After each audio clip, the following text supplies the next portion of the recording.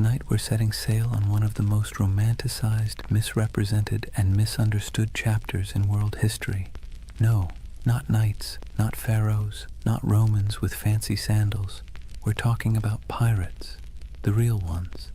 Not Johnny Depp wobbling around on deck, but the men and women who sailed the Caribbean and the Atlantic during the so-called Golden Age of Piracy. Now here's the thing, we all think we know pirates, eye patches, parrots, R-matey, treasure maps with a big red X, but spoiler alert, that stuff mostly comes from novels, theater, and later Hollywood rewrites.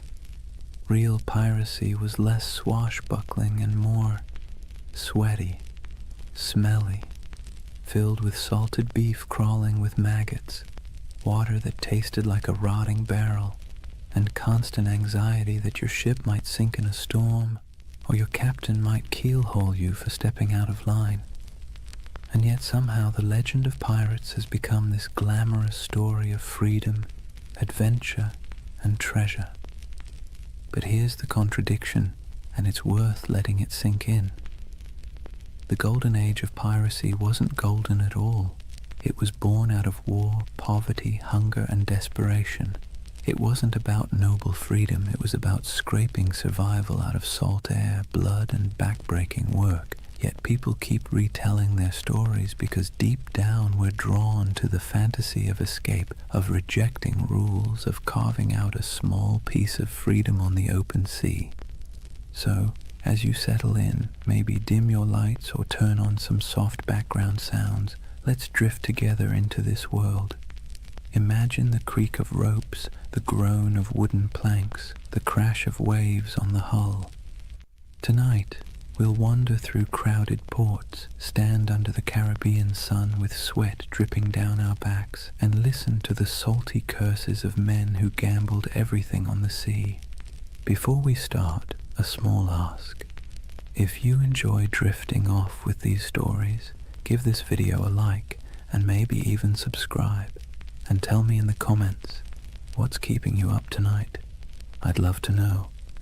Now, let's begin our first chapter with a world teetering on the edge of chaos, just perfect for the rise of piracy.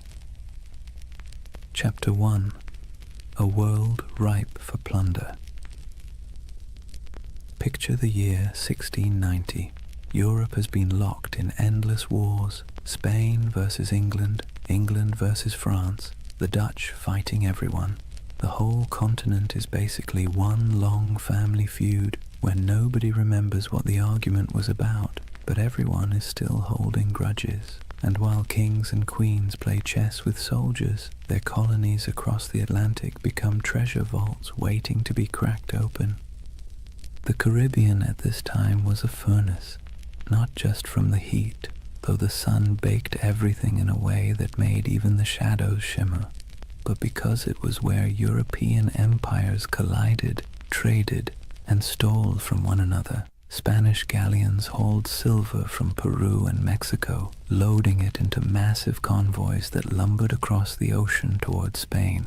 English, French, and Dutch merchants sailed their own fleets filled with sugar, rum, tobacco, and enslaved Africans, commodities that would fuel entire economies back in Europe. The ports were alive with contradictions. Imagine standing on the docks of Port Royal in Jamaica around 1700. The smell hits you first: tar, rum, smoke, and human sweat. Dock workers shouted in a dozen languages, sailors stumbled drunk, their shirts stiff with salt, elegant merchants in powdered wigs strutted past barefoot fishermen hauling nets of twitching fish. The soundscape was relentless, donkeys braying, sailors cursing, coins clattering on wooden counters, priests mumbling blessings, cannons occasionally booming in the harbour just to remind everyone who was in charge. And here's the irony. These bustling colonial ports were supposed to be the crown jewels of empire, but they were also perfect breeding grounds for lawlessness. Governments thousands of miles away tried to impose order, but the reality was chaos. Governors took bribes, soldiers deserted, officials looked the other way when merchants smuggled contraband. The Caribbean was a place where, if you had a ship and a crew desperate enough, you could either make a fortune or lose everything in a week. Now think about the sailors themselves. Life at sea under a Royal Navy wasn't glamorous, it was miserable.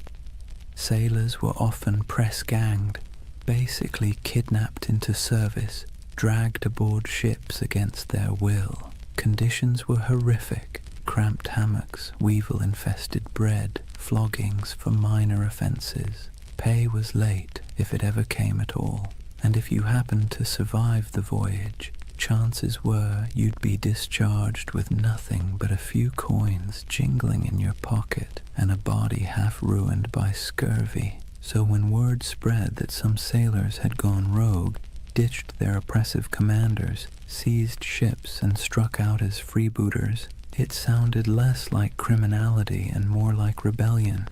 Piracy wasn't just a crime, it was a way out. Let's be clear though, the sea was not forgiving. It wasn't a highway of freedom. It was a gauntlet of storms, reefs, disease, and predators, both human and natural.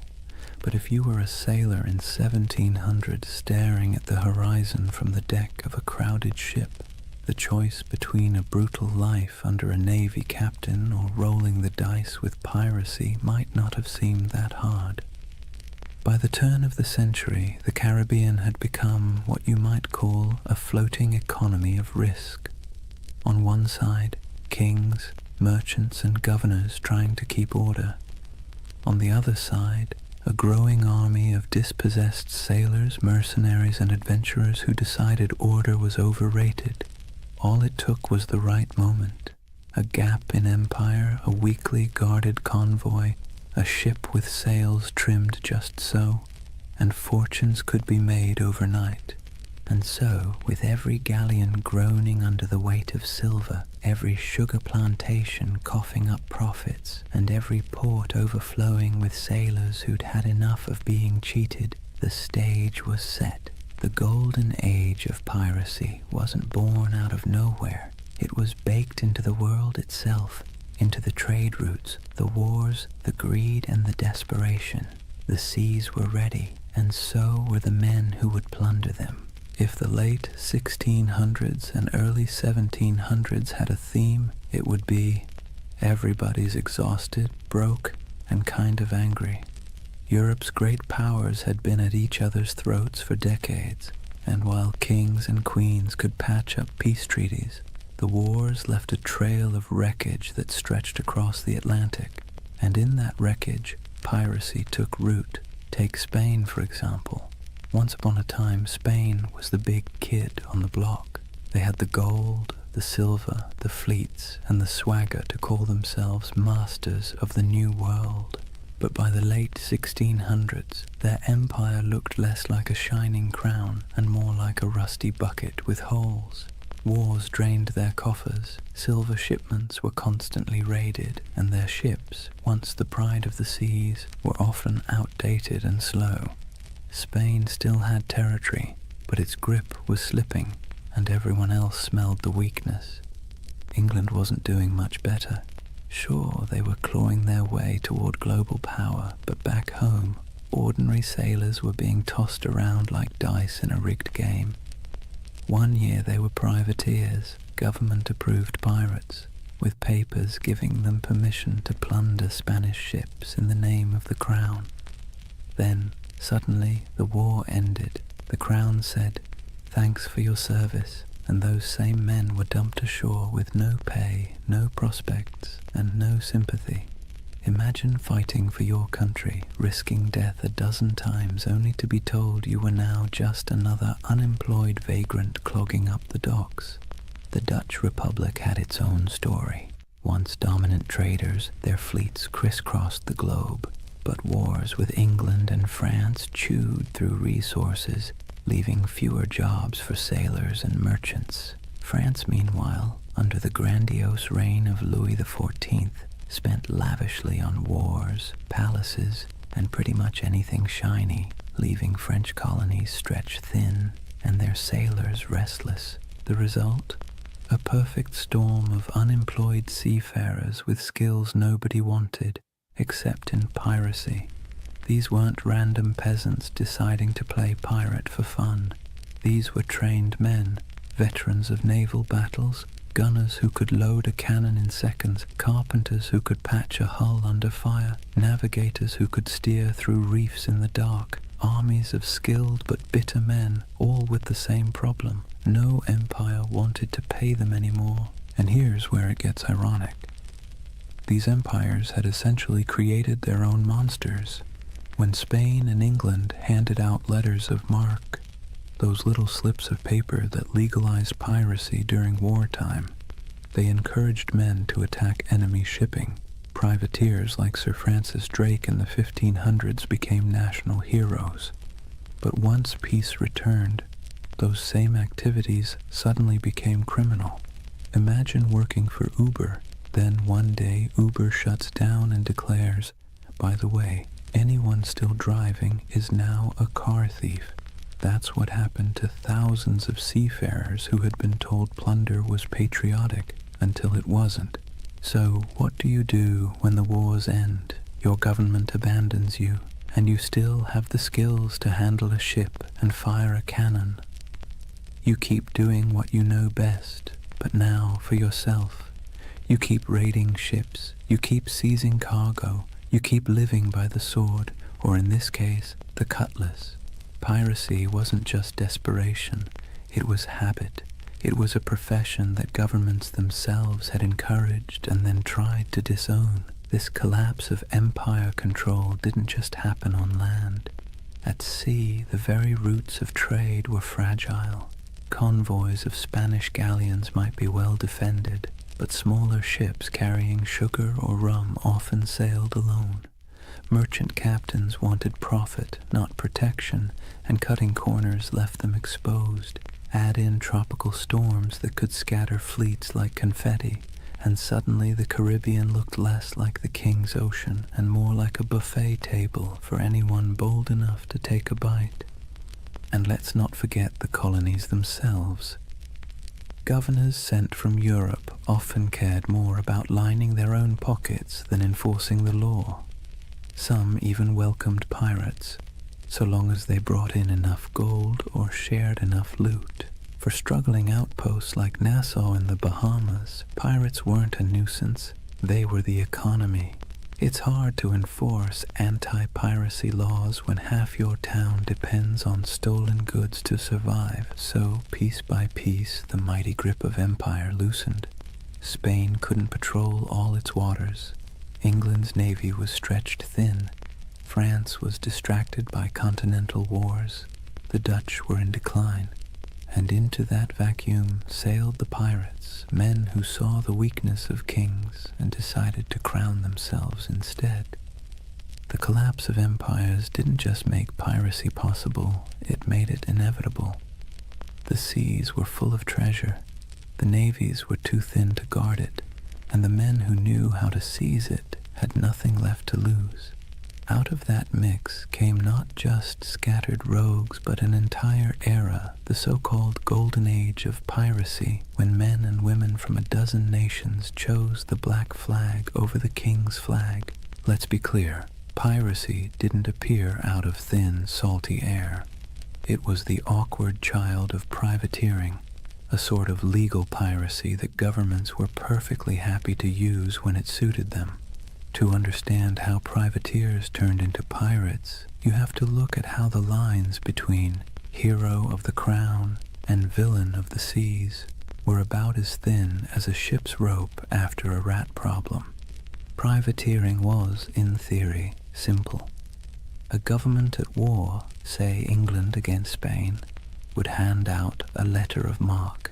This was a fancy slip of paper saying, "Go ahead, raid enemy ships, keep a cut of the loot, and send us our share."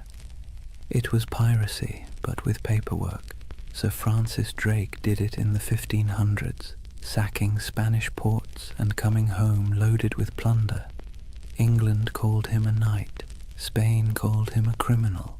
One man's pirate was another man's patriot, Fast forward to the late 1600s, and the system was still in play.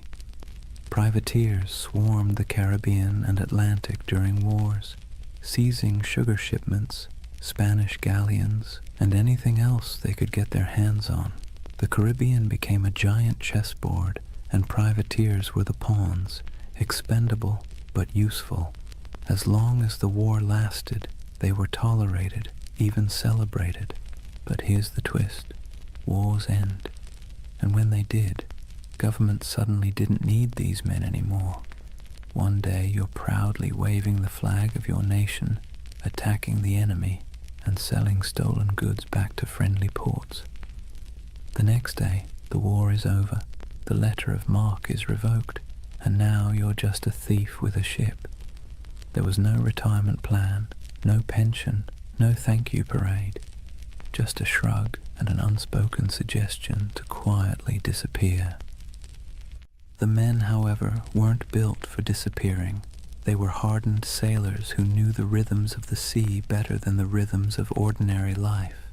They knew how to fight, how to navigate, how to survive storms, and, most importantly, how to take wealth by force.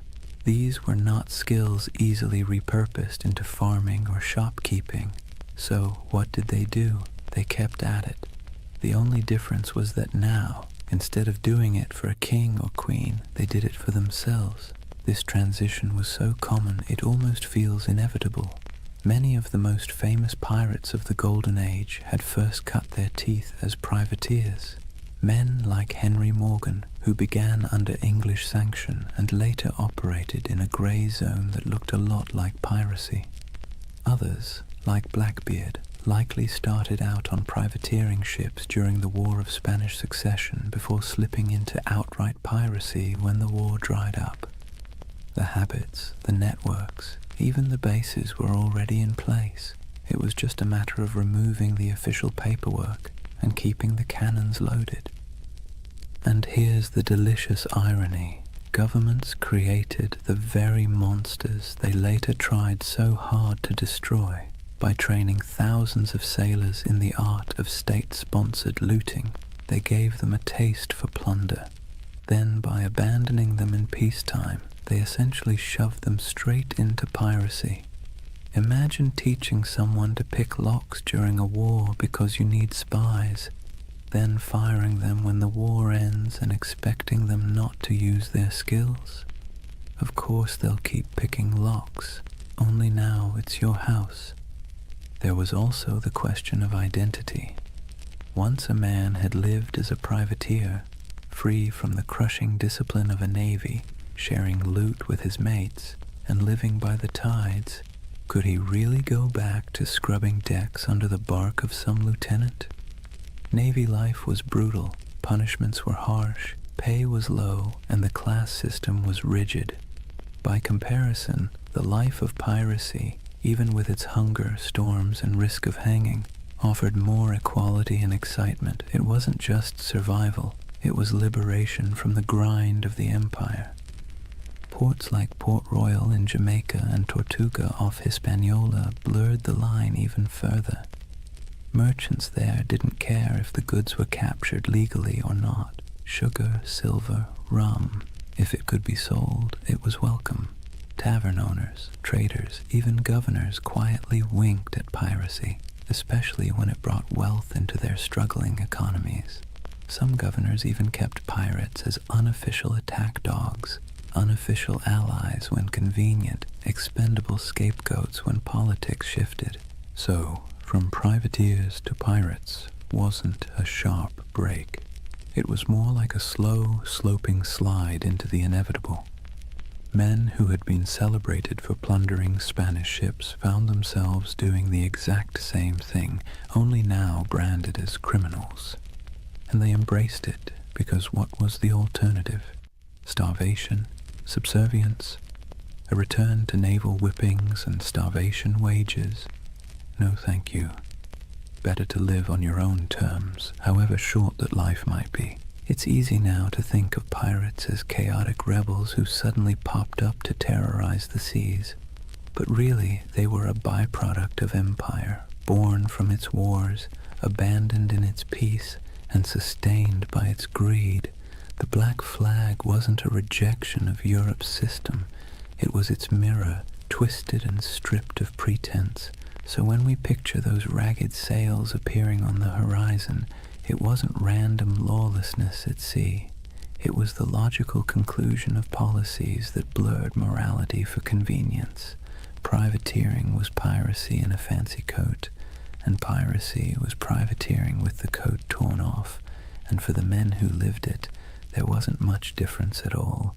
Now let's imagine, for a moment, what happens when thousands of unemployed sailors, disgruntled privateers, and general misfits all end up in the same place. No law, no oversight, no queen wagging her finger from across the ocean. Just wide open seas, islands thick with sugarcane and palm trees, and ports desperate for trade, even if that trade came dripping with blood. Welcome to the Pirate Republic, a loose patchwork of havens across the Caribbean that briefly turned outlaw life into a kind of anti-establishment experiment. The most famous of these havens was Nassau, on New Providence Island in the Bahamas. Today it's a tourist destination with beach chairs and cruise ships. Back then, it was more like a dusty stage set built for chaos.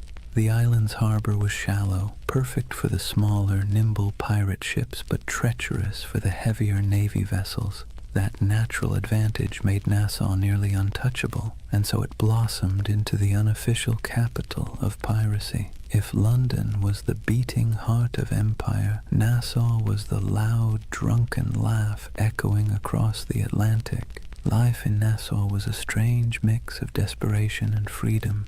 Picture ramshackle huts leaning against each other like tired sailors, taverns spilling music and shouting into the night, and the constant smell of rum, sweat, and salt. Pirates from every corner of the Atlantic crammed together, English, French, Dutch, African, even a few indigenous sailors who'd escaped the crushing grip of European colonization. The result was something Europe would never have tolerated back home, a society stitched together by outcasts, running on booze, barter, and the occasional cannon. What made it so intoxicating was the sense of equality. A runaway slave could find a berth on a pirate ship and suddenly be treated, at least relatively speaking, like an equal. A woman could dress as a man, grab a cutlass, and carve her place on deck. Anne Bonny and Mary Read, two of the most famous pirates in history, lived that very reality. The rigid hierarchies of Europe, lords and serfs, captains and peasants, broke down in Nassau's taverns. Everyone was broke, everyone was sunburned, everyone was one bad decision away from the noose. That kind of shared peril made for a twisted kind of democracy. And then there was Tortuga off the coast of Hispaniola. French buccaneers had started it as a base in the 17th century, and over time it became another pirate haunt. Tortuga was wilder, less organized than Nassau, but it shared the same energy, a place where authority didn't reach.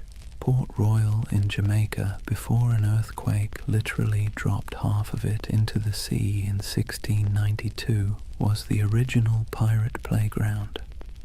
It was called the wickedest city on earth, a place where taverns outnumbered churches and every second house was either a brothel or a gambling den. Imagine Las Vegas, but with more cannons and fewer neon lights. These places weren't just drunk paradises, they were strategic. Pirates needed somewhere to fix ships, sell stolen goods, and recruit new crews. Without havens, piracy would have been short-lived. With them, it flourished. Merchants, governors, and tavern owners often looked the other way, because piracy was good for business. Silver, sugar, indigo, rum, it all flowed into these ports. And once it was in the market, who really cared where it had come from?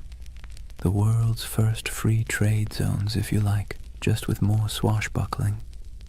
The dream of the pirate republic was intoxicating because it offered what Europe didn't: freedom from rigid social classes, for the sailor who'd been whipped half to death on a navy ship, for the indentured servant who had been treated like disposable property, for the runaway enslaved person. Nassau or Tortuga was a chance to live on your own terms. Yes, those terms often meant short lives, disease, and eventual capture. But for a fleeting moment, the pirate republic offered something resembling equality. It was messy, chaotic, and fueled by rum, but it was theirs. It's easy to romanticize this as some proto-democracy at sea, and in truth, pirates weren't building utopias. They fought among themselves, they drank themselves half to death, and they betrayed each other when the loot was good enough. But there was a kernel of something radical here. Ordinary people, most of them poor, illiterate, and cast aside by empire, were writing their own rules. Captains could be voted out. Plunder was divided more fairly than wages in most European jobs, and there was a sense, however fragile, that out here in the Caribbean heat, you weren't just surviving, you were free. Governments, of course, hated it. To them, the pirate republic was an insult, a slap in the face of civilization. They saw it as a cancer spreading across the Caribbean, undermining trade and embarrassing the crown. And so, predictably, they began plotting its destruction. But for a brief, shining decade or two, the dream held. A world of tattered sails and lawless harbors, where outcasts became rulers, if only of themselves. So when you hear the phrase Pirate Republic, don't imagine marble halls or noble ideals. Imagine crowded taverns with lantern light flickering on sweat-streaked faces, mugs of grog slamming onto wooden tables, and the hum of 50 different languages mixing in the night.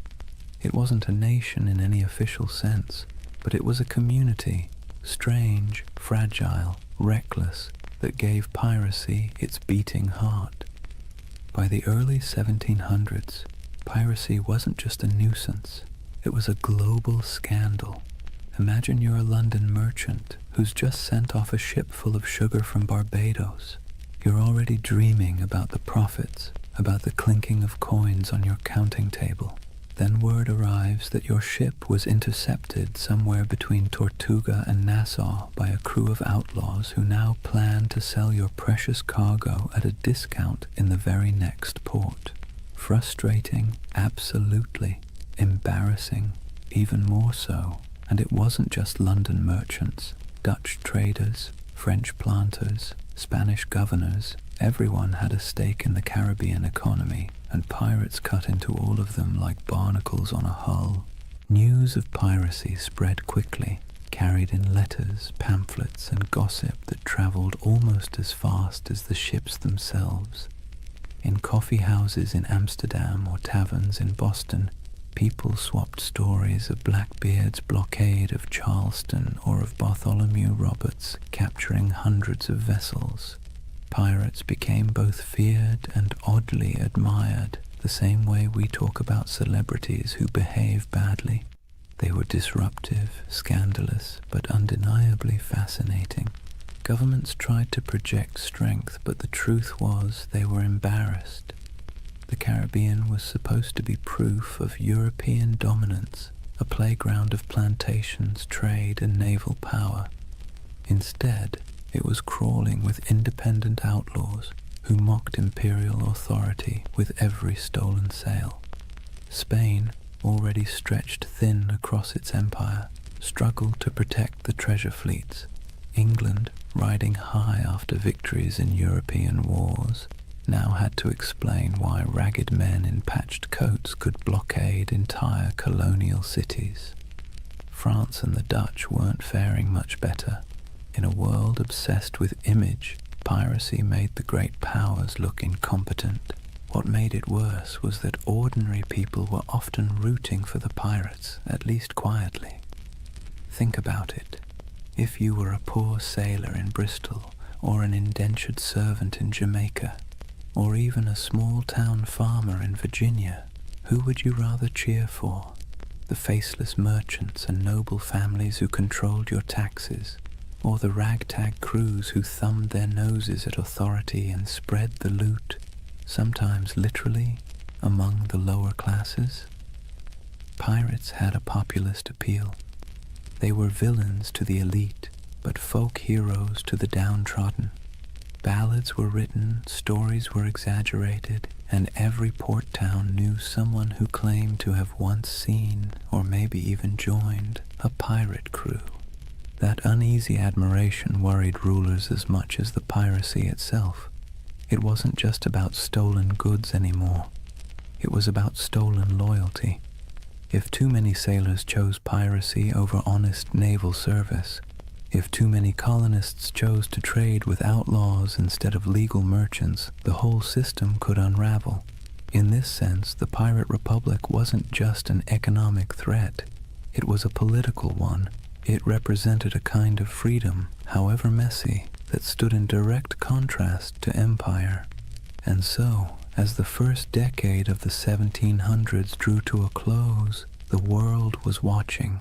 Governors wrote desperate letters to their monarchs begging for naval reinforcements. Merchants lobbied for protection. Admirals were dispatched with orders to stamp out the scourge. Yet for all this official outrage, the pirates kept sailing, kept raiding, and kept slipping back into the shallow harbors of Nassau, Tortuga, and Port Royal. The balance of power was precarious, and for a short, chaotic stretch of years, it seemed like the pirates might actually hold their ground. But as with all things in history, nothing so audacious lasts forever. The seeds of the pirates' downfall were already being sown, even as they toasted their freedom with mugs of grog under the Caribbean moon. Kings and parliaments were growing tired of being mocked. Naval patrols were growing stronger, and alliances, those fragile bonds between men who lived by theft and rum, were starting to fracture under the weight of greed. For now, though, the world watched in equal parts fear and fascination. Pamphlets painted pirates as monsters with hearts of stone, while tavern songs turned them into legends. Merchants cursed them, sailors dreamed of joining them, and governments plotted their end.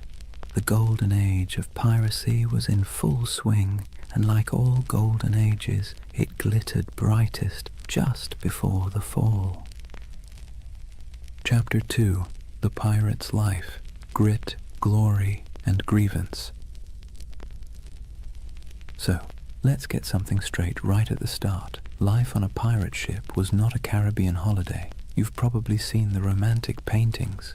Glorious sails catching the wind, dramatic sunsets, and dashing figures with cutlasses gleaming. But if you were actually there, you'd spend less time admiring the view and more time trying to keep your stomach from revolting at the smell of rotting food. The pirate's life, while freer than serving in the Navy or laboring on a plantation, was still back-breaking, filthy, and endlessly uncomfortable. Imagine waking up below deck in the humid Caribbean heat. The air is thick, cloying, and full of the stink of unwashed bodies, damp wood, and tar. The ceiling is so low that you can't even stand upright. Rats scuttle across the beams, and you can hear the groan of the ship as it shifts against the waves. The pirate life didn't come with feather beds. You'd likely be sleeping on rough planks, maybe with a scrap of canvas for a blanket if you were lucky. Every day began with the creak of ropes, the bark of orders, and the endless rhythm of labor needed to keep a ship moving.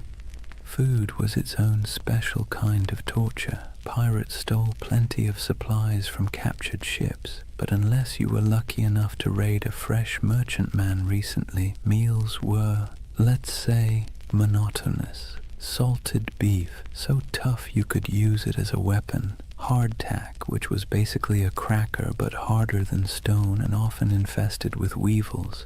Grog, a mix of watered-down rum, was the drink of choice, not because it tasted good, but because plain water went bad quickly in the heat. If you were lucky, you might snag some fruit or vegetables before they spoiled, but scurvy was always lurking like an uninvited guest. Teeth loosened, gums bled, and bones ached from the lack of vitamin C. Daily chores weren't glamorous either. Pirates weren't just fighting and drinking, they were sailors first. That meant scrubbing decks, mending sails, climbing rigging slick with salt spray, and bailing water from the hold during storms. And storms, by the way, were constant reminders that the sea itself was often more dangerous than any enemy. A hurricane could scatter a fleet in hours, leaving survivors clinging to driftwood while their dreams of plunder sank to the bottom. And yet, for all this hardship, men, and a few women, chose it willingly. Why? Because compared to life in the Navy or under the whip of a plantation master, piracy offered something intoxicating: freedom. On a pirate ship, you weren't at the mercy of a cruel officer with a whip. You weren't paid starvation wages while some admiral or merchant lined his pockets. Instead, you had a say in decisions, a share of the loot, and a chance, just a chance, to change your fortune. The hardship was the same, but the dignity was different. Entertainment helped break the monotony. Pirates loved music, fiddles, pipes, and drums when they could get them. They told tall tales, gambled with dice and cards, and sang bawdy shanties that echoed across the waves. Some ships even kept pets, parrots, monkeys, or stray cats, both for company and for laughs. And of course there was always rum. Rum was less a drink than a coping mechanism, numbing sore muscles, smoothing frayed nerves, and sometimes sparking brawls that left men with more bruises than treasure. But make no mistake, life aboard a pirate ship was a constant balancing act between freedom and discomfort. The same deck where you danced to a fiddle tune at night might be awash with seawater or blood the next morning. The same comrades who shared their food with you today might vote you out tomorrow if you crossed the wrong line. It was a world where everything was unstable. The sea, the supplies, the alliances, and that instability defined the pirate's existence. So, yes, the golden age of piracy glittered, but the day-to-day life was about sweat, salt, hunger, and a kind of stubborn resilience. You didn't become a pirate because it was comfortable. You became one because, for all its stink and danger, it gave you control of your own fate, at least for a while. Here's a funny thing about pirates. They were some of the most democratic people of their time, not in the sense of voting booths and campaign speeches, but in a rough, practical way that actually mattered to the men living on those creaking decks. Imagine that. While monarchs squabbled over crowns back in Europe and kings claimed they ruled by divine right, pirates were out on the high seas voting on who got to be in charge. When a crew formed, the first order of business wasn't just raiding a Spanish galleon. It was drawing up what they called the Articles. These were pirate constitutions, handwritten agreements that spelled out everything from how loot would be divided, to punishments for theft, to the share of compensation if you lost a limb in battle. And yes, pirates had a kind of early insurance system. If you lost an arm, you might get 600 pieces of 8, a leg, maybe 800. It wasn't exactly health insurance with a friendly provider, but it was better than what the average soldier got on land, which was nothing at all. The articles also set limits on behavior: no gambling below deck, lights out at a certain hour, no deserting in battle. And yes, they often forbade bringing women on board, though that rule was broken often enough to be almost comical. These weren't arbitrary rules, they were survival tactics. A pirate ship was a pressure cooker of bad food, bad hygiene, and too many strong personalities packed into too small a space. Without rules, things would have descended into chaos faster than you can say. Mutiny. Now, the captain wasn't an untouchable figure like on a Navy ship. Pirate captains were elected by the crew, and they could be voted out just as easily. If a captain was too reckless, too stingy with loot, or just too annoying, the crew could replace him with someone else. This was radical for the 17th and 18th centuries. Imagine a farmhand in Europe marching up to his landlord and saying, "Sorry mate, we've had a vote and you're fired." Unthinkable. But on a pirate ship, that was just Tuesday. Of course, the captain still held real authority in battle. When cannonballs were flying and boarding parties were scrambling across decks, someone had to make quick decisions. But outside of combat, his power was checked by the quartermaster. The quartermaster was like the ship's accountant and judge rolled into one. He handled supplies, settled disputes, and distributed plunder according to the articles. He was the balance to the captain, ensuring one man didn't hoard all the power or all the silver. Speaking of plunder, here's where pirates really stood out. On most navy or merchant ships, ordinary sailors got scraps. Captains and owners took the lion's share. Pirates, by contrast, split loot far more evenly. Yes, captains and officers usually got larger shares, but the gap wasn't massive. A captain might get 2 or 3 shares, while a common sailor got 1. Compare that to the Navy, where a captain could rake in a fortune while the sailors were paid in arrears, if at all. For men used to being at the bottom of the social ladder, this was revolutionary. This system created a sense of buy-in. Everyone had a stake in every raid, everyone had a voice. It's one reason pirate crews could be so terrifyingly effective. They weren't being flogged into action by some officer. They wanted to fight because victory meant coin jingling in their pockets. Cold, heavy, jangly, deliciously spendable coin. It's tempting to see this pirate democracy as noble or progressive, but let's be clear, it wasn't about ideals. It was about practicality. Pirates knew they lived hard, dangerous lives. They needed a system that kept people motivated, minimized infighting, and gave everyone a reason to stick together when things got ugly. Fair shares and voting rights weren't about enlightenment.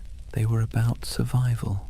Still, there's something oddly charming about it.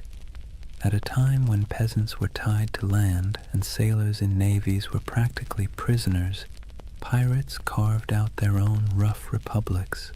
Nassau in the Bahamas was famously called a pirate republic, and while that sounds grand, it was mostly a sandy haven of broken-down taverns, makeshift huts, and a whole lot of rum. But for the men who had once been whipped by naval officers or cheated by merchant captains, it was paradise. So picture it, a ship rolling gently on the waves, men gathered on deck, a set of articles being read aloud by lamplight, each pirate nodding, agreeing to the rules, knowing that at least here, on this rough plank of wood floating in a dangerous sea, their voice mattered. It wasn't democracy as we think of it today, but it was a kind of freedom most of them had never known before. One of the most brilliant things pirates ever did wasn't about cannons or cutlasses, it was branding. Pirates understood that half the battle was won before the first shot was fired, and their greatest weapon wasn't always steel, it was fear. They cultivated it, packaged it, and sold it with skulls and crossbones. Let's talk about the Jolly Roger. That iconic black flag wasn't just for show, it was psychological warfare. Picture yourself as a merchant sailor in the Caribbean. You're already nervous. The sea is treacherous, storms are brutal, and half your crew is seasick. Suddenly, you spot a ship on the horizon raising a black flag, its canvas snapping in the wind. Painted on it is a grinning skull, a pair of crossed bones, maybe even an hourglass dripping sand. You know instantly these are not friendly visitors. You have a choice: surrender and hope for mercy, or fight and almost certainly die. And here's the genius. Most merchant crews didn't fight. They gave up. Pirates knew that if they could terrify you into surrender, they could plunder your ship without firing a shot, without losing a man, and without wasting precious gunpowder. The Jolly Roger was essentially the world's first corporate logo, and it worked like a charm. But flags weren't the only symbols. Pirates loved spectacle. Some captains made themselves into walking horror shows. Blackbeard, for example, tied slow-burning fuses into his beard before battle. Imagine a man storming across your deck with his hair literally on fire, eyes wild, smoke curling around his face like some demon from the deep. That's not just intimidation, that's theater. He was turning himself into a nightmare that sailors would retell in every port from Jamaica to London. Superstition also ran deep. These were men who spent their lives on the unpredictable sea, so of course they looked for signs, omens, and rituals. Whistling on board was considered bad luck because it might whistle up a storm. Bananas were famously avoided on ships, tied to tales of vanished vessels and mysterious deaths. Cats, on the other hand, were seen as good luck, their twitching tails thought to calm the winds. Some pirates tattooed symbols for protection: crosses, anchors, mermaids, inked in crude lines that doubled as badges of identity and talismans against doom. Then there were the rituals before battle. Some crews would gather for a speech, others for a raucous round of rum-fueled singing. There might be a drum beat or a chant, something primal to stir courage. Pirates knew the value of theatre not just for their enemies, but for themselves. Fear is contagious, and courage sometimes needs a costume. Music, too, had its place. Sea shanties weren't just entertainment. They were tools for survival, helping men row or haul ropes in rhythm, but they also bound crews together, creating unity in sound and spirit. Picture the dark deck of a ship, waves crashing, lanterns swaying, and a chorus of rough voices rising into the night, carrying equal parts defiance and desperation. Symbols and superstitions gave pirates an edge. They were outnumbered and outgunned by naval powers, but they turned reputation into a weapon. Every skull painted on a flag, every whispered tale of a flaming bearded captain, every ritual chant before a raid, it all worked to magnify their presence far beyond their actual numbers. They made themselves larger than life, monsters of the sea, shadows that haunted every merchant sailor's imagination. And the beauty of it, most of it cost nothing. A painted flag, a dramatic entrance, a bit of theatrical madness. Pirates didn't need massive armies or endless treasuries. They needed fear, and they knew how to conjure it. So next time you see that skull and crossbones, remember, it wasn't just a warning, it was a brand, a promise of chaos, a theater of fear that made the legend of piracy far bigger than the men themselves. For all the flags and fiery beards, life aboard a pirate ship wasn't just about battle. In fact, most days weren't spent fighting at all. They were spent doing the very ordinary, very human things that bound a crew together, eating, talking, laughing, and finding scraps of comfort in a world made of salt and splinters. Let's start with food, because nothing unites or divides a crew faster than the question of dinner. Pirate diets were, to put it politely, uninspiring. Salted beef or pork, rock-hard ship's biscuit crawling with weevils and barrels of dried peas were the staples. Water turned slimy after a few weeks, so rum, watered down into grog, became the drink of choice.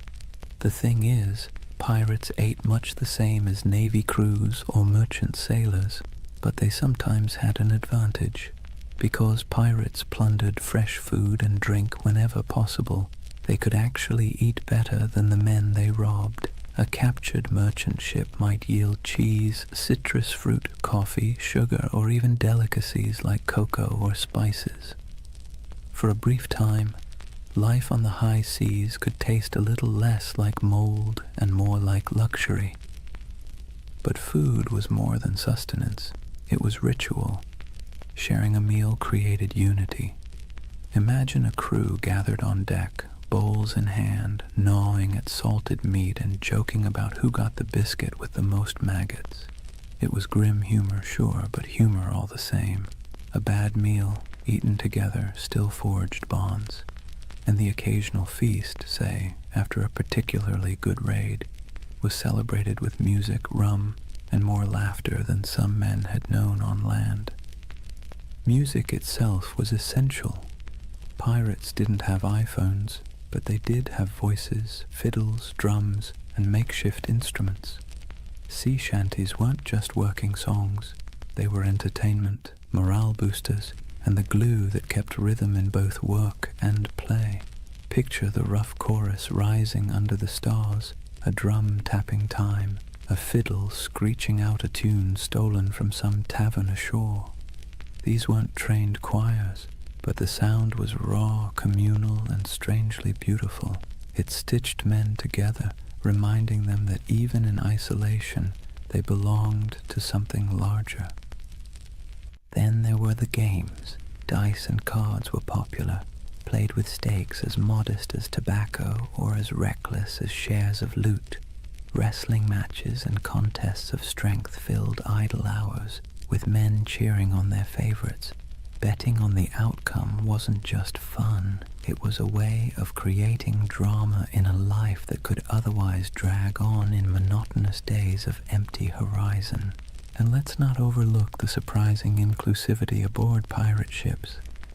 Escaped slaves often joined pirate crews, where they could earn equal shares of plunder instead of chains.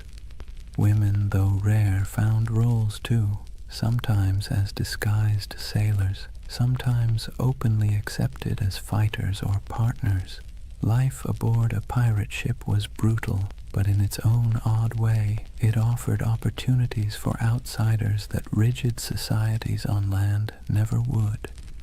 In these small details, the shared meals, the rowdy songs, the roll of dice, we see the human side of piracy. Beneath the myth of cutthroats and raiders was a community of men and women who found ways to survive, to laugh, and even to belong. Their ships were floating worlds, part prison, part family, part workplace, part tavern. And while the dangers of storms, disease, and naval patrols never disappeared, these ordinary moments gave piracy its texture, the rhythm of humanity beneath the roar of cannons. So when you picture pirates, don't just imagine black flags and treasure chests. Imagine the sound of dice clattering on a barrel lid, the smell of salted pork frying in a pan, the laughter of men half drunk on rum, and the scratchy notes of a fiddle floating over the sea at night. That too was the pirate's life, not just violence and fear, but moments of messy, ordinary humanity carved out in the vast loneliness of the ocean. For all the adventure, freedom, and strange democracy of pirate life, you have to ask the question, why did so many men and a few women decide that piracy was worth the risk of hanging, drowning, or dying from scurvy in some forgotten corner of the sea? The answer, as usual, has less to do with romance and more to do with grievance. Pirates were not born with skulls and crossbones on their flags. Most of them were men who had been used, abused, and discarded by the very empires that later called them criminals. Take the average sailor in the early 1700s. His life was a cruel contract, low pay, brutal discipline, and punishments that bordered on torture.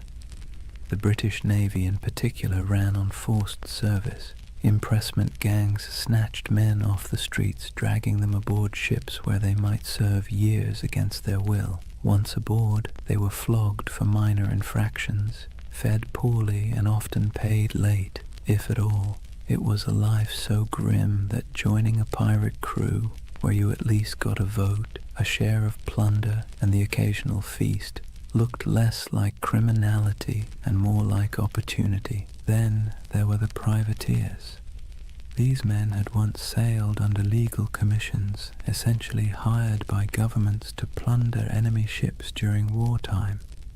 But when treaties were signed and peace declared, those commissions were revoked. Overnight, skilled sailors became unemployed and unwanted. Some went home to poverty. Others, unwilling to give up the taste of plunder or unable to find work, simply kept raiding. The difference was only paperwork. Yesterday's patriot privateer was today's villainous pirate. Economic desperation played its part too. Europe churned with unemployment, inequality, and waves of displaced workers. Colonies offered work, but much of it was brutal plantation labor or indentured servitude. If you were poor, your choices were few. Toil endlessly for scraps on land, serve miserably in the navy, or gamble your life on piracy, where at least the rewards were immediate, tangible, and occasionally extravagant. Even a short run of luck could mean pockets full of coin, fine clothes stripped from captured merchants, or a chance to live like a king for a few weeks before it all fell apart. And make no mistake, piracy was a protest of sorts. Pirates didn't just steal. They struck at the heart of the empires that had used them. They targeted Spanish treasure fleets, English merchants, and French plantations. Their defiance wasn't couched in noble speeches, but in cannon fire and audacious raids. To kings and governors, they were parasites. To many of the poor, they were folk heroes, men who thumbed their noses at the powers that had left them to starve. But grievances went deeper than economics. Pirates carried personal grudges, captains who had beaten them, navies that had cheated them of wages, merchants who had treated them as expendable. To hoist the black flag was not only to seek fortune, but also to take revenge on a world that had never cared if they lived or died. So when you picture pirates shouting and firing cannons, remember the bitterness beneath it all. Their laughter around the rum barrel was fueled by the knowledge that they had nothing to lose and everything to snatch. Their democracy at sea was born not from lofty ideals, but from anger at systems that had denied them dignity on land. Piracy was grievance turned into lifestyle, protest turned into plunder. That's why the Golden Age of Piracy still lingers in our imagination. Beneath the noise of cannons and the gleam of treasure, it was the story of men who had been pushed too far, who decided that if the world offered them no justice, they would carve out their own, on their own terms, with black flags snapping in the wind. Chapter 3. Legends of the Black Flag. If the first half of piracy's golden age was about survival, grievance, and reinvention, the second half was about faces, human faces, twisted into masks of legend. Because when we talk about pirates, we rarely remember the ordinary nameless sailor swabbing the deck or the hungry man who joined a crew for a share of bread and rum. We remember the icons, the ones whose names still echo like thunder across centuries. Blackbeard, Calico Jack, Anne Bonny, Mary Red, and Bartholomew Roberts. They were larger-than-life figures, painted by both truth and exaggeration, until they became less people and more symbols of defiance. Take Edward Teach, better known as Blackbeard.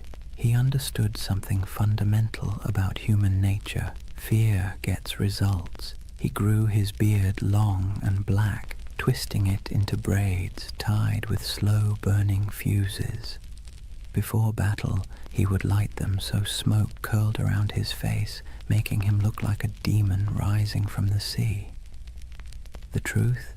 He may have killed fewer men than you'd think, often relying on intimidation to win without a fight. But his legend was so terrifying that many surrendered without firing a shot. It was theater as much as piracy, and it worked.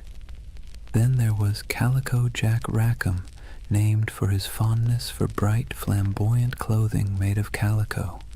He wasn't the most successful pirate, nor the most ruthless, but he had something else: charisma. He cultivated an image of style, flair, and daring, hoisting a version of the Jolly Roger with crossed swords beneath a skull. His exploits were bold but often bungled, yet his story endures because of the people he sailed with. Two of the most famous women pirates in history, Anne Bonny and Mary Red, broke every rule written by their time. Both disguised themselves as men when necessary, fought alongside their crewmates, and shocked the world by simply existing in a profession supposedly reserved for brutal men. They cursed, they carried pistols, and they demanded to be treated as equals. Stories tell of Anne shouting at her fellow pirates during a fight, furious that they were cowering below deck while she and Mary stood on, firing back at attackers. Were all the tales true? Probably not, but the image of two women wielding blades under the black flag has been impossible to forget. And then there was Bartholomew Roberts, Black Bart. Unlike Calico Jack, he was ruthlessly effective. Roberts captured more than 400 ships in his career, making him arguably the most successful pirate of the era. He dressed extravagantly, wore a crimson waistcoat in battle, and carried himself with the stiff pride of a gentleman gone rogue. He turned piracy into a system, drilling his men like a navy and enforcing discipline that other captains might have laughed at. If Blackbeard was terror and Calico Jack was style, then Roberts was efficiency, a man who turned plunder into a full-time industry. These figures didn't just survive, they thrived because they understood the power of story. Pirates lived and died quickly, but their reputations could sail farther than any ship. Merchants whispered their names in fear, tavern-goers retold their exploits in drunken awe, and pamphleteers in London exaggerated every detail to sell more copies. Legends inflated as fast as the sails of a ship in strong wind, until the line between man and myth blurred completely. So when you picture the Golden Age of Piracy, don't just imagine faceless crews swarming merchant ships. Picture these icons at the prow, beards smoking, calico shirts blazing with color, women fighting defiantly against all odds, crimson jackets flashing in the sun. They were performers as much as criminals, masters of spectacle, writing themselves into history by sheer audacity. That's why they endure, not because they lived long lives, they didn't, but because they played their roles so well that centuries later we still remember their stage. If pirates were actors on the stage of the sea, then Edward Teach, Blackbeard, was the undisputed director of horror. He understood better than almost anyone else that violence wasn't always necessary if you could make your enemies believe it was inevitable. His greatest weapon wasn't his cutlass or pistols, but the terrifying image he constructed of himself. Imagine this. You're a weary merchant sailor, your ship heavy with sugar and rum, when you spot a vessel in the distance. Its sails are patched but full, its hull dark and looming, and then you see him. A giant of a man with wild, coal-black hair and a beard so thick it looks like it's swallowing his face. He's tied slow-burning fuses into his braids, sparks spitting, smoke curling around him as if he's stepped straight out of hell. The sight alone is enough to send shivers through the toughest crew. Guns are loaded, cannons are aimed, but more often than not, the merchant ship simply lowers its colors and surrenders. Why fight when the devil himself has shown up to collect? Here's the funny part. For all his terrifying image, Blackbeard wasn't actually the most bloodthirsty pirate. In fact, his ledger of confirmed kills was surprisingly slim compared to others. He didn't need to spill blood when his performance did the work for him. He crafted a persona so fearsome that it did the fighting long before the first cannonball flew. Think about it. Would you rather battle a man who looked like your neighbor or a smoke-shrouded demon who seemed to revel in chaos? Most captains chose the wiser option and handed over their cargo. Blackbeard also knew the value of spectacle beyond the battlefield. He cultivated stories about himself, feeding into his myth. He'd fire pistols in the air just to startle his own crew. He once blockaded the entire port of Charleston, South Carolina, holding the city hostage until he was supplied with medicine. This wasn't just piracy, it was theater on a grand scale, a demonstration that one man and a few ships could humiliate an entire colony. It was both ridiculous and awe-inspiring. But beneath the smoke and noise, Blackbeard was a practical man.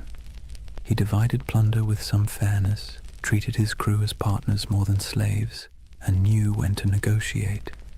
He wasn't some mindless brute. He was calculated.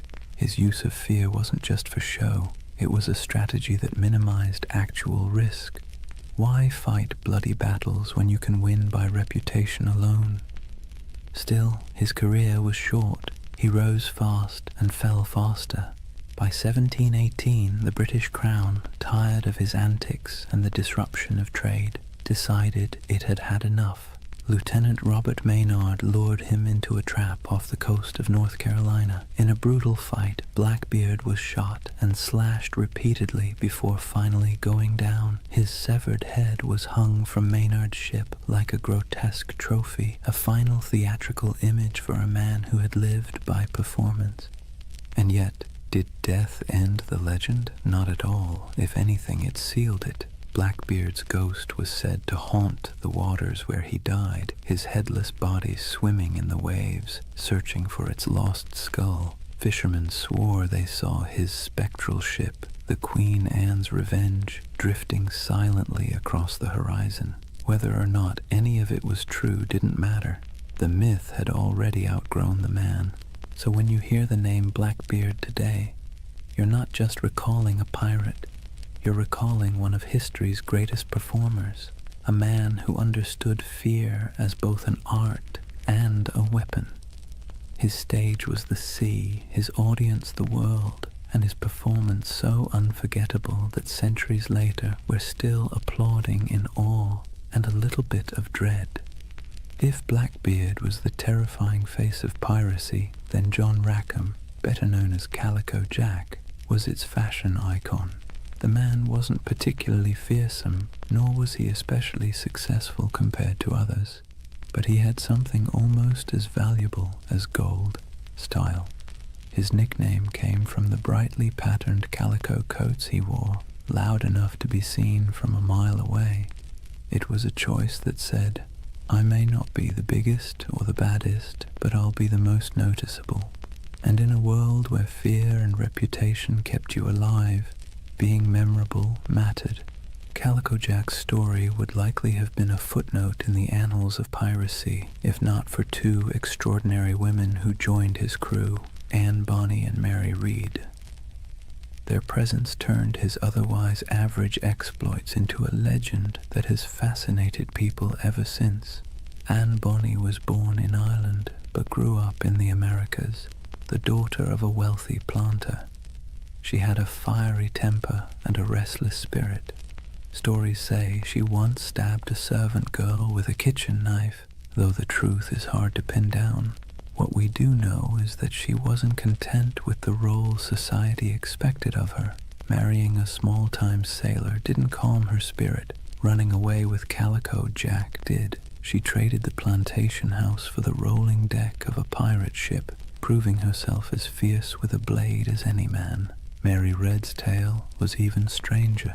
Born in England, she was disguised as a boy from childhood so her family could inherit money.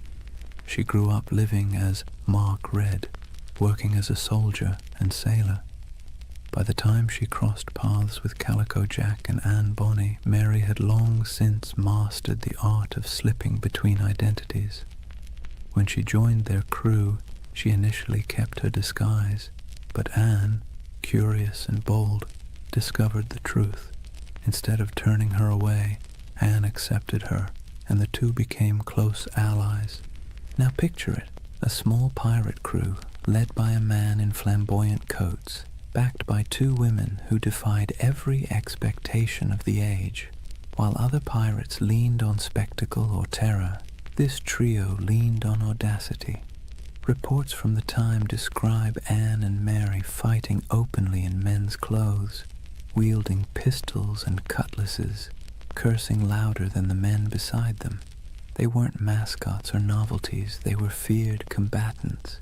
When boarding parties went over the rails, Anne and Mary were often the first in line. One of the most famous stories of their courage came during the final days of Calico Jack's career. His ship was cornered by a pirate hunter. Most of the crew, drunk and unwilling to fight, cowered below deck. But Anne Bonny and Mary Read fought ferociously, shouting at the men to come up and defend themselves. Outnumbered and abandoned, they couldn't hold out forever. The ship was captured, and the crew taken to trial in Jamaica. Calico Jack was sentenced to hang, and before his execution, Anne Bonny reportedly delivered the coldest line in pirate history. She told him, "If you had fought like a man, you need not be hanged like a dog." Brutal but fair. Anne and Mary both escaped the noose by pleading the belly, claiming they were pregnant, which delayed executions. Mary fell ill and died in prison not long after. Anne's fate is more mysterious. Some say her wealthy father intervened to free her, and she lived out her days quietly. Others imagine she slipped back into obscurity, perhaps even finding another ship to sail under a new name. The truth is lost, but the legend remains. Together, Calico Jack, Anne Bonny, and Mary Read embodied a different side of piracy. Not the sheer terror of Blackbeard, but the wild defiance of people unwilling to live within the boundaries society had drawn for them. They weren't the richest or most feared pirates of their age, but they became symbols of rebellion, of choosing freedom over obedience, even if that freedom came at the cost of the gallows. And maybe that's why their story still resonates. Pirates are remembered not just for plunder, but for the dream of living life on your own terms, no matter how brief or dangerous that life might be. When people imagine pirates, they often picture chaos, rowdy drunkards waving swords, shouting curses, and stumbling around the deck. But not all pirates fit that mold.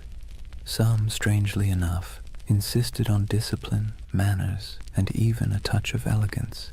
Enter Bartholomew Roberts, also known as Black Bart, the most successful pirate of the Golden Age. Not in legend, but in sheer numbers, the man captured over 400 ships in his career. That's not exaggeration, that's bookkeeping. Roberts wasn't the kind of pirate who stumbled into the life because he liked rum and adventure. He was originally a skilled navigator, forced into piracy when his ship was taken. At first, he wanted nothing to do with it, but the pirates saw his talent with charts and stars, and when their captain died, they elected Roberts as the new leader. He reportedly said he didn't much care for the pirate life, but since it offered a short life but a merry one, he might as well make the most of it. That short life turned out to be remarkably eventful. Roberts stood out for several reasons. For one, he had standards. He banned drinking on his ships, which sounds downright heretical for a pirate crew. He also enforced strict rules against gambling, desertion, and even bringing women aboard. His ships ran more like naval frigates than floating taverns, and yet his men respected him because under his command they grew wealthy and untouchable. He also had a flair for presentation. While Blackbeard relied on smoke and fire to terrify, Roberts leaned on fashion. He dressed in fine silks, wore a crimson waistcoat, and carried himself with aristocratic dignity. Imagine him standing on the quarterdeck looking more like a nobleman than a pirate, with the Jolly Roger snapping in the wind behind him. His enemies saw not a ragged bandit, but a man who looked born to command. And command he did. Roberts didn't waste time on small targets.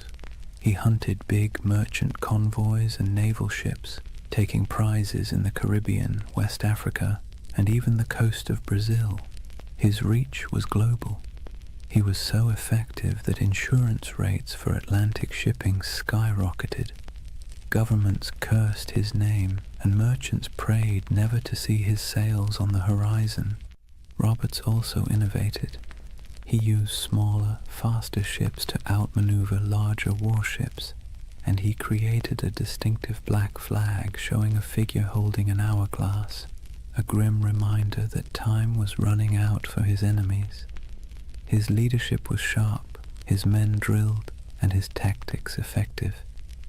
If piracy had generals, Roberts was one of them. But despite his elegance and order, he wasn't merciful. Roberts's raids often ended in executions or burning ships, his reputation sharpened not just by his appearance but by his ruthlessness. Yet unlike Blackbeard's wild terror or Calico Jack's flamboyant defiance, Roberts's menace came with a chilling professionalism. He was less devil of the seas and more CEO of piracy. His downfall came, as it often did, from the tightening noose of empire. In 1722, near the coast of Africa, the British Royal Navy finally cornered him. During the battle, Roberts was struck by grapeshot and killed instantly. His men, knowing what capture meant, dressed him in his finest clothes, weighted his body with chains, and cast him into the sea, denying the Navy the satisfaction of displaying him in death. Bartholomew Roberts's reign lasted only a few short years, but in that time he reshaped piracy. He proved it could be efficient, disciplined, and terrifyingly successful. More than Blackbeard, more than Calico Jack, he showed that piracy wasn't just chaos on the waves. It could be a well-oiled machine, run with precision and purpose. And in a way, Roberts's legacy marks the peak of piracy's power. After his death, the Golden Age began to dim. The seas grew less welcoming to outlaws, and the balance of terror shifted back to the empires. But for a moment, one elegantly dressed pirate managed to turn the oceans into his empire, and he did it not with smoke or theatrics, but with order, discipline, and an iron will. If pirates were remembered only for their hunger, sickness, or sunburn, the Golden Age wouldn't have stuck in our imagination. What really carved them into legend were the moments when ragged crews on creaking ships went toe-to-toe with empires and lived to tell the tale. These were the epic raids and showdowns that spread their reputation across oceans like wildfire, whispered from tavern to tavern, and exaggerated until they felt larger than life. Let's start with the Caribbean, where Spanish galleons groaned under the weight of treasure hauled from the New World. These ships were floating vaults, packed with silver from Peru, gold from Mexico, and spices from across the empire. They were also well-armed and heavily guarded, but that didn't always save them. Pirates struck with speed, knowing that a single galleon could fund a lifetime. Stories circulated of bold raids where men climbed aboard under musket fire, smoke filling the decks as treasure chests were dragged away. The truth was often messier, with smaller victories and more frustration, but the image of pirates plundering Spanish treasure ships became the core of their legend. Then there were the blockades, audacious acts where pirates essentially declared themselves rulers of the sea. Imagine sailing into a harbor, dropping anchor across the entrance, and holding an entire town hostage. That's exactly what Blackbeard did at Charleston in 1718. For nearly a week, he strangled the city's trade, capturing ships and ransoming hostages. The people of Charleston, terrified of massacre, had no choice but to give in to his demands. It wasn't just robbery, it was theater, a statement to the world that pirates could hold whole cities in the palm of their hands. Other raids were more brutal, like the infamous attack on Ouida on the coast of Africa by Bartholomew Roberts. Roberts stormed the harbor, seizing ships, killing crews, and leaving smoking wrecks behind him. His reach across continents showed how piracy had gone global. It wasn't just the Caribbean anymore. It was the Atlantic, Africa, Brazil, anywhere trade sailed and wealth moved. But the stories weren't just about treasure. They were about battles fought against impossible odds. Pirate crews often faced warships far larger than their own. When they won, it wasn't just luck, it was tactics. They fought dirty, boarding quickly, using fear and confusion as weapons. A Navy captain might train for years to master a cannon broadside, but pirates knew how to turn desperation into an edge. Their greatest victories weren't about gold. They were about proving that outcasts and runaways could stand against the giants of empire. Of course, these showdowns didn't always end well. For every successful raid, there were failed ones, with crews scattered, captured, or killed. Yet somehow, it was the victories that stuck in memory. Sailors retold the stories in candle-lit taverns, each time with a little more smoke, a little more fire, a little more treasure. And as the tales grew, so too did the aura of piracy. It's worth pausing to think about why. Pirates didn't win many wars. They didn't topple kingdoms or rewrite maps, but they became symbols because of these moments when they defied the odds, even briefly. They lived in the cracks between empire and chaos, and their raids and blockades became stories of small men standing up to vast powers. That's the kind of tale that sticks, even when the facts get fuzzy. So whether it was Blackbeard choking a city, Roberts storming a harbor, or nameless crews slipping away with treasure under the moonlight, these epic showdowns kept the legend alive. And while empires eventually struck back in those brief, violent, theatrical moments, it was the pirates who ruled the seas. Chapter 4. The End of an Era. For all the bravado of pirates waving black flags and swaggering into taverns, their freedom was always temporary. The Golden Age of Piracy wasn't built on strength, it was built on neglect. The empires of Europe had been too busy fighting each other to deal with the nuisance of rogue captains. But once the wars settled and merchants began counting their lost profits, the patience snapped. Suddenly, the same kings and governments who once winked at piracy decided it was a scourge that had to be eradicated. Picture the mood in London, Paris, and Madrid in the early 1700s. Merchants stormed into government halls, waving reports of ships lost, insurance rates skyrocketing, and ports paralyzed by blockade. Politicians, who once quietly enjoyed pirate loot filtering through colonial markets, now heard the complaints of bankers and shipping magnates, and when money complained, rulers listened. What followed was a coordinated crackdown, an imperial revenge tour. Naval patrols that once turned a blind eye now prowled the Caribbean. The British Royal Navy, tired of seeing its reputation mocked by half-drunken rogues, sent heavily armed frigates to hunt pirates with relentless focus. Spain, long humiliated by raiders stealing its treasure fleets, tightened its convoys and poured resources into coastal defenses. Even France, which had once tolerated privateers operating on its behalf, began closing off safe harbors. The age of indulgence was over, but it wasn't just the ships, it was the laws. Governments realized they needed not only cannons, but also courts. Piracy was declared a universal crime, meaning that any nation could capture and prosecute pirates, regardless of where the crime occurred. Admiralty courts popped up across the Caribbean, in Jamaica, in Nassau, in Charleston, offering swift, brutal justice. No long trials, no sympathetic juries, just a quick hearing, a guilty verdict, and the inevitable walk up the gallows. For men who had once toasted their freedom in Nassau taverns, the sight of bodies hanging along harbor entrances was a chilling message.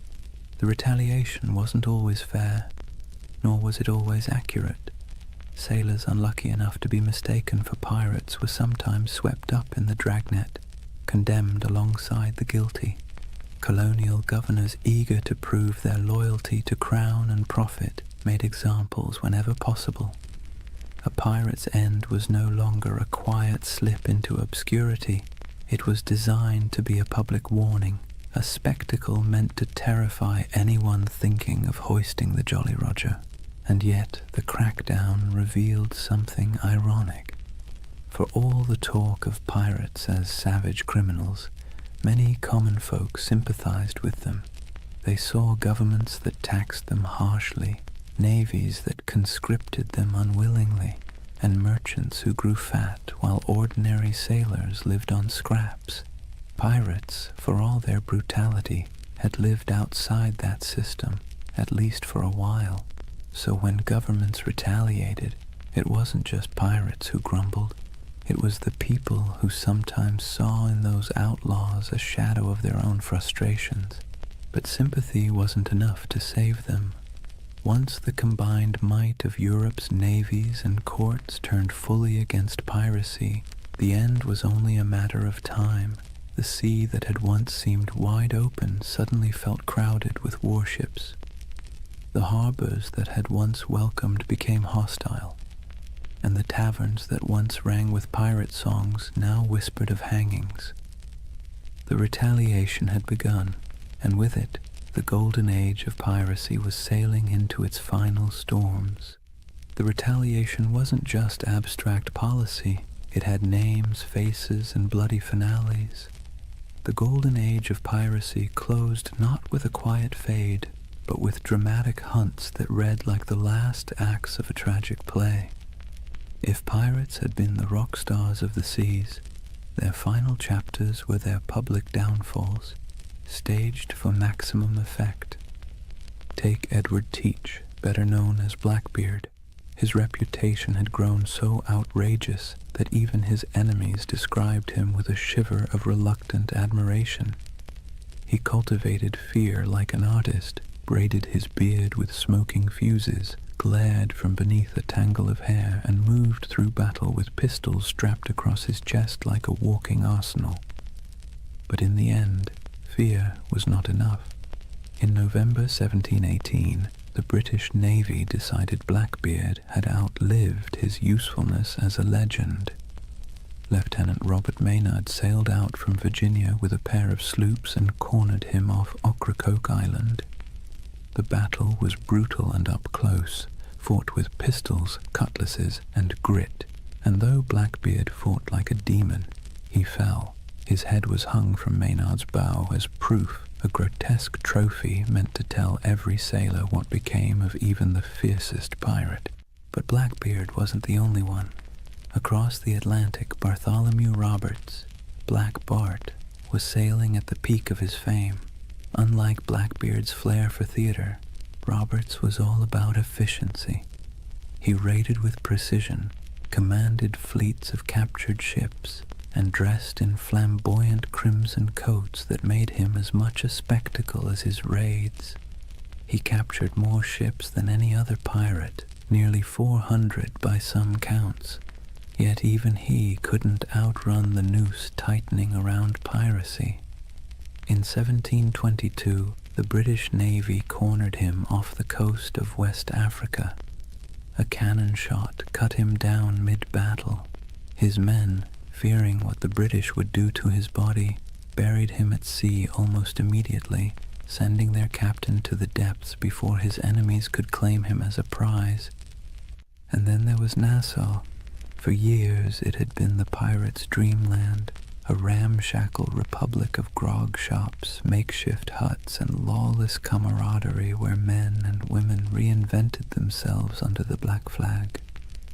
But in 1718, Woodes Rogers, backed by the British Crown, sailed in as governor.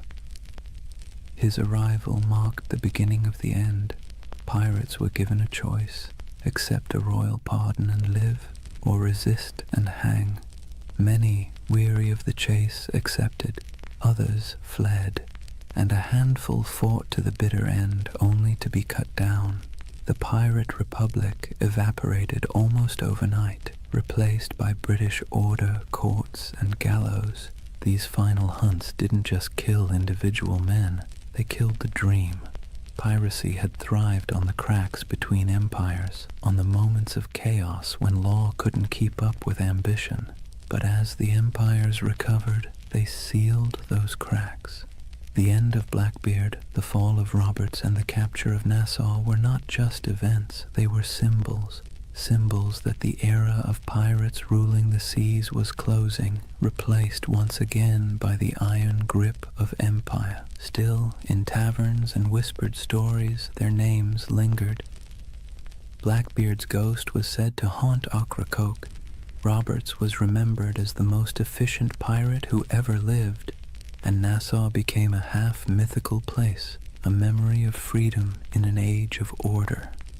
The final hunts had claimed the bodies, but the legends were already slipping beyond reach, sailing into something no navy could kill: myth. When the nooses were tightened and the bodies left swinging in the Caribbean sun, it wasn't just individual men who were gone, it was a way of life. The end of piracy marked the closing of a strange, brief experiment in freedom and rebellion. But like all endings, it was not complete. Something was lost, yes, but something also remained.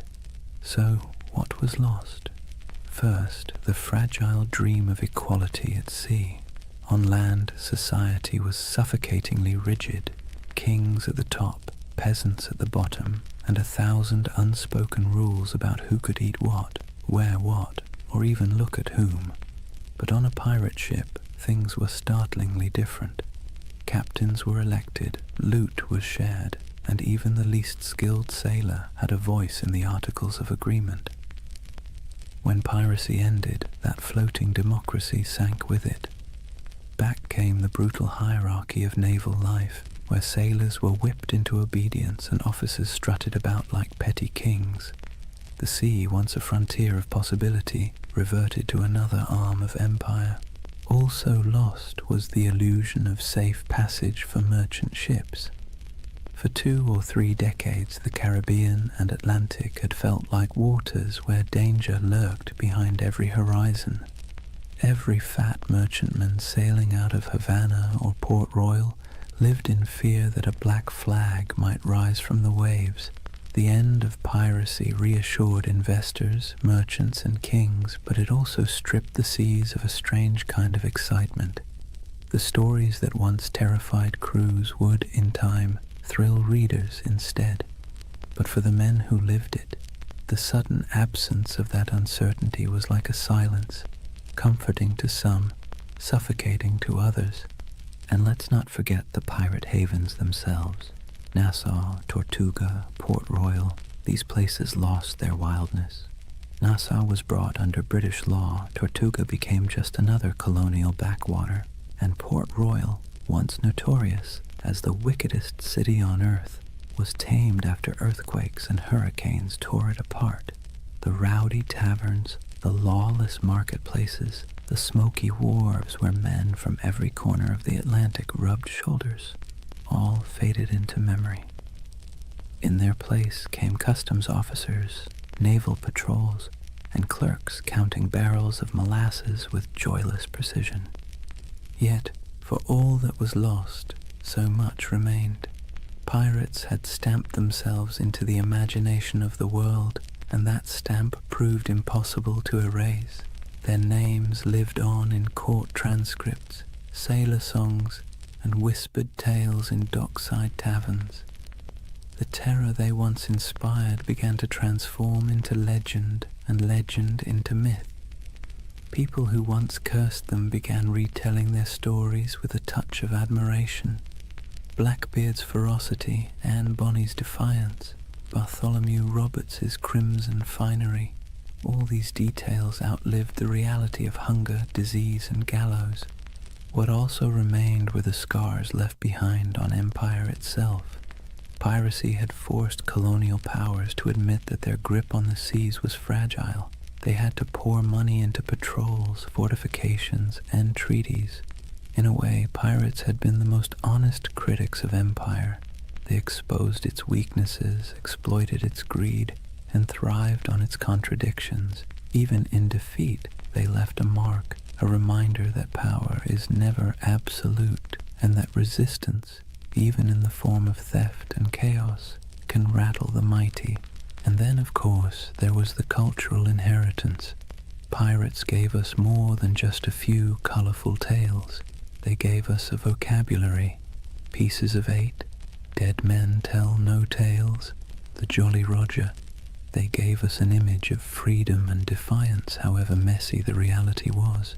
They gave us a vision of men and women who lived outside the law, who thumbed their noses at kings and corporations, who carved out fleeting moments of liberty in a world dominated by authority. That vision survived long after the hangings were over. So yes, much was lost when piracy ended, but perhaps what mattered most remained. The idea that, for a brief, turbulent moment in history, ordinary people seized the sea and lived by their own rules, and even as their bodies rotted under the Caribbean sun, their legends sailed on untouchable. Here's the thing about pirates. They may have died at the gallows, but their ghosts never left. The Golden Age of Piracy, brief as it was, cast echoes that still rattle through our culture today. You can hear it in the creak of a movie ship's rigging, see it in the skull and crossbones slapped on Halloween costumes, and even hum it in the chorus of a sea shanty that went viral on TikTok centuries after the last pirate flag fell. The age itself ended, but the echo never stopped. The first echo came in literature. In the decades after the crackdowns, sailors still sang about Blackbeard and Roberts in taverns, but it wasn't until the 18th and 19th centuries that writers really started polishing the pirate into something mythic. Captain Charles Johnson's A General History of the Pirates, possibly written by Daniel Defoe, was basically the pirate's who's who of its time. It turned real men into larger-than-life anti-heroes, blending fact, rumor, and outright invention. Without Johnson's book, we might not even remember Anne Bonny or Calico Jack. He gave them immortality, even if he also gave them a touch more swagger than they probably had in real life. The next big echo came with adventure novels.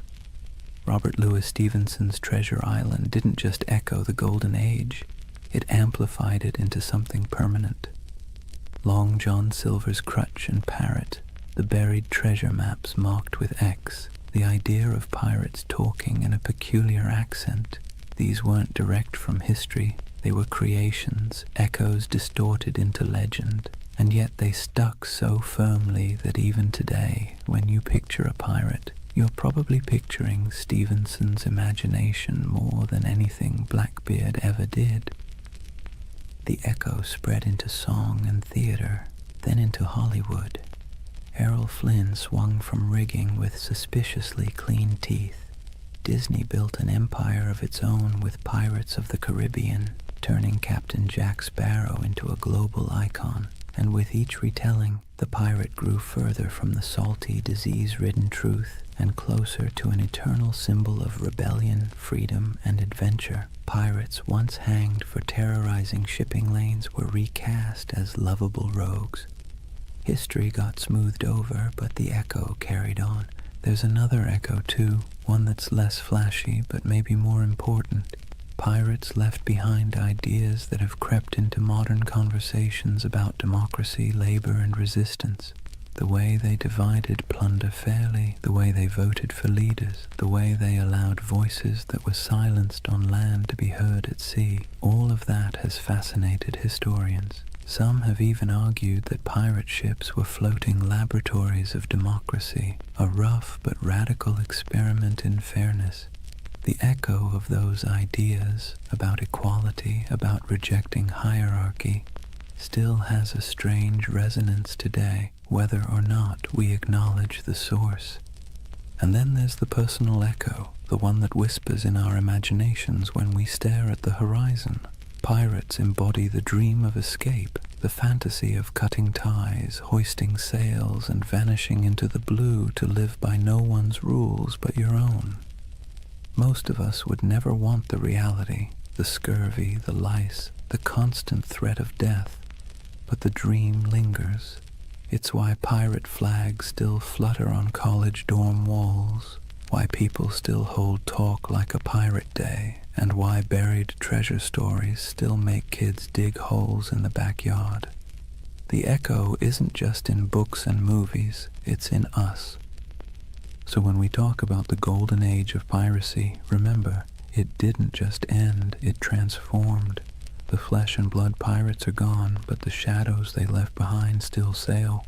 Their flags wave in our stories, their songs ring in our ears, and their ideas, twisted, exaggerated, but stubbornly alive, still haunt the edges of culture.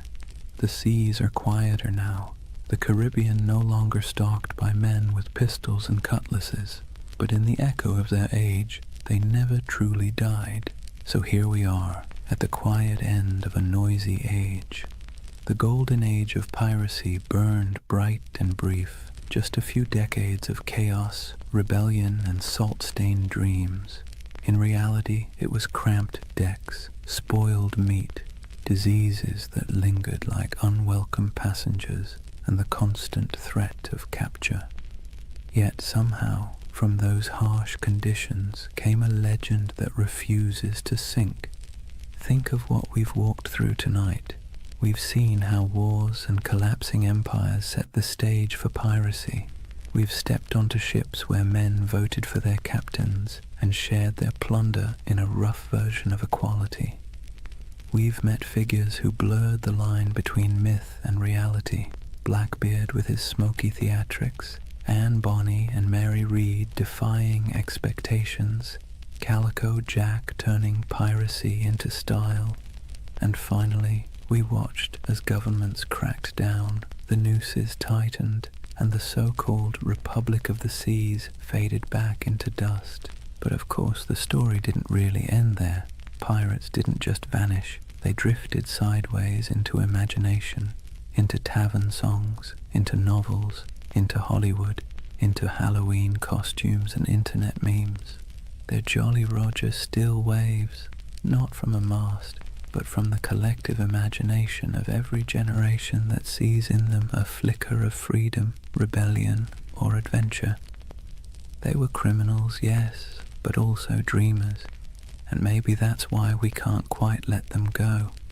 As you lie back now, let the rhythm of the waves soften in your mind. Picture the creak of a ship's timbers rocking gently in the swell, the lanterns swinging in the dark, the faint hum of a sea shanty fading into the night. Out there, beyond the horizon, the pirates have gone, but their echoes remain, half history, half myth, all carried forward by our restless need for stories. And unlike those sleepless men who once scanned the waters for sails on the horizon, you don't need to keep watch tonight. You can rest easy, knowing the only thing waiting for you is the calm of sleep. Close your eyes, let the waves carry you, and drift peacefully into dreams. Good night.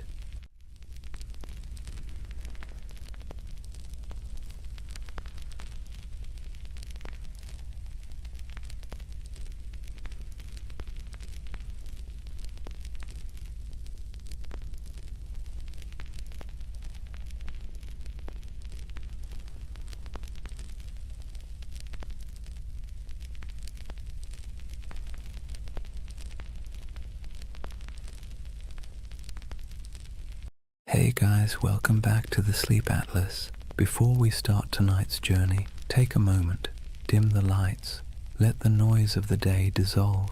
Wherever you are, you're about to travel somewhere strange, not a place on any official map, but one that lives in whispers, in dust, in the margins of forgotten atlases. This is the story of Tartaria. They say history is written by the victors, but what happens when the victors forget to mention an entire empire?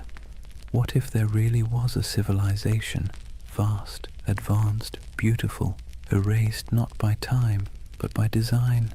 A civilization that built cities we can still see, but no longer recognize. Sounds impossible, right?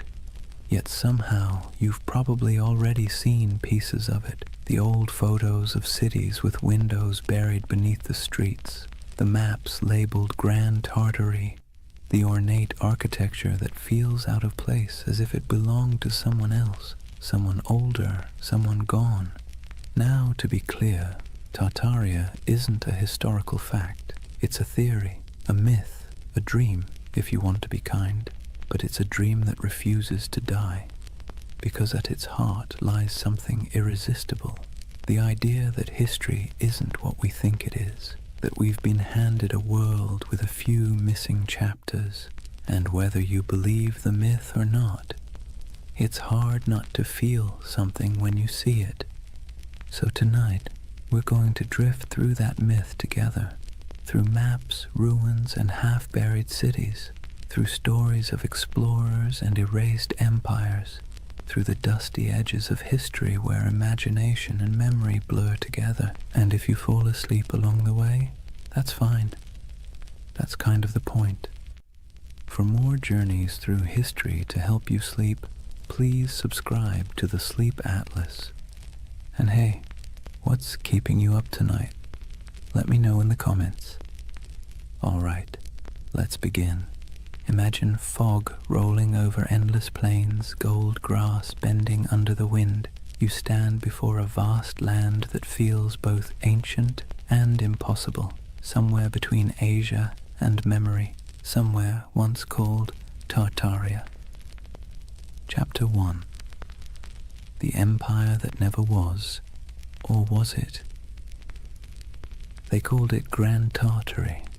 On maps from the 17th and 18th centuries, it sprawled across nearly half of Asia, an empire stretching from the icy edges of Siberia to the mountains of Tibet, from the Pacific all the way to the Caspian Sea. A continent-wide expanse so huge it made Europe look like a backyard garden. But here's the strange thing. When you look closer, it doesn't behave like any other empire on the map. No clear capital, no list of rulers, just a name, Tartaria, floating over deserts and steppes, surrounded by decorative drawings of camels and horsemen. The cartographers might as well have written, "Here be mystery." And yet, for hundreds of years, Western mapmakers copied that name again and again. Tartaria, Grand Tartary, the Great Tartar Empire. Sometimes they drew castles or cities with minarets. Sometimes they left it blank, as if even they didn't know what they were depicting. So what was Tartaria, according to the official story? Nothing. The word Tartary was simply a European catch-all term for the unknown lands of Central and Northern Asia. The people who lived there, Tatars, Mongols, Siberian tribes, were lumped together under one convenient label.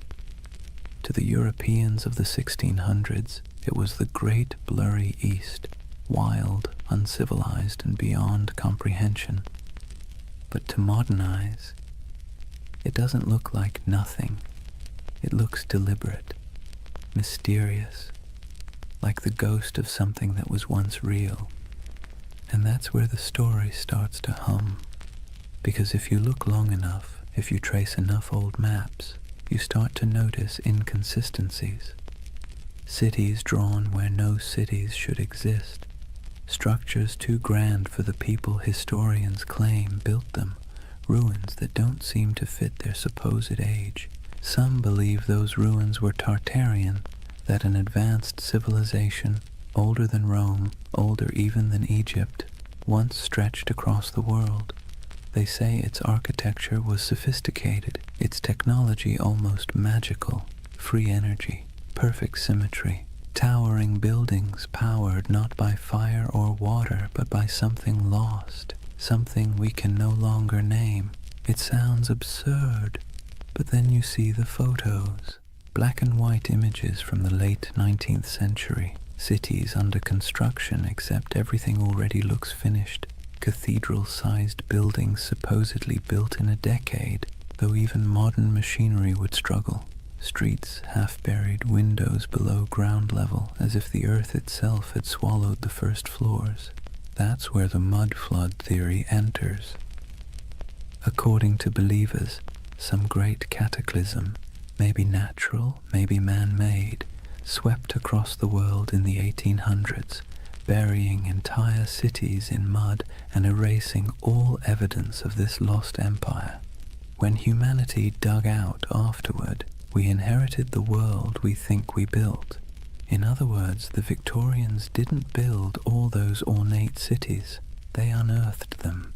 It's easy to roll your eyes, but it's also strangely poetic, because even if Tartaria never existed, the feeling behind it, that something monumental was lost, is very real. And part of why this myth persists is because, well, history does lose things. Entire civilizations have vanished before.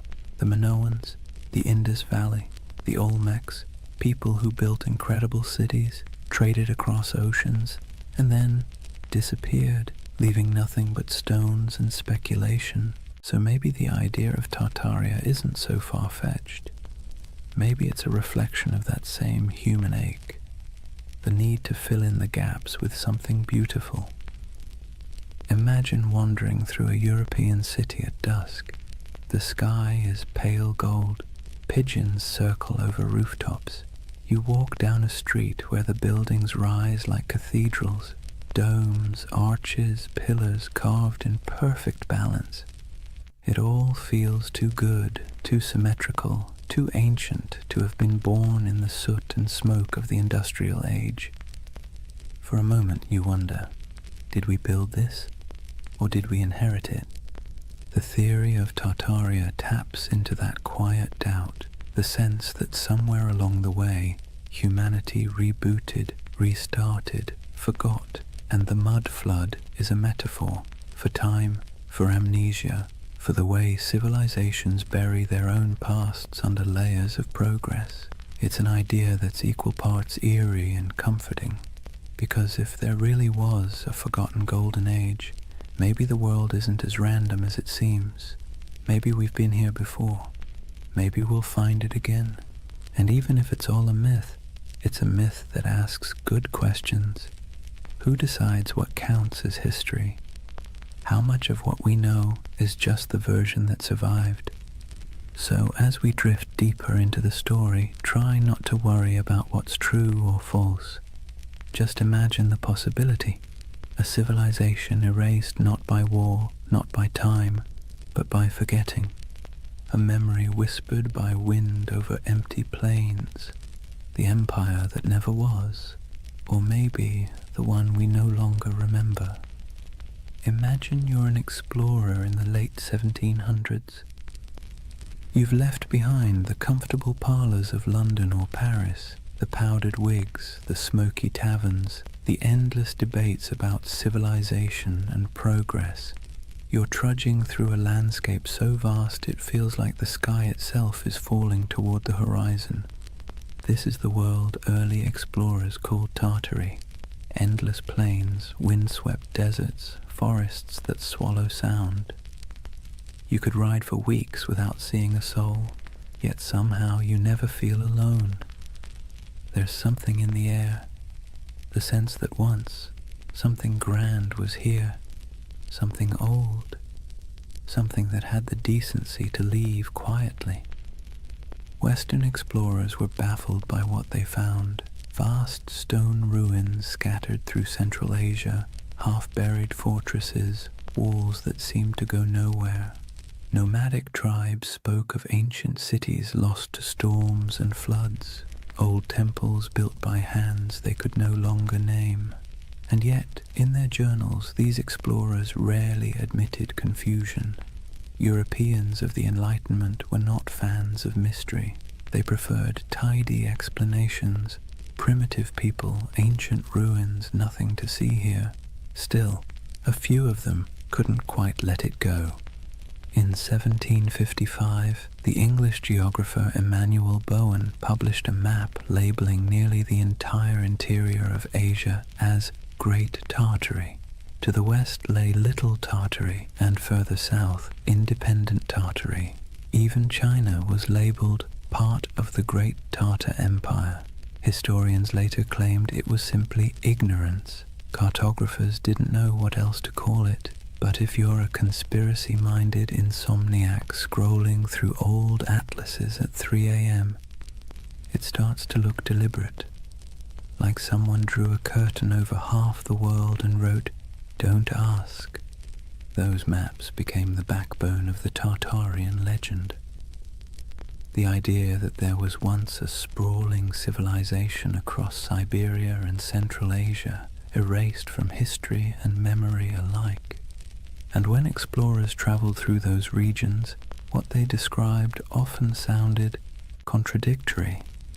They found nomadic tribes living in tents, herders, hunters, perfectly ordinary people. But they also found traces of things that didn't fit. Ancient irrigation systems, half-buried brickworks, strange mounds that hinted at forgotten settlements. The farther they went, the more surreal it became. In Siberia, there were reports of colossal ruins swallowed by forests. In Mongolia, strange carvings and fortifications half lost to the sands. Some described crumbling citadels near the Altai Mountains, built of stone so precisely fitted it might as well have been cast, not carved. To modern historians, it's no great mystery. Remnants of older cultures, Turkic kingdoms, Mongol fortresses. But to the romantically inclined, it's something else. Evidence, perhaps, of a civilization that once ruled these lands, far older and more advanced than the textbooks admit. And then there's the emptiness, the eerie, silent expanse that made even hardened travelers uneasy.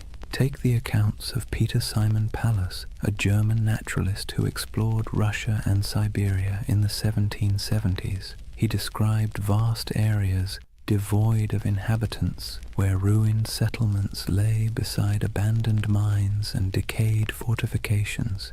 He mentioned rivers cutting through landscapes that seemed to have been reshaped by catastrophe, as though floods or mudslides had swept entire cities away.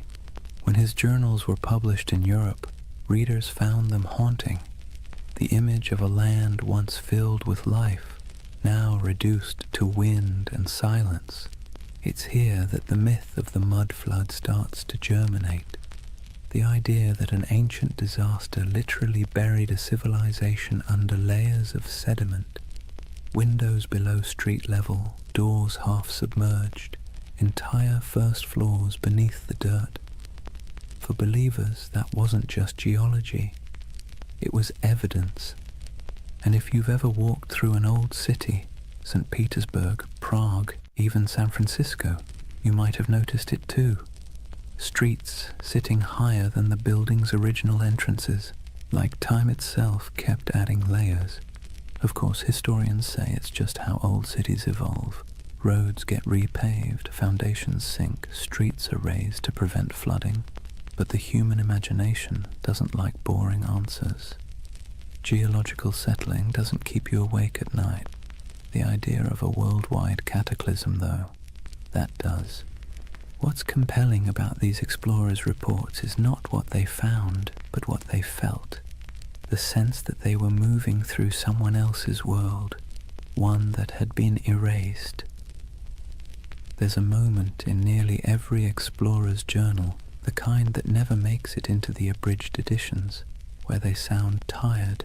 The grand adventure wears off, and what's left is silence. Cold wind, vast skies, the creak of leather, and a feeling that they are walking through the afterlife of history.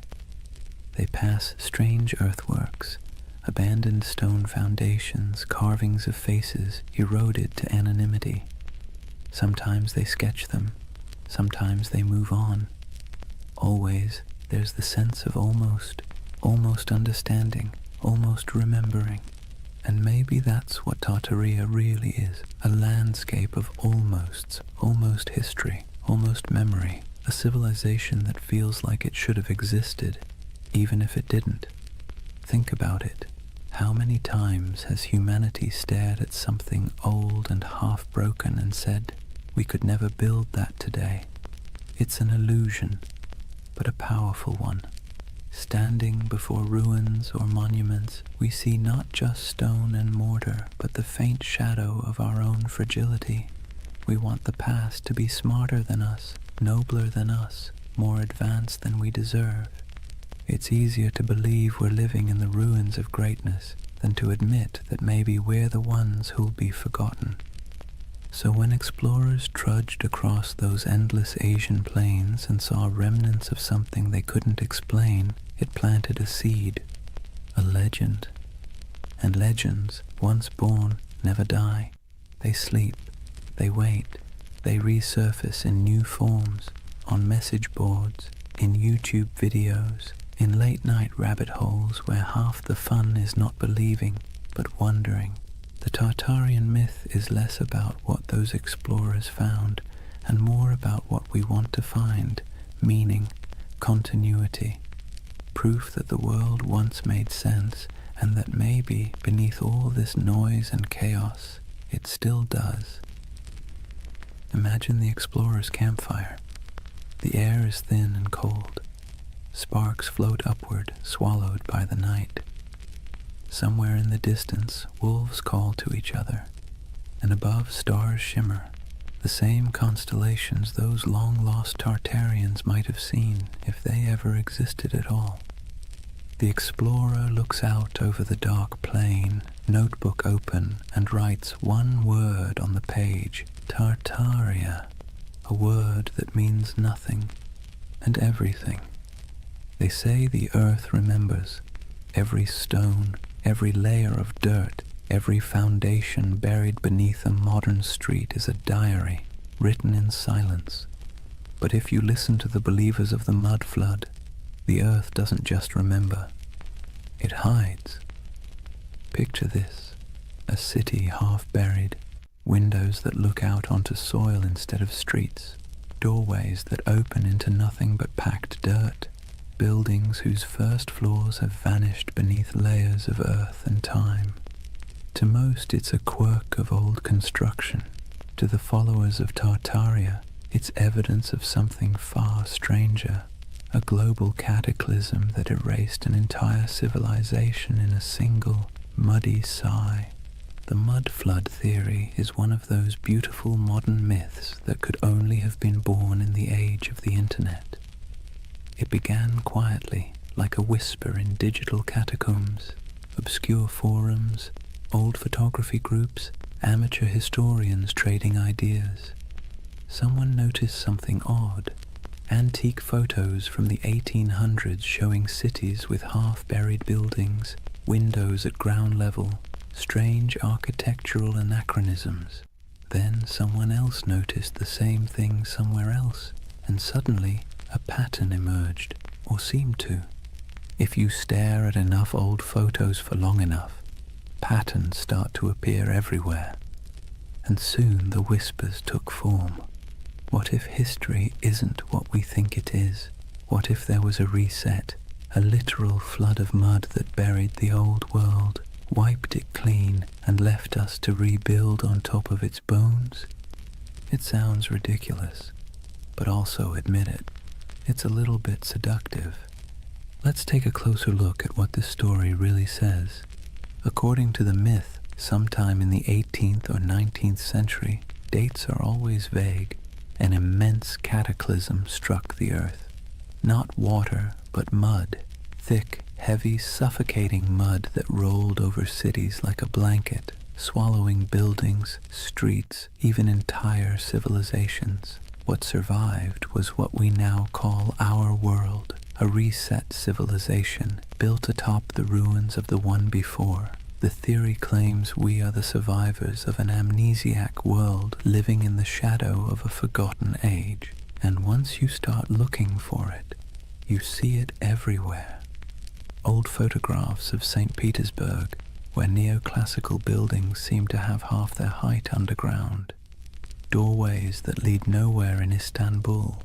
Strange window wells in San Francisco. Cathedrals whose ground floors appear oddly misaligned with the modern streets around them. The world, it seems, is full of buried stories. But here's where the magic, or the mischief, lies. Context. Cities grow, streets rise, pavements get repaved, foundations sink, earthquakes shift land. Engineers, bless their pragmatic hearts, have been dealing with that since ancient Mesopotamia. It's normal, but the human imagination doesn't want normal.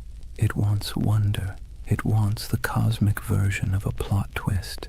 And so the mud flood became that twist, a grand, tragic reset that could explain the strangeness of the world, the impossible beauty of old architecture, the missing centuries, the ruins that look too modern to be ancient and too ancient to be modern. It's not hard to see why the theory stuck. It scratches two primal itches, the fear that we've forgotten something vital, and the hope that once humanity reached heights we can barely comprehend. It's a bedtime story for adults who no longer trust bedtime stories. Imagine it, the great cities of the past humming with energy and knowledge, star-shaped fortresses aligning with the heavens, towers crowned with gilded domes, machines powered not by coal or electricity but by sound, magnetism, or divine geometry. A golden age washed away in silence, leaving behind half-buried clues for the curious to rediscover centuries later. It's haunting, isn't it? The thought that the ground beneath your feet might be hiding a version of civilization more graceful, more harmonious, and, let's be honest, less exhausting than this one. The most poetic versions of the myth don't even insist on global destruction. They suggest something subtler. That time itself buried Tartaria. That the mud is just metaphor. The weight of centuries pressing down until memory sank into soil. That our cities grew atop their bones, and we live in their echoes without even realizing it.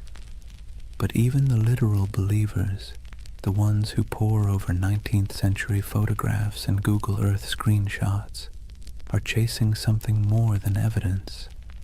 They're chasing awe, the sense that the world is not yet fully explained, that maybe, just maybe, there are still secrets hiding in plain sight. Because here's the uncomfortable truth. We like feeling small, not powerless, just small. The idea that we are part of something vast, mysterious, and older than we can imagine brings comfort. It means our anxieties, our endless scrolling, our late-night insomnia, they're all just surface noise above something deeper, older, wiser. The mud flood myth, for all its implausibility, taps into that longing.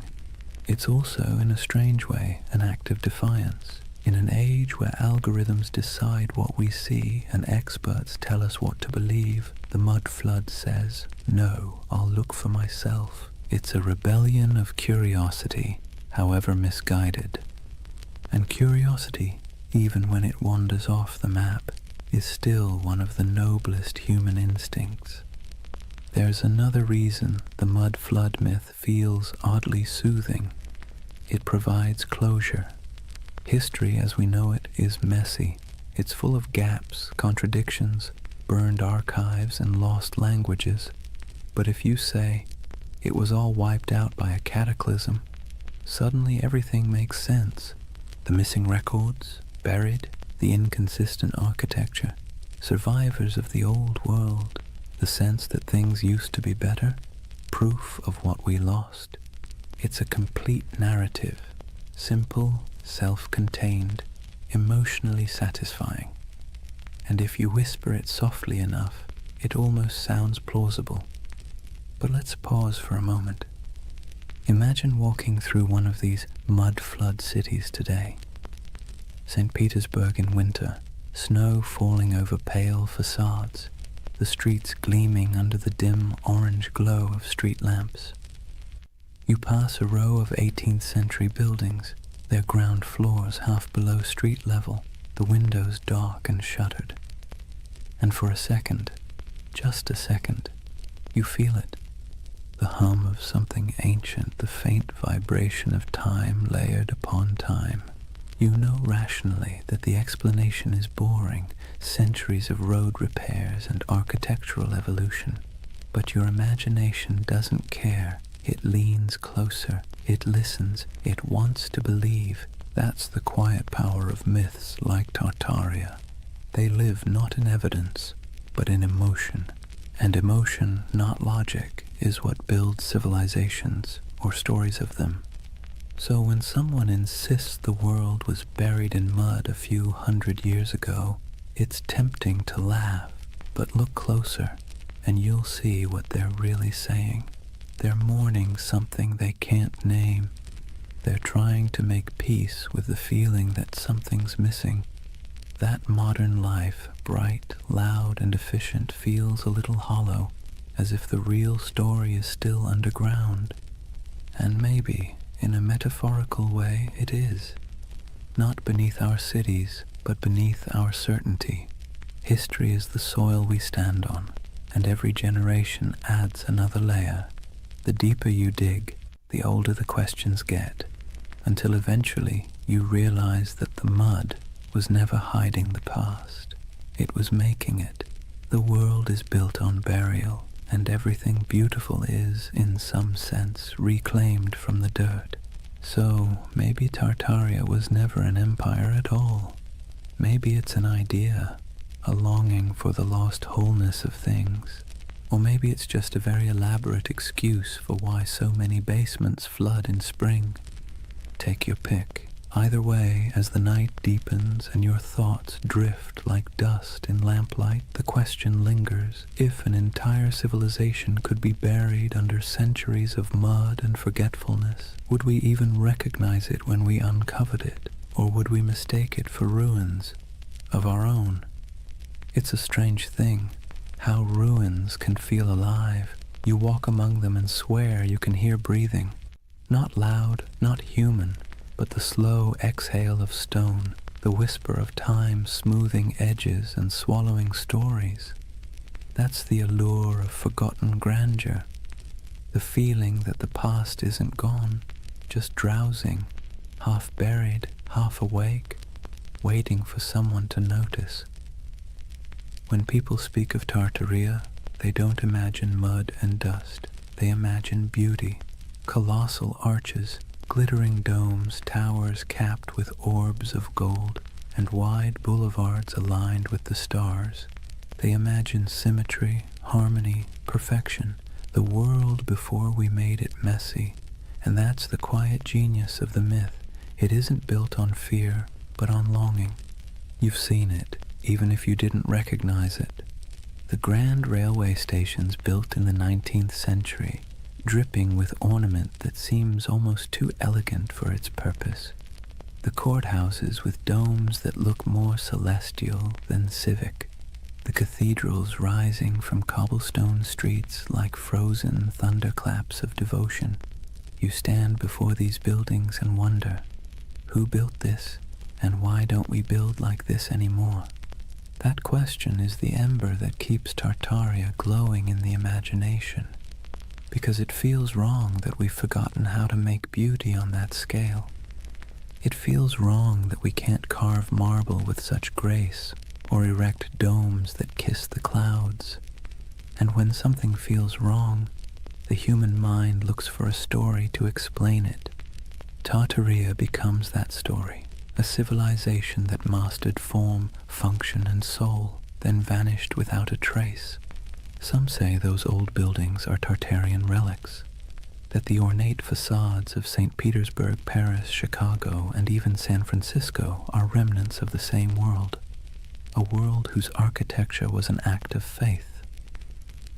That the reason we can't replicate it now is because the knowledge was erased, the formulas for harmony, for proportion, for power drawn from geometry, gone, buried under new blueprints and the hum of electric wires.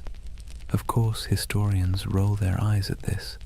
They'll tell you, patiently, that these buildings were designed by very real architects, that neoclassicism was an artistic movement, not evidence of a hidden empire, that the beauty of those domes and arches came not from secret knowledge, but from mathematics, sweat, and a lot of unpaid apprentices. And they're right, technically. But here's the thing. Beauty doesn't care about technicalities. The Tartarian myth persists because these buildings feel different. They hum at a frequency modern architecture doesn't. Walk past a concrete office block and your mind slides off it. Walk past a century-old opera house and you slow down without meaning to. You feel something, a pulse. Maybe it's nostalgia, maybe it's resonance, maybe it's just the echo of a time when craftsmanship was an act of worship. But whatever it is, it feels alive. Imagine standing at twilight in front of one of those old structures. The stone glows amber. The carvings seem to move in the shifting light. You can almost believe the building is remembering itself, its birth, its purpose, its centuries of reign and revolution. That's the spell of forgotten grandeur. The architecture isn't just old, it's haunted by the idea of meaning, and when meaning vanishes, mystery rushes in to fill the space. Tartaria thrives in that mystery. It offers an explanation for why the world feels simultaneously ancient and amnesiac, why progress sometimes feels like forgetting, why the cities of the past, those that survived wars, plagues, and fires, still look more eternal than anything we've built since. Modern life gives us glass towers and efficiency. Tartaria promises something slower, something that glows, a civilization that built not for profit or speed but for resonance, structures designed to outlast memory itself. It's an irresistible dream, because whether or not Tartaria existed, the feeling it represents is real, the ache for beauty that doesn't apologize for existing, for craftsmanship that outlives its makers, for a sense of belonging to something both vast and intentional. That's why the myth never fully dies. People share photographs of star-shaped forts, cathedrals that look like spaceships, and ornate courthouses buried halfway underground, whispering, "Look, this can't just be random." And maybe they're right, though not in the way they think, because what they're really seeing isn't proof of a lost empire. It's proof of a lost mindset. A time when humanity built upward and outward with a kind of faith we've since replaced with convenience. Take St. Isaac's Cathedral in St. Petersburg. It looks like it shouldn't exist. A colossal dome balanced on rows of red granite columns covered in gold that blazes even through fog. Inside, the marble floors mirror the heavens, and the ceilings are painted with saints so vivid they seem alive. Visitors describe it as overwhelming, transcendent, but the Tartarian imagination sees something else, evidence. They ask how such grandeur could be built in the early 1800s by hand in a place that was supposedly swamp and snow. They ask why the foundations look so deep, as if the building once stood taller. Historians give answers: scaffolding, imported granite, decades of work. But believers see a gap, and gaps, as we know, are where myths thrive. It's comforting in a way, because when you believe in Tartaria, you believe that someone once got it right, that the world once understood balance, proportion, light, and energy, that humans long ago built in tune with the earth instead of against it. It's a prettier story than the truth that history is mostly a series of accidents that occasionally produce beauty by mistake. And yet, even if the story is wrong, the emotion behind it is not. There's something deeply human about looking at ruins and imagining paradise, about standing in front of a crumbling palace and whispering, "Who were you? What did you know that we've forgotten?" We do this everywhere. In the jungles of Cambodia, staring at Angkor Wat, in the deserts of Egypt, under the shadow of the pyramids, in the mountains of Peru, among the terraces of Machu Picchu. We look at beauty that endures and assume it must have come from a civilization wiser than ours. Maybe it didn't, but maybe the impulse to think so says more about us than about them. Because really, the myth of Tartaria isn't about lost knowledge, it's about lost reverence. We miss believing that beauty meant something, that it wasn't an accessory, but a form of truth.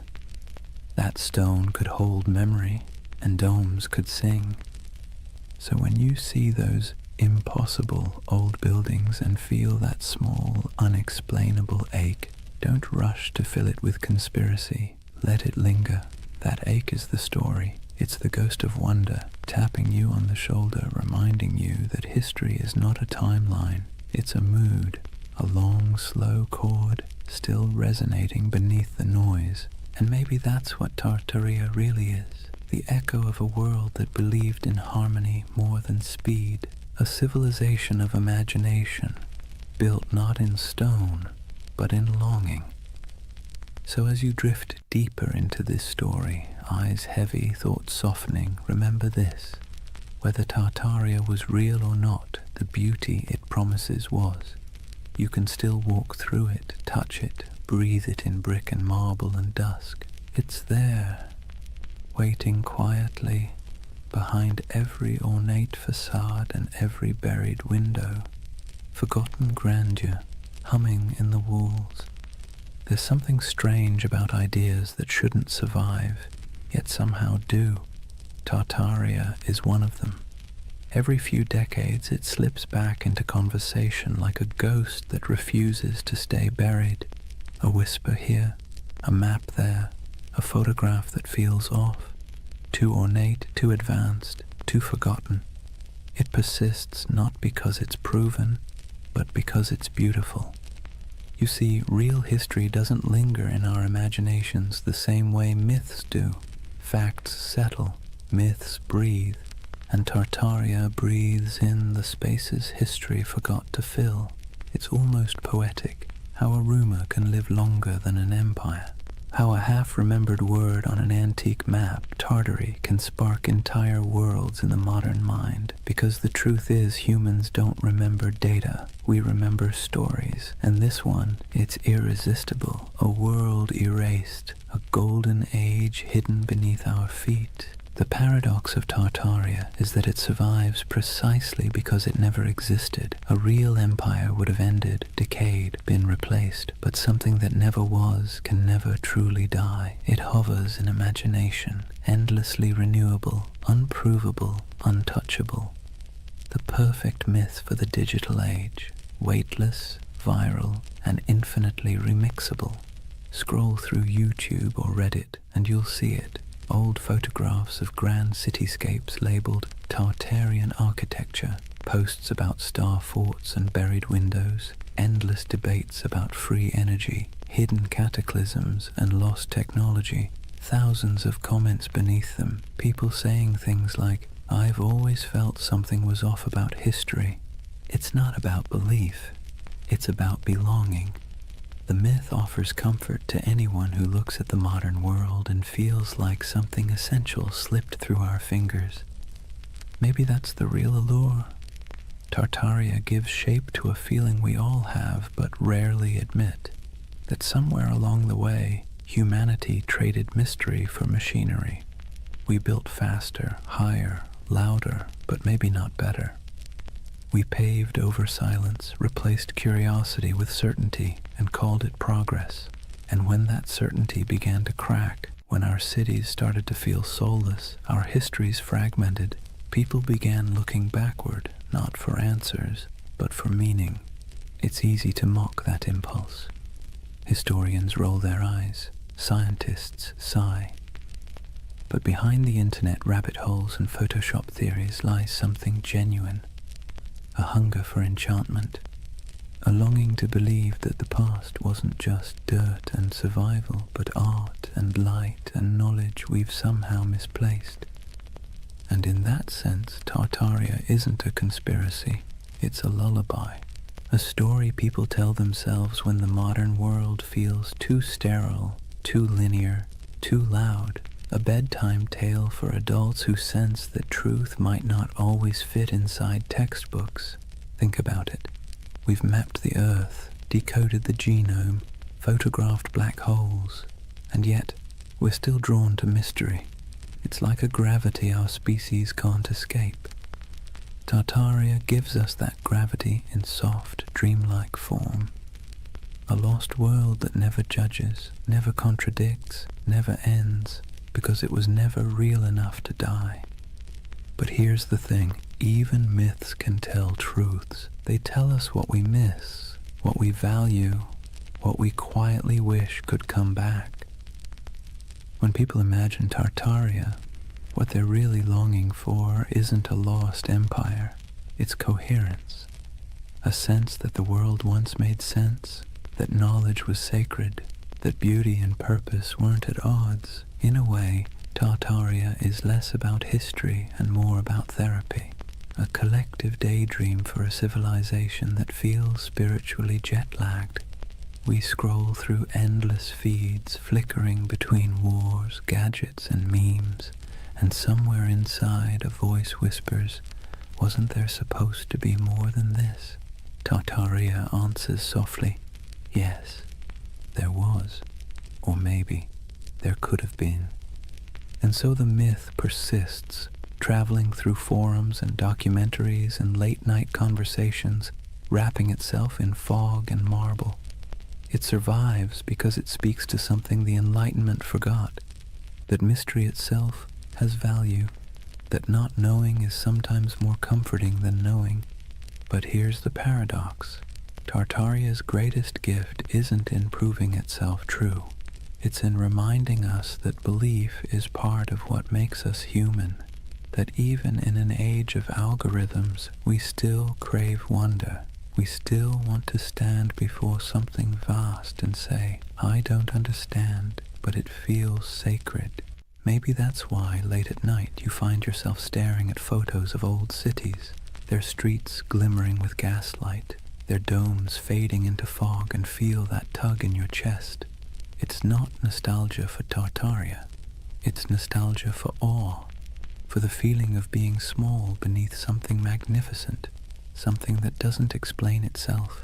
So as you lie there now, the room dim, the hum of the modern world soft around you, imagine that somewhere, beneath centuries of soil, beneath stories and skepticism, there's a quiet city still dreaming. Its towers shimmer faintly under the weight of time. Its fountains murmur in forgotten languages, and if you listen long enough, you can almost hear it, the heartbeat of the world before we named it. They called it Tartaria. Maybe it never was, but its echo, soft, patient, luminous, still lingers. Drift with it for a while. Let the questions fade. You don't need answers tonight, only the wonder. Chapter 2. The Real Tartars, Nomads, Empires, and Misunderstood Worlds. Let's take a breath. We've wandered through the fog of myth, through maps that hum with impossible empires and ruins that seem to remember more than they should. But now it's time to peel back the dream and look at the ground beneath it, the soil, the wind, and the people who actually lived there. Because behind every legend lies something real, even if it's been twisted beyond recognition. So, let's step out onto the steppe. Imagine yourself standing somewhere between Russia, Mongolia, and Kazakhstan. Not today, but thousands of years ago. There are no borders here, no lines on a map, no marble cities, just horizon, an ocean of grass rolling under a sky so wide it makes you dizzy. The air smells like dust and horses. The sound of wind is constant, threading through tall stalks of feather grass. This is the birthplace of what Europe once called Tartary. Not a single empire, but a world of motion, a civilization without walls. To Western minds, this landscape always felt alien. How could a people rule without cities? How could a culture thrive without monuments? To the steppe nomads, that question would have sounded absurd. Their monuments were movement. Their empire was the horizon itself. Centuries before anyone drew Tartaria on a map, there were the Scythians, archers and horsemen who painted their bodies, buried their dead in golden tombs, and drank fermented mare's milk. The Greeks feared them, the Persians tried to conquer them, and yet they moved like smoke, impossible to hold. Herodotus called them a people who have no towns, no walls, no fixed abode, as if that made them lesser. But in truth, it made them free. The Scythians mastered the horse long before Rome even dreamed of chariots. They stitched their world together with leather, not mortar.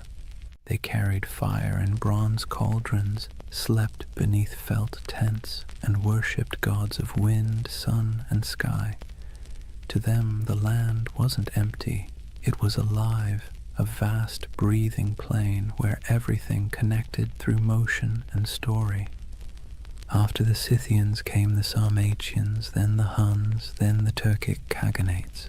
The names shifted, but the rhythm stayed the same. Nomads rising like storms, surging westward, reshaping everything in their path.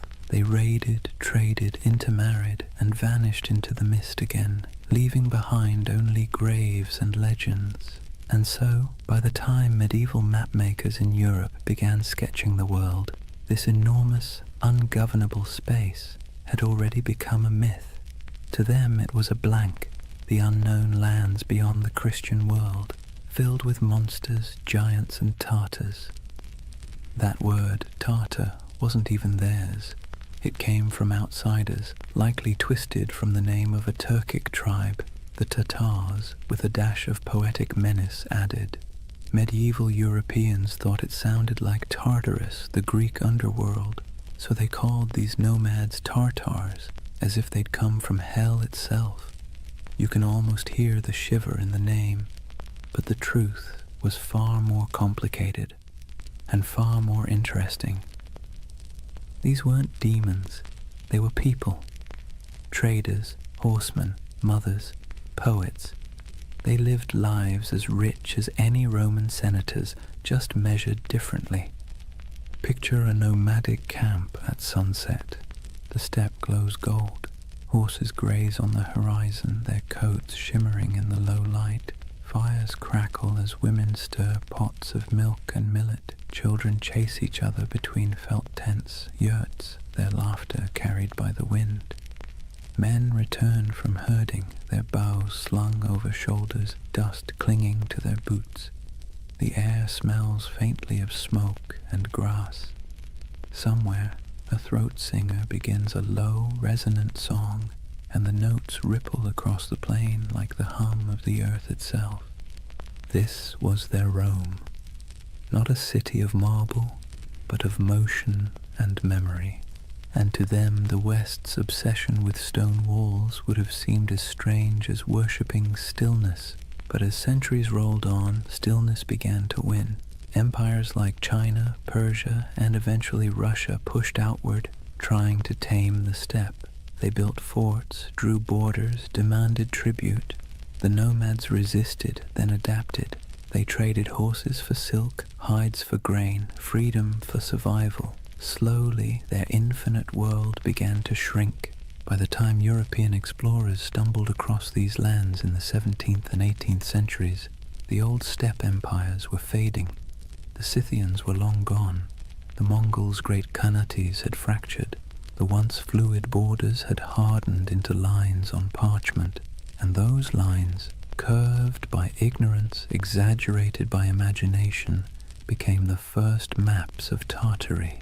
To the west, it looked like a mystery, an empire that wasn't quite there, a vast, seemingly empty space once teeming with civilizations that had vanished. But to those who lived there, it wasn't emptiness, it was memory. The bones of ancestors beneath the grass, the hum of stories in the wind, the echo of hoofbeats across the centuries. And maybe that's where the myth begins to make sense, because when you stand on a plain that stretches to the horizon in every direction, it's easy to believe that time itself might fold here, that something ancient could still be sleeping under the soil. Perhaps the world didn't erase Tartaria at all. Perhaps it just forgot how to see it. Let's be honest, Europe never really understood Asia, not in the Middle Ages, not in the Renaissance, and arguably not even now. For centuries, the lands east of Moscow and west of China were less a geographic reality and more a psychological one, an enormous blank space where anything could exist. And in that blankness, the idea of Tartary began to grow like a mirage. Imagine a candlelit room in Venice, sometime around the 14th century. A mapmaker hunches over his parchment, hands stained with ink. On the table beside him lie fragments of rumors, sailors' tales, merchant gossip, and a half-remembered account of a man named Marco Polo, who claimed to have seen palaces of gold and cities of stone somewhere beyond the horizon. He dips his quill and begins to draw. Europe is clear. So is Africa mostly. But once he crosses the Ural Mountains, the lines begin to blur. His hand hesitates. What lies beyond? He's never been there. No one he trusts has either. So he fills the void the way humans always do. He imagines. He writes Tartaria in sprawling letters across the page, large enough to cover thousands of miles. Because what else can you do when you're staring into the unknown? For Europeans, Tartary became a convenient label, an umbrella term for everything east of civilization and west of comprehension. It wasn't a nation, it was a category, a way to point at a map and say, this belongs to the others. But here's the funny thing. The more they tried to define it, the more mysterious it became. In the 13th century, when the Mongols exploded across Eurasia like a thunderstorm, Europe finally came face to face with the so-called Tartars. Villages burned, kingdoms crumbled, and word of unstoppable horsemen spread faster than the riders themselves. To a continent already steeped in superstition, it must have felt like the end of the world. Priests whispered that the horsemen were the scourge of God, a punishment for human sin. Chroniclers described them as monsters with faces of beasts and hearts of iron. And yet, when the first diplomatic envoys actually met them, they found something unexpected: organization, bureaucracy, even tolerance. The Mongol Empire, at its height, ran on order, not chaos. Messengers carried official seals, merchants moved safely under Mongol protection, and conquered cities often kept their own rulers so long as they paid tribute. The great Khans weren't savages, they were administrators. Ruthless ones, sure, but methodical. But Europe didn't want to believe that. It was easier, somehow, to imagine an empire of shadows, to turn complexity into myth. So the name Tartary stuck, not as a real place, but as a kind of warning, a whispered reminder that beyond the edge of the familiar world, something vast and unknowable waited. By the Renaissance, the legend of Tartary had evolved into something even stranger. The age of exploration brought better maps, but not necessarily better understanding.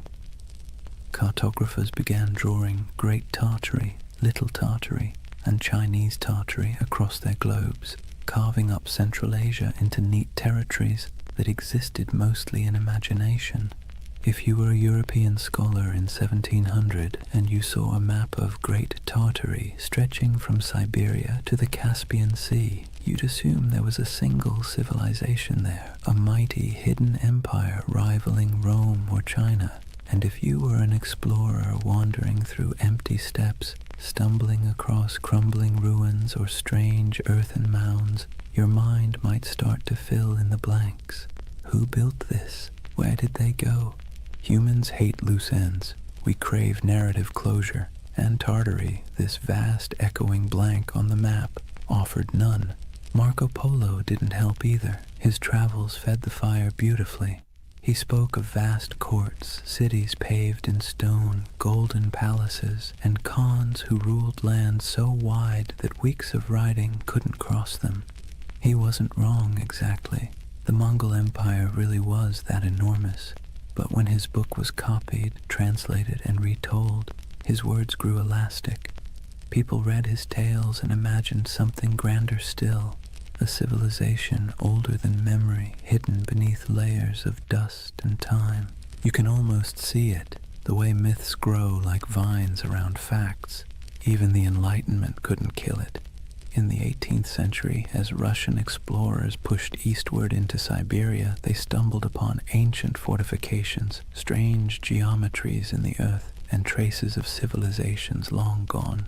The local tribes spoke of ancestors who built great cities before the snows came. The scholars, baffled, wrote it all down, and back in Europe, those reports fed the imagination once more. By now, Tartary had become more than geography. It was an aesthetic. The word conjured mystery, distance, and faded grandeur.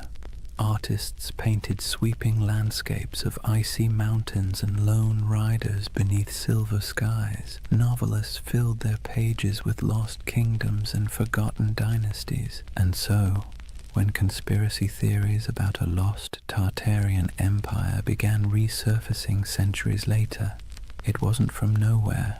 It was born of something older, a long European tradition of misunderstanding the East, of romanticizing what couldn't be explained, and of filling blank spaces with dreams. Maps, after all, are never neutral. They don't just show where things are, they show what people believe matters. And for centuries, Tartary mattered not because it was real, but because it was mysterious. Imagine yourself once more looking at one of those old maps. The parchment crackles under your fingers. The ink has faded to brown. The edges are frayed. Across the top, in flowing letters, are the words, Magna Tartaria. You trace the line of mountains, the curving rivers, the scattered cities whose names you don't recognize. You realize you're staring not at geography, but at imagination, a dream caught in ink, a memory of a place that never quite existed, but that never fully went away either. And maybe that's why Tartaria still captures people today. It wasn't born in a lab or on a message board. It was born in candlelight on parchment, in the minds of men who couldn't stand not knowing. A story that began as cartography became mythology. And mythology, as history always proves, has a way of outlasting the truth. Picture a road that isn't really a road. It's not marked by signs or asphalt or tidy lines of direction. Instead, it's an invisible web of paths, camel tracks winding through dunes, mountain passes marked by cairns, river barges drifting under starlight. This was the Silk Road. Not one road, but thousands, threading together China, Persia, India, Byzantium, and everything in between. And somewhere in the middle of that vast tangle lay the ghost of Tartary. The Silk Road was less about silk than it was about exchange. Of goods, yes, but also of ideas, stories, and beliefs. Every caravan that set out carried more than fabric and spices. It carried imagination. The West dreamed of the East as a place of wonder, while the East saw the West as a land of restless curiosity. And where those two imaginations met, right there, in the open steppes of Central Asia, the myth of Tartary quietly took root. Imagine the rhythm of a caravan, bells jingling from camel necks, dust swirling beneath hooves, a merchant humming softly, half to himself, half to keep his pace. At night, when the fires burned low, stories flowed like wine, tales of lost cities swallowed by sand, temples of gold hidden in the desert, empires that rose and vanished before the next dawn. Every traveler added a new layer to the legend, and the Silk Road became less a trade route than a whispering gallery of the world's dreams. Now let's be clear, there were empires here, real ones. The Scythians, Parthians, Sogdians, Kushans, and of course the Mongols, civilizations that thrived for centuries, building fortresses, minting coins, and carving art that fused Greek realism with Persian geometry and Indian grace. These were the real architects of what Europe would later call Tartary. But to a traveler passing through, the borders blurred. One city's language faded into another's. One god's statue looked suspiciously like a god from somewhere else. The world felt unified and strange all at once. The Silk Road had a way of softening distinctions. It made neighbors of distant worlds. Greek philosophers' ideas found their way into Buddhist monasteries. Chinese silk wrapped Roman senators. Persian astronomers charted the same stars that guided caravans across the steppe. But myths travel even faster than silk. When a merchant from Samarkand sold a roll of fabric in Venice, he didn't just trade goods, he traded worlds. He told stories of the East so dazzling they didn't sound real. Cities with towers of glass, he might say, rivers that shimmer like silver. Men who lived 200 years, and back home, when he unpacked his profits and poured himself a drink, he probably heard equally absurd stories about the West. It's easy to forget that for most of human history, distance was a form of magic. The farther away something was, the more fantastical it became. And no distance loomed larger in the European mind than that mysterious space labeled Tartary. Through this swirling exchange, Tartary became a kind of mythic glue, a word that held together the fragments of a world too vast to comprehend. Think of it like this. When a Venetian mapmaker in 1500 scribbled Tartaria across the center of his globe, he wasn't really describing a political entity. He was describing everything between Europe and China, between knowledge and ignorance, between history and imagination. And here's where things get interesting. While Europe imagined Tartary as an exotic wilderness, the people who actually lived there were building connections that shaped the ancient world. The Sogdians, for instance, traders from what's now Uzbekistan, ran a network of trade colonies so extensive that historians sometimes call them the FedEx of the Silk Road. They spoke multiple languages, mediated between empires, and filled their homes with art from every culture they touched. A single Sogdian mural might show an Indian goddess, a Persian king, and a Chinese dragon all sharing the same painted wall. To them, Tartary wasn't a mystery, it was home. And yet, this multicultural world also sowed the seeds for misunderstanding. When distant observers caught glimpses of it, they didn't see the nuances. They saw only the grandeur, the temples, the stone roads, the fortified cities, and assumed it must belong to a single empire. That assumption, multiplied over centuries, became the illusion of the great Tartarian civilization. Even today, the ruins scattered across Central Asia, stone walls buried in sand, intricate tile work crumbling in forgotten courtyards, feed that same longing. People look at them and wonder, Who built this? Where did they go? Why do our textbooks skip over it? It's a fair question, because history doesn't just forget, it edits. When empires fall, so do their names. When borders shift, so does memory. The Mongols became the Tatars became Tartars. And eventually, Tartary became a convenient shorthand for the unknown.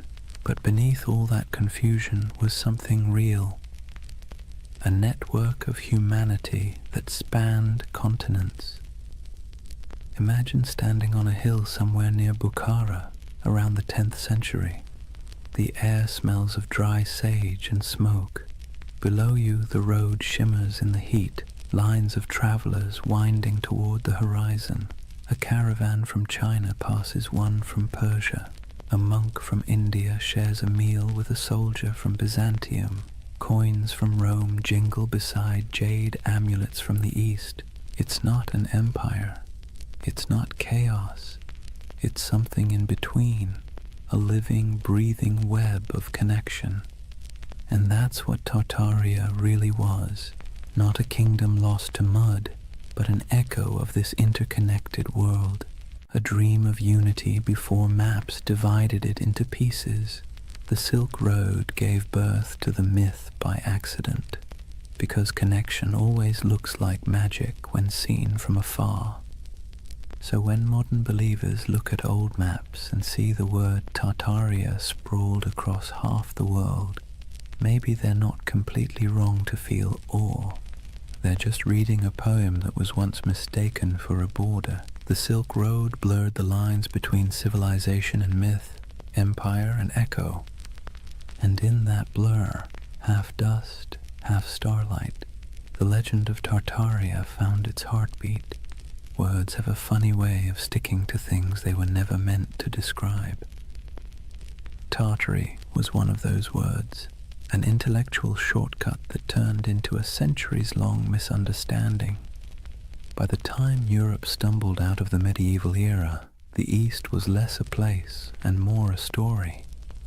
Monks copied maps showing vast lands labeled Tartaria, shaded in pale yellows and browns, with scribbled notes like, "Here be dragons," or "Land of Giants."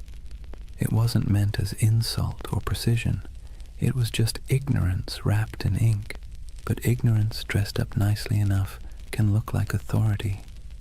When Marco Polo returned from his travels in the late 1200s, he told Europe about the magnificence of the Mongol Empire. Golden palaces, porcelain cities, and roads so smooth you could roll a wagon for days without breaking an axle. His descriptions, half wonder, half exaggeration, lit up Europe's imagination. And when cartographers began to draw what he described, they needed labels. Cathay for China, Ind for India, and for everything else in the vast cold space north of Persia and east of Russia, Tartary. Let's be clear, Europe didn't know what Tartary was, but that didn't stop them from acting like they did. To Western minds, Tartary became a convenient placeholder for the unknown. It wasn't a country, it was a concept. A blank canvas where explorers, missionaries, and chroniclers could project whatever they needed to believe about the world beyond their reach. And what they needed, more often than not, was mystery. Maps from the 16th and 17th centuries show it sprawling across the top of the world like a sleeping giant. Great Tartary, Independent Tartary, Chinese Tartary, Little Tartary, names multiplying like rumors. To anyone who studied those maps, the message was clear. Beyond the borders of civilization lay a vast land of danger, wealth, and the unknown. And there's something deeply human about that. When faced with uncertainty, we name it. We box it in with words, even if those words are wrong. To Europeans of the early modern world, Tartary became shorthand for all the places they hadn't yet conquered, understood, or categorized. It was an intellectual convenience, a linguistic shrug. everything out there. If you were a 17th century scholar in London and someone mentioned the Tatars, you might imagine fur hats, horsemen, frozen tundra, and endless plains.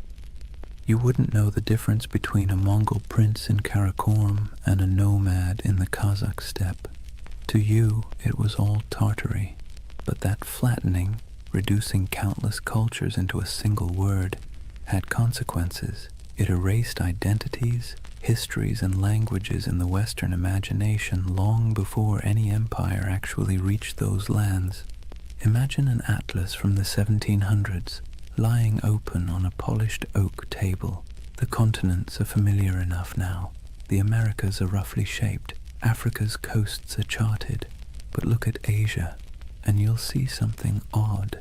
Above India and China stretches an ocean of blankness, punctuated only by the word Tartaria, scrawled in proud, swirling letters. No cities marked, no rivers traced, just emptiness. That emptiness became an invitation. Missionaries imagined lost Christian kingdoms hidden in those plains, descended from the mythical Prester John. Explorers fantasized about tribes of giants or entire cities of gold. Poets and philosophers romanticized the steppe as a land of freedom, wild, untamed, untouched by decadence. And over time, that fantasy hardened into pseudo-history. Tartary wasn't just a blank spot anymore, it was a world view. Even the word itself carried a sting. Derived from Tatar, it got twisted into Tartar, echoing the Greek Tartarus, the underworld. Early chroniclers saw the Mongols storm into Europe in the 13th century and thought, "Ah, yes, these must be the people from hell." The name stuck, and for centuries afterward, Tartar became synonymous with savagery, chaos, and apocalypse. When the Mongol Empire fractured and faded, the word didn't fade with it. It lingered. Europe kept calling the steppe Tartary, even as local empires rose and fell. The Golden Horde, the Timurids, the Kazakh Khanates. To the west, these nuances didn't matter. The name Tartary swallowed them whole. The irony. By the time Europe started mapping Tartary with any real accuracy in the 18th and 19th centuries, it had already become a relic. Russia had expanded eastward, swallowing Siberia province by province. Qing China had claimed the west, and yet the word persisted, echoing in atlases long after it had lost any real meaning. There's something almost poetic about that, how a word can outlive the thing it never actually described. And it's here that the modern myth of Tartaria quietly germinated. Because when those old maps resurfaced centuries later, digitized, color-corrected, and posted online, they seemed to show something uncanny. A vast empire covering half the world, cities we've never heard of. Borders that no modern historian could explain. To the curious eye, it looked less like a cartographic mistake and more like a cover-up. Why don't they teach this in school? People asked.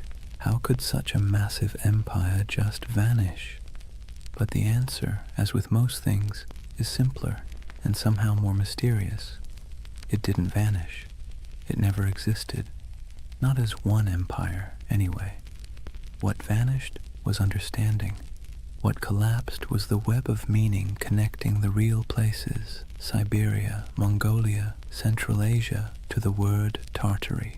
The West's misunderstanding created a ghost, and the modern age brought that ghost back to life. There's an eerie beauty in that, a reminder that myths don't die. They just wait for technology to resurrect them. When you look at one of those antique maps, ink faded to sepia, the parchment curled at the edges, you can almost feel the hum of it, not as evidence of a conspiracy, but as a fossil of imagination. Tartary wasn't a lie. It was a mirror. It reflected Europe's fears, desires, and limits. and like all mirrors, the longer you stare into it, the more it stares back. By the dawn of the 18th century, the old mystery of Tartary was about to meet its slow death, not in battle, not in flames, but in bureaucracy, in borders drawn, treaties signed, and maps updated by men who preferred paperwork to poetry. It wasn't an erasure in the way myths like to imagine. No secret cataclysm, no forbidden knowledge sealed away by shadowy elites. It was something quieter, more mundane, and somehow more tragic. Tartary was about to be swallowed, not by time, but by empire. Let's set the stage. The year is 1721. Peter the Great has just declared the Russian Empire. He's reformed the army, modernized the navy, shaved the beards off his nobles, and built a brand new capital, St. Petersburg, on a swamp that would one day gleam like a mirror of Europe itself. Russia, once the frontier of the old Tartarian wilderness, now saw itself as its conqueror. And conquest, as Peter understood, was as much about naming as it was about fighting. Where the maps once said Tartaria, Russia began writing Siberia, Yakutsk, Omsk, Irkutsk. The empty spaces of imagination were replaced with administrative precision, governors, garrisons, and census records. You can almost hear the scratching of quills replacing the crack of hooves across the steppe. This was empire by cartography. For centuries, Europe had peered east and seen a void. Russia filled it with coordinates. And just like that, the last breaths of Grand Tartary disappeared under layers of ink and decree. But here's the irony. While the West's maps were losing their mystery, the lands themselves were as unknowable as ever. Siberia wasn't tamed. It was endured. Frozen rivers, taiga forests, mountains that chewed up expeditions and spat them out as legends. To the empire, it was a treasure chest of resources, furs, minerals, and later oil. But to the people living there, it was home. The native tribes, the Evenki, Buryats, Yakuts, and dozens more, didn't think of themselves as Tartarians or Russians. They were simply themselves, and yet, in the tidy world of European cartographers, they became footnotes to someone else's empire. Take a moment to picture a Russian expedition in the mid-17th century, trudging through snow so bright it hurts to look at. The air burns the lungs, the dogs pant steam. A Cossack officer marks a new river on a map, proud that he's bringing civilization to the wilderness. But behind him, an old shaman watches silently, knowing that the land doesn't belong to anyone who needs to draw it to believe it's real.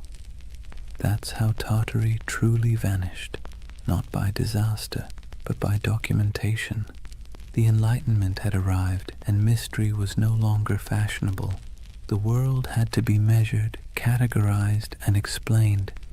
A single romantic name like Tartaria didn't fit into that neat little system. It was too vague, too mythic, too medieval. By the early 19th century, Tartary lingered only as a kind of ghost word on maps, an anachronism that survived in outdated atlases or in the minds of travelers who still preferred fantasy to geography. You might find Chinese Tartary scribbled across what is now Xinjiang, or independent Tartary hovering somewhere over Kazakhstan, but it was already fading, the ink almost apologetic. What had once stretched across half the known world was reduced to a linguistic relic, an old world word for a world that no longer existed. But this quiet death of Tartary created a strange paradox. By removing the name, the empires of the 18th and 19th centuries thought they were clarifying history. In truth, they erased a mystery so thoroughly that, centuries later, people would come looking for it again, because that's the thing about erasure, it always leaves an outline. In the modern age, when digital archaeologists started poring over antique maps, The rediscovery of Tartaria didn't feel like uncovering a lie. It felt like uncovering a secret. Here was proof, they thought, that something immense had once existed and been scrubbed from the record. The irony? They weren't wrong about the erasure. They were just wrong about what was erased. It wasn't a hidden utopia or an advanced global empire. What disappeared was ambiguity itself, the willingness to admit we didn't know everything. The 18th century push for rational order, scientific mapping, and imperial control smoothed the rough edges of the world, and in doing so, it flattened mystery into history. Let's be clear, the loss of Tartary wasn't a conspiracy. It was a side effect of certainty, and maybe that's why its ghost haunts us still, because deep down humans don't actually like a world that's too explained. We crave wonder, we miss the blank spaces, so when we see Tartaria glowing faintly on an old parchment, we don't just see a name, we see a question. A whisper from the past asking, "What did you forget?" The collapse of Tartary wasn't a fall. It was a fade-out, a slow dimming of a word that once carried the vastness of the unknown, and the quieter it got, the louder the myth became. By the time Russia completed its imperial expansion across Asia, by the time the British, French, and Qing empires carved their pieces of the East, Tartary had been buried not under mud, but under maps. And centuries later, when people began brushing that dust away, what they found wasn't evidence of a lost civilization. It was evidence of our collective imagination still alive and searching. That is the strange beauty of this myth. Tartaria may never have been real in the way empires are real, but its death, its quiet bureaucratic burial, feels as monumental as any fall of Rome, because sometimes the end of mystery is its own kind of catastrophe. Chapter 3. The Great Erasure. Lost knowledge, world fairs, and the architecture of amnesia. Take a deep breath. We're leaving behind the dust of the steppe and stepping into marble, into the gaslit glow of the 19th century, because this is where the story of Tartaria is reborn. Not in Siberia, not on the maps, but in the imagination. Picture it. The year is 1893. The World's Columbian Exposition in Chicago. 200 white buildings rise like mirages along the lake, glowing in electric light. Domes, arches, columns, architecture so grand that people literally wept when they saw it. It looked ancient, impossible, like something from a forgotten golden age resurrected overnight. And here's the kicker. It was built overnight. A team of architects and laborers had thrown up that entire city in less than 2 years. They called it the White City. To the public, it was a triumph of modernity, but to later eyes it looked suspiciously like something else. Massive domed palaces, ornate fountains, obelisks, colonnades stretching into mist. It looked ancient, yes, but not Greek, not Roman. It looked out of time. Now fast forward a century. A man sitting at his computer zooms in on old photos of the fair. He pauses. He notices something strange. The buildings look far too advanced for their time, he thinks. Too perfect, too grand. And then he finds something even stranger. After the fair ended, almost every single building was demolished, burned, scrapped, gone. And that's how a new kind of myth was born. The idea that maybe, just maybe, these temporary structures weren't built at all, at least not by us. Maybe they were rediscovered, remnants of an older, erased civilization. A civilization called Tartaria. Let's be clear, the buildings were real. We have blueprints, records, payrolls, receipts for every brick. But the feeling, the awe they inspired, the eerie way they appeared and vanished, felt mythic. It tapped into something ancient in the human psyche. our suspicion that we've forgotten something big. And once that suspicion took root, it spread. Soon people began noticing Tartarian architecture everywhere. Those impossible domes in St. Petersburg, the Capitol building in Washington, the palace-like train stations of Paris, even the city halls of small American towns. Weren't they all too ornate, too advanced for their supposed era? The theory blossomed like ivy over ruins that maybe the 1800s weren't a time of invention, but of cover-up, that there had been a worldwide reset, a mud flood, a cataclysm that wiped out the old civilization and left humanity to rebuild amid the ruins. The world's fairs, in this view, weren't celebrations of modern progress at all. They were redecorations, a way to reintroduce a repurposed world, scrubbed clean of its true history. The fairs, the grand expos, were merely the unveiling ceremonies of a planet repainted. Now this is where skepticism and wonder collide, because if you look at those photos, you can feel it. The eerie stillness of early photography only adds to the illusion. Long exposures make crowds disappear. The buildings stand pristine, gleaming, deserted, as if waiting for a civilization that never returned. It's beautiful and unsettling and hypnotic.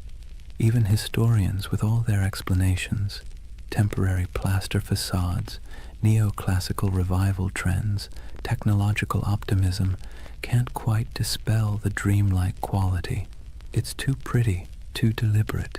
It feels like memory, not progress. And that's what makes the Tartaria myth so powerful. It didn't come from ignorance. It came from longing. Because by the 19th century, humanity had built machines that could fly, factories that could blot out the sun, and cities that swallowed nature whole.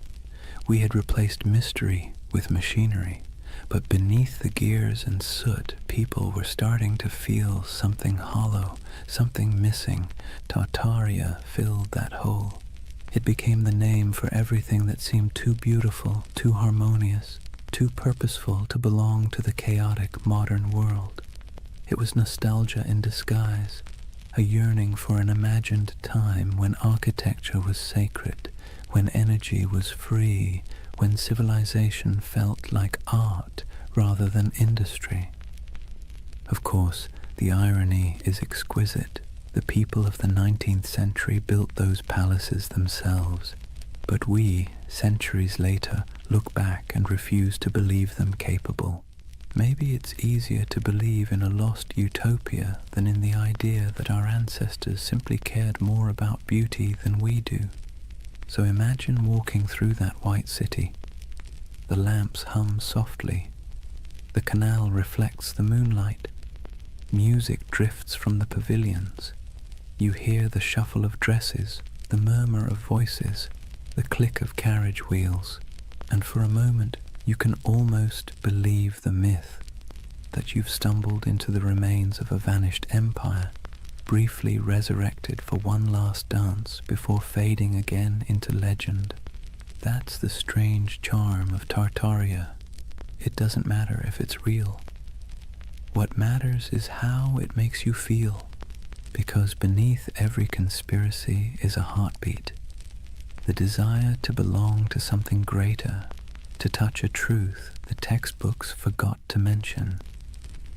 And so, through the flickering gaslights of the 19th century, the dream of Tartaria returned, not in stone, but in spirit, not as an empire rediscovered, but as a memory resurrected.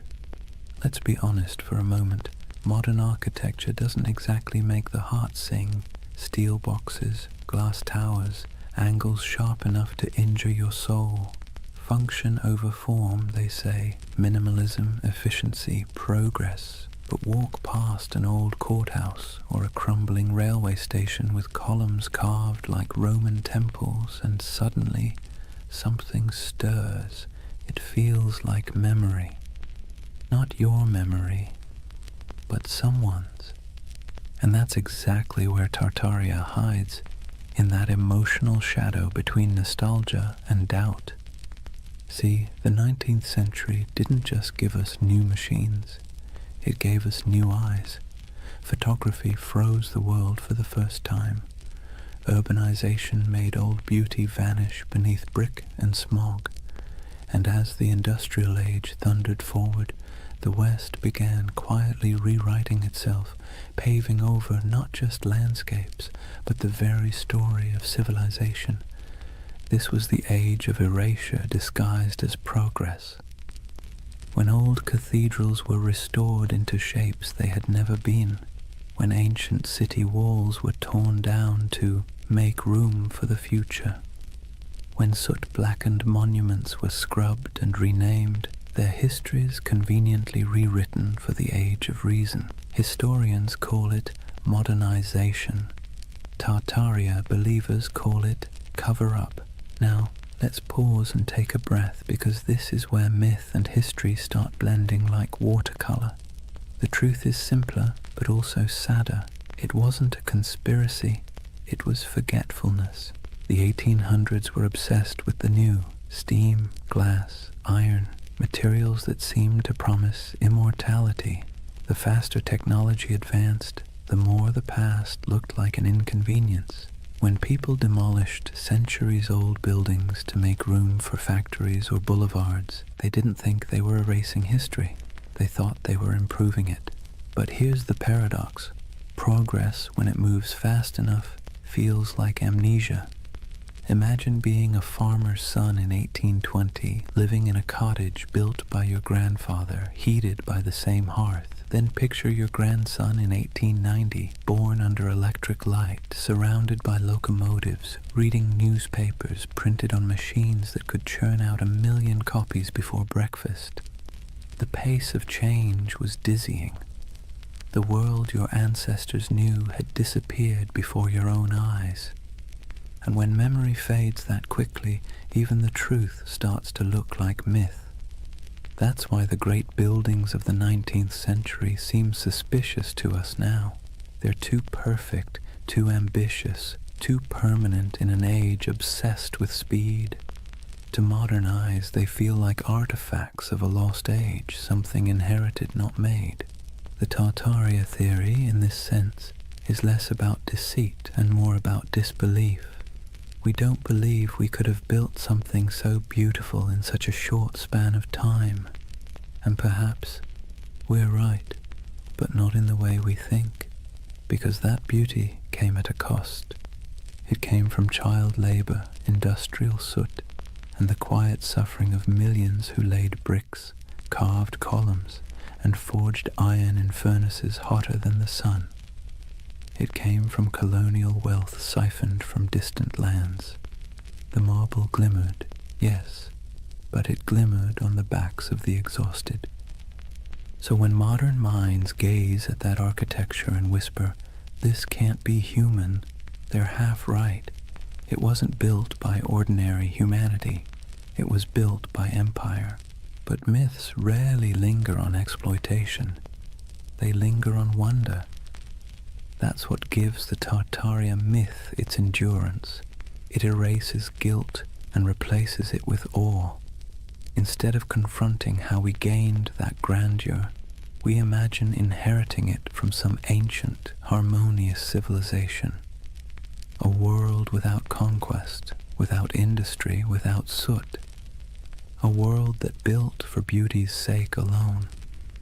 That's the secret comfort of believing in Tartaria. It allows us to dream of innocence without the blood, to long for sophistication without the cost. And it's not entirely foolish, because beauty is suspicious in the modern world. Think about it. When was the last time a new building made you stop and gasp? When was the last time a city skyline felt like poetry instead of spreadsheet logic? We live in an age that worships utility and scoffs at ornament. So when people look at those domed cathedrals, those train stations like palaces, those impossible star forts etched into the earth, they don't just see architecture, they see meaning, they see intention. And maybe that's what we've lost, the sense that building could be an act of reverence. The Tartarian lens turns architecture into scripture.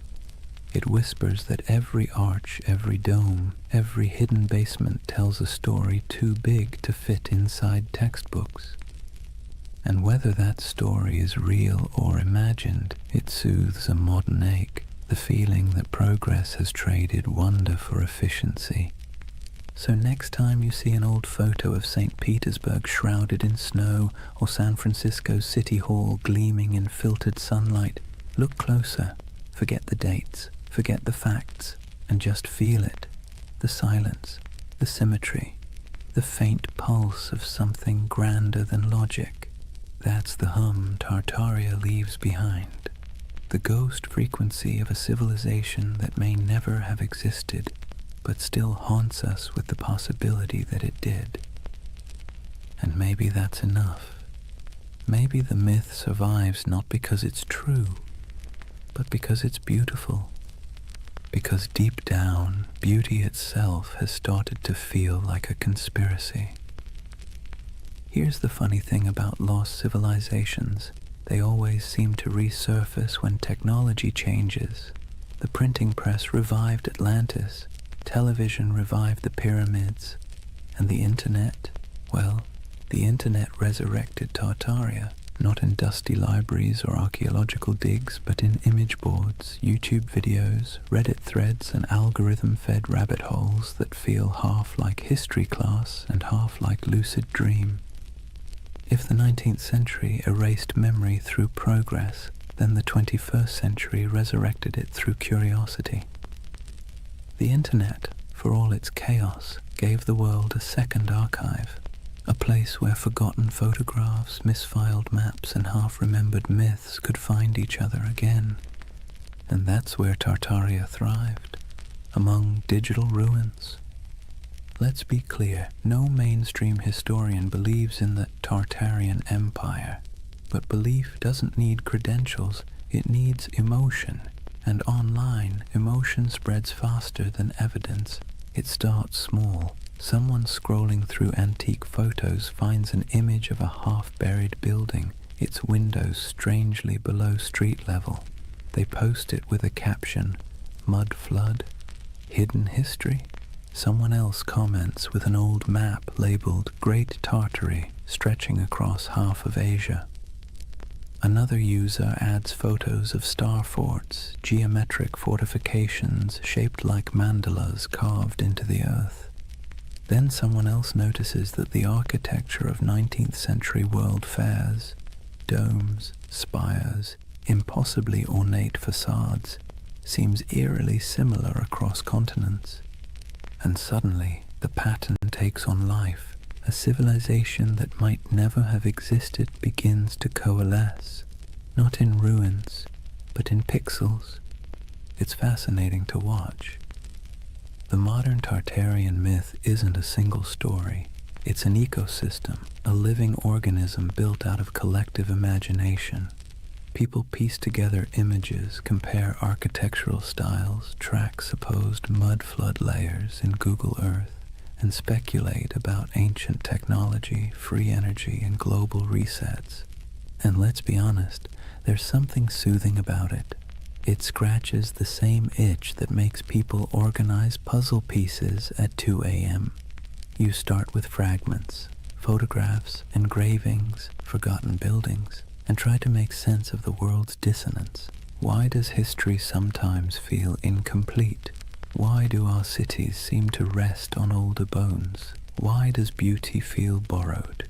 The Tartaria theory online isn't just conspiracy, it's therapy for disillusionment. See, we live in an age drowning in data, but starving for coherence. Billions of facts, timelines, and explanations float around like loose screws.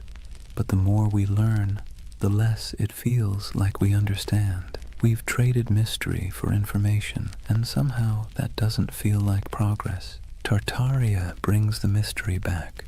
Scroll through its digital cathedrals, YouTube thumbnails of glowing domes and forgotten maps, and you'll see that what people crave isn't deception, it's wonder. the feeling that history still holds secrets, that maybe we haven't already found every answer, that maybe, just maybe, there's still magic left under the mud. And the internet, for all its cynicism, feeds that craving beautifully. Where old historians dismissed oddities as coincidences, the online world stitches them together with creativity. Star forts become energy hubs, domes become ancient power stations, mud floods become symbolic of global resets, metaphors for forgotten knowledge buried under modern noise. It's easy to laugh, but maybe we shouldn't, because behind every pixelated claim is something deeply human, the refusal to accept a world without mystery. The same impulse that made explorers sail off the map now makes people scroll through archives at 3 a.m, chasing the ghost of a civilization that never left a skeleton behind. And there's something else, an aesthetic truth. Look at those old photos, the sepia skies, the faint haze, the impossible scale of those buildings. They feel dreamlike, like glimpses from another timeline where humanity built for eternity instead of quarterly profits. When people online say, "This architecture is too perfect to be from our timeline," what they're really saying is, "This feels like a dream I half remember." And that's what Tartaria has become, a collective dream stitched together from the past's photographs and the future's loneliness. Of course, the irony is delicious. The very technology that gave us infinite knowledge also gave us infinite uncertainty. The more we digitized our history, the more unreal it began to look. Old black and white photos uploaded at high resolution don't make history clearer. They make it stranger. The lighting, the shadows, the absence of movement, it all feels frozen, ghostly, like the world before electricity was somehow more alive. So when you see someone online connecting old city photos and whispering Tartaria, what you're witnessing isn't delusion, it's longing, a search for coherence, for the feeling that history isn't just progress and decay, but a cycle of remembering and forgetting. And isn't that what all civilizations do? They rise, they crumble, and then they return in imagination. Rome, Atlantis, Lemuria, Tartaria, each one a mirror reflecting not the past, but our hunger to belong to something grander than the present. In that sense, the internet didn't invent Tartaria, it simply gave it a voice, a new empire of whispers sprawling across servers and screens, where myths are immortal and disbelief is optional. Scroll long enough and you'll start to see why people stay. The posts feel soothingly repetitive. Arches, domes, star forts, mud floods, each image a little lullaby of lost grandeur. A bedtime story told by algorithms instead of grandfather. So maybe Tartaria isn't a place at all. Maybe it's what happens when memory and imagination meet in the glow of a computer screen. Half fact, half wish. The myth doesn't just say, "Look what we've lost." It says, "Look what we still want to believe." And that, perhaps, is the most human story of all. Let's pause for a moment, take a slow breath, and think about why people believe in things like Tartaria. Not in the mocking way you see on forums or documentaries, but really think about it. Why does the idea of a lost civilization hidden under our cities feel comforting? It's not stupidity, it's not gullibility, it's yearning. Humans, for all our cleverness, are wired for mystery. We're pattern-seeking animals, tracing meaning in the stars, in tea leaves, in the cracks of old maps. The unknown makes us restless, the known makes us bored, and between the two we spin myths that make life feel a little more meaningful. Tartaria lives in that space. It's not really about mud floods or star forts. It's about the suspicion, deep down, that the world we've been handed is incomplete, that someone, somewhere, has hidden something important, that maybe history isn't a straight line of progress, but a looping dream where civilizations rise, fall, and are forgotten not by accident, but by design. And honestly, that's not such a crazy thought. Think about how much of history you've forgotten personally. Think of everything humanity has lost to fire, war, vanity, or neglect. Libraries burned, languages erased, empires swallowed by desert and jungle. The dark ages weren't dark because nothing happened. They're dark because the light of memory didn't reach that far. So when someone looks at an ornate 19th century building and says, "I don't think we built that," they're not rejecting history. They're mourning it. They're mourning a world that seems to have misplaced its wonder. Let's be clear, modern life doesn't give us much mystery anymore. We have answers for everything, or at least the illusion of them. You can type any question into a search bar and get a dozen replies in seconds. But that convenience has a side effect. It kills the thrill of not knowing. And mystery, as it turns out, is essential to the human spirit. Without it, the world feels flat. That's where conspiracies slip in. They fill the void left by lost awe.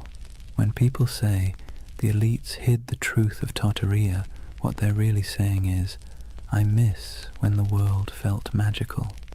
It's an emotional rebellion against boredom, a soft protest against a sterile universe made of facts but lacking enchantment.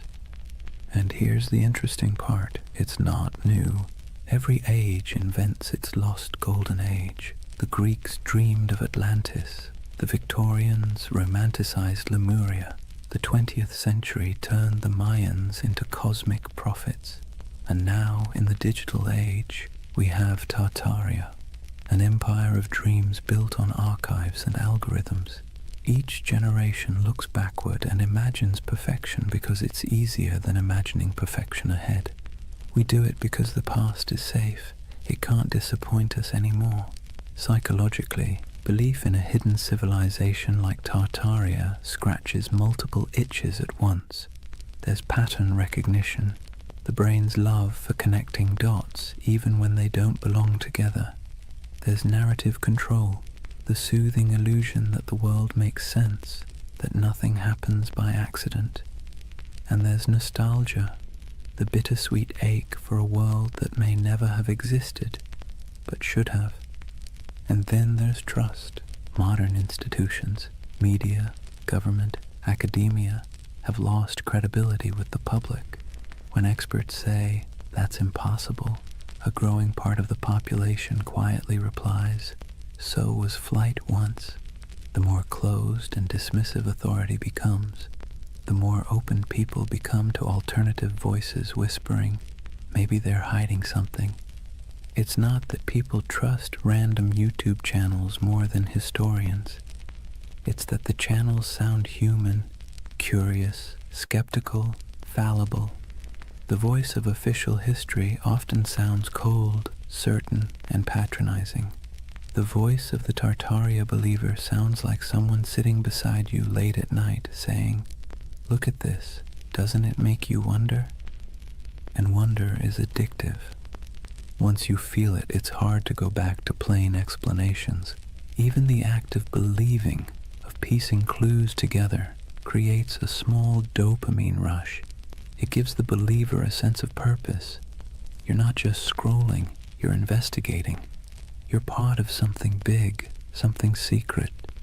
It's empowering in a world that makes most people feel small and powerless. So the Tartarian myth becomes more than a theory. It becomes a community, a shared dream. People trade discoveries, maps, and theories not because they're delusional, but because it feels good to search together. The hunt becomes the reward. And in that sense, Tartaria isn't a symptom of ignorance. It's a symptom of loneliness. Think about it. The more connected we are online, the less connected we feel in real life. Cities are crowded but isolating. News is constant but disorienting. Our modern world gives us everything except belonging. And so, people build belonging out of mystery. Believing in a hidden past means believing in meaning itself, that we're not just floating through chaos, that someone somewhere once built something extraordinary, and maybe we can again. That's not conspiracy. That's hope in disguise. Of course, hope can be dangerous when it turns to dogma, when questioning becomes obsession, when imagination becomes paranoia. That's when the myth begins to rot, when every gap in knowledge becomes a plot, and every historian becomes an enemy. That's when wonder collapses into fear. But before that point, before the cynicism sets in, there's something oddly beautiful about it. People standing in awe before old cathedrals and asking, how did they do it? People digging through archives at midnight, convinced that history still has secrets. It's easy to mock that. Harder to admit that it's the same impulse that built science, art, and philosophy in the first place. Curiosity is the ember. Myth is just the smoke. So the Tartarian believers, in a strange way, are modern heirs to the ancient dreamers, the ones who stared at the stars and saw gods, the ones who saw order in chaos. They're not historians, but they are human. They want the past to matter. They want the present to make sense.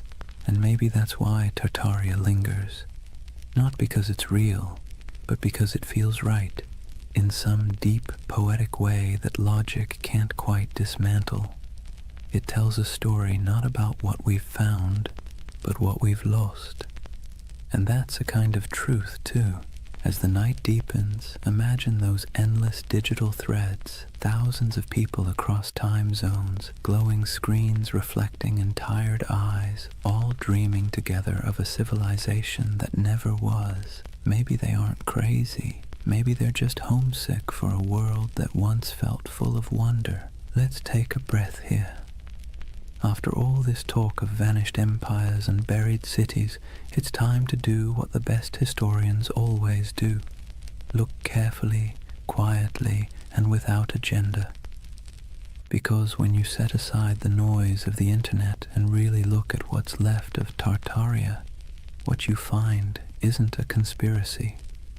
It's something far more human, and somehow even more fascinating. The term Tartary was not a secret code name for a lost empire. It was a geographic placeholder, a cartographer's shrug. For centuries, Europeans simply didn't know what lay beyond the Ural Mountains or deep in the Siberian steppe. So they wrote Tartaria, like writing "Here be dragons," a kind of verbal fog to fill the blanks. The maps weren't evidence of an empire erased. They were evidence of ignorance being slowly replaced by exploration. And those grand old buildings, the ones people point to as proof of impossible architecture, they're very possible. Magnificent, yes. Impossible, no. The ornate city halls, cathedrals, and palaces of the 19th century weren't built by some forgotten super-civilization. They were built by humans with chisels, scaffolds, and a near-religious obsession with grandeur. The 1800s were a century drunk on ambition. Industrialization made iron, glass, and concrete cheaper than ever. Colonization and global trade poured wealth into Europe's cities. Architects looked backward to Greece, Rome, Byzantium, and Egypt, and then combined everything like over-enthusiastic chefs. The result was the neoclassical explosion, domes, columns, and marble facades that looked ancient but were brand new. That's why so many people mistake them for relics, because they were designed to look timeless. They were Rome in steel corsets, deliberate nostalgia built in brick and plaster. The world's fairs that fuel so many Tartarian videos, they were real, yes, and they really did look astonishing. Whole temporary cities of palaces, fountains, and gleaming towers that appeared overnight and vanished just as quickly. But they weren't cover-ups. They were theatre. They were the 19th century showing off. Most of those buildings were plaster over wood, not marble. They were meant to impress, not endure. When the fair ended, the facades were torn down or burned, leaving only photographs that today look eerily like the ruins of a forgotten world. No secret empire, just show business. And those famous mud flood buildings with their half-buried windows, they too have ordinary explanations. Cities sink, streets rise, over centuries as populations grow and roads are repaved. Layers of soil and stone accumulate. Old ground floors become basements. It's not mystery, it's maintenance. Yet it's easy to see why the illusion caught fire. Because even the real explanations, erosion, engineering, economics, are, in their own way, beautiful. The world doesn't need hidden magic to be miraculous. Consider this. The same roads once labeled Tartarian carried traders, nomads, poets, and conquerors across continents. Cultures met, clashed, and blended until identities blurred. What Europe called Tartary was not one empire but a kaleidoscope of peoples, Turkic, Mongol, Persian, Russian, Chinese, each with their own stories, languages, and gods. Out of their collisions came ideas, inventions, and art that shaped the world we still live in. The myth says Tartaria was erased. The truth is that it was never singular to begin with. It was many, and that's why it's hard to pin down. The steppe doesn't lend itself to borders. Empires there were fluid, waves of power that rolled across the grasslands and receded again. The Scythians, the Huns, the Mongols, the Khazars, they all rose, ruled, and vanished, leaving behind only fragments. To an outsider, that flux looked like a void. To those who lived it, it was life itself. And maybe that's where the misunderstanding lies. Western history loves walls and dates, beginnings, endings, dynasties. The steppe doesn't play by those rules. Its empires were seasonal, migratory, woven into the land and wind. If you expect pyramids, you miss the poetry. So no, there was no single global Tartarian empire, but there was a vast interconnected world of trade, culture, and movement that stretched from Europe to China long before globalization had a name. The Silk Road wasn't just silk, it was the internet of its day, transmitting not data but ideas. Buddhism, astronomy, metalwork, medicine all passed through those dusty caravans. The real miracle isn't that something was erased, it's that so much survived, and yet debunking doesn't have to mean disappointment. If anything, it should make the world feel richer, because the truth is not dull, it's layered. The mud flood isn't proof of deception, it's proof of time. The ornate buildings aren't relics of a forgotten empire, they're monuments to human excess. The missing maps aren't evidence of suppression, they're artifacts of discovery. And here's the quiet irony. Even the myth itself is part of history now. The videos, the forums, the believers, they've become a digital folklore, our century's way of myth-making. Future historians might study us and say, they dreamed of Tartaria because they were tired of concrete. Maybe that's what keeps the story alive. Not deceit, but desire.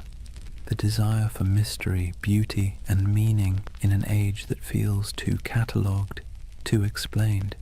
Tartaria is less a conspiracy than a collective poem, one line written in frustration, another in wonder. And perhaps that's how we should leave it, gently. The myth and the truth coexisting like twin shadows cast by the same fire. The factual story of history's shifting frontiers and the emotional story of humanity's hunger for lost splendor. So the next time you pass an old building with buried windows or stumble across an antique map marked Tartary, don't roll your eyes. And don't fall into the rabbit hole either. Just pause, look, feel the weight of centuries pressing quietly under your feet. Real or imagined, every layer of that soil carries a story. Because whether it's called Rome, Babylon, Atlantis, or Tartaria, the dream of forgotten empires never really fades. It just changes shape, waiting for someone new to wonder. Chapter 4. The Eternal City. Why We Dream of Lost Civilizations. Take a moment, close your eyes, and imagine you're standing in the ruins of a city that never existed. The stones are warm beneath your feet. The air hums faintly with the echo of 1,000 unrecorded stories, and the wind brushes against carved columns whose builders' names were never written down.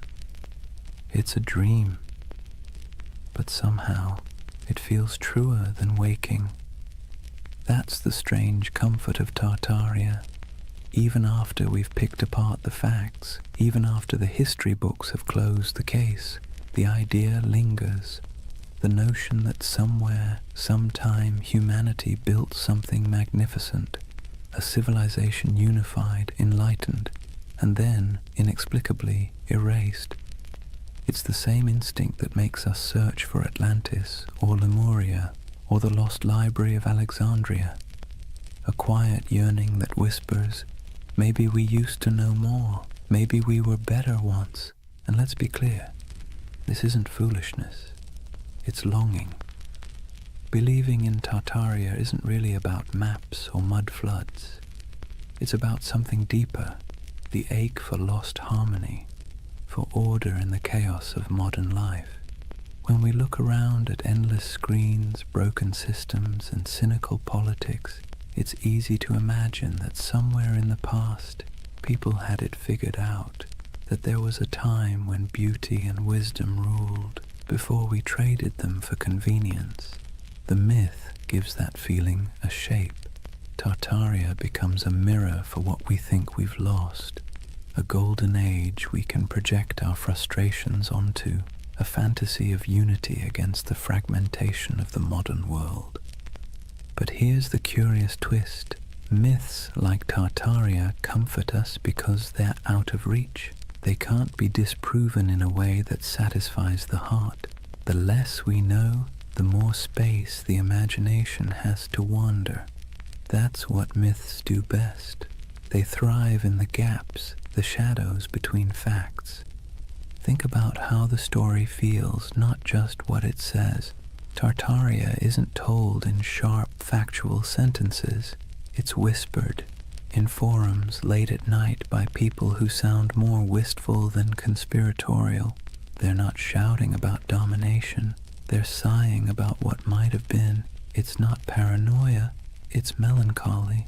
The same kind of melancholy you feel walking through an abandoned building, seeing beauty and decay folded together. There's a paradox at the heart of this comfort. We know modern life is more advanced than any age before it, yet it rarely feels that way. We have the internet, medicine, spaceflight, instant communication, but we also have loneliness, burnout, and an undercurrent of loss. The myth of a vanished civilization fills that emotional void. It says, you're right to feel that something's missing. It's like nostalgia for a memory we never had, and in that sense, Tartaria isn't about the past at all. It's about the present, about how alien our own world can feel. The skyscrapers of glass and steel, the humming servers, the sterile symmetry of cities built for efficiency rather than awe. No wonder people scroll through photos of old domes, arches, and impossible cathedrals and feel something stir. Those buildings look like they remember something we've forgotten, so we call it Tartaria. We give the feeling a name. It's easier to believe there was once an age of grace that was stolen than to accept that beauty is fragile, and we let it slip away ourselves. But this comfort isn't all illusion. The belief itself reveals something profound about us. Humans are meaning-seeking creatures. When the world feels senseless, we create patterns to make it make sense. We weave stories over the noise, and in those stories, we find calm. Myths are our way of telling ourselves that the universe still has order, even if it's hidden. That's why so many people find peace in the idea of a lost civilization. It implies that knowledge, beauty, and balance aren't gone forever, just misplaced. It turns chaos into a temporary condition. And maybe that's why Tartaria caught fire in the digital age. The internet is chaos incarnate, 1,000 overlapping timelines, all screaming for attention. In that noise, the myth feels like a lullaby. It slows everything down. It says, once there was harmony. Once the world was whole. Now, whether that's true or not almost doesn't matter. What matters is the feeling it evokes, the quiet pull toward something larger, wiser, softer than the present. The myth becomes a kind of spiritual balm for an age that measures everything but meaning. Imagine yourself late at night, scrolling through photos of ornate ruins, strange domes, or cities half buried in snow. You feel that twinge, that recognition without memory. The beauty is haunting, not because it hides a secret empire, but because it reminds you that time erases, and yet somehow we still search for permanence. That search, that ache, is what keeps myths alive. They aren't about fooling ourselves. They're about coping, finding wonder again in a world that's forgotten how to dream. And maybe that's the greatest comfort of all. Tartaria might not have existed on a map, but it exists in us, in that quiet place between curiosity and longing, where we still hope that something grand and good once stood before the mud, before the noise, before the forgetting. If you really want to understand why Tartaria has captured so many imaginations, you have to stop asking what it was, and start asking what it means. Because myths, like mirrors, don't just reflect the world, they reflect us. When people talk about Tartaria, they're not just discussing lost cities or forgotten empires. They're projecting themselves, their hopes, their doubts, their nostalgia, onto a blank canvas of the past. Tartaria becomes less of a place and more of a personality test for civilization. Think about it. To some, Tartaria represents a golden age of harmony and beauty, proof that humanity once lived in balance with nature and technology. To others, it's evidence of corruption and suppression, a story of truth hidden by elites and rewritten by victors. The same myth, two completely different reflections. It tells you less about history and more about what people want from it. And maybe that's the point. Tartaria isn't history. It's a Rorschach test for modern anxiety. We look into its cloudy waters and see what we most long for, or most fear. Let's be clear, myths don't survive because they're accurate. They survive because they're useful. They give shape to feelings that don't fit neatly into textbooks. They're how we process the gap between the world we have and the one we wish we had. The idea of a lost, enlightened civilization comforts us precisely because it suggests that the world wasn't always this complicated. That maybe, somewhere back in time, people figured out the balance between science and spirituality, between art and function, between progress and peace. And if they could, maybe we can again. That's why you'll notice something poetic in the way Tartaria believers talk. It's not just data or dates, it's reverence. They speak of architecture the way others speak of cathedrals. They trace maps like pilgrimages. They aren't just arguing for history. They're mourning for something sacred. You can see it in the fascination with architecture, the domes, arches, spires, and towers that dot the myth. These buildings feel alive, don't they? Too beautiful to be merely functional, too symmetrical to be accidental. When people say, "There's no way we could build this today," what they're really saying is, we don't build like this anymore. We don't fill our world with beauty unless it serves a profit. The myth becomes a critique of our own era, disguised as nostalgia for another. Tartaria, then, is the mirror we hold up to our own cultural amnesia. We scroll through pictures of palaces and fairgrounds, domes and star forts, and we whisper, "How did we forget to dream like this?" The myth reflects not a lost empire, but a lost aesthetic soul. There's something almost therapeutic about that reflection. Myths like Tartaria allow us to grieve, not for people we've lost, but for possibilities. They let us feel that our yearning for meaning isn't crazy, that maybe it used to exist, that maybe someone, somewhere, built a world that made sense, and maybe that's why Tartaria feels more mystical than menacing. Most conspiracy theories isolate people, make them suspicious of the world. Tartaria, strangely, connects them. It invites wonder instead of fear. It suggests that the past might still hold beauty waiting to be rediscovered. But reflection cuts both ways. Myths also reveal our blind spots. When people claim that all grand architecture must have come from a lost civilization, they sometimes overlook the real genius of the humans who built it. The artisans, masons, and engineers who left their fingerprints in stone. The myth honors beauty, but erases the hands that created it. It's a paradox. In searching for greatness, we forget the greatness already recorded, and maybe that's the truest mirror of all. We live in an age obsessed with rediscovery, yet blind to what's in plain sight.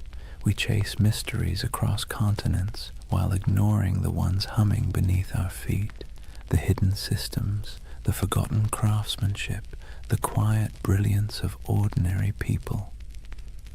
Tartaria, then, tells us something we don't often admit, that we don't fully trust our own civilization. We sense that something's off, something hollow beneath all the progress. So, we project our doubt backward into the comforting distance of myth. In the reflection of Tartaria, we see ourselves, advanced yet uneasy, connected yet lonely, powerful yet perpetually nostalgic. It's less about whether an empire was erased, and more about whether we've erased our ability to feel awe. Maybe that's why the myth persists.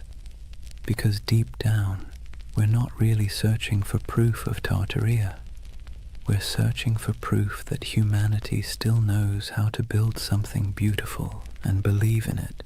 And if myths are mirrors, then maybe looking at Tartaria long enough isn't about finding truth in the past, but rediscovering it in the present, in the domes still standing, the dreams still lingering, the stories we keep retelling because they make us feel a little less small. So the next time someone mentions the lost empire, don't argue, just listen, because behind every myth is a whisper of what we wish were real. And sometimes that wish tells you everything you need to know about the people dreaming it. Every empire, no matter how radiant, tells the same quiet story, one of ascent, arrogance, and entropy. Rome, Egypt, the Maya, the Mongols, the British, the Ottomans, and if you believe the whispers, Tartaria. The names change, the rhythm doesn't. Civilizations are like tides. They rise with clarity, crest with confidence, and recede with denial. It's not failure, it's physics. Even stars burn out, and they're made of far sturdier stuff than marble or pride. So maybe that's why Tartaria lingers in our collective imagination, because it fits the pattern too well. A lost empire swallowed by time, a forgotten people erased by cataclysm, a name that once filled maps and now feels like a ghost. It's familiar, almost comforting in its tragedy. Let's be clear though, No empire believes it's the one that's going to fall. Every generation thinks it's special, unique, immune to collapse because it has better technology, more data, smarter systems. But arrogance, like gravity, pulls everything back to Earth. If Tartaria existed, if even a fragment of the legend were real, its disappearance would have followed the same script as every empire's twilight. The small cracks first, corruption, complacency, overreach, then the slow decay disguised as progress, and finally the quiet moment when the last flame flickers out and the world simply moves on. You can almost imagine it, the final days of a grand civilization, not with war or fire, but with exhaustion, merchants still trading, scholars still writing, architects still sketching impossible domes for clients who will never pay. The end doesn't always come with thunder. Sometimes it's a sigh.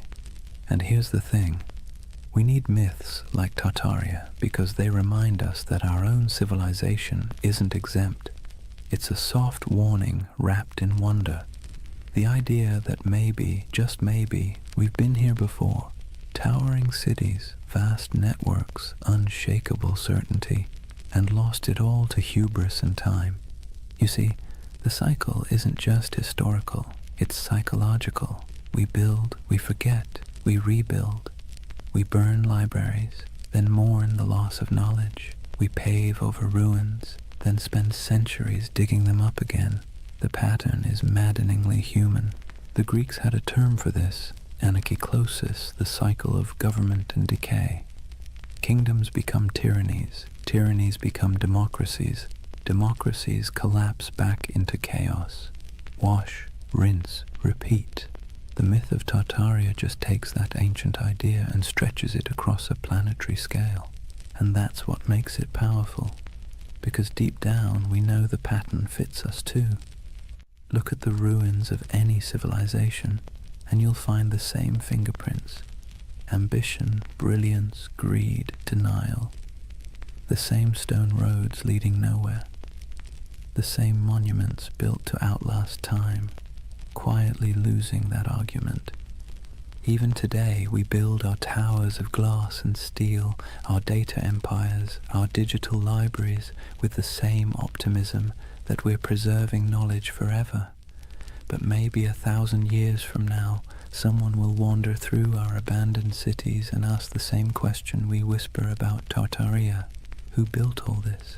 Maybe that's why we're drawn to stories of collapse told in soft voices, because they allow us to grieve for what's inevitable before it happens.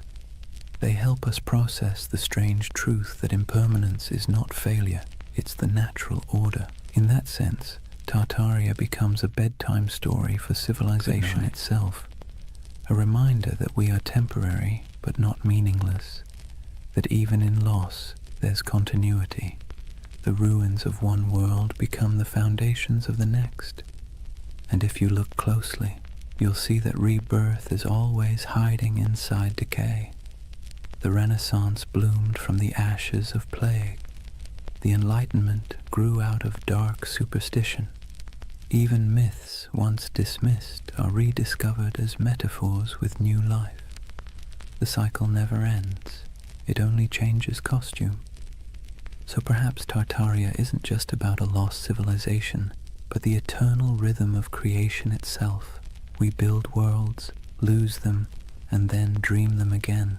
Every myth, every ruin, every archive is a heartbeat in that endless pulse. Imagine standing at the edge of some forgotten city, moss creeping over marble, wind sighing through hollow windows, and realizing that this place once thought it was eternal too, that people once stood here, confident that their children's children would never forget their names. But the earth has other plans, and yet the beauty is in the persistence. Even in silence the stones whisper. Even when names fade, the patterns remain. Every fallen empire becomes a lesson written in dust, and every myth like Tartaria is the echo of that lesson, trying to reach us before we make the same mistake. History doesn't repeat exactly, but it rhymes in hauntingly familiar cadences.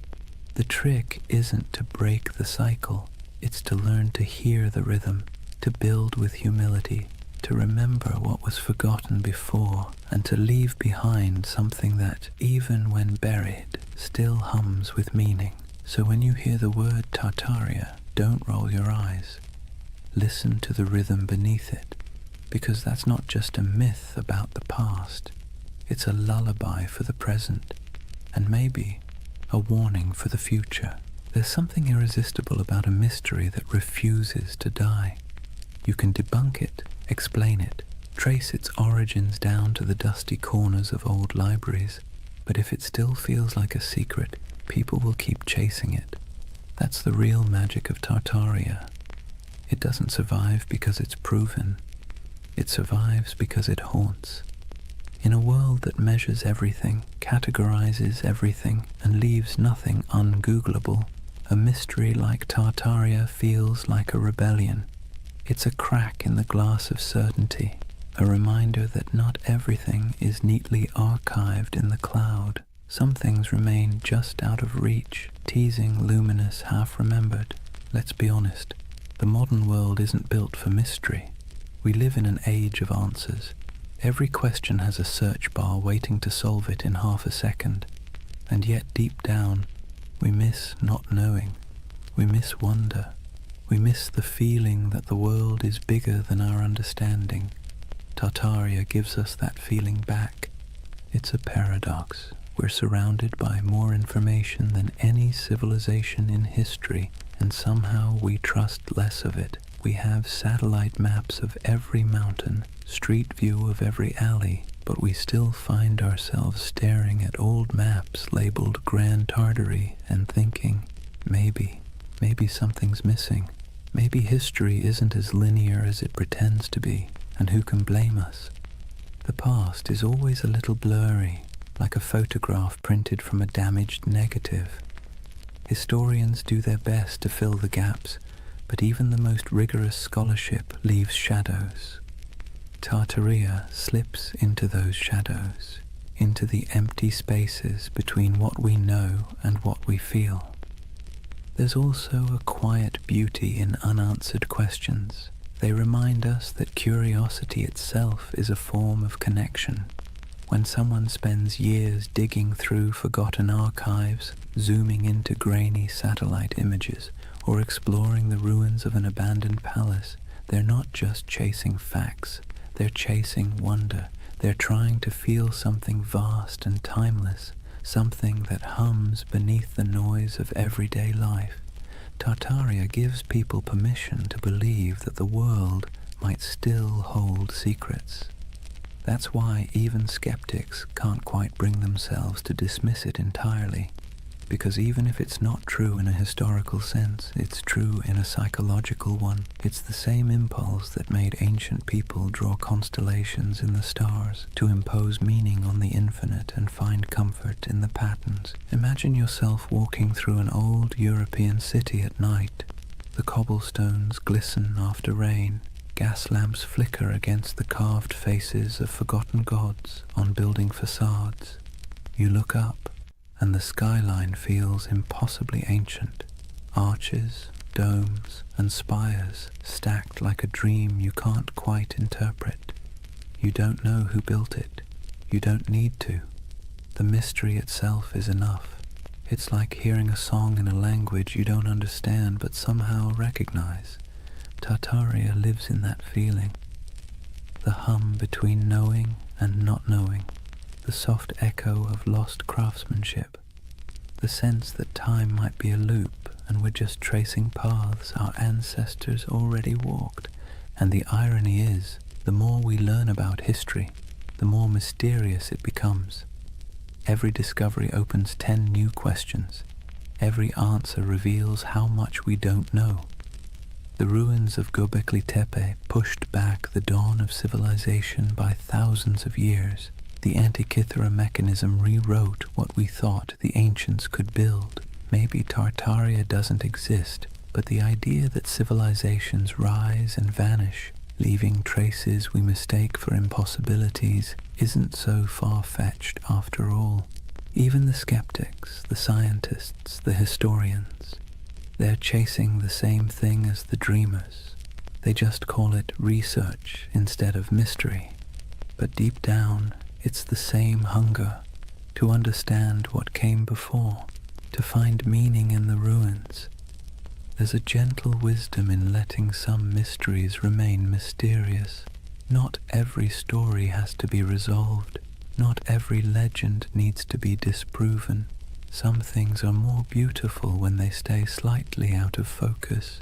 Tartaria belongs to that realm, the twilight between history and imagination.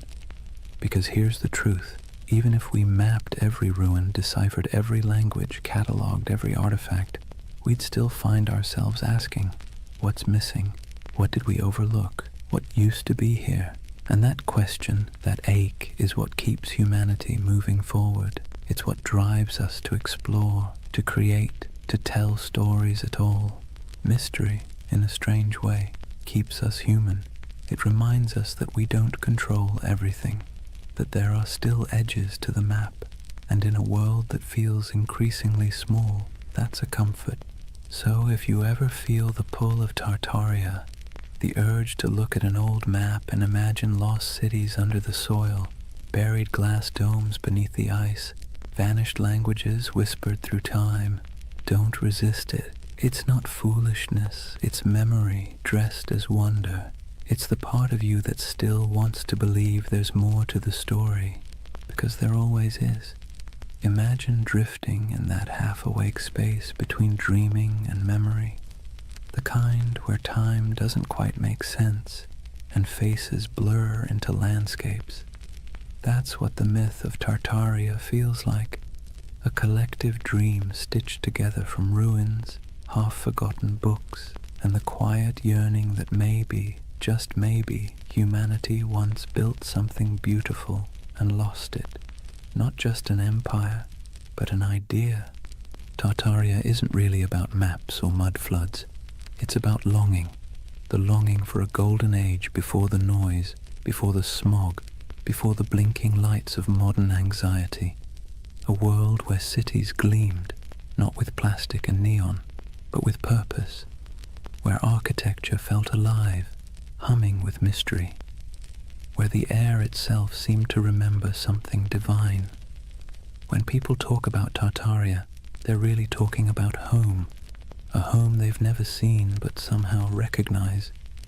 It's tempting, isn't it, to imagine that once there was a civilization so advanced it left behind the blueprints of paradise, smooth white marble gleaming under perpetual sunlight, towers spiraling toward the heavens, not in arrogance but in harmony, streets where water flowed instead of traffic, and knowledge wasn't locked in institutions but breathed like air. The myth whispers that maybe humanity peaked, fell, and forgot, and maybe we're just children trying to remember the lullaby our ancestors sang before the storm. Let's be clear though, Tartaria, as the internet tells it, probably didn't exist, but the feeling of it does. That's what matters. Because myths are just dreams that cultures refuse to wake up from. They serve a purpose, especially in times like ours, when everything feels impermanent, synthetic, and accelerated. Tartaria slows the world down. It reminds us of the beauty of mystery, craftsmanship, and the sense that not everything has to be profit or progress. There's a kind of poetic justice in the way this myth took shape online, in the strangest corners of the internet. A digital ghost story for the digital age. Scroll long enough through photos of ornate buildings with impossible domes and buried windows, and you'll feel it too, that little flicker of awe. Even if your rational mind rolls its eyes, your imagination leans in. What if, it whispers, what if this really was part of something greater? The myth resonates because we're surrounded by ruins and don't realize it. The old train stations, the opera houses, the abandoned civic buildings with ceilings painted like cathedrals, they still stand, silent and out of place. They belong to an age that believed in permanence, in beauty as a civic duty, and compared to that, our world of glass and rectangles feels hollow. Tartaria becomes a name we give that feeling, the ache for artistry, for meaning carved in stone.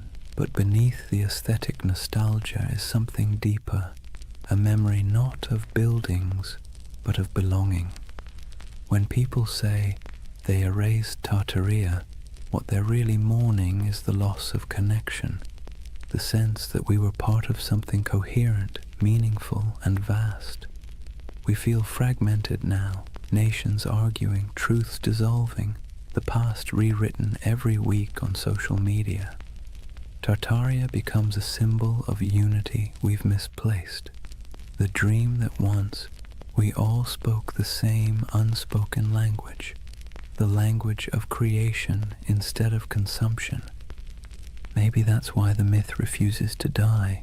It's not a conspiracy, it's a yearning, a collective homesickness for a world that valued wisdom over noise. Whether it's a literal memory or a psychological echo doesn't matter. Myths like this are emotional fossils. They preserve what facts forget. If you strip away the maps and theories, what remains is something tender, the belief that we can do better, that humanity once built something sublime, not through domination, but through understanding, and that maybe we can again. It's less about recovering a lost empire and more about remembering how to build meaning into our world. And maybe, in a strange roundabout way, the myth is right. There was a flood, a metaphorical one, the flood of time, technology, and forgetfulness. It buried not cities, but attention. It drowned not buildings, but wonder. And now, through whispers of Tartaria, people are trying to dig it back up. Not the structures, but the feeling of awe they carried. Picture the end of the dream, an endless step at dusk. The horizon glows gold, and somewhere in the distance, faint towers shimmer through the haze. They're not ruins, not anymore, just echoes of possibility. You start walking toward them, though you know you'll never reach them. That's Tartaria, not a destination, but a direction, not history, but hope. And as you drift toward sleep, remember this. Every civilization is both a memory and a prophecy. What we imagine today shapes what we build tomorrow. So maybe Tartaria isn't behind us. It's ahead, waiting to be remembered not as a lost empire, but as an invitation to build again, but slower, kinder, wiser, to carve beauty into the world and mean it this time. Because deep down, that's all the myth ever wanted, to remind us that the most eternal things aren't marble or empire, but imagination itself. The quiet, persistent dream that we came from something extraordinary, and that we can still be. So now, as the story fades and the dream of Tartaria settles like evening mist, take a moment, breathe slowly, let the world around you grow quiet. The hum of the present softens, and for a brief, weightless instant, it feels as though time itself exhales. What have we really been chasing tonight? A vanished empire? A mystery hidden in maps and marble? Or something smaller, quieter? Something that hums inside us when we stare at old buildings and feel inexplicably that we've been here before? Tartaria may never have existed on any official timeline, but in another sense, it's never stopped existing. It lives in the empty plazas at dawn, when the light hits old stone just right, and the world feels ancient again. It lives in the symmetry of cathedrals, the curve of forgotten domes, the echo of a song hummed in a language no one remembers. It lives in us, the builders, the dreamers, the rememberers. And maybe that's the truth behind all forgotten civilizations. They never really vanish. They just move inward, into the imagination. Every myth is a refuge, a way of saying, once we were capable of beauty. Once we remembered how to build with our hearts. So as you lie there now, listening to the quiet between sentences, imagine those impossible cities, half marble, half memory. The air is cool, the towers glow faintly, their reflections trembling in still water. Somewhere in the distance, bells ring, soft as wind chimes, a civilization asleep, waiting to be remembered. Let yourself drift there for a while, between the known and the forgotten, between myth and truth, between what was and what could be, because that's where Tartaria lives, not in the history books, but in the gentle space between waking and dreaming. The world outside your window may look ordinary, but beneath it runs the same current that built empires, painted ceilings, and told stories by firelight. It's the same desire to make meaning from the chaos, to leave something beautiful behind, even if no one remembers who built it. So rest easy. You don't need to solve the mystery tonight. You don't need to decide what was real and what was legend. Just breathe and listen. The past has a rhythm, slow and steady, like the tide, like a heartbeat. It's the sound of humanity remembering itself. Tomorrow the noise will return, screens, traffic, chatter. But tonight belongs to silence, to candlelight, to the soft pulse of an imaginary empire that refuses to die. Tartaria is gone, but also eternal, an echo across time reminding us that wonder is its own kind of truth. And as your eyes grow heavy, think of it this way. Maybe the greatest lost civilization isn't buried under mud or stone. Maybe it's the one inside us, waiting to be uncovered again. A world built not from power, but from awe. Good night, dreamer. Sleep well under ancient skies. And if you find yourself walking through those shining cities again, don't rush. Stay a while. The empire of imagination is always open.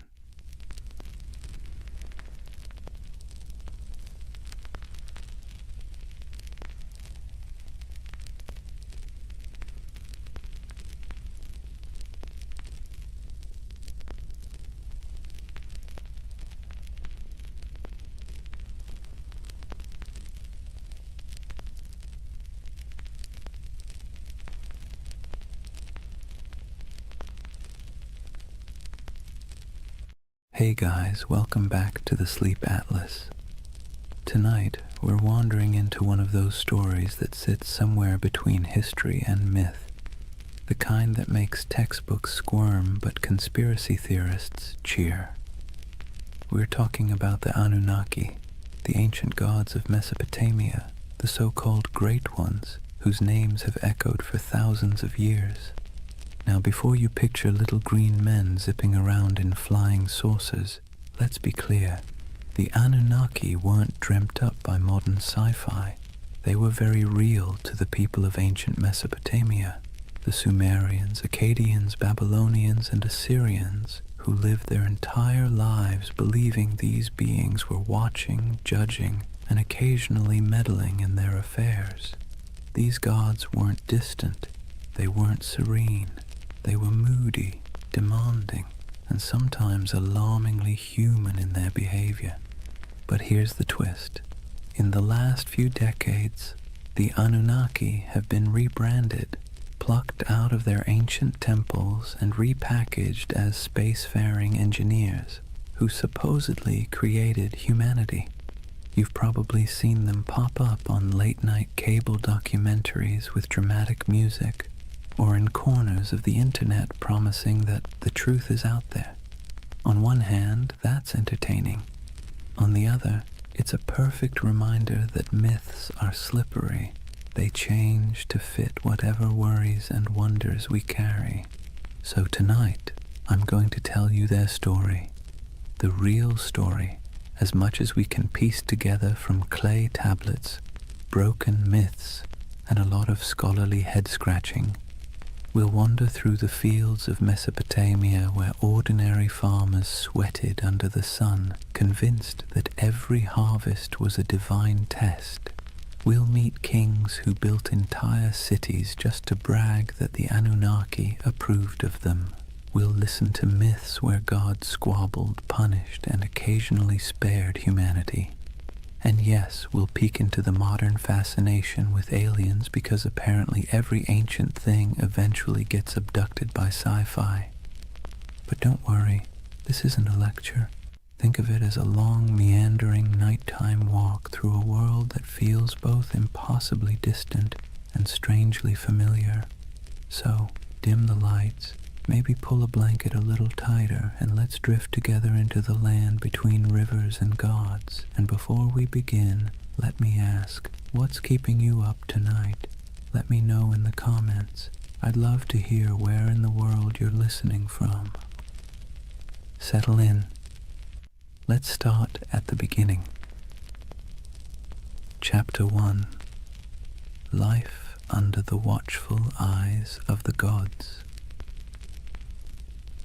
Imagine yourself standing in the wide open plain of Mesopotamia, the land between the rivers, the Tigris to the east and the Euphrates to the west.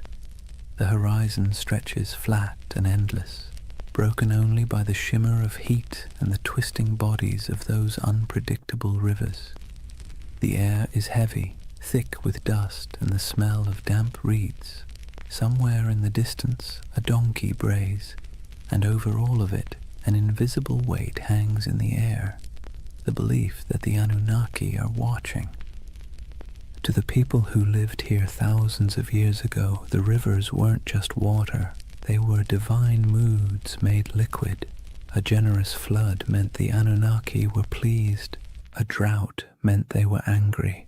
A sudden storm that flattened your barley fields, that was a cosmic tantrum, the gods reminding you who really ran the show. Every harvest, every illness, every successful birth or sudden death was interpreted as a sign that the Anunnaki were either blessing or punishing humanity. Daily life unfolded under this constant sense of scrutiny. Farmers trudged barefoot through muddy fields, wooden plows dragged by weary oxen. Every furrow cut into the soil was not just work, but an offering. An unspoken prayer that the Anunnaki would let the grain grow. Scribes bent over clay tablets in the shade of temples, scratching wedge-shaped symbols into wet clay, convinced that the gods valued their careful accounting of grain, beer, and taxes. Mothers tucked their children into reed mats at night with stories of Inanna and Enlil, half myth, half warning, because even bedtime carried reminders that the gods were keeping score. The landscape itself reinforced the idea. Towering ziggurats rose above flat mud-brick cities, stepped pyramids painted in bright colors that have long since faded. To climb one was to ascend closer to the heavens, to the Anunnaki who supposedly convened in their council chambers above. At the base, ordinary people shuffled forward with offerings, bowls of grain, jars of beer, bleating goats, hoping that their small sacrifice might earn a flicker of divine favor. And through it all, the question lingered: were the gods ever satisfied? The answer, most of the time, was no. If the Anunnaki were pleased, life was merely tolerable. If they were displeased, life became unbearable. It was a kind of spiritual anxiety disorder written across an entire civilization, one that never let you forget that your fate was being judged by beings you couldn't see but definitely believed in. So here's the paradox of Mesopotamia and of the Anunnaki themselves. They gave people a framework to explain the chaos of life, but they also kept everyone permanently nervous. Imagine waking up every day knowing that your job performance review wasn't coming from your boss, but from a pantheon of unpredictable, immortal beings with the power to ruin your entire year. Comforting? Not exactly. Necessary? Absolutely. That was life under the watchful eyes of the Anunnaki, and it was only the beginning. Now that we've set the scene, the dust, the rivers, the nervous glances toward the heavens, let's lean into the daily grind of keeping the Anunnaki happy, because if there was one thing everyone in Mesopotamia agreed on, it was that the gods were needy. Think of the Anunnaki less like distant divine beings and more like an extended family of very spoiled aristocrats. They didn't simply exist in the background of your life. They were treated as if they lived right there in the city with you, lounging in temples that were really more like mansions stocked with food, drink, and endless attention. Priests fed the gods' statues elaborate meals. They clothed them in fine garments. They bathed them, sang to them, and even tucked them into bed at night with rituals designed to assure the gods that yes, they were adored. And here's the kicker, the gods didn't actually eat the food, wear the clothes, or drink the beer. The priests did, but in the logic of the time that was the point. The offering wasn't about literal nourishment, it was about respect, about demonstrating submission to the divine order.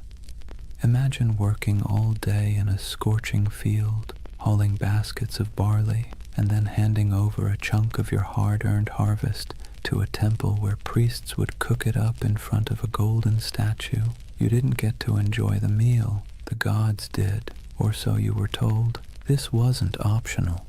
Failing to make offerings wasn't just rude, it was dangerous. Skip your temple duties, and you risked angering a god who could retaliate with a bad harvest, a plague, or a flood. It was like living with an unpredictable landlord who might torch your house because you didn't bring them enough bread. And so, day after day, people dragged their grain, their livestock, their jars of beer, and their prayers into the temple courtyards, hoping the divine egos were stroked enough to leave them in peace. Markets reflected this cycle of giving and appeasing. Merchants sold incense imported from far-off lands, exotic woods for temple furnishings, and precious stones for idol adornment. Whole industries thrived not because people needed goods for themselves, but because the gods supposedly needed them. The economy of worship was real, and it was heavy. And then there were the rituals, constant, exhausting, and often bewildering. Priests performed chants, sacrifices, and ceremonies to interpret the gods' moods. Ordinary people had little say in the process. They simply trusted or feared that the professionals got it right. Was the river about to flood? Only the gods knew. Was a plague looming? Better pay for a ritual just in case. Imagine the anxiety. You might lose your family, your crops, your city, not because of something you did wrong in the field, but because a priest forgot to wash a statue properly before a ritual. This constant pressure shaped how people thought about themselves. You weren't just a farmer, a merchant, or a craftsman. You were a servant of the gods, and your work was always under review. The Anunnaki weren't the kind of bosses who praised your effort either. At best, they ignored you. At worst, they punished you for reasons you could never quite understand. And yet there was comfort too. As strange as it sounds, the ritual obligations gave life structure. There was a rhythm to the year, festivals, sacrifices, processions, moments when the whole city gathered together in noisy, colorful celebrations. For a while, the pressure of survival melted into shared relief. Beer flowed, music played, incense smoke curled into the sky, and people could convince themselves that the Anunnaki might actually be pleased for once. But make no mistake, the weight of worship was heavy. It pressed down on every meal, every harvest, every family gathering. It meant living in a world where you never really owned your life. You were always making payments upward, into the hands of gods who demanded much and explained little. Civilization, in other words, came with a permanent divine subscription fee. So when you picture Mesopotamian life, don't just imagine mud brick houses and busy bazaars. Picture the temples looming above everything, casting long shadows across the city. Picture priests bustling through courtyards, chanting prayers and carrying offerings. And picture the ordinary farmer at the gate, holding a bowl of barley with cracked hands, hoping that this small gift would keep the Anunnaki's attention fixed somewhere else. That was the weight of worship, a constant burden, heavy as the mud brick walls themselves, shaping every breath of life in the land between the rivers. If temples were the stage for grand rituals, then the family was where belief in the Anunnaki seeped into the most ordinary corners of life. From the moment you were born in Mesopotamia, you were wrapped in layers of tradition, lore and stories that all reminded you the gods were watching and you had better behave. Picture a household, mud brick walls enclosing a small courtyard with reed mats laid out for sitting and sleeping. The air smells faintly of cooking grain, sheep dung burned for fuel, and maybe onions sizzling in oil if the family was lucky enough to afford them. Life here was simple, cramped, and endlessly repetitive. Yet, hovering over every task, grinding flour, weaving wool, teaching children their chores, was the belief that the Anunnaki were present, judging not just cities or kings, but households too. Families were patriarchal, meaning the oldest male ruled the home, and his authority was framed not as personal power, but as divine order. Fathers were seen as enforcers of a structure that supposedly mirrored the cosmic hierarchy. Just as gods ruled over humans, men ruled over their families. Hammurabi's famous law code spelled this out with brutal clarity.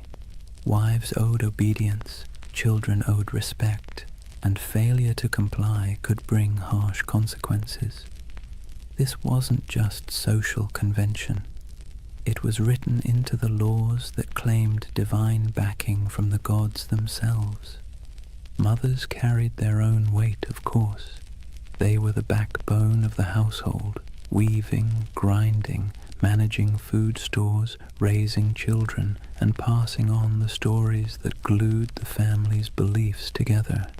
Bedtime wasn't a cozy session of fairy tales.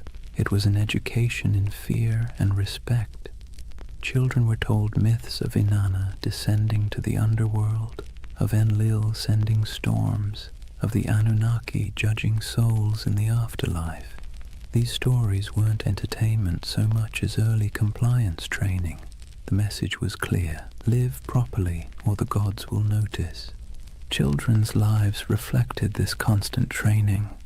Boys learned the family trade early, whether that meant trudging in the fields, selling goods in the marketplace, or, if you were very lucky, scratching cuneiform signs into clay tablets under the harsh eye of a schoolmaster. Girls learned weaving, cooking, and managing the household, roles that prepared them to keep the rhythm of worship alive in the next generation. Even play wasn't free of divine oversight. Children carved little clay figurines of gods and heroes used in games that blurred the line between fun and reverence. Faith wasn't just whispered in prayers, it was baked into family rituals.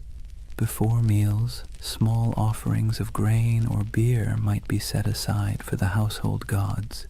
Amulets were hung by doorways to ward off demons. Protective charms shaped like little snarling figures were placed in bedrooms, especially near infants. Birth itself was wrapped in ritual. Women prayed to Ninhursag, goddess of fertility, to protect mother and child, while midwives muttered incantations to keep evil spirits away. From the very first breath, life was understood as a fragile gift, one that could be snatched away if the Anunnaki weren't appeased. And here's the thing, families weren't just private units, they were miniature reflections of the larger city and its hierarchy. Just as kings claimed authority from the gods to rule nations, Fathers claimed authority from the gods to rule homes. The same logic that justified empires justified bedtime discipline. Civilization and family structure grew up hand in hand, each reinforcing the other, all under the Anunnaki's restless gaze. Of course, within this strict system there were still moments of warmth. Picture a mother teaching her daughter how to weave, her hands guiding the thread through the loom. Picture a father showing his son how to plant barley, pressing the seeds into the soil with calloused fingers. Picture siblings squabbling in the courtyard, stealing figs, chasing each other until their laughter echoed against mud brick walls. These were human moments, timeless and familiar, lived out under the shadow of divine expectation. So when you think of Mesopotamian families, don't imagine cozy equality or freedom of choice. Imagine order, hierarchy, and obligation structured from the top down, from the Anunnaki themselves to the smallest child in the household. Family wasn't just family, it was a rehearsal for serving the gods, and every story told at bedtime, every offering laid out at a threshold, every whispered prayer before sleep reinforced the same lesson. The Anunnaki were always listening. That was family and faith in ancient Mesopotamia, woven so tightly together that you couldn't separate one from the other.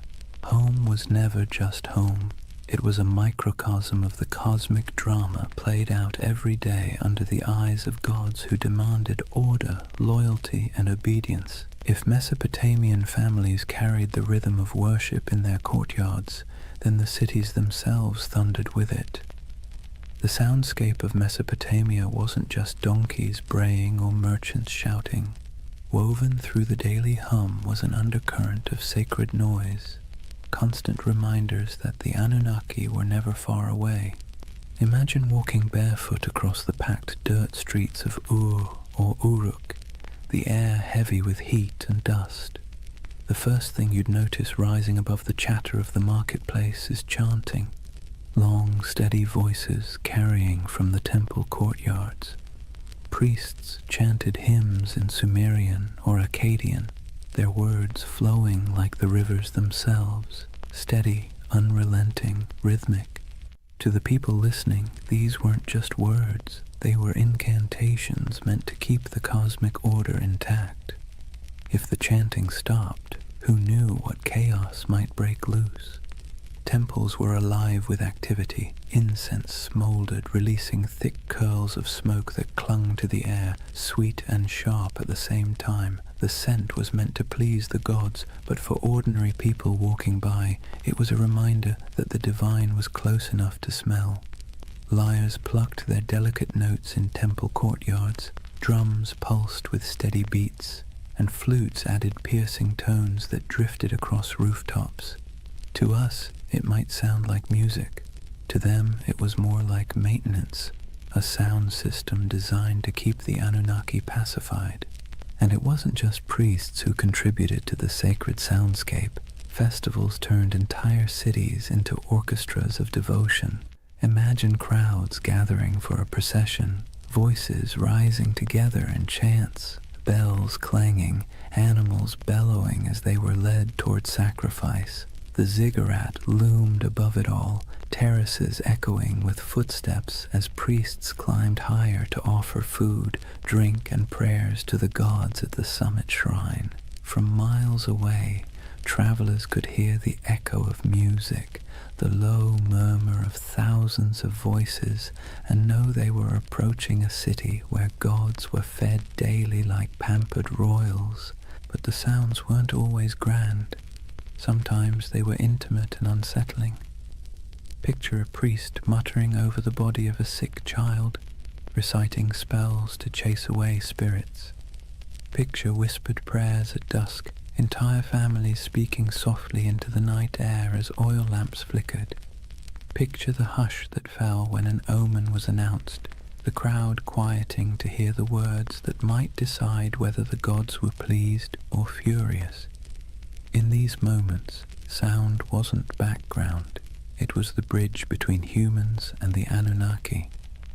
The irony is that these sounds, sacred chants, booming drums, whispered prayers, blurred together with the noise of the city. A donkey braying outside a temple, a merchant shouting about his wares as priests sacrificed a goat, children laughing while incense smoke rose into the sky. The sacred and the ordinary overlapped constantly, like two melodies played at the same time. For Mesopotamians, there was no separation between daily life and sacred life. Every sound was part of the same chorus, one directed at keeping the gods content. So, when you imagine Mesopotamia, don't just picture silent ruins or dusty tablets in a museum. Picture a city alive with sound, chanting voices echoing from ziggurats, music rising from temples, prayers whispered in homes, markets buzzing with life. And beneath it all, the steady, unsettling hum of belief, the sense that every sound you made was heard, judged, and recorded by the Anunnaki. That was the soundscape of Mesopotamia, sacred and ordinary, human and divine, blending into one endless hymn beneath the gaze of restless gods. So far we've walked the fields, stepped into homes, and stood in the courtyards of temples. But if there's one thread tying all of Mesopotamian life together under the watch of the Anunnaki, it's struggle. Not dramatic Hollywood-style struggle, more like the constant grinding kind. The kind that wears you down day after day until survival itself feels like an act of worship. Imagine yourself as an ordinary farmer standing ankle-deep in a muddy canal, sweat dripping into your eyes as the sun beats down. The water that gives life to your crops also threatens to destroy them, either by flooding too much or not enough. You dig ditches, patch walls, and mutter prayers, hoping Enki might spare you this season. Your back aches, your hands blister, and still the work never stops. Each seed you plant is not just a gamble with the soil, it's a plea to the gods. Or imagine being a craftsman, hunched over a clay tablet, shaping wedge-shaped marks into wet clay. Maybe you're writing receipts, tallying debts, or recording temple rations. The work is tedious, your teacher strict, your mistakes punished, and yet every stroke of your stylus feels like part of something bigger. You're not just tracking grain, you're participating in a divine system where the Anunnaki themselves are imagined to weigh human worth in records and decrees. Disease lurked in the background too. Cities were crowded, hot and filthy, and illness spread quickly. If someone in your family fell sick, you didn't think of germs, you thought of angry gods or lurking demons. Maybe it was punishment, maybe it was bad luck, maybe both. Priests muttered incantations over the feverish burned incense and offered sacrifices. Sometimes it worked, sometimes it didn't. Either way, you believed your life was being tallied by powers you couldn't see. And then there was the simple, unshakable anxiety of living in a land where nothing stayed stable for long. Floods, droughts, raids from neighbors, every threat felt like it came with divine approval or divine neglect. You might work tirelessly, live faithfully, and still watch your field wash away overnight. It's no wonder that Mesopotamian myths constantly circle back to the same themes. Humans struggling, gods displeased, chaos always around the corner. But within that struggle, there was resilience. People endured. They dug new canals after floods, rebuilt homes after raids, prayed louder after disasters. Families bound themselves tightly together. Neighbors leaned on one another in the marketplace, and communities clung to rituals that gave their world meaning. The Anunnaki may have loomed like stern overseers, but the people found ways to keep living, laughing, and even celebrating in the cracks between their hardships. So, when you picture Mesopotamia under the eyes of the Anunnaki, don't imagine endless golden fields or carefree abundance. Imagine sweat-soaked tunics, cracked hands, and weary faces that still lifted toward the ziggurat at dawn. Imagine humanity trying, failing, and trying again, all while believing that somewhere, far above or deep below, the Anunnaki were watching, measuring, and deciding their fate. That was the human struggle, a constant effort to carve order out of chaos, meaning out of hardship, and survival out of a world that felt forever precarious. And in that struggle, civilization itself was born. Chapter 2. The Gods Who Ruled the Skies and Earth. If life in Mesopotamia felt like a constant test, then the examiners were the Anunnaki. These weren't gentle guardian angels or abstract philosophical ideas. They were the great gods, beings who sat at the very top of the divine food chain, descended from the union of Anu, the Sky Father, and Ki, the Earth Mother. To the Mesopotamians, the Anunnaki weren't distant background characters. They were judges, enforcers, and supervisors, always peering down like cosmic landlords who never forgot to collect rent. The word itself, Anunnaki, has a heaviness to it, something that sounds like it should be whispered by torchlight. Ancient scribes described them as the 50 great gods, though their numbers shifted depending on which city you asked. Some texts placed them in the heavens, others in the underworld. In either case, their role was clear. They were the arbiters of fate, the beings who decided whether you lived to see another harvest or whether your name would vanish into dust. Picture it like a cosmic council chamber. Anu presides as the lofty patriarch of the skies, his authority absolute, but his personality distant.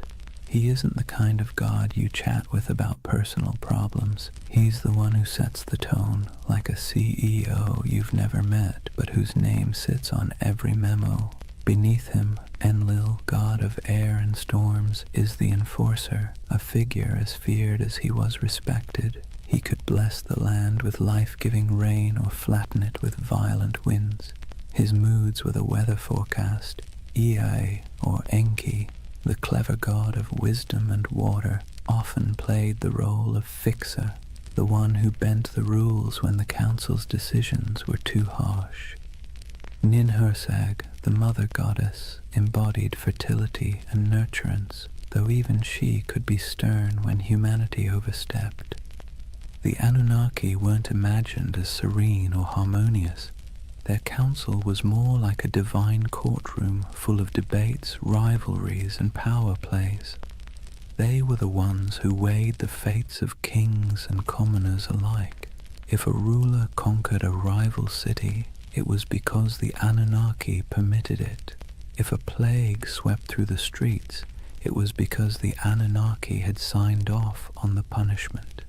Their decisions rippled down into every corner of daily life, from the canals of farmers to the palaces of kings. And while ordinary people couldn't see them directly, their presence was everywhere. Every temple inscription invoked their names. Every prayer carried their authority. Every law code claimed their approval. Kings ruled not because of military might alone, but because they claimed to be chosen by the Anunnaki. To question their power was to question the gods themselves, and that was a career-ending move, if not a life-ending one. So, when you picture Mesopotamian religion, don't imagine a single figure like Zeus hurling thunderbolts or a kindly creator painting the skies. Imagine a boardroom full of moody, powerful beings, each with their own agenda, each wielding immense influence over humanity. Some offered guidance, some unleashed terror, and all demanded constant recognition. The Anunnaki were both the architects and the auditors of civilization, and their signatures were stamped on everything that survived from Mesopotamian life. They weren't just gods in stories. They were the living framework of reality, the background hum of existence. and under their watchful eyes, humanity took its first halting steps into what we call civilization. If the Anunnaki were the great gods of Mesopotamia, then their stories were the epic sagas that gave life meaning and, frankly, kept people both entertained and terrified. These weren't bedtime tales meant to lull you to sleep. They were cautionary dramas about power, mortality, and what happens when you cross the wrong god on the wrong day. Take Inanna, also known as Ishtar, the goddess of love, war, and everything messy in between. Her most famous story is the descent into the underworld. Imagine her striding into the shadowy realm ruled by her sister Ereshkigal, Queen of the Dead. But there's a catch. At each of the 7 gates she passes through, she must remove an item of clothing or jewelry.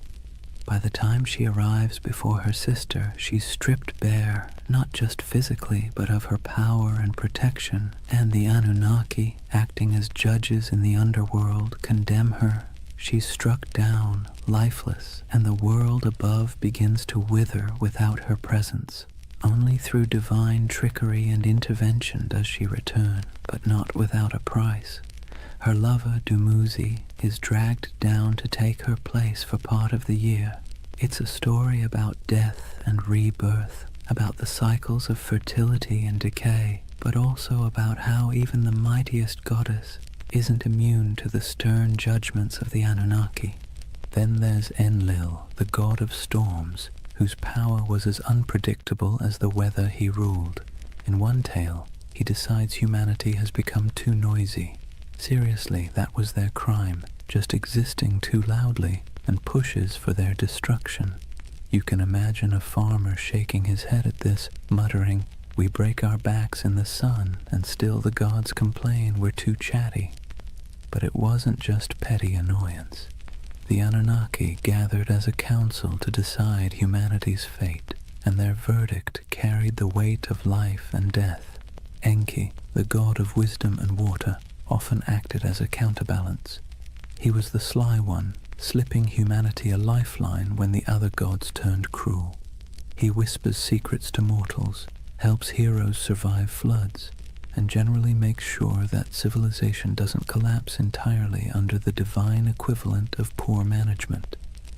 His rivalry with other Anunnaki, especially when their decrees seemed harsh, created the tension at the heart of many myths. Without him, the stories would end a lot sooner, usually with humanity wiped off the map. The Anunnaki didn't just sit around in myths as background figures. They were portrayed as active enforcers of cosmic law. They're described as judges in the underworld, weighing the souls of the dead. They show up in tales as the arbiters of fate, determining whether kings succeed or fall.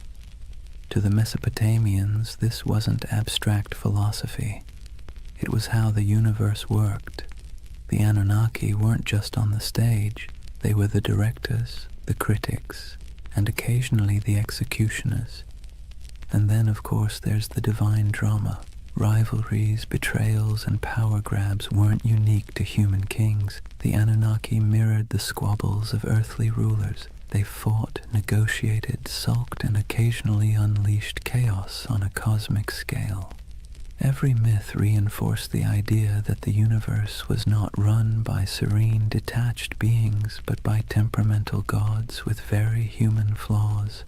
So, the mythic storylines of the Anunnaki weren't simple tales. They were the scripts by which Mesopotamians understood their place in the world. When you planted your crops, you remembered Inanna's descent. When storms raged, you muttered prayers to Enlil. When you needed a glimmer of hope, you looked to Enki. These stories explained why life was fragile, why the gods were fickle, and why survival always felt like it balanced on the edge of divine whim. If Mesopotamian myths were the great campfire stories of their day, then the Epic of Gilgamesh was the full-length box set, multi-season, full of drama, cosmic cameos, and the occasional existential crisis. And tucked into this saga, just behind the swagger of Gilgamesh himself, you find the fingerprints of the Anunnaki. They weren't the stars of the show, but they were always present, quietly pulling strings, stamping judgments, and reminding humanity who was really in charge.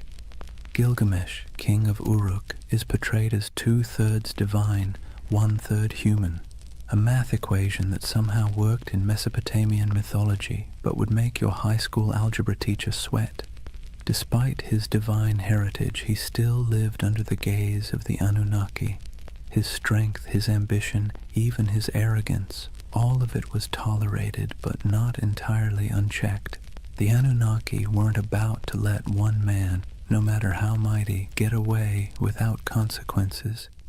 Take his quest for immortality. After the death of his companion Enkidu, Gilgamesh is swallowed by grief, staring mortality in the face, and in that grief he sets out to find Utnapishtim, the Mesopotamian Noah, the one mortal granted eternal life after the great flood. But here's the twist. Utnapishtim's story is inseparable from the Anunnaki. It was they who decreed the flood to wipe out humanity, annoyed once again by our collective noisiness. It was they who sealed the fate of countless villages, and it was Ea, sly Ea, who bent the rules by whispering to Utnapishtim, helping him survive in a boat loaded with animals. Without that divine trickery, there would be no flood hero, and thus no quest for Gilgamesh to undertake. When Gilgamesh finally finds Utnapishtim, he's told in no uncertain terms that immortality isn't for him. The Anunnaki themselves had decreed it. When the gods created man, they allotted him death, but life they retained in their own keeping.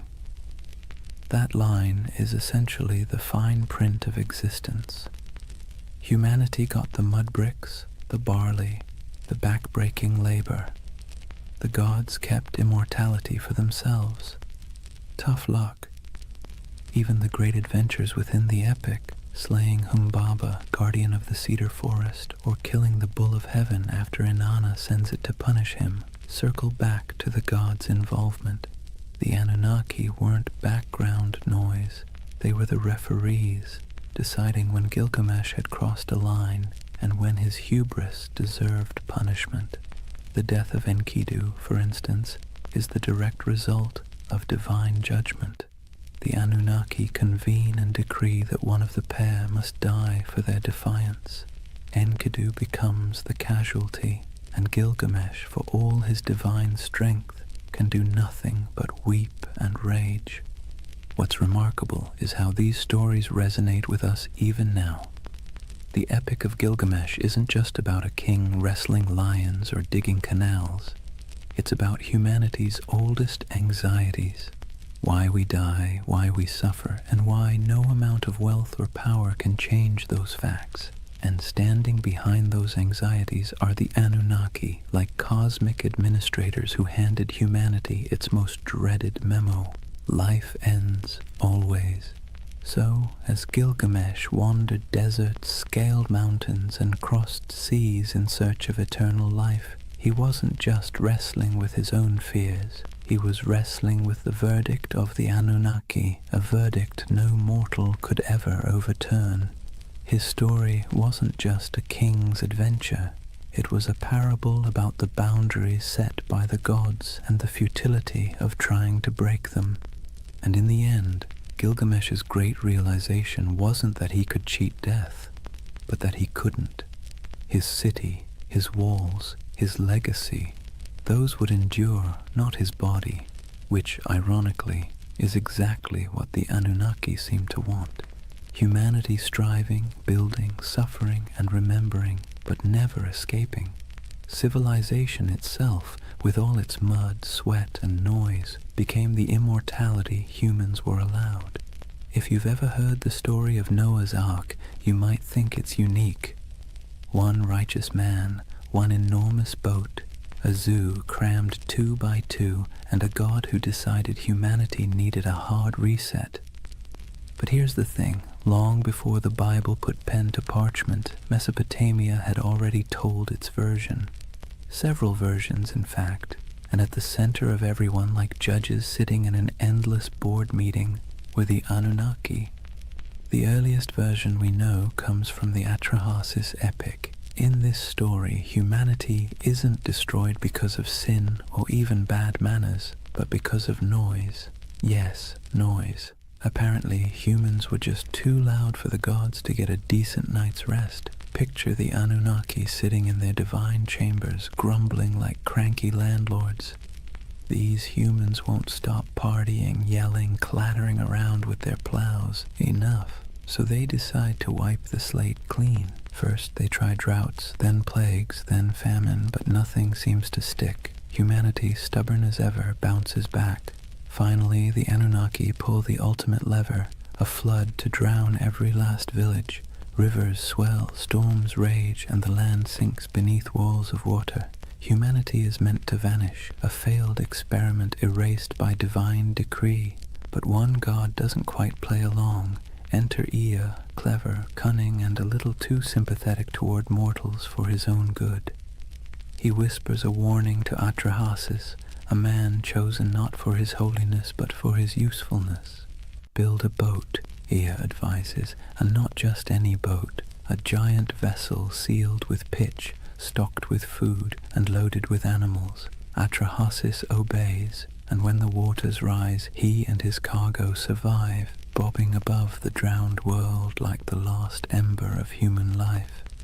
A later version of the story appears in the Epic of Gilgamesh, where the survivor is called Utnapishtim.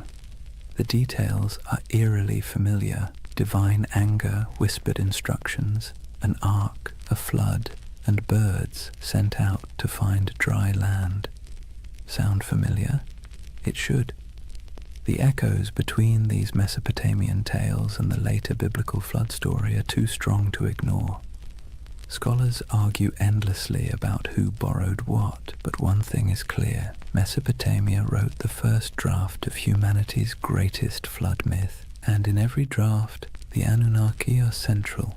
They sit in council, they bicker about humanity's fate, and when the floodwaters finally cover the land, they're portrayed in almost comic relief, huddled together, terrified by the very storm they unleashed. Some tablets even describe them as starving, deprived of the offerings that humans usually provided. Without people bringing bread, beer, and incense, the gods themselves were suddenly cut off. The flood, in other words, was as inconvenient for them as it was catastrophic for us. The flood stories reveal something essential about how Mesopotamians saw the Anunnaki, as powerful but flawed, terrifying but needy. They could annihilate the world on a whim, yet still panic when their own survival was threatened. They were less like all-knowing deities and more like moody overlords with too much power and not enough foresight. For the people who told these stories, the message was clear. Humanity existed at the mercy of forces it could never control. Floods could sweep away entire harvests overnight. Droughts could starve villages. Life was precarious, fragile, and unfair. By embedding those anxieties into myth, the Mesopotamians made sense of the chaos. The Anunnaki weren't just random forces of nature. They were personalities you could bargain with, flatter, or, if you were lucky, find an ear to outwit on your behalf. And maybe that's why the flood myth has lasted so long. It resonates with the most basic human fear, that everything we've built, everything we've struggled for, can be washed away in an instant. The Mesopotamians wrapped that fear in the story of divine judgment, a story so powerful it sailed forward through time, carried on clay tablets, copied into scripture, and retold for millennia.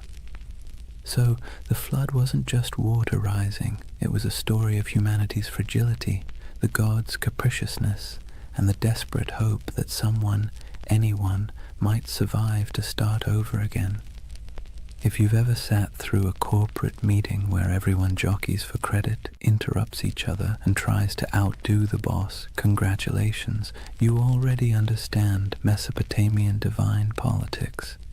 Because the Anunnaki, for all their cosmic authority, were basically the original middle managers of the universe, constantly bickering, scheming, and pushing their agendas. Let's be clear. The Anunnaki weren't serene, enlightened beings sitting in eternal harmony. They were more like a council of city-states writ large. Each had their turf, their loyalties, and their grudges. When they gathered, it wasn't kumbaya around the celestial campfire. It was more like a landlord's association deciding how much rent to raise while secretly planning who to stab in the back at the next vote. Take Enlil, for example, the storm god, known for being both immensely powerful and immensely irritable. He's often depicted as the one pushing for harsh judgments, floods, plagues, the occasional smiting. If you had to assign him a modern role, he'd be that boss who always thinks the best solution is fire half the staff and never sticks around to clean up the mess. Then you've got Ea, or Enki, the god of wisdom and water, who often played the role of the office saboteur. Whenever Enlil wanted to wipe out humanity, Ea would sneak behind his back, whispering to mortals like Atrahasis or Utnapishtim. He wasn't rebellious enough to stage a coup, but he was crafty enough to bend the rules. Think of him as the co-worker who nods along in the meeting, then quietly emails the client with a completely different plan. And of course, Inanna, also known as Ishtar, the goddess of love, war, and chaos incarnate. She didn't just play politics, she was politics. One moment she's seducing rivals, the next she's unleashing the bull of heaven on Uruk, because Gilgamesh bruised her ego. If the Anunnaki had a group chat, you can bet Inanna was the one sending messages in all caps at 3 a.m. This divine drama mirrored human politics almost perfectly. Kings invoked the Anunnaki to justify their wars. Priests claimed to interpret the gods' wishes, usually in ways that happened to benefit their city. When two cities fought, it wasn't just about irrigation canals or trade routes. It was framed as their gods battling too. The human squabbles were just the earthly reflection of celestial office politics. What's fascinating is that the Anunnaki weren't portrayed as flawless rulers. They were prone to jealousy, anger, and terrible decision-making. They punished entire populations for petty grievances. They feasted on offerings while mortals starved. They demanded loyalty, but offered little security in return. Sound familiar? That's because the people who invented these myths knew exactly what it felt like to live under rulers who acted the same way. The gods were a cosmic mirror of their kings, only with bigger egos and the ability to drown the world when annoyed. And yet this chaos wasn't just accepted, it was baked into the worldview. For Mesopotamians, the divine council was messy because life was messy. The Anunnaki didn't represent a utopia, they represented reality, unpredictable, unfair, and exhausting, but also the only system anyone knew. So the next time you picture Mesopotamian religion, don't imagine calm temples and peaceful hymns. Picture a smoky back room, gods arguing over humanity's fate, each angling for influence while pretending to act for the greater good. That was the drama of divine politics, and it shaped every flood, famine, and fleeting moment of human survival. Chapter 3. Myths, Mysteries, and Alien Theories. Before we dive into modern theories about aliens with laser beams building ziggurats, let's ground ourselves in how the people of Mesopotamia themselves actually understood the Anunnaki. Because for them, these weren't space visitors or sci-fi saviors. They were the very fabric of existence. The Anunnaki were the great gods, descended from Anu, the sky, and Ki, the earth. They weren't casual background deities. They were the stern judges, the cosmic accountants of fate. Picture them sitting on a celestial council bench, scribbling down humanity's behavior like the universe's first HR department, except the performance reviews were terrifyingly final. They decided who lived, who died, and how the world ticked. But here's the twist. They weren't abstract. They were woven into every corner of daily life. A farmer digging an irrigation canal didn't just worry about weeds or floods. He worried about whether the Anunnaki were pleased with his offering of grain. A merchant weighing silver in the bazaar wasn't just concerned about fair trade. He wondered if the gods of fate were tallying his honesty. The Anunnaki weren't far away. They were breathing down your neck in every deal, every harvest, every storm cloud on the horizon. Temples were their houses, but also their workplaces. Priests acted as caretakers, feeding the statues daily meals, dressing them in embroidered garments, and bathing them in ritual purity. Imagine treating a carved stone figure as if it were your very picky, very powerful roommate who might throw a tantrum if dinner was late. That's the relationship Mesopotamians had with their gods, equal parts reverence and anxiety. The Anunnaki's role stretched beyond the fields and temples. They were tied to fertility, justice, and even the underworld. In some myths, they sit as judges in the realm of the dead, weighing the shadows of human lives like bureaucrats processing endless paperwork. Not exactly a comforting image, but then again, Mesopotamian religion wasn't about comfort. It was about explaining a world that was dangerous, unpredictable, and constantly shifting. And the rituals reflected that. People poured out libations of beer, laid down offerings of bread, burned incense, and sang hymns to keep the divine machine running. Festivals were not just moments of joy, they were mandatory maintenance on the cosmic engine. Skip a ritual, anger a god, and suddenly your canal might collapse or your child might fall sick. So when we talk about the Anunnaki, the ancient understanding wasn't glamorous, it was anxious. These weren't benevolent guardians handing out blessings. They were moody overseers, cosmic bosses whose whims dictated survival. And humanity's job was simple, if exhausting. Keep them fed, keep them clothed, keep them entertained, and maybe, just maybe, they wouldn't ruin your week. In other words, the Anunnaki were less about lofty spirituality and more about survival management. They reflected the world their worshippers lived in, harsh, unstable, unpredictable, but impossible to ignore. So let's clear the fog a bit. When we talk about the Anunnaki, what do we actually know from the ground? What's been dug up, baked in clay, and translated by bleary-eyed archaeologists squinting at wedge-shaped cuneiform? Because while modern theories tend to leap straight into sci-fi territory, the ancient sources are both more grounded and, in some ways, more fascinating. The word Anunnaki itself pops up across thousands of years of Mesopotamian texts, from Sumerian myths to Babylonian epics. These weren't obscure fringe deities whispered about in one dusty tablet. They were front and center, woven into the very structure of Mesopotamian religion. They appear in the Enuma Elish, the Babylonian creation story. They're judges in underworld texts. Their name dropped in royal inscriptions, invoked as divine witnesses to treaties and curses. If you lived in Mesopotamia, you would have heard their names the way we hear the law or the government.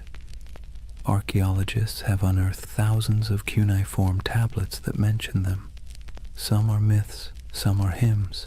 Others are dry administrative lists where the Anunnaki show up as the divine recipients of offerings, bread, beer, livestock, and occasionally the odd luxury good. Imagine seeing your gods listed alongside taxes in a spreadsheet carved into clay. That's how real they were to the people of the time. Visually, the evidence is trickier. unlike Egyptian gods with instantly recognizable animal heads, the Anunnaki weren't locked into one iconography. Sometimes they're represented as human-like figures in elaborate robes with horned crowns, a symbol of divinity. Other times, they're mentioned collectively, more as a divine council than as individuals with distinct faces. Reliefs from places like Assyria show gods flanking sacred trees, holding ritual objects, or hovering in winged forms. Whether every winged figure should be read as Anunnaki is debated, but what's certain is that these divine images were meant to remind worshippers of cosmic hierarchy, gods above, humans below, no exceptions. Then there are the ziggurats themselves, the massive step temples that dominated Mesopotamian skylines. While we can't slap a label on the bricks reading Anunnaki headquarters, the texts make clear these structures were dedicated to them and their kin. Priests, trained scribes, and entire economic systems revolved around the upkeep of these temples. Archaeological digs at Ur, Uruk, and Babylon show storehouses stuffed with offerings, workshops producing ritual goods, and courtyards where processions would wind past colossal altars. These weren't quaint little shrines. They were institutions, part Wall Street, part Vatican, part government office, all in the name of gods like the Anunnaki. Of course, the tablets don't answer every question. They leave gaps. Frustrating gaps that modern minds love to fill with speculation. Did the Anunnaki descend from the heavens in some dazzling moment of contact? The texts never say that. Did they genetically engineer humans in a laboratory? No mention. What they do say is that the Anunnaki were the arbiters of fate, the enforcers of divine will, and the ever-watchful overseers of human existence. They're described as present in the underworld, as the ones who decree destinies, and as an assembly that even other gods had to respect. The challenge and the beauty of the archaeological evidence is that it roots the Anunnaki firmly in the ancient imagination without giving us neat answers. What survives is clay, dry, cracked tablets that were once wet mud in the hands of scribes. Reliefs chipped out of palace walls, broken statues that once carried offerings, the echoes of rituals performed in smoke-filled courtyards. The Anunnaki live on through these fragments, like a puzzle with half the pieces missing, and maybe that's why they remain so compelling, because the evidence is enough to prove they were central to Mesopotamian life, but not enough to fully explain them, which leaves space, too much space, for centuries of speculation, from serious scholarship to, well, let's just say, less serious theories about alien overlords building irrigation canals. Now, here's where things take a sharp turn from dusty tablets to late-night cable television. For thousands of years, the Anunnaki lived quietly in broken clay fragments and forgotten ziggurats. Then the 20th century rolled around, and suddenly they were recast as cosmic engineers from another star system. The gods of the underworld became astronauts, and the myths of Mesopotamia were rebranded as ancient history's greatest cover-up. The name most associated with this reimagining is Zecharia Sitchin, a writer who in the 1970s published a series of books claiming that the Anunnaki weren't just gods. They were extraterrestrials from a mysterious 12th planet he called Nibiru. According to his interpretation of Sumerian texts, these beings came to Earth hundreds of thousands of years ago, mined gold to repair their failing atmosphere, and genetically engineered humanity as a labor force. Essentially, humans are the original interns in someone else's cosmic business plan. Sitchin's book sold like hot bread in a Mesopotamian market. They tapped into a cultural moment when UFOs, space exploration, and Cold War paranoia made alien narratives irresistible. His Anunnaki weren't just mythic figures. They were proof, he claimed, that our origins weren't entirely our own. The gods of Sumer weren't metaphors, they were visitors, technicians, and in some versions, slave masters. And conveniently, they promised to return someday, which gave the whole story a nice mix of biblical prophecy and sci-fi cliffhanger. From there, the Anunnaki leapt into popular culture. They became staples in documentaries, internet forums, video games, and conspiracy theories. You've probably seen them lurking in the background of the History Channel's Ancient Aliens, their horned crowns swapped for astronaut helmets in digital recreations. They pop up in books arguing that ancient architecture, the pyramids, Stonehenge, Machu Picchu, was the handiwork of godlike beings with advanced technology. Never mind that the Sumerians never claimed their ziggurats were rocket launch pads. The imagery proved too enticing for modern imaginations. The Anunnaki as aliens theory has sticking power because it blends two irresistible ideas, that the gods were real and that humans didn't climb the ladder of civilization entirely on their own. It offers mystery, grandeur, and, let's be honest, a touch of flattery. Because if aliens engineered us, then clearly we're special, or at least somebody's favorite experiment. Of course, historians and archaeologists roll their eyes hard enough to sprain something when these theories come up.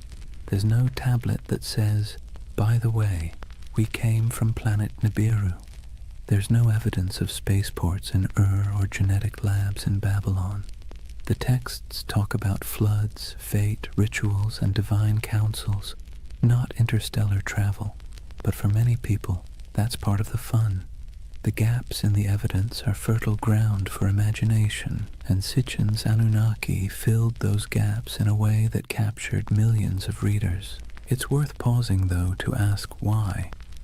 Why did the Anunnaki of all the gods in human history become the poster children for alien theories? Why not the Greek Olympians, or the Norse pantheon, or the Aztec deities? Partly it's because Mesopotamia is so old. These myths stretch back to the dawn of writing, which makes them feel like they contain hidden truths, the first draft of humanity's story.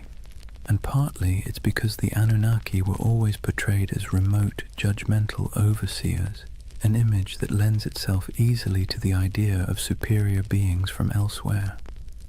So, in the modern imagination, the Anunnaki have been rebranded, no longer just the moody gods of grain and flood. They're star travelers, geneticists, and absentee landlords of Earth.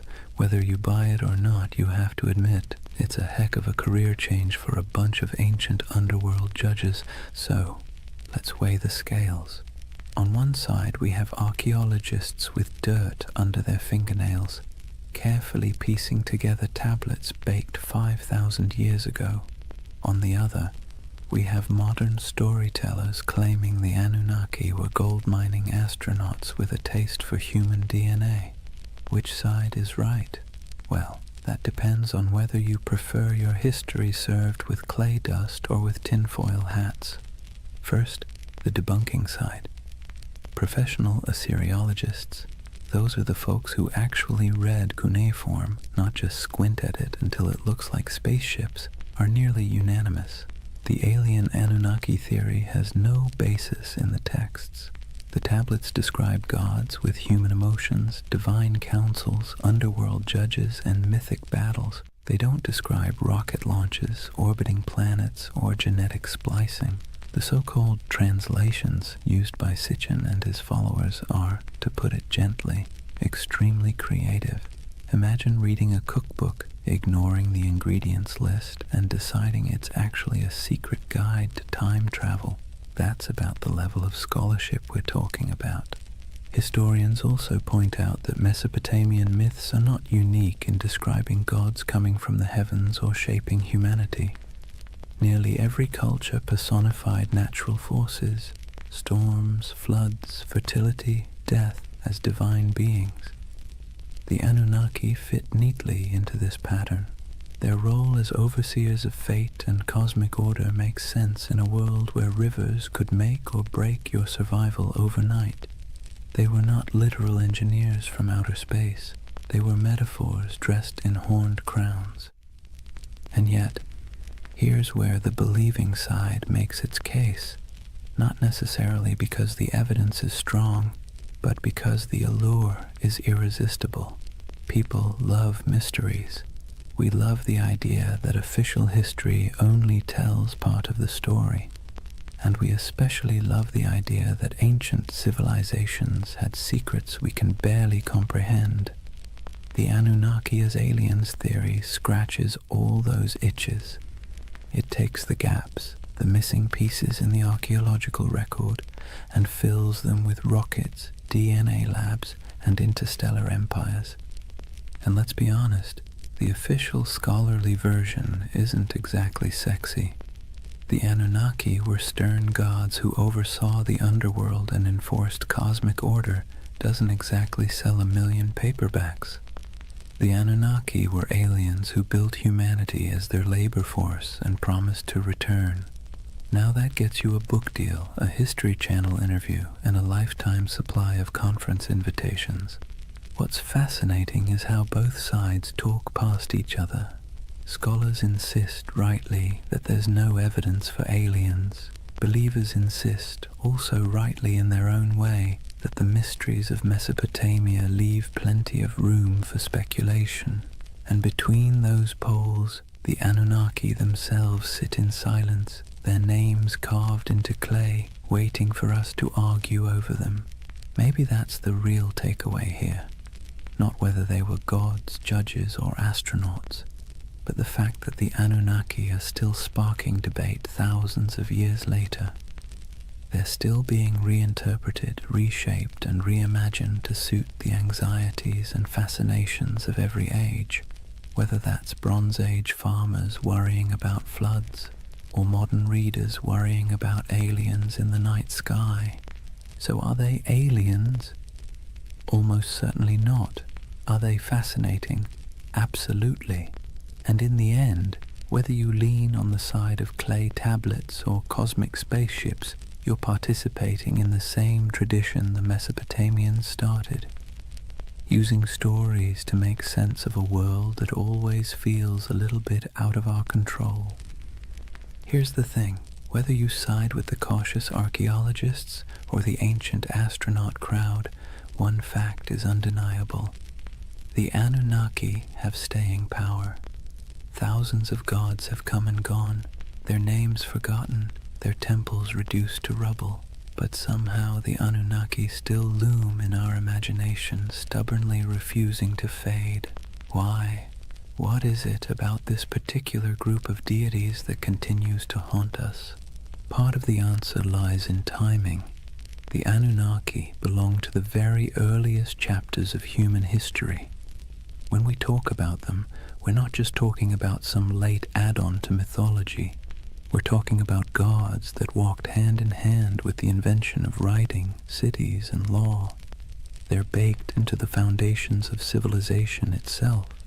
To imagine them is to imagine the dawn of human organization, when the rules of existence were still being scribbled on clay for the very first time. That alone gives them an aura of primordial authority. Another part is their personality. Unlike distant creator gods who retreat into the heavens after making the world, the Anunnaki were meddlesome. They judged, they punished, they demanded offerings. They were nosy landlords of human destiny, constantly keeping score. And let's be clear, that resonates because it feels familiar. Who hasn't felt like life is governed by forces beyond your control, demanding rent, setting impossible rules, and punishing you when you fall short? The Anunnaki embody that eternal human anxiety that someone powerful is watching and that your fate is never entirely your own. Then there's the modern twist. Once writers like Sitchin recast them as aliens, the Anunnaki slipped neatly into our age of science fiction. Suddenly they weren't just gods in dusty temples. They were interstellar overlords, genetic engineers, perhaps even visitors who might return. That storyline dovetails perfectly with our cultural obsessions, UFO sightings, government cover-ups, the dream that humanity's origin story has a cosmic footnote. The Anunnaki became flexible enough to serve both the skeptic and the dreamer, the scholar and the conspiracy theorist. But maybe the deepest reason they captivate us is because they stand at the intersection of myth and mystery. They are ancient enough to feel weighty, mysterious enough to feel open-ended, and human enough to feel relatable. They bridge the gap between the world we know and the world we suspect might exist just beyond our understanding. Whether as gods, symbols, or aliens, the Anunnaki invite us to ask big questions about control, destiny, and the possibility that humanity isn't entirely steering its own ship. And so they linger on broken tablets in dusty museums, on the shelves of UFO bookstores, in memes, podcasts, video games, and documentaries. They've outlived the cities that once worshipped them, and they'll probably outlive our own stories too, because the Anunnaki aren't just gods of the underworld, they're gods of imagination, and that, in the end, might be the only immortality any deity truly needs. Chapter 4. Legacy, Splendor, and Echoes in Time. If you were a Mesopotamian king, life wasn't just about managing crops or worrying about canal maintenance. That was for everyone else. Your main job, besides bragging in stone, was to convince people that the Anunnaki were firmly in your corner. Ruling wasn't just politics, it was theater, and the Anunnaki were the ultimate stage props. Step into the palace of a Babylonian ruler and look at the walls. Carvings show the king standing tall, flanked by divine symbols, winged discs, horned crowns, stars etched above his head. These weren't decorative doodles, they were bold advertisements. The message was simple: I don't just rule because I say so, I rule because the gods, the Anunnaki themselves, have given me the keys to the kingdom. If anyone dared question it, well, they weren't defying just a man, they were defying the cosmic order. Not exactly a comfortable position to be in. And then there were the temples. Massive ziggurats weren't simply for piety, they were political assets. Kings poured resources into these towering mud brick staircases to heaven, dedicating them to the Anunnaki as if they were paying off a divine mortgage. Each new level added, each gleaming brick was another way of saying, see how devoted I am? Clearly the Anunnaki love me more than the guy ruling next door. Priests, of course, benefited handsomely from this arrangement, receiving offerings, land, and workers, all in the gods' names. Kings and priests together formed a kind of divine PR firm, endlessly reminding everyone that their power flowed straight from above. Rituals, too, were carefully choreographed to spotlight this connection. The king might be shown pouring libations to a statue of a god or personally leading a festival procession. Behind him trailed nobles, musicians, soldiers, and ordinary citizens, all participants in a drama where the king was both actor and messenger. The Anunnaki's presence was invoked at every step, their supposed approval stamped onto the very structure of civic life. Of course, it wasn't all incense and hymns. Kings also invoked the Anunnaki in their darker pronouncements.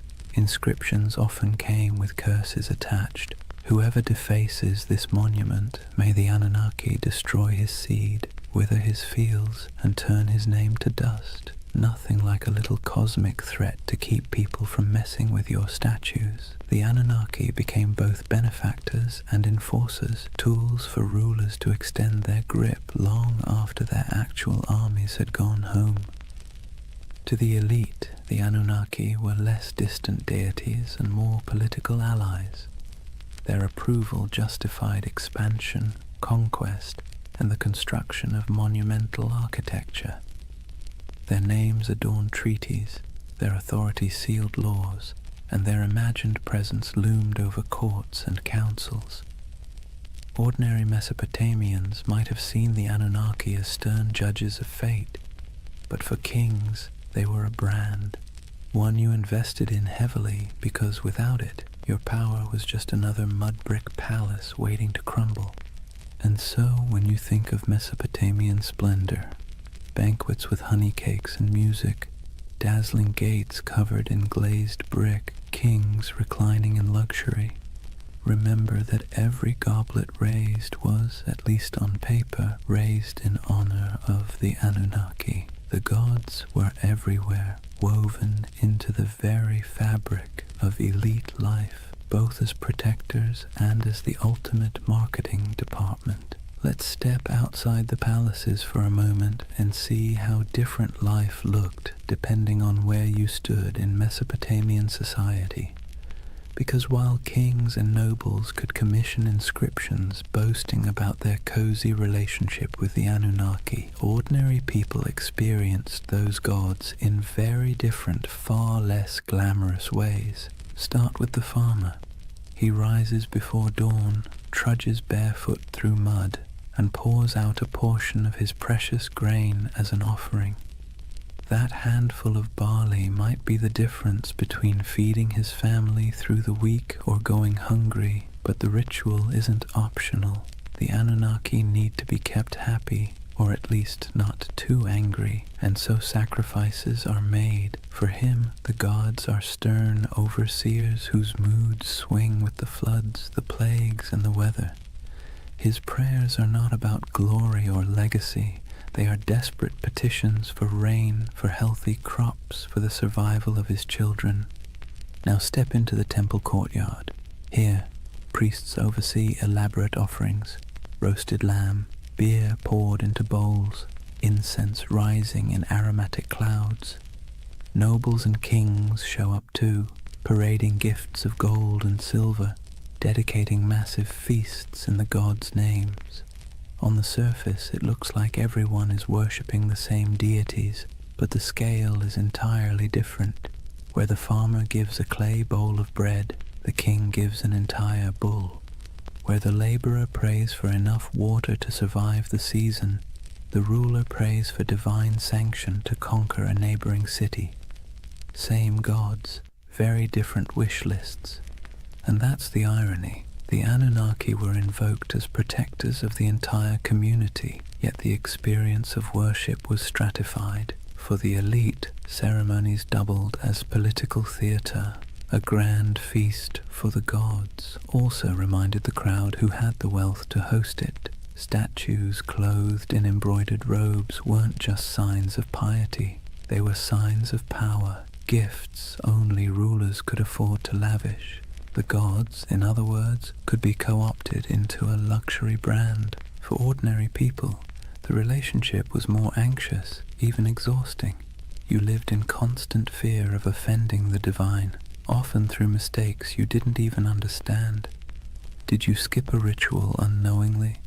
Did a bad dream mean you had angered a god? The Anunnaki were less symbols of splendor and more reminders of how small, fragile, and vulnerable your life was. While kings used the Anunnaki to justify authority, you used them as insurance, however unreliable, against catastrophe. So picture the contrast. In the palace, banquets lit by oil lamps, honey cakes dripping with syrup, nobles reclining as musicians play, the king raising a jeweled cup to the gods. In the commoner's home, a dim reed fire, a bowl of barley porridge, children sleeping on mats, while parents whisper prayers that the river won't flood that night. Both acts are framed as honoring the Anunnaki, but the emotional reality could not be more different. And yet, this inequality was accepted because it was dressed in the language of religion. If the Anunnaki had chosen to bless the king with riches, then clearly the king deserved it. If a farmer struggled, well, perhaps he had failed to please the gods properly. Religion became the great explainer of inequality, smoothing over cracks by wrapping them in divine will. The gods, it seemed, loved hierarchy just as much as kings did. That divide between the opulence of elite worship and the bare-bones devotion of ordinary people reveals something profound about Mesopotamian civilization. The Anunnaki weren't just deities of the skies and underworld. They were instruments of power, woven into the daily grind of survival for some, and the dazzling spectacle of glory for others. Nothing lasts forever, not even gods. For centuries, the Anunnaki dominated Mesopotamian imagination. They judged in the underworld, presided in temples, and loomed over every prayer, curse, and clay tablet. But slowly, quietly, they began to fade, not because people suddenly stopped believing in gods altogether, far from it, but because new powers, new empires, and new religions rolled in, sweeping the old names into the shadows. It began with conquest. Mesopotamia was never an isolated bubble. It was a crossroads where Persians, Greeks, and eventually Romans stamped their own cultures onto the land.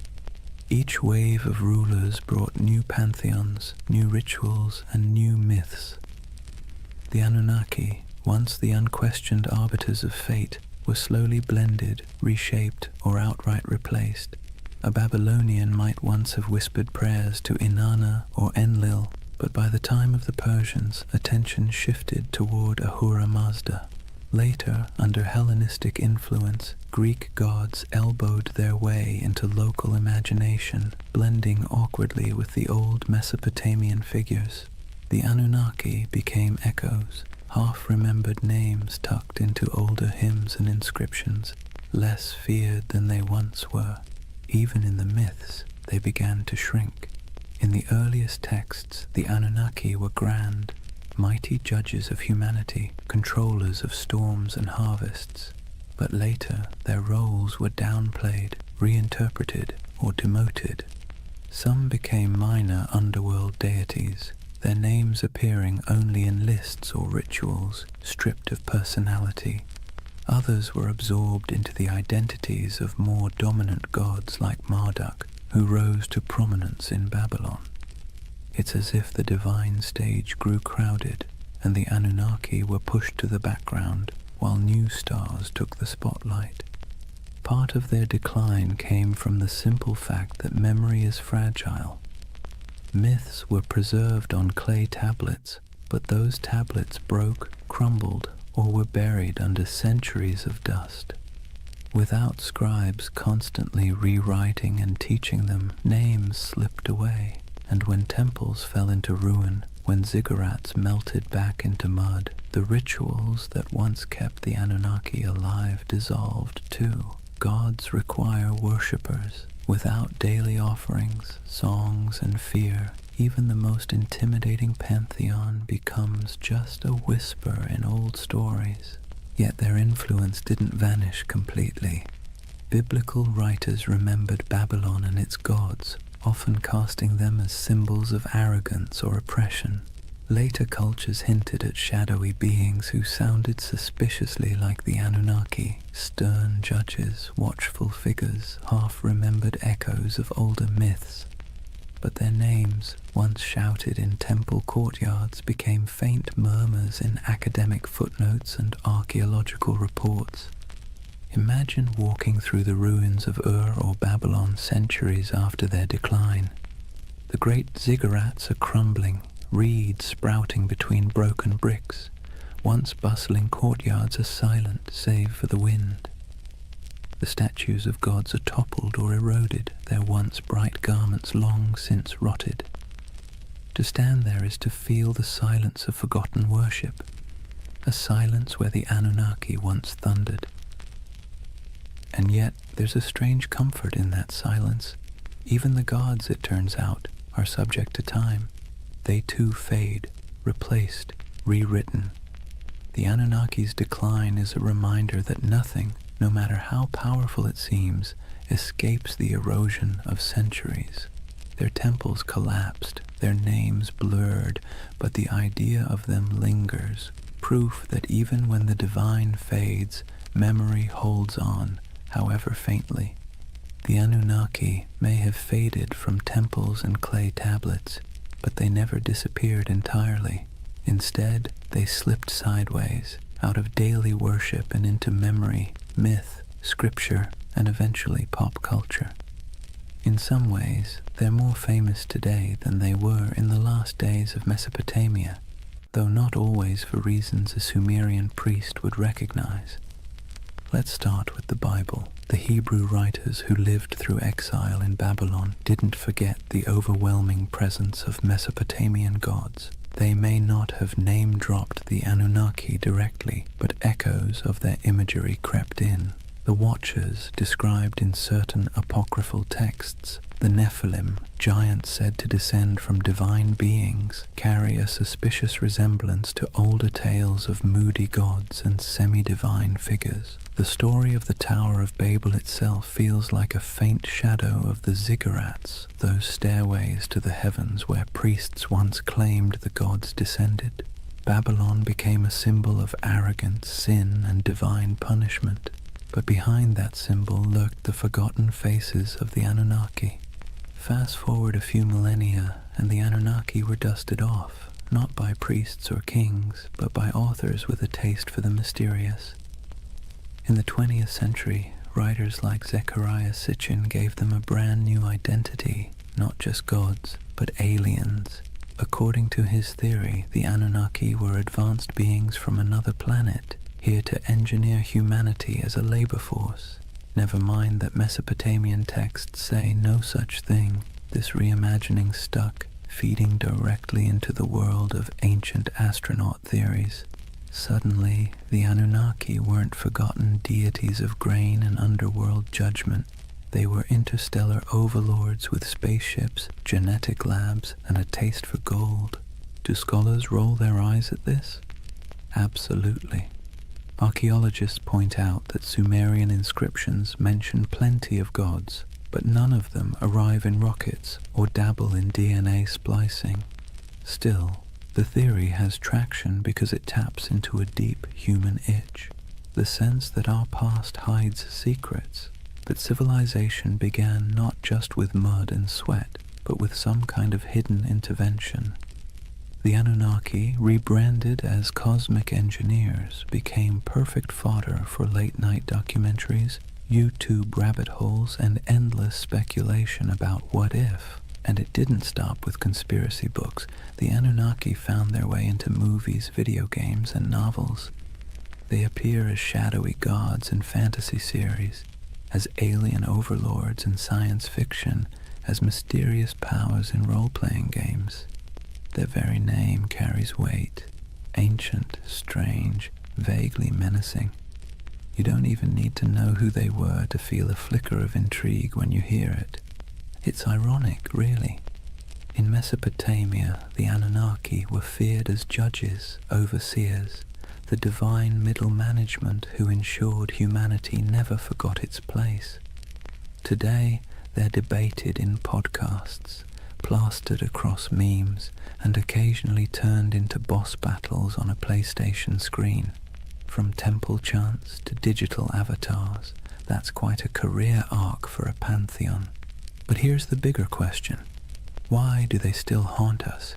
Why do people, thousands of years later, still turn to the Anunnaki as symbols of hidden knowledge, ancient power, or cosmic conspiracy?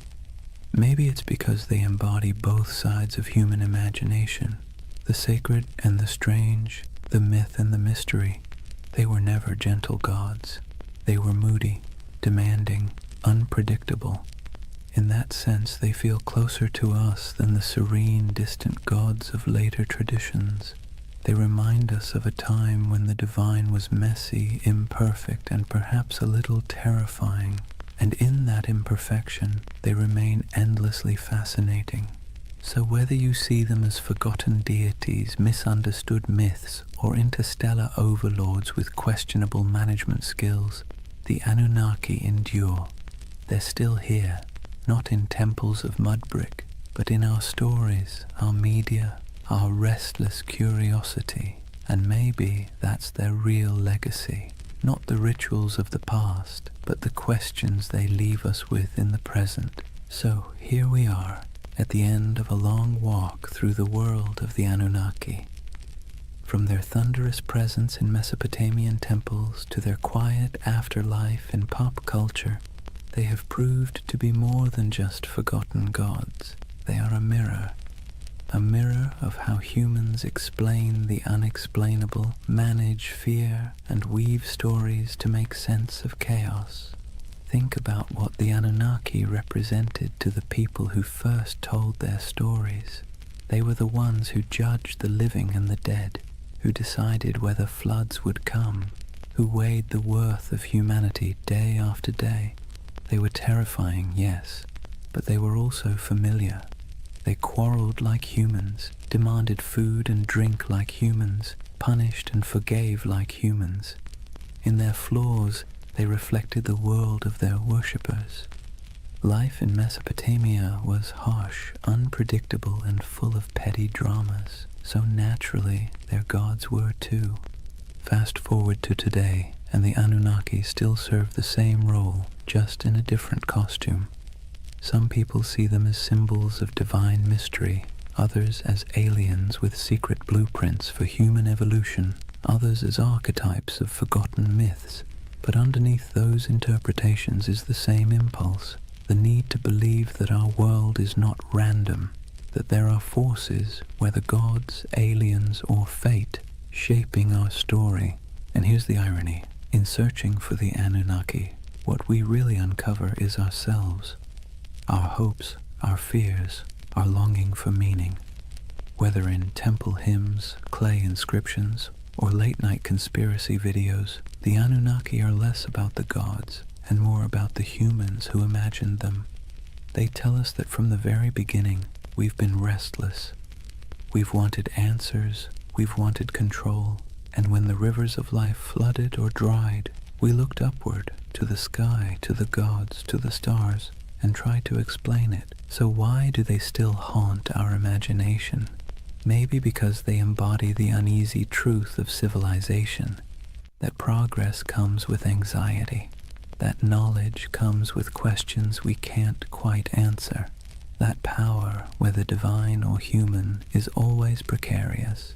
The Anunnaki remind us that even at the dawn of history, people wrestled with the same feelings we carry today: awe, fear, wonder, doubt. And as you drift into sleep tonight, let that thought settle in gently. The Anunnaki may be gone, their names eroded by time, their temples reduced to dust, but the echoes of their stories still ripple through us, not as warnings from stern gods, but as reminders of our own humanity.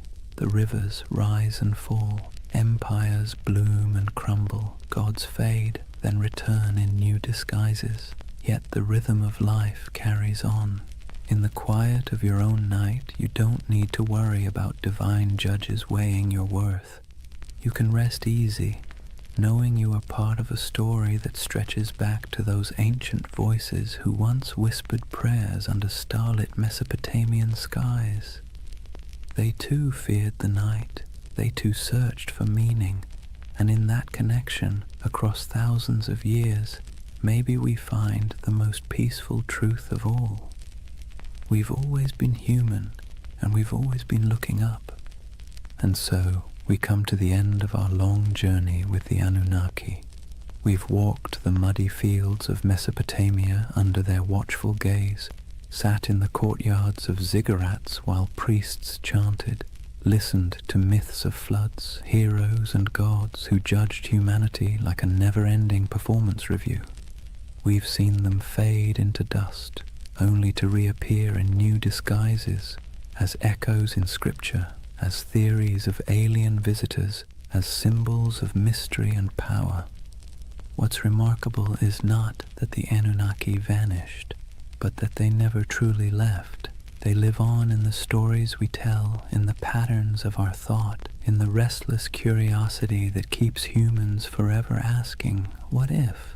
They are a reminder that civilization itself began with questions, with awe, with fear, with the desire to turn chaos into order. And in their myths, we can still hear the heartbeat of the first cities, the first prayers, the first sleepless nights. But unlike those ancient people lying awake under reed roofs, fearing floods, demons, and divine wrath, you don't need to worry tonight. The Anunnaki may have been restless gods who never slept, but you can. The rivers outside your window aren't about to rise and sweep you away. The stars aren't omens of disaster, just quiet lights marking the night sky. The fears of yesterday can stay in yesterday. So take a breath. Let the weight of history ease your own thoughts.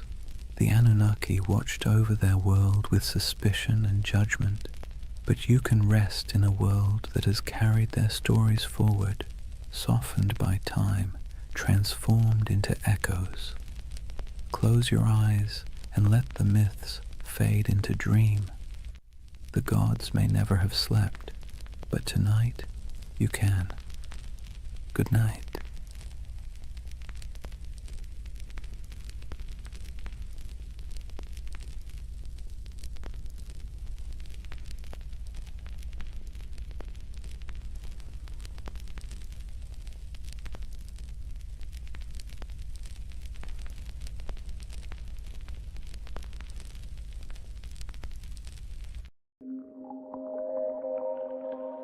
Sometimes history hides things so enormous that we only notice them when we leave the planet. Hidden deep in the Sahara is a perfect circle 25 miles wide, a formation so strange that astronauts were the first to truly see it.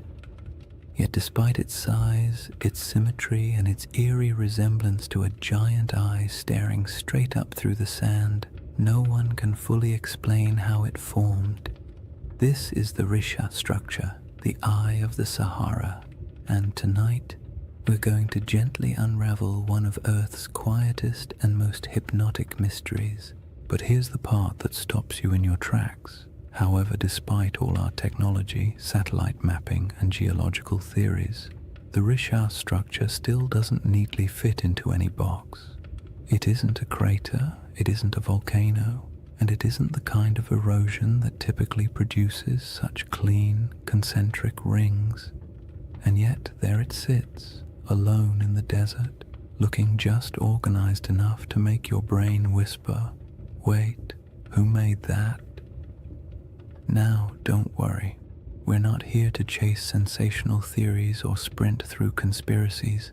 This channel is all about slowing down, letting curiosity stretch out a bit, and using history's strangest corners as gentle stepping stones toward rest. So if you're someone who falls asleep best to ancient civilizations, quiet landscapes, and mysteries wrapped in soft, soothing detail, you're in the right place tonight. Go ahead and dim the lights, settle in, and if you haven't already, subscribe to continue exploring the enigmatic corners of history that make the perfect companions for sleep. And let me know in the comments where you're tuning in from and what time it is for you. I really do love seeing the entire world checking in. Tonight's journey starts with the moment humanity first encountered the Rishat structure. Not from the shifting dunes below, but from hundreds of miles above the Earth, where astronauts stared down at the Sahara and spotted something that absolutely shouldn't have been there. From that strange cosmic discovery, we'll move slowly backward through time to the lush green Sahara that existed long before the desert we know, to the geological puzzles that still bother scientists, and eventually to the gentle whispers of an ancient legend you may already be thinking about. So take a breath, let your shoulders relax, and whenever you're ready, we'll begin with Chapter 1, the moment we first glanced down from orbit and saw the eye looking back. Chapter 1. The Eye That Shouldn't Exist. Imagine looking down at Earth from orbit, the Sahara stretched beneath you in soft, endless waves of gold. From up there, the desert doesn't look harsh or unforgiving. It looks calm, like a giant sleeping creature under a pale blue sky. Astronauts have always taken moments to stare at the planet that way, partly out of awe, partly out of boredom, and partly because when you're strapped into a metal capsule moving faster than anything humans were ever meant to travel in, looking out the window is one of the few activities that doesn't involve switches, checklists, or mild existential dread. But during one of those early missions in the 1960s, a crew noticed something unusual, a shape far too large, too perfect, and too strange to ignore.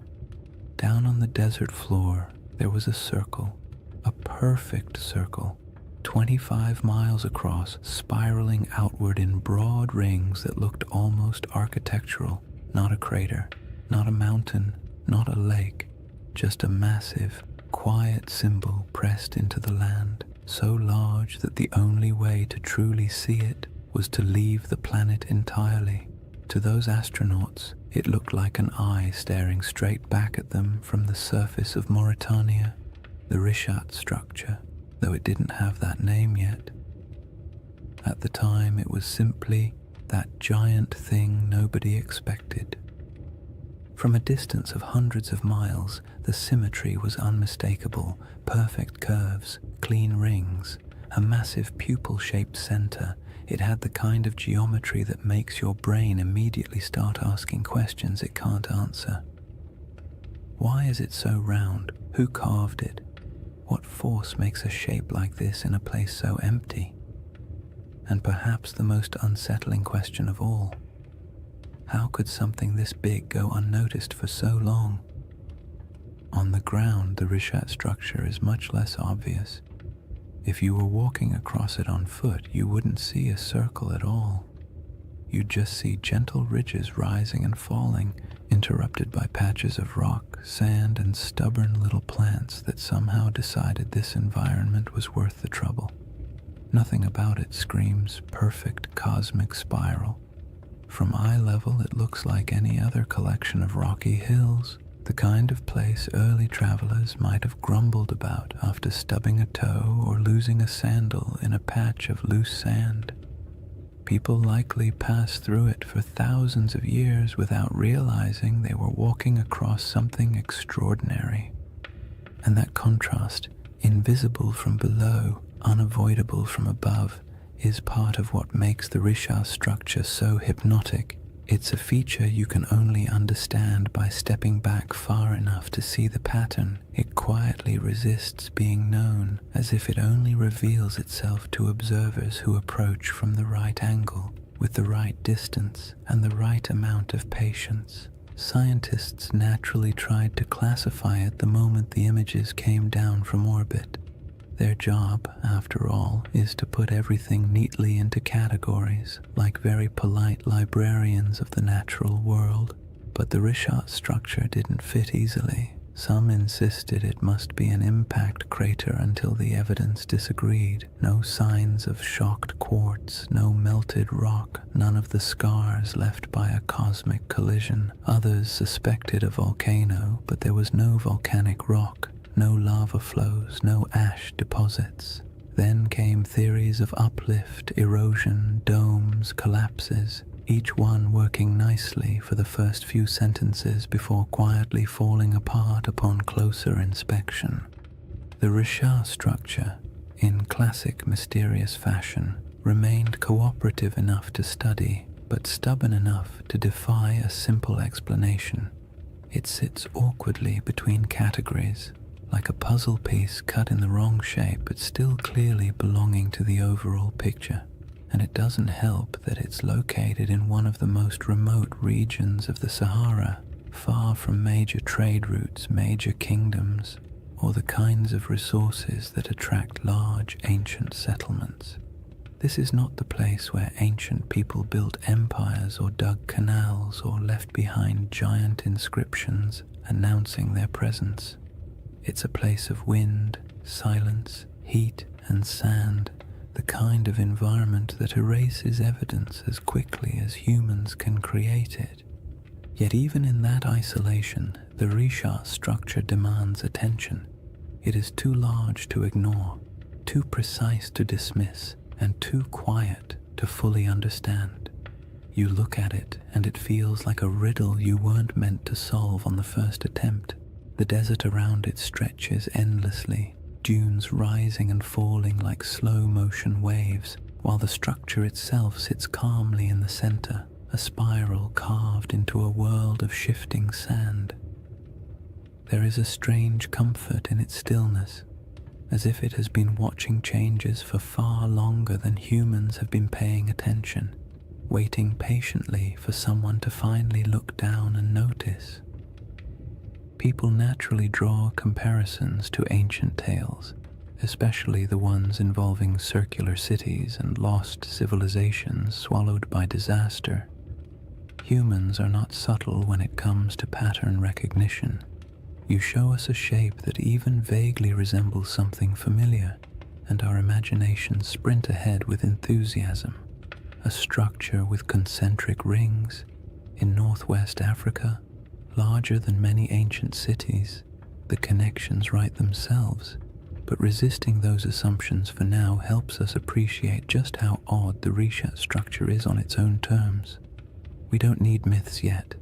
The geology alone is strange enough to occupy the mind, and perhaps the most compelling detail is this. The Risha structure did not emerge in the desert we see today. It predates the dunes, the dryness, the isolation. It formed long before this region became a barren expanse, back when the land was green, watery, and alive. Understanding what this place used to look like changes everything about how we interpret the structure, because the environment around it wasn't always harsh silence. There was a time when this region held rivers, lakes, animals, and early humans whose daily lives unfolded under a sky that seems impossible when compared to the Sahara's modern emptiness. The Risha structure watched all of that. It watched ecosystems rise and fall, climates swing from wet to dry and back again, people migrate across its slopes, and entire landscapes vanish beneath shifting dunes. Before we compare it to any myth, we have to travel back to that older world, the Sahara before the Sahara, to see what the eye looked like when it was surrounded not by sand, but by life. To understand why the Risha structure feels so uncanny, you have to set aside the modern Sahara entirely. The desert we picture today, an endless, shimmering expanse of heat and sand, is actually one of the youngest landscapes on the planet. For most of human existence, this region wasn't a wasteland at all. It was green, fertile, and astonishingly alive. Picture wide grasslands rolling out to the horizon, with clusters of acacia trees and patches of wetlands where birds gathered in noisy flocks. Picture rivers meandering through valleys, carrying cool water across a landscape thick with the smell of damp soil after summer rains.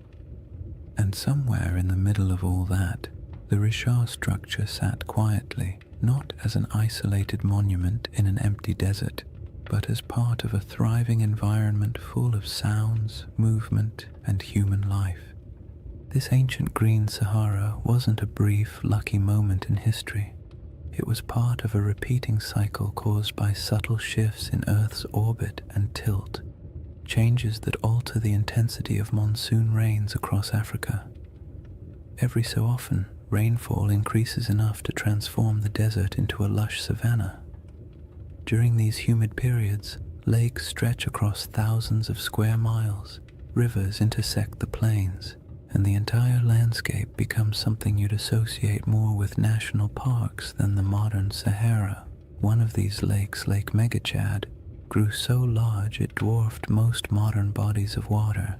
Today it's reduced to a fraction of its former size, but the ancient shoreline is still visible from space, ghostly arcs etched into the ground. People lived in this green Sahara, not mythical super beings or forgotten high-tech civilizations, just ordinary families doing the same things humans have always done.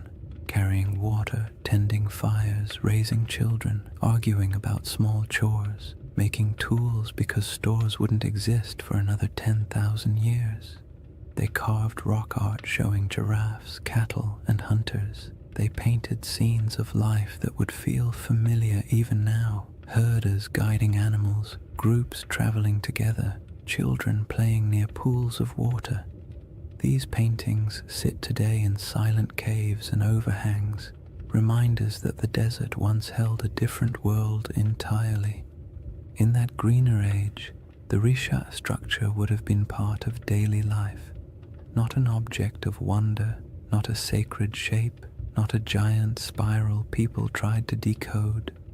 Just land from the ground. The structure doesn't appear circular. You only see ridges and slopes, gentle arcs rising and falling like the ribs of a giant slowly sleeping beneath the surface. Early humans would have walked across it without a second thought. Maybe they used its higher points as lookout spots to scan for animals. Maybe they sheltered in its inner valleys when storms rolled through.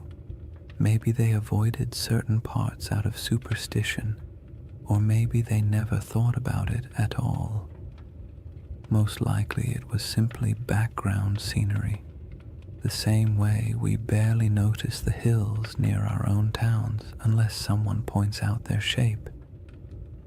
But even if it blended into the landscape, the Rishat structure would have quietly shaped the rhythm of life around it. The ridges could have guided migration paths. Water might have pooled in certain low areas after seasonal rains. Vegetation could have grown thicker in pockets where moisture collected.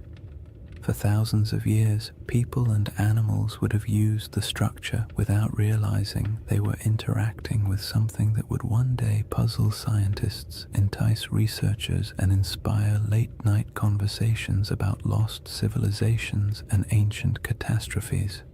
As the climate shifted and rainfall declined, the green Sahara slowly began to fade. Lakes shrank, rivers dried, vegetation withered.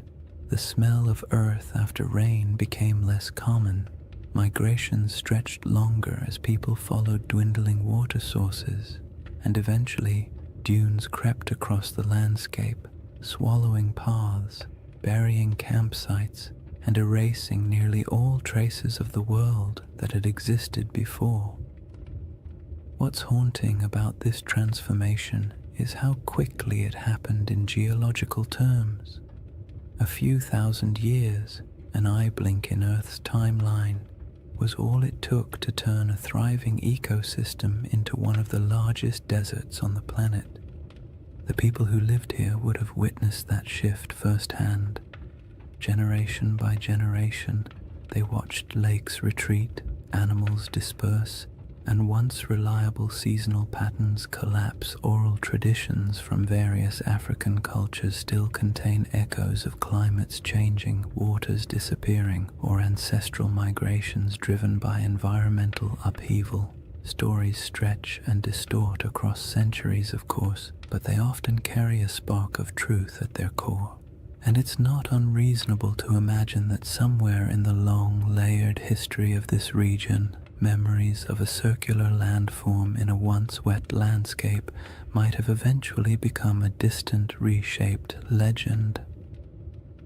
When modern researchers study the Sahara's ancient lakes and rivers, they often describe them as ghost waterways, because their traces linger beneath the dunes like faint scars, visible only from satellite images or through careful ground surveys.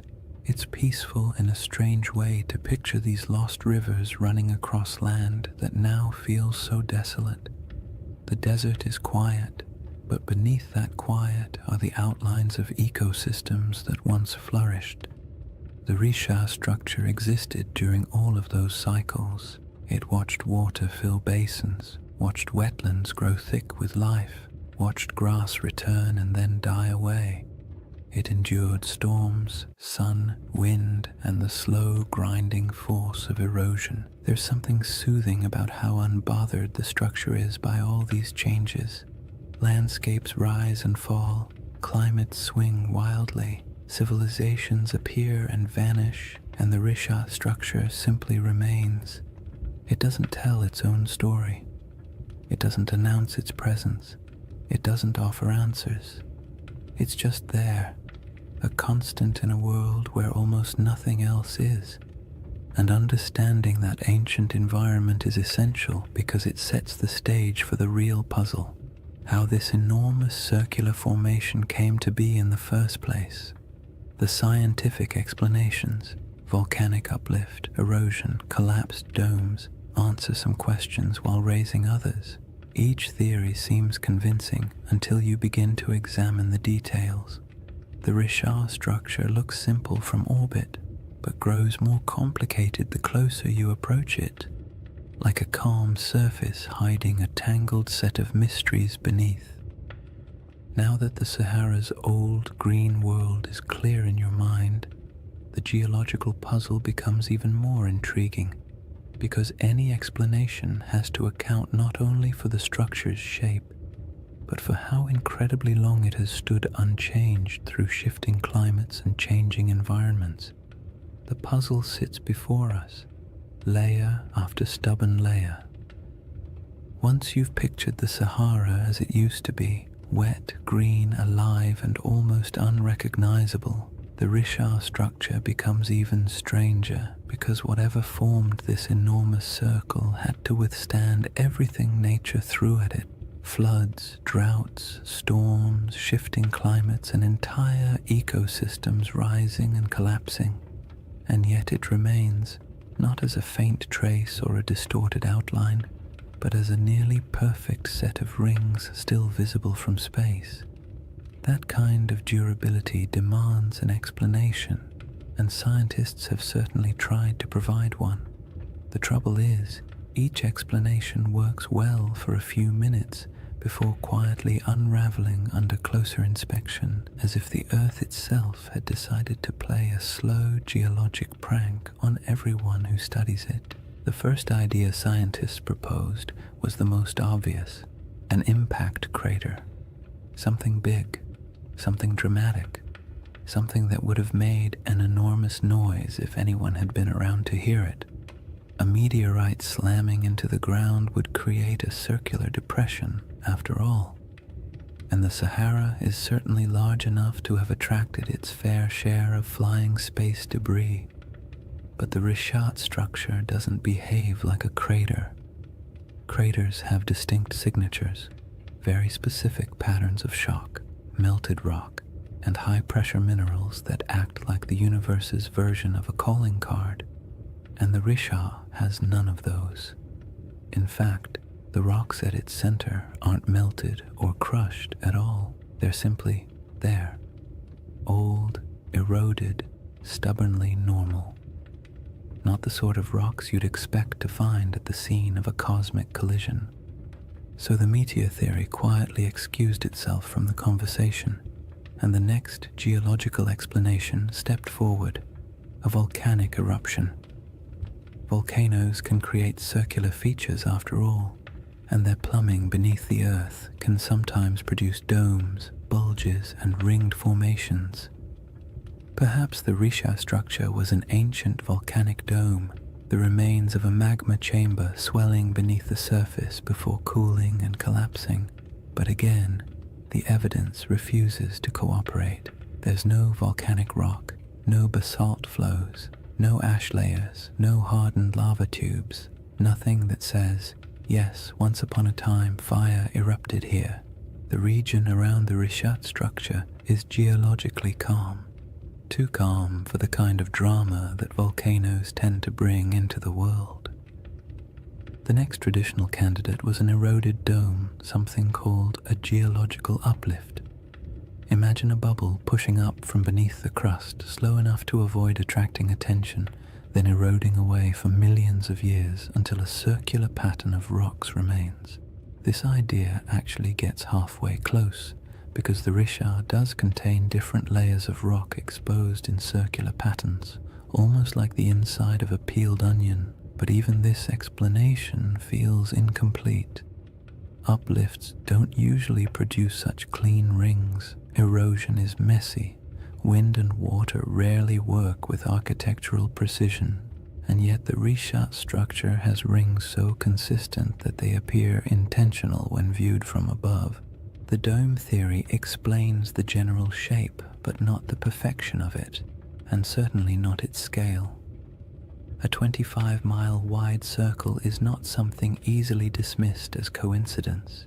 Even erosion has its limits when it comes to symmetry, and geologists who typically love tidy classifications had to admit the Richat structure was mostly behaving but not entirely cooperating, like a student turning in homework that looks suspiciously too neat compared to their handwriting in class. Then there's the age problem. The rocks that make up the Richat structure are incredibly old, hundreds of millions of years in some places, but the shaping of the structure itself, the exposure of its rings, is much younger, something pushed upward long ago, something eroded later, something left behind a pattern that would eventually catch the eye of anyone staring down from orbit. It's not a single event. It's a series of long, slow, overlapping processes, each stretching far beyond the human timeline, and yet even knowing that, the structure feels too deliberate.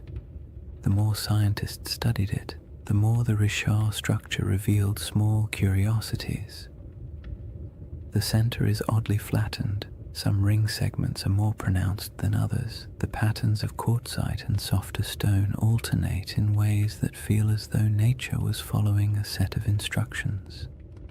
But nature doesn't usually draw in spirals or circles unless something dramatic is happening. Impact, volcanism, collapse. But in this case, the evidence for anything dramatic is conspicuously absent. And then there's the perfect ring issue, the one that quietly bothers everyone who looks at the structure, even if they don't say it out loud. Circles in nature are rare at this scale. Random erosion doesn't create them, rivers don't carve them, wind doesn't sculpt them, and when you see one this large, this clean, and this old, it's hard not to feel like the earth briefly decided to act like a compass and draw a near-perfect shape in the sand. It's not surprising that the Richat structure often leaves people with a vague sense of unease. Not fear, not dread, just the gentle discomfort of encountering something that feels too orderly in a world built on chaos.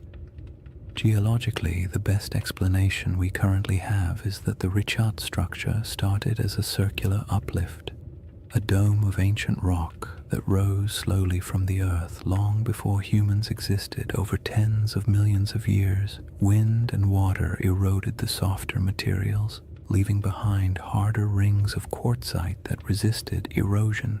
In essence, the shape is a natural accident, a byproduct of uplift plus erosion plus time. But even if this is the correct explanation, it still doesn't quite satisfy the imagination, because most uplifts don't look like this. Most erosion doesn't cooperate so neatly. And so the Richat structure lives in that strange middle space, scientifically explainable, yet visually suspicious, like a naturally occurring optical illusion, a formation that checks enough geological boxes to avoid being classified as supernatural, yet raises enough questions to spark curiosity in anyone who looks at it. It's the kind of feature that almost begs for a story or a legend, something to give meaning to its shape, even if that meaning exists only in the human mind. Once you've explored the geological explanations and realized none of them fully capture the structure's quiet strangeness, it becomes easier to understand why some people entertain a very different question. Not the scientific, what made this, but the mythic, does this remind me of something? A city described long ago, with concentric rings of land and water positioned somewhere to the west of ancient civilizations, a place said to have vanished in a single day and night. The Risha structure does not announce itself as that place, but it echoes the pattern just enough to make you wonder where coincidence ends and imagination begins. Before any comparisons can be made gently or cautiously, the building blocks of those ancient descriptions must be understood not as fantasy, but as the fragments of memory, geography, and storytelling that shaped one of history's most enduring legends. Long before anyone could stare down at satellite images or argue over geological uplift on the internet, there was a different kind of puzzle circulating through the ancient world. A story recorded by a single philosopher, passed on from a conversation he claimed to have heard, describing a civilization so strange and so perfectly structured that it bordered on myth even in its own time. Plato's tale of Atlantis has been repeated so often, repackaged so many times, and stretched so far by imagination that the original description often gets lost under the weight of all the versions built on top of it. But if you strip away the embellishments, the crystal cities, the impossible technologies, the ancient aliens with clipboards, interpretations, you're left with a surprisingly simple outline: a circular city, rings of land and water, mountains to the north protecting it, a broad plain to the south, a river that flowed to the sea stones of red, black, and white, abundant animals, especially elephants, and a civilization that rose to prominence before collapsing in a sudden, dramatic event. Whether this description is literal, symbolic, exaggerated, or entirely fictional is something scholars have debated for centuries. But what matters for our quiet journey tonight is not whether Atlantis existed. What matters is the shape of the story, because that shape is what causes people to glance at a satellite photo of the Risha structure and pause. The comparison doesn't begin with belief. It begins with pattern recognition. Humans are wired to look for familiar shapes in unfamiliar places. It's the same instinct that makes us see faces in electrical outlets or animals in passing clouds. So when someone sees a massive set of concentric rings in northwest Africa, a structure wrapped in mystery and sitting in a region that once held rivers, lakes, and life, it's reasonable that part of their brain whispers, "This looks like something I've heard before." The resemblance is not perfect, not literal, not conclusive, but it's enough to make curiosity shift in its seat a little. Consider the colors Plato mentions: red, black, and white stones. The Risha structure, like much of the Sahara, contains layers of rock and sediment that naturally fall into those shades. Iron-rich sandstone brings the red. Basalt and volcanic remnants elsewhere in the region bring the black, and pale limestones offer the white. No one is saying ancient builders selected them and arranged them like a geological art project, but the coincidence is interesting, especially when paired with the natural ring pattern visible from above. Then there are the mountains. Plato describes a notable mountain range to the north of Atlantis. The Risha structure sits in front of the Adrar Plateau, a raised, rugged region that would have looked like a natural wall in a greener era. Today, it's a dry, worn highland, sculpted by time and wind, but long ago it would have been more dramatic. Cliffs, ridges, and elevated land dotted with vegetation and wildlife. If early people lived in the region, they would have viewed those northern heights as a defining feature of their landscape. And what about animals? This part always surprises people because they imagine the Sahara as permanently empty.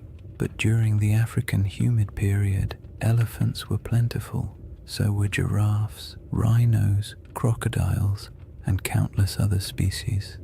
Elephants weren't just passing through, they were thriving. Some rock art across the Sahara shows entire herds, depicted with the casual familiarity of people who lived alongside them. So yes, if someone had described this region during one of its greener eras, full of elephants, would have been an accurate statement. The river connection is where things become both interesting and gentle in their ambiguity. In a lush Sahara, a river system could have flowed westward toward the Atlantic. Some ancient channels still appear faintly beneath the modern desert, traced by satellite radar and geological surveys. These channels hint that at least some rivers once traveled across areas that are now sand and stone. Whether any of them connected near the Richard structure is debated, but the possibility is not unreasonable. In a world where climates shifted dramatically, waterways did too. It's worth saying calmly and clearly, none of these correlations prove anything. They simply show why the mind wanders toward the comparison. The Richard structure does not need Atlantis to be interesting. Its mystery stands fully on its own. But when the circular shape, the colors, the mountains, the animals, and the long-lost rivers all quietly line up with parts of an old story, your thoughts naturally drift toward the what-if of it all. Plato wasn't writing a travel guide. He was a philosopher using allegory to make a point about human nature, power, hubris, and collapse. Atlantis, in his narrative, was less a factual account and more a moral lesson bundled into a geographic metaphor. Yet even then, scholars have noted that ancient myths often embed distorted memories of older events. Storms, floods, migrations, or lost settlements folded into stories, generation after generation. Myths protect what history doesn't always preserve. They store impressions of landscapes that no longer exist. They embellish, exaggerate, simplify, and dramatize, but something recognizable occasionally survives inside them. The Richat structure doesn't have ruins. It doesn't have walls, canals, columns, marketplaces, or any of the features you'd expect of a large city. The environment around it would have been challenging even in greener times. And human settlements from that ancient period would likely have left fragile traces now erased by thousands of years of wind and shifting sand. So the idea of it being a lost civilization rests not on evidence but on the shape alone, the irresistible symmetry that triggers recognition even when no proof supports it. That's part of the comfort of this mystery. It doesn't demand belief. It simply invites curiosity.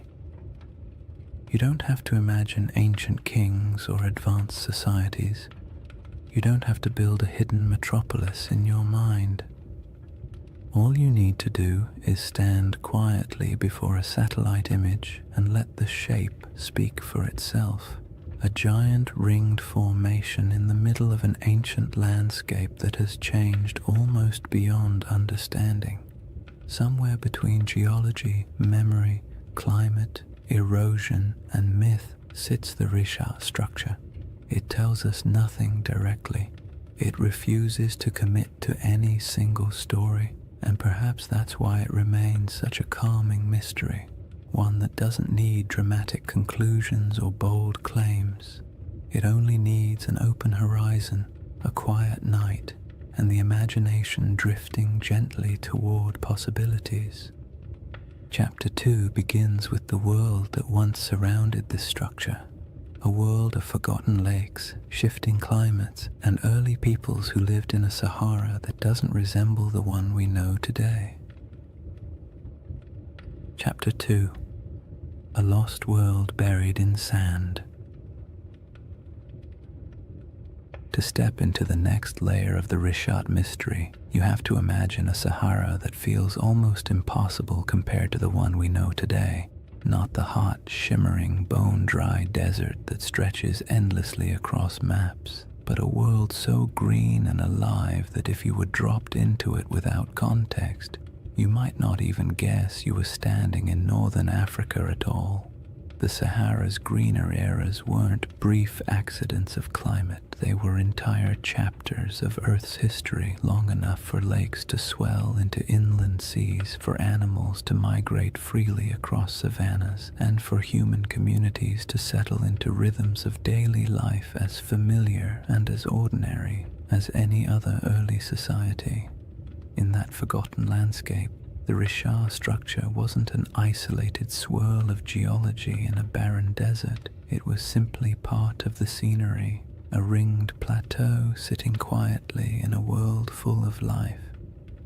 During the African humid period, monsoon rains shifted northward and transformed the Sahara into a mosaic of grasslands, wetlands, and rivers. Satellite studies have revealed thousands of ancient lake beds, some stretching larger than modern countries. The largest of them, Lake Megachad, was so vast that its shoreline would have swallowed entire modern coastlines. It's calming to picture early mornings on its edges, mist lifting off the water, birds scattering across reeds, herds moving slowly through tall grass. These weren't isolated oases like today, but interconnected ecosystems humming with life. Hippos wallowed in shallow pools, giraffes wandered across plains, crocodiles glided through freshwater channels. The air was thick with insects in the rainy season and warm, earthy scents after storms passed. And where there is water and game, people settle. Early human groups built small camps near river bends, moving seasonally with herds or weather patterns. Their lives weren't glamorous. They dealt with all the usual prehistoric frustrations: unpredictable weather, stubborn animals, unreliable food sources, and the constant inconvenience of tools that, despite countless hours of crafting, were still capable of breaking at the worst possible moment. Yet these people left behind some of the most beautiful artifacts the Sahara still holds: rock engravings and paintings showing scenes of daily life, hunters with bows, families with cattle, children playing near water. These artworks are serene, calm snapshots of a world that no longer exists, carved into stone that has stubbornly endured long after the lakes dried. When people imagine ancient civilizations, they picture dramatic stone cities, elaborate temples, complex political systems, the kinds of things that leave behind headlines in history books. But most ancient people, including those who lived in the Green Sahara, were just trying to get through the week without too much trouble. They managed herds, gathered plants, navigated seasonal routes, and dealt with occasional arguments about who forgot to maintain the fire or who accidentally let a goat wander off into the brush. Civilization doesn't have to look like marble pillars to be worth remembering. Sometimes it's found in the small, repetitive rhythms of daily life, the quiet rituals that define communities. And those communities were not isolated dots scattered randomly across a wet desert. They followed predictable paths. Rivers acted like highways, lakes acted like hubs. Fertile pockets of land created gathering points where groups traded, shared food, and passed down stories. Even without permanent stone buildings, these places had identities, regions where people knew how to track animals, where certain plants grew well, where rainfall was reliable, where the land felt generous enough for families to stay a little longer. In this setting, the Richard structure would have been noticeable, but not mysterious. Its slopes rose gently, offering views of surrounding plains. Its depressions may have caught water seasonally. Its ringed layers might have supported different kinds of vegetation depending on rain and soil. People could have camped along its edges, used its higher ground for scouting, or traveled across it without realizing they were walking across an enormous circular formation that future generations would discover only from space. It was a feature of the land, not a legend, a place you pass through while thinking about practical concerns, shelter, food, weather, instead of trying to decode the terrain beneath your feet. Some researchers have suggested that pockets of early Saharan cultures may have grown surprisingly sophisticated during particularly wet periods, not in the sense of monumental architecture or complex written languages, but in social networks, trade patterns, and livestock management. Evidence shows early domestication of cattle in the region, and groups may have practiced proto-agricultural techniques around wetlands and lake margins. These weren't lost empires. They were adaptable, resilient societies navigating a landscape that could shift dramatically over generations. The idea that a civilization could thrive here, disappear, and leave little trace isn't far-fetched at all. Wet climates draw people, harsh climates erase them. The desert isn't just unforgiving, it's efficient. Wind strips away organic material, sand buries structures, drought erases evidence of farming, floods wash away tools, and time paired with enough silence can erase almost anything that isn't carved into stone. The Sahara has a way of taking the past, smoothing it out, and leaving behind a surface that pretends nothing was ever there. Even so, pieces of that older world survive: fossilized bones, pollen samples trapped beneath sand, ancient shorelines stamped faintly into the earth, and rock art that still shows people standing beside animals that haven't lived in this region for thousands of years. These fragments don't tell a complete story, but they do confirm one thing: the Sahara was once a place where human life thrived, not merely survived. And in that world, the Risha structure might have been a landmark of sorts, a subtle gate in the landscape, a recognizable formation people used to orient themselves, not a secret, not a holy site, and not the center of anything monumental, just a distinctive feature in a land full of water and vegetation. The idea that early groups might have navigated by it is peaceful to imagine. Small bands of families moving across plains, spotting the familiar rise of the rings in the distance, and knowing they were approaching water or shade or simply a place they'd passed through many times before. When the climate shifted and the world dried, those routes disappeared. Lakes shrank into nothing. Rivers retreated and carved new paths underground. Families moved south or west, following food and water. Eventually, the Risha structure went from living landmark to abandoned plateau, then to forgotten geology swallowed by the earliest dunes.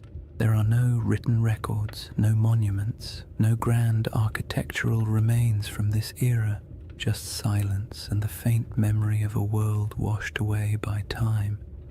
The civilizations of the Green Sahara weren't lost in a dramatic catastrophe.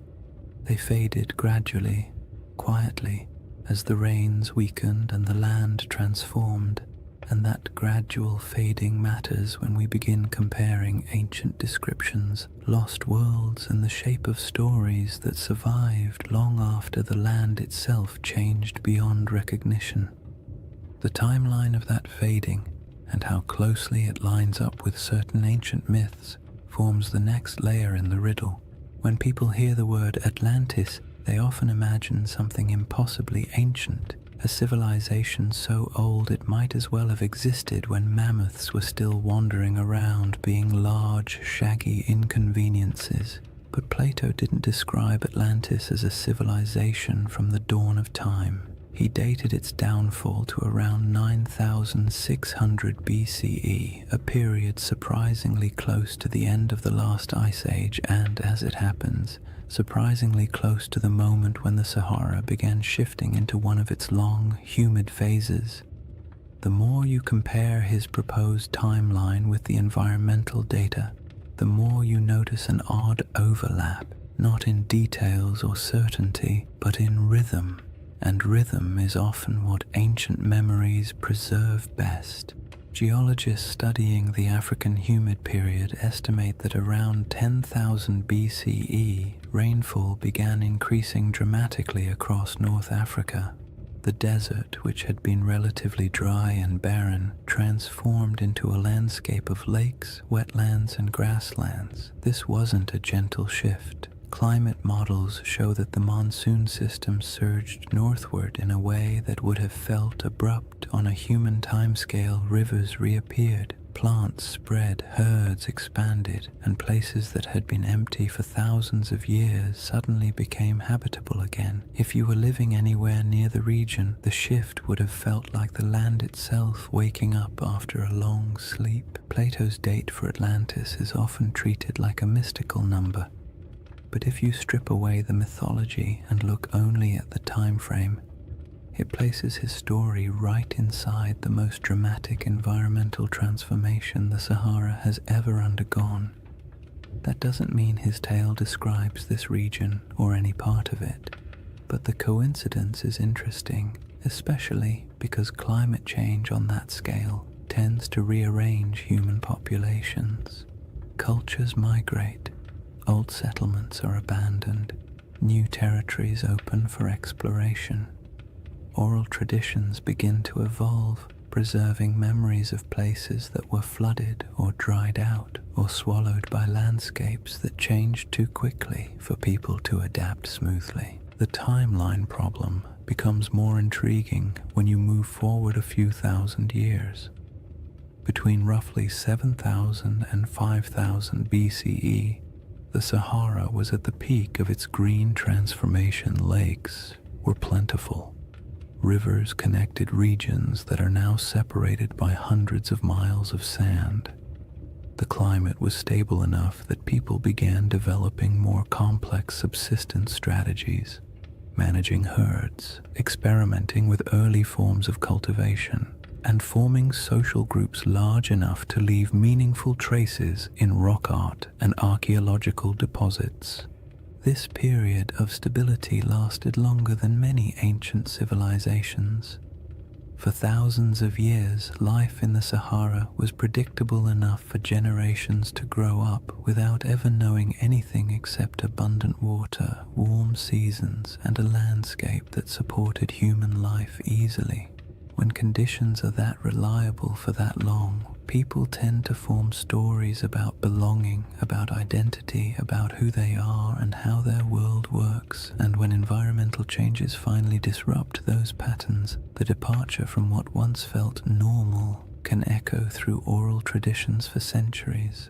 Around 5000 BCE, rainfall began to decline, slowly at first, then more dramatically. Rivers shrank, lakes retreated, grasslands thinned. People who had lived in certain places for generations found themselves forced to move, one small migration at a time. What's striking about this timeline is how well it fits what many ancient myths tend to describe. Not sudden apocalypses, but drawn-out declines, landscapes that once supported life losing their balance. Cultures forced to let go of familiar places, worlds shrinking gradually in ways that felt both natural and tragic. Plato described Atlantis as falling in a moment of sudden catastrophe, but his narrative was shaped by philosophical goals, not meteorological accuracy. When you strip the moral and symbolic layers away, you're left with a simple suggestion: an old civilization, once vibrant, lost to changing conditions long before recorded history. You don't need a supernatural event to produce a memory like that. All you need is a shifting climate. But the timeline problem isn't just about the humid period itself. It's also about the ancient coastline. During the era Plato places Atlantis, sea levels were dramatically lower. Coastlines extended far beyond their modern boundaries. Large parts of West Africa that are now underwater would have been exposed as dry land. Rivers would have flowed along different paths. Estuaries, marshes, and coastal plains would have existed where the ocean now rests. If someone in the deep past described a coastal landscape, that description would make little sense today unless you knew where the shoreline used to be. This matters because many interpretations of Plato's story assume that his geography reflects the world we see now, when in reality none of the modern coastlines apply. What he described could have been based on something that existed thousands of years before the Sahara dried, in a world with rivers and lakes stretching across land that is now considered lifeless. The Risha structure itself sits inland today, but in an earlier era, with different river networks and different coastlines, it might not have felt nearly as isolated. Human perception of geography is always shaped by local experience. A river can feel like a highway. A lake can feel like a boundary. A plateau can feel like a landmark that divides territories. When climates shift, those familiar markers vanish, but the stories about them can persist long after the landscape has changed beyond recognition. The most compelling part of this timeline overlap isn't the idea that Atlantis maps onto the Sahara, it's the realization that human memory, especially oral tradition, often stretches back further than we assume. Cultures pass down stories of floods, droughts, migrations, and disappearing lands without needing exact dates or written scripts. These stories evolve, take on symbolic meaning, and sometimes become cautionary tales, but the seeds of truth often remain embedded in the narrative. A changing coastline becomes a city swallowed by the sea. A drying river becomes the fall of a once great kingdom. A shifting climate becomes a punishment from the gods. Human imagination attaches meaning to change, especially when change feels larger than individual experience. The Risha structure sits quietly in the middle of this enormous timeline, a geological constant in a world that refused to stay still. Ancient people may have lived near it when the land was green. Their descendants may have moved away when the desert expanded. Their grandchildren may have carried memories of lost lakes or vanished rivers into stories told over fires in distant regions. Those stories may have drifted into different cultures over thousands of years, and by the time someone like Plato heard fragments of them, much of the original context would have faded, leaving only symbols and shapes. The timeline problem is not really a problem at all. It's a reminder. The Sahara we know today is young. The world Plato described was older than most of the settlements humans would later build. And between those eras, countless stories were lost, reshaped, or retold. When you compare timelines, climates, and ancient memories, the idea of a forgotten world in North Africa stops sounding fantastical and begins to sound, quietly, like something entirely plausible in a landscape that has reinvented itself so many times. The next piece of the puzzle lies in the maps, reports, and strange hints left by ancient writers who claimed that distant peoples lived beyond the Pillars of Hercules, in lands most Greeks had never seen. These records aren't proof, but they are clues, echoes of a world few modern people realize ever existed.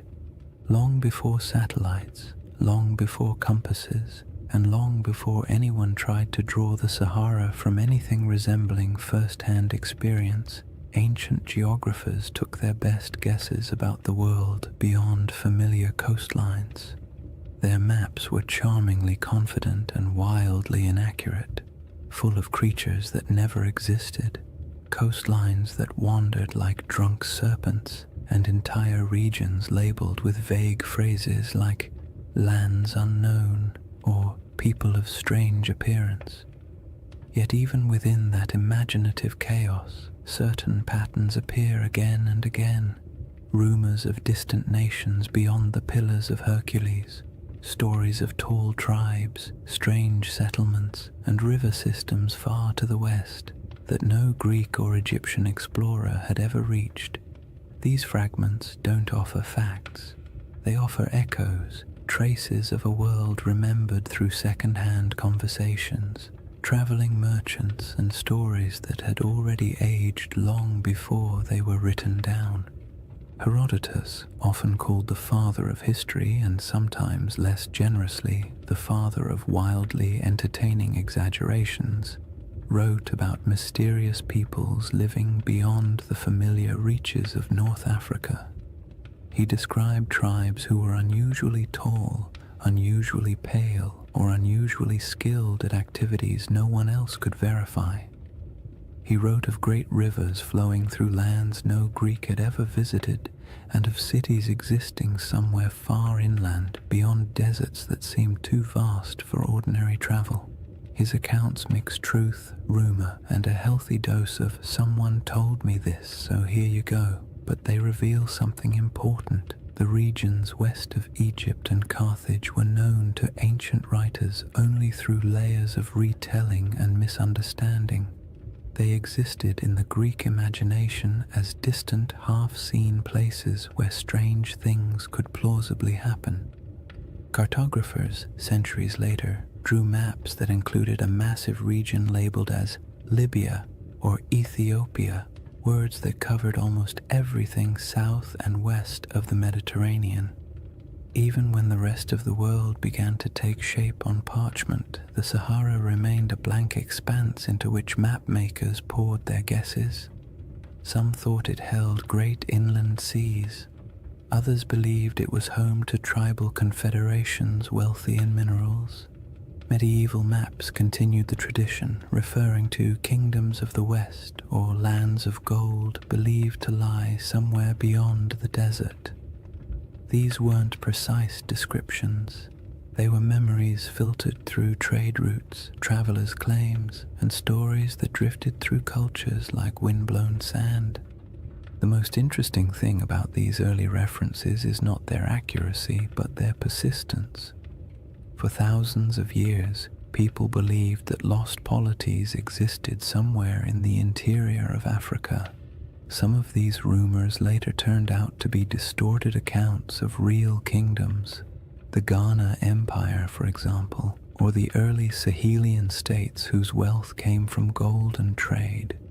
But some rumors seem older, as if they preserve vague memories of societies that were already gone by the time written history began. It's not hard to imagine how this could happen if the Sahara once held lakes, rivers, and stable populations. Then early travelers from coastal regions might have heard stories about people inland who lived near great bodies of water. By the time those stories reached Greek scholars, the lakes might have dried, the migrations might have begun, and the cultures connected to those earlier landscapes might have dispersed. All that remained were fragments, not histories, just hints.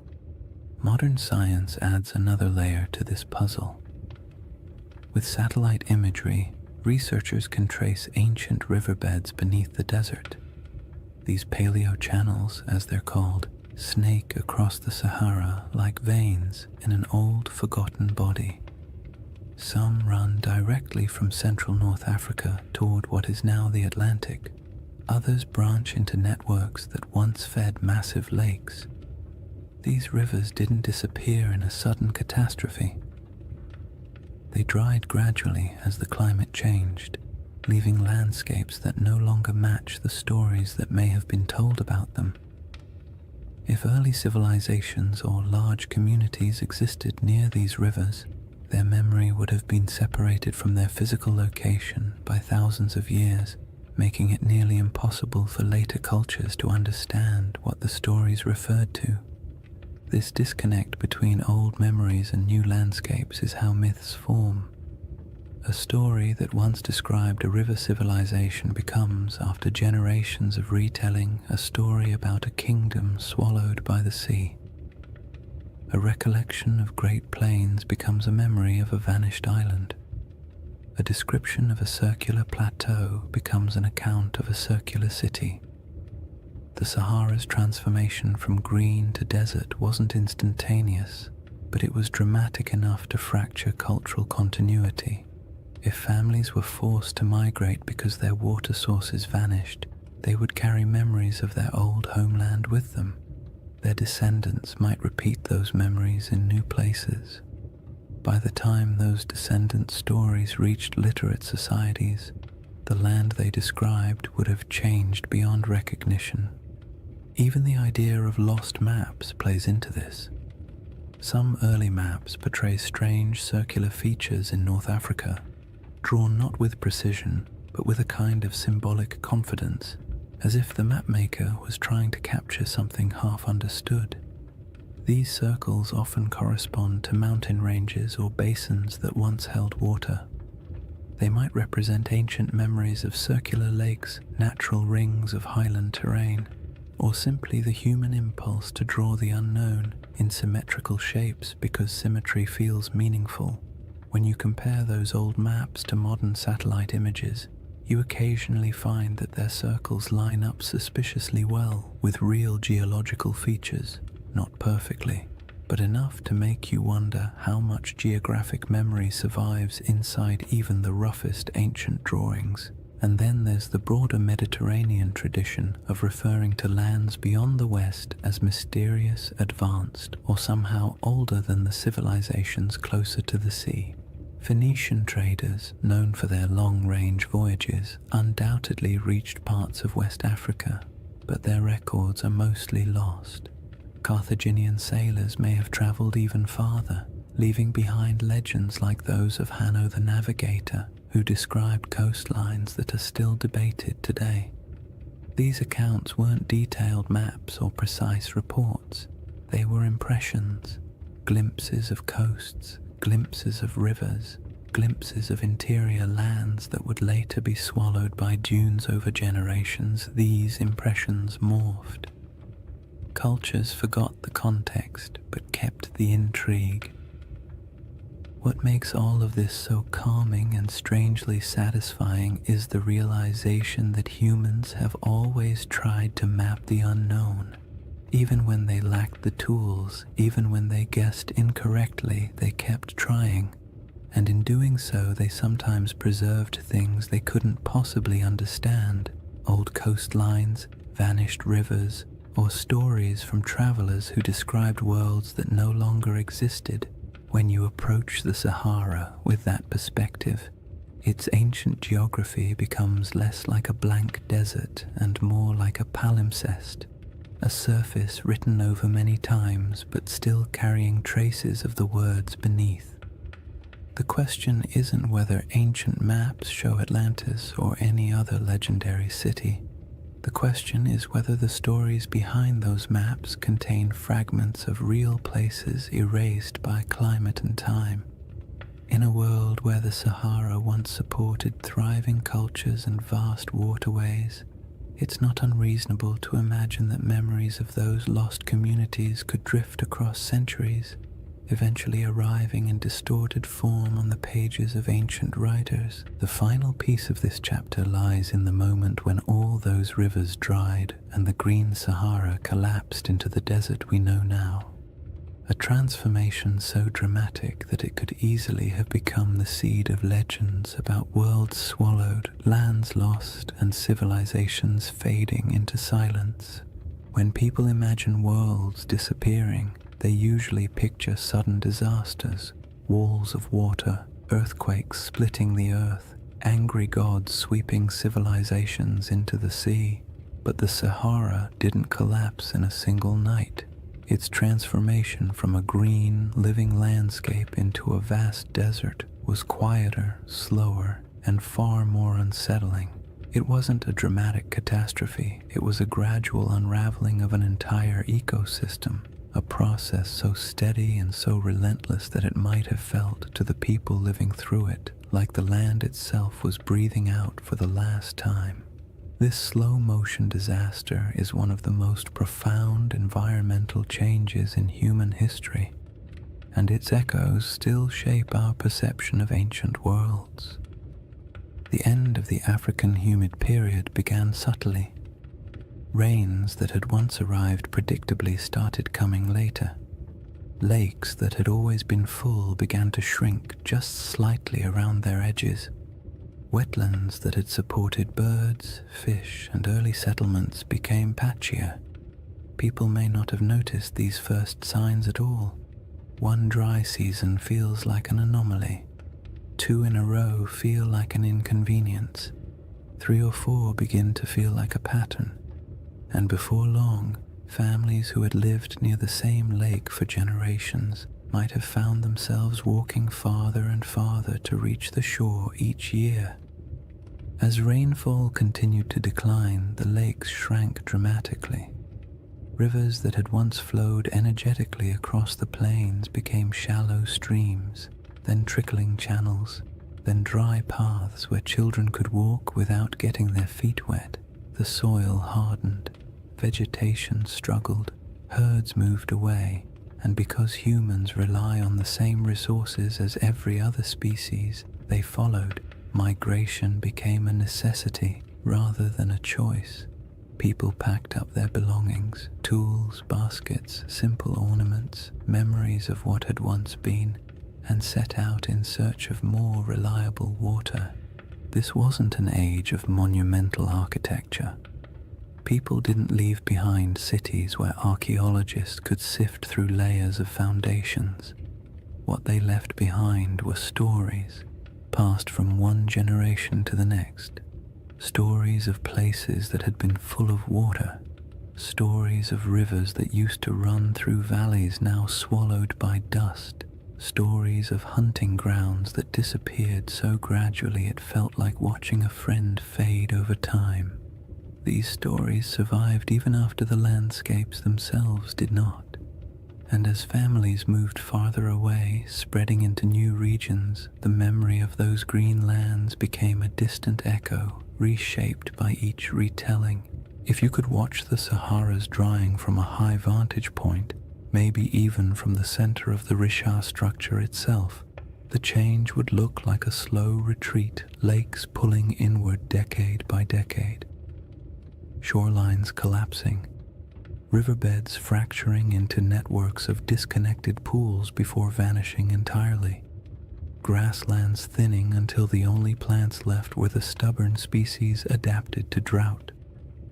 You would see the land lose color, then texture, then sound, until finally all that remained was the wind sweeping grains of sand across empty plains. But there were moments during this drying where the process didn't feel slow at all. When monsoon patterns shifted suddenly, regions that had relied on predictable rainfall could experience dramatic declines in just a few years. A lake that had provided generations of stability might disappear in 2 or 3 long drought cycles. Floods that once rejuvenated riverbanks might stop arriving altogether. These moments would have felt catastrophic to the people experiencing them. They wouldn't have had the language of climate science, but they would have understood that something fundamental had changed in their eyes. The land had turned against them. Such moments of environmental collapse often become the seeds of myths. A lake vanishing can become a story about the gods withdrawing a gift. A flood that never returns can become a story about a cursed people. A migration forced by drought can become a tale of exile. When these stories pass through enough generations, the context blurs and the details shift. What once described a drying valley might eventually become a narrative of a kingdom sinking beneath waves or disappearing overnight. Not because the original event was exaggerated maliciously, but because the environment changed more quickly than human memory could keep up with. As the desert expanded, dunes began to march across the land. Sand doesn't move with purpose, it simply responds to wind, drifting slowly over everything in its path. It fills valleys, it buries old lake beds, it smooths over animal tracks, human footprints, and any fragile structures that once stood nearby. Over centuries, dunes consumed the last evidence of the old Sahara. Rock art survived only where cliffs or caves shielded it. Any settlements built from organic materials vanished entirely. The landscape became clean, empty, and silent, a perfect blank slate for future generations to wonder about. Today, when you look across the Sahara, it's difficult to imagine the world that came before it.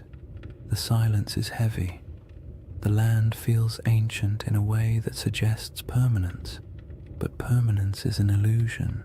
The desert is young, geologically speaking. It is still changing, still shifting, still carrying beneath its surface the faint outlines of rivers that once sustained entire populations. And in the midst of this world of sand sits the Rishat structure, a relic of deeper geological time that somehow feels connected to the stories of the people who once lived nearby. If early civilizations or pastoral groups did gather near the Rishat structure in greener times, they would have watched their world collapse gradually. The retreat of the lakes, the shrinking of rivers, the decline of herds, and the encroachment of sand would have felt like losing a home in slow motion. And when those people moved on, their stories went with them.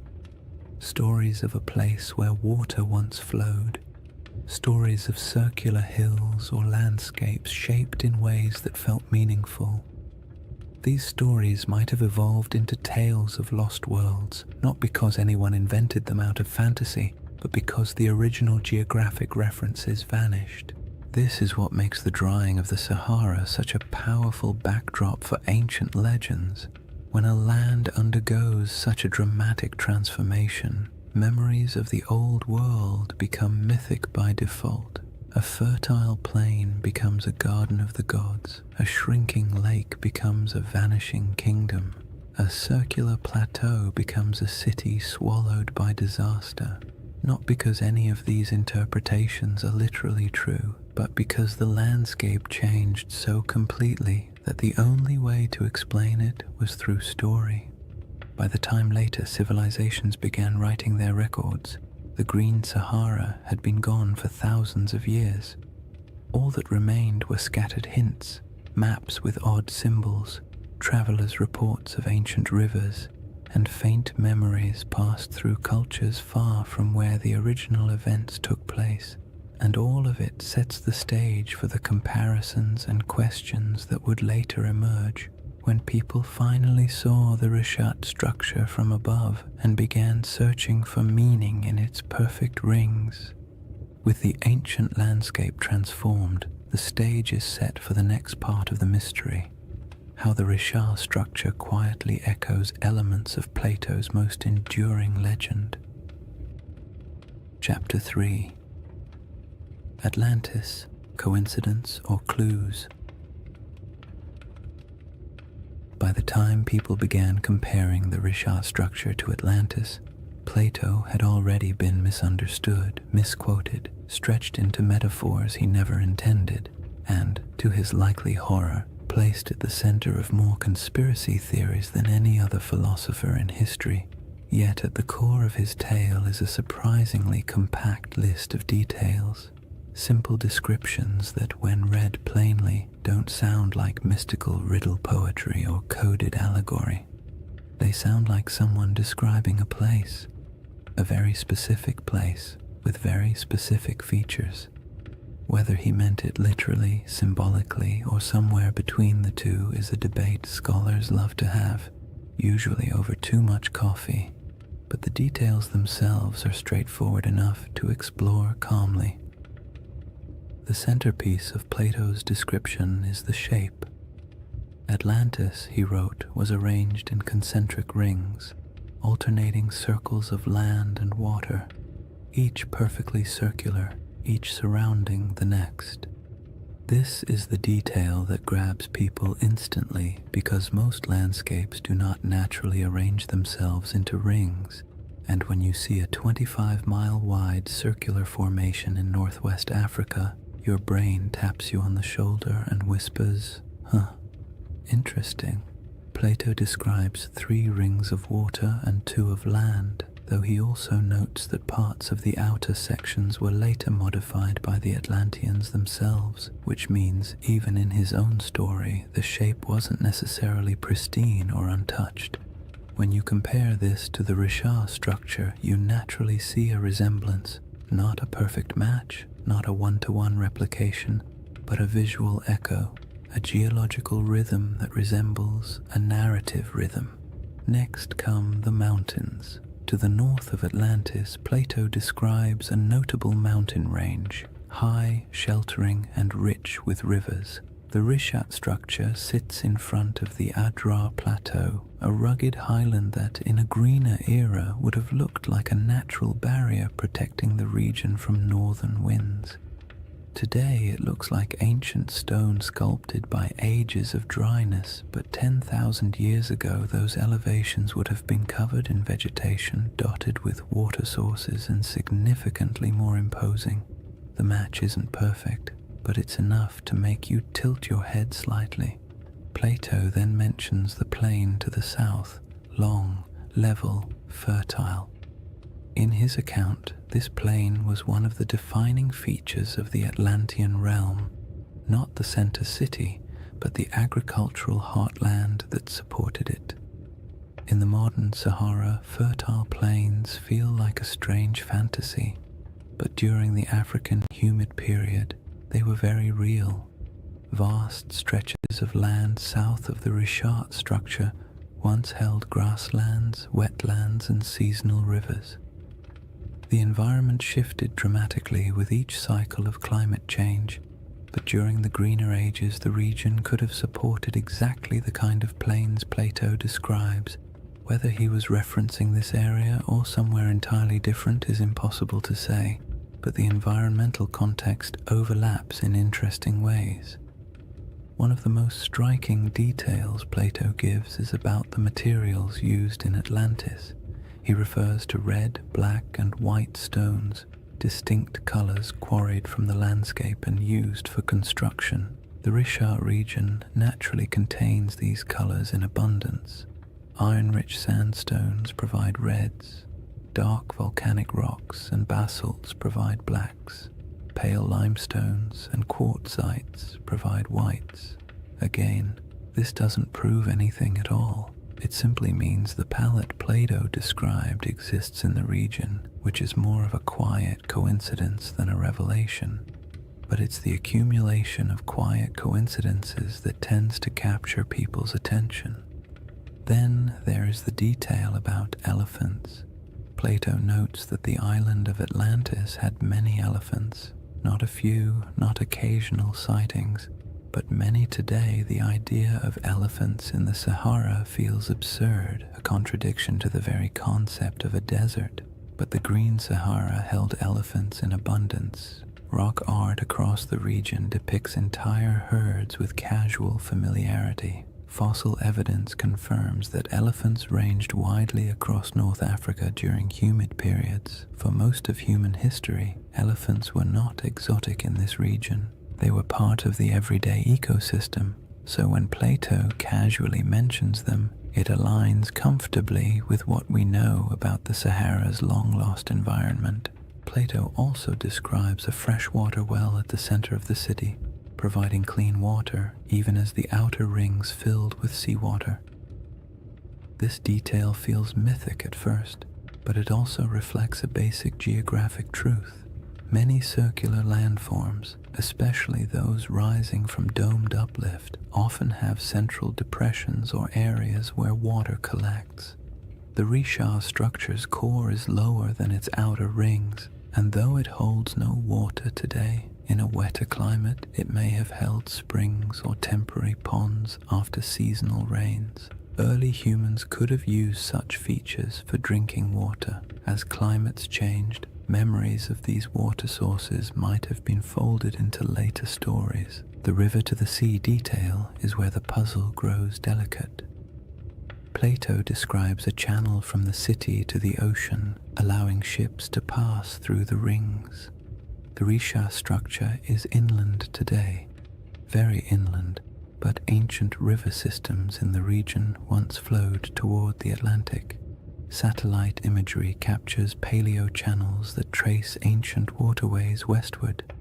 The landforms no longer match these paths because the Sahara has reshaped itself repeatedly, but it is not impossible that rivers once connected this region to coastal plains that have since eroded, drowned, or shifted beneath rising sea levels. All these details create a gentle sensation. Not belief, not certainty, just curiosity. Plato's list is simple enough that it can't be mapped cleanly onto any one place. It can describe a landscape long gone, a symbolic metaphor, or a region badly distorted by oral tradition before ever reaching Greek ears.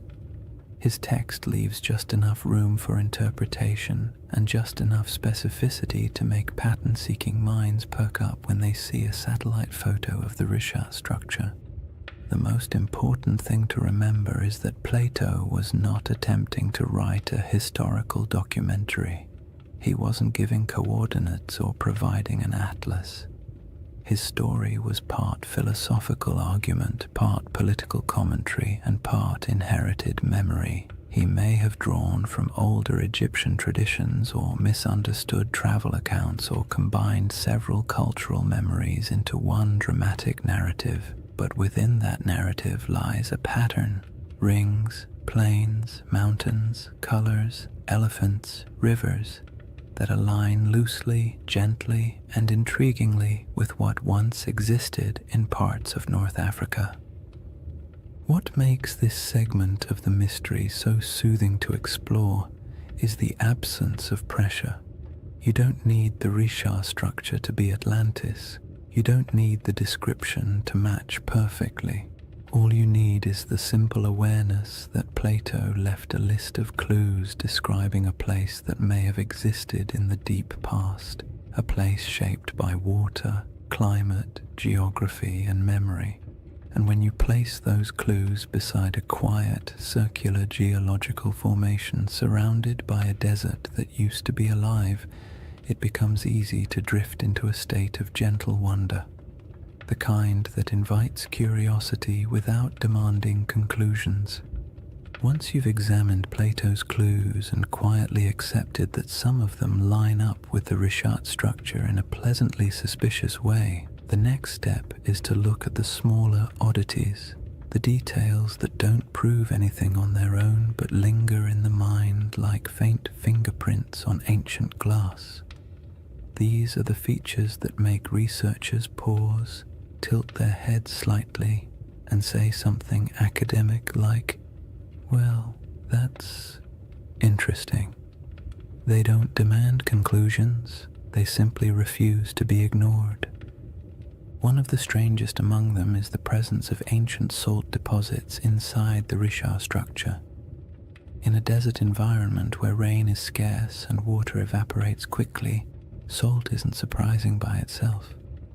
What is surprising is the suggestion that the salt layers within the structure formed through processes involving ancient water bodies.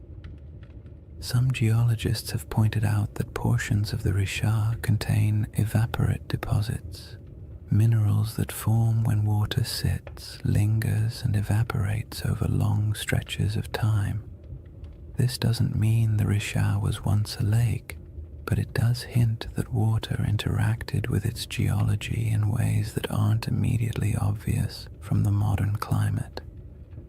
When you picture the Sahara during a humid phase, rivers flowing, lakes filling, storm clouds gathering, it becomes easy to imagine water pooling in the structure's circular basins, creating the kind of environment where salt layers could slowly accumulate.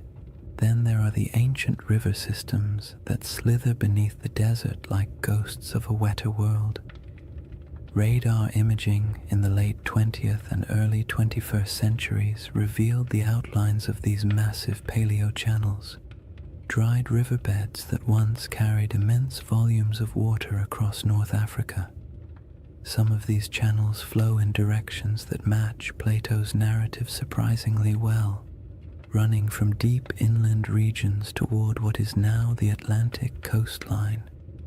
In modern geography, the Richard structure sits far from the sea, but in the world of 10,000 or even 8,000 years ago, the landscape would have been dramatically different. Coastlines were altered, deltas shifted, and river networks created pathways across regions that are now hostile to life.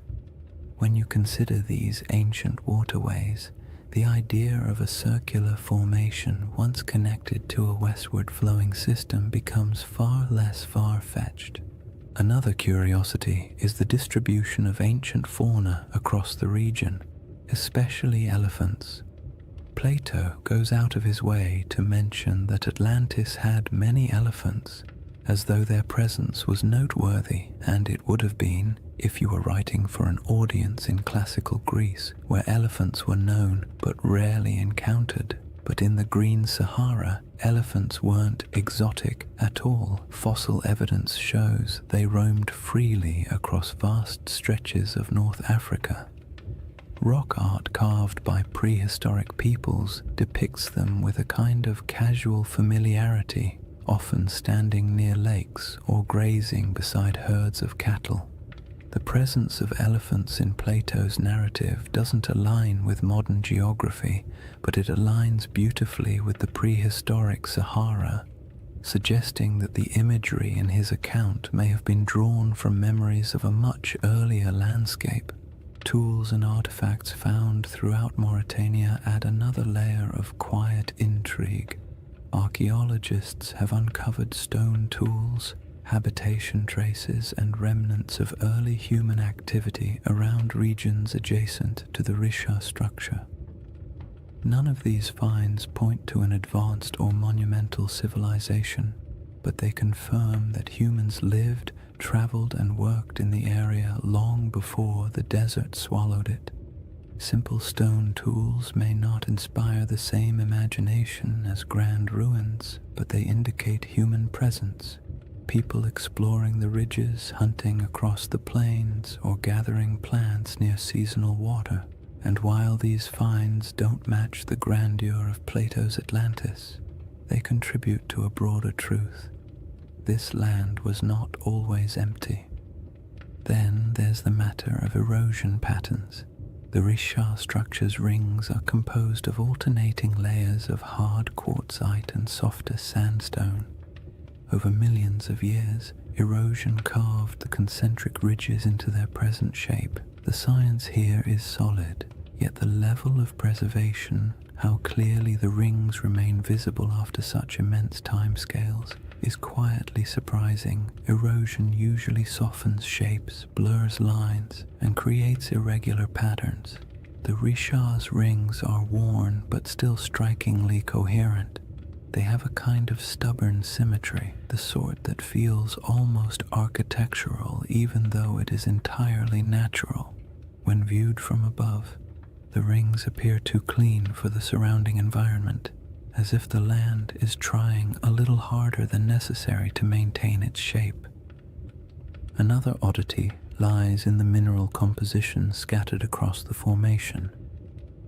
Geologists have noted that the area contains minerals associated with hydrothermal activity, meaning the region once experienced heat and fluid movement beneath the Earth's surface. This supports the uplift theory, but also paints a picture of a place shaped by multiple overlapping geological events.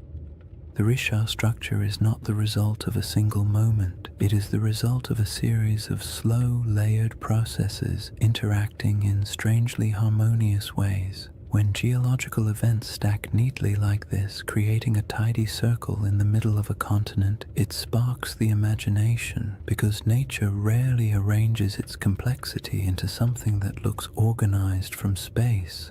Some people point to the alignment of the structure with ancient travel routes, though this is more speculative. During the Sahara's greener days, groups traveling across the region might have used prominent landforms as markers. A circular plateau would have stood out. It might have acted as a natural waypoint and a place you recognized from a distance, a feature that reassured you that your path was correct. This doesn't make it a settlement or a central city, but it makes it part of the landscape of human movement. Landmarks have always shaped migration, even unintentionally. Then there's the subtle but persistent fascination researchers have with the interior depressions of the Richat structure. The central basin and inner rings create natural pockets where water might have pooled during rainy seasons. These areas could have provided temporary freshwater sources long before the desert took hold. If early communities ever camped here, the structure might have served as a resting place, a place where the land, by pure coincidence, gathered the elements people needed to survive.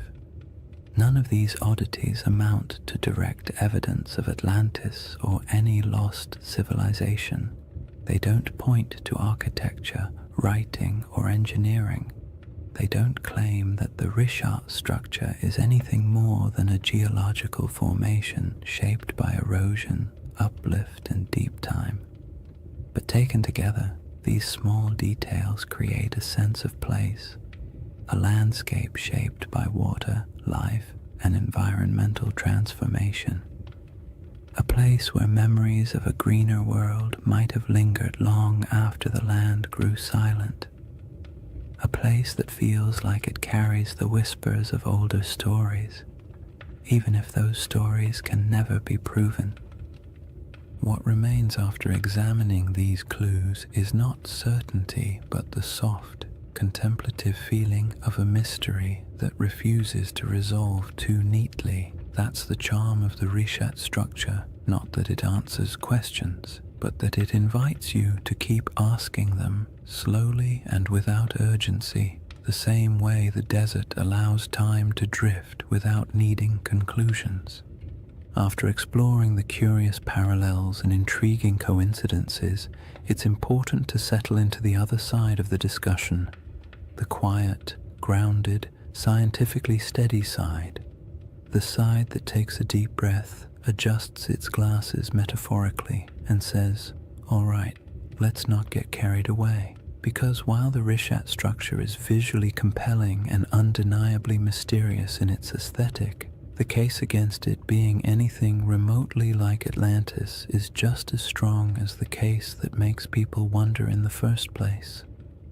And acknowledging that doesn't make the mystery less soothing. In fact, it makes it more balanced, more realistic, and more grounded in the rhythm of nature rather than the drama of myth. One of the simplest arguments against the Richat-Atlantis connection is the absence of ruins. No foundations, no walls, no pottery fragments, no structural remnants of any kind. If a major civilization once existed here, even one without monumental stone architecture, we would expect to find some trace of it. People leave things behind: tools, shards, fire pits, bones, carvings, symbolic objects, something. The Sahara is harsh, but not harsh enough to erase every sign of human activity. If a dense population had lived here, small nomadic encampments leave faint traces, farming settlements leave soil signatures, even temporary villages create debris. But inside the Richat structure, archaeological evidence is scarce, scattered, and entirely consistent with occasional prehistoric habitation rather than a populous, organized city. Another clear issue is scale. Plato describes Atlantis as a powerful naval civilization capable of launching fleets, influencing foreign regions, and maintaining a capital city large enough to impress outsiders. This would require infrastructure, labor specialization, long-distance trade, and durable materials. The Green Sahara did support human life, but the evidence we have, stone tools, simple camps, modest cultural artifacts, points to pastoral and hunter-gatherer lifestyles rather than elaborate urban systems. There were no harbors, no shipyards, no canal networks, and certainly no signs of advanced engineering. The gap between the archaeological record and the expectations for a sprawling maritime empire is wide. calm, and fairly conclusive. Geology presents its own firm counterpoints. The reshaped structure is understood through a series of geological processes involving uplift and erosion. Its rings aren't artificial. They are layers of sedimentary rock carved gently over millions of years by wind and water. The symmetry of these rings feels uncanny when viewed from orbit, but up close, the terrain reveals irregularities, breaks, inconsistencies, and natural erosion patterns that would make any idea of artificial construction almost impossible. Nature has had a very long time to perfect this formation. It didn't need architects. It needed time, pressure, shifting plates, and the slow sculpting of weather. The age of the rocks is another point of conflict. Many layers of the Richat structure date back hundreds of millions of years, far older than anything humans could have shaped. The uplift likely occurred tens of millions of years ago. Even the youngest erosional processes are far older than the timeline of human civilization.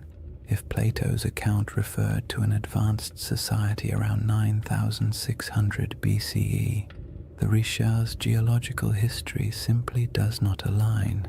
Humans were not carving rings into uplifted domes while mammoths still roamed the northern forests. The idea collapses under the sheer weight of deep time. There is also the question of context. Atlantis, as Plato describes it, was a hub of Atlantic navigation, a power that interacted with Mediterranean societies, but the Richat structure sits far inland, even accounting for ancient coastlines. Even at its closest connection, this region would have required extensive river systems or routes across wide plains, and while ancient rivers existed, the logistics of sustaining a large maritime civilization so far from stable ocean access are difficult to justify. Plato's Atlantis was a sea power. The Richat region was, at best, a freshwater-rich inland landscape during humid periods. Another important point comes from understanding Plato himself. His dialogues, Timaeus and Critias, are philosophical works, not historical treatises. Atlantis serves as a metaphorical lesson about societal hubris, moral decay, and the consequences of unchecked ambition. Ancient Greek writers often crafted allegorical narratives in grand mythic terms. They weren't necessarily recording precise histories. Even if Plato drew inspiration from older Egyptian stories or folk memories of distant lands, his purpose wasn't to document geography, it was to illustrate ideas. Seeing Atlantis as literal misses the genre he was writing in. Then there's the lack of supporting historical records. No Egyptian writings describe a circular coastal city matching Plato's description. No Phoenician traders mention it in their maritime logs. No Carthaginian accounts reference such a settlement. In a region with extensive interactions between early Mediterranean and African cultures, a highly advanced city would almost certainly have left some mark in oral or written traditions beyond Plato's single dialogue. The silence is telling. All these points form the steady, sensible, scientifically grounded case against the Richat structure being Atlantis or any ancient lost civilization.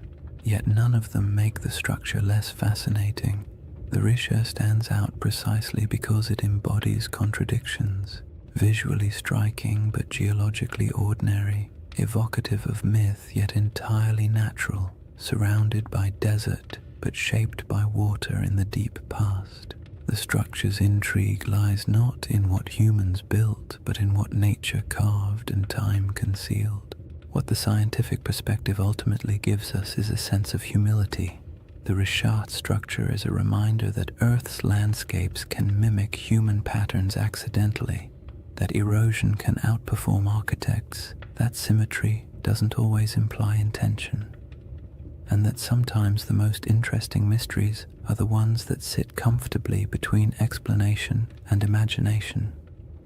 There is a quiet comfort in acknowledging what the Rishat structure is not, because it allows us to appreciate what it is: a monumental geological formation shaped entirely by natural processes, yet somehow capable of whispering to the part of the human mind that loves stories of lost worlds. Dismissing the Atlantis comparison doesn't end the mystery. It reframes it, shifting the focus from fantasy to the wonder of a landscape that survived floods, droughts, and time itself. And somewhere between geological certainty and mythic speculation lies a middle path, a gentle possibility that doesn't require lost empires or supernatural disasters. Only the simple fact that landscapes change, memories drift, and stories evolve across generations. That quiet middle ground forms the foundation for the next part of this chapter.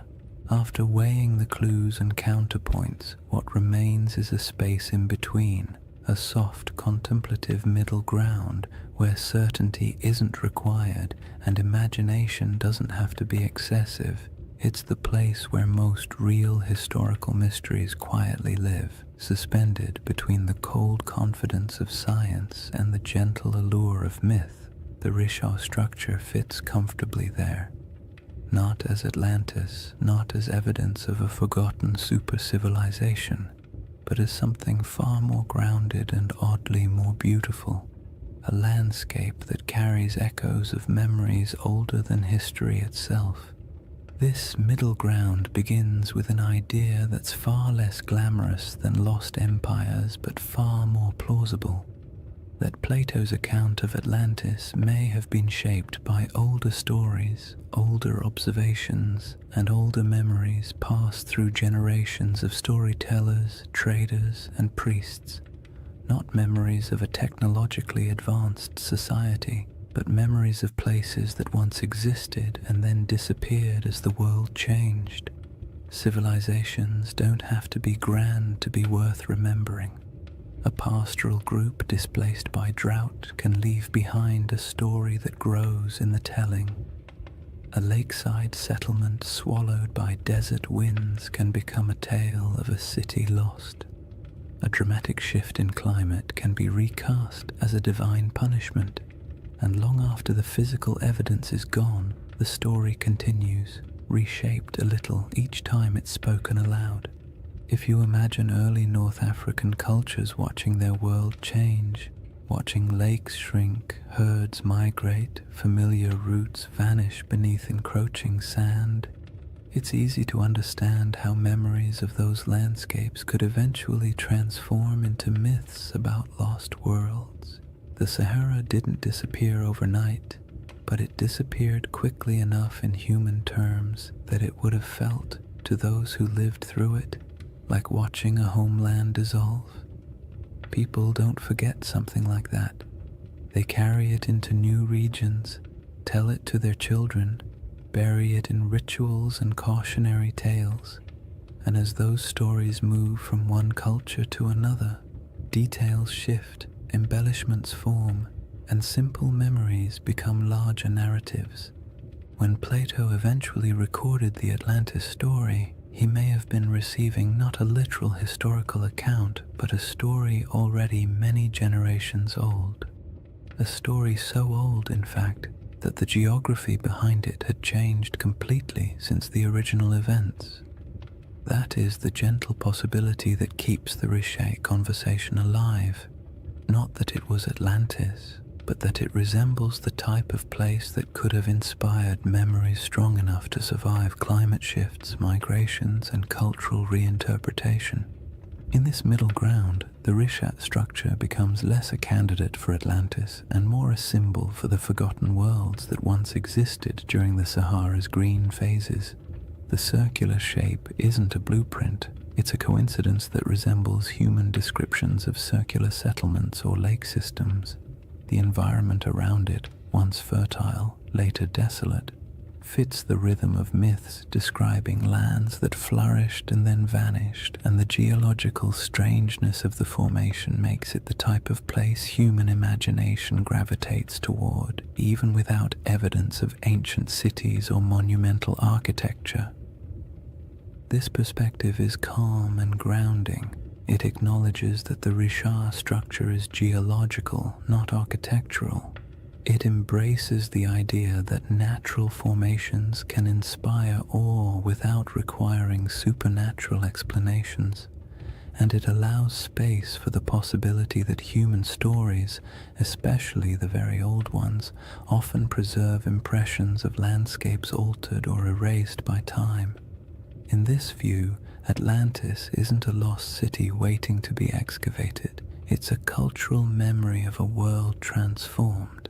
The middle ground also makes room for one of the most fascinating aspects of human storytelling, our tendency to merge different memories into single narratives. Imagine an Egyptian priest hearing tales from travelers who claim their ancestors once lived in a land where water flowed through concentric valleys. Imagine those memories mixing with other stories of disappearing lakes, ancient floods, or regions swallowed by drought. Imagine Plato hearing a version of that tale centuries later, filtered through generations of reinterpretation. By the time he wrote it down, the story would have been a blend, part geography, part metaphor, part nostalgia for a world the teller never saw. This blending of truth and tale is not deception. It's how oral traditions work.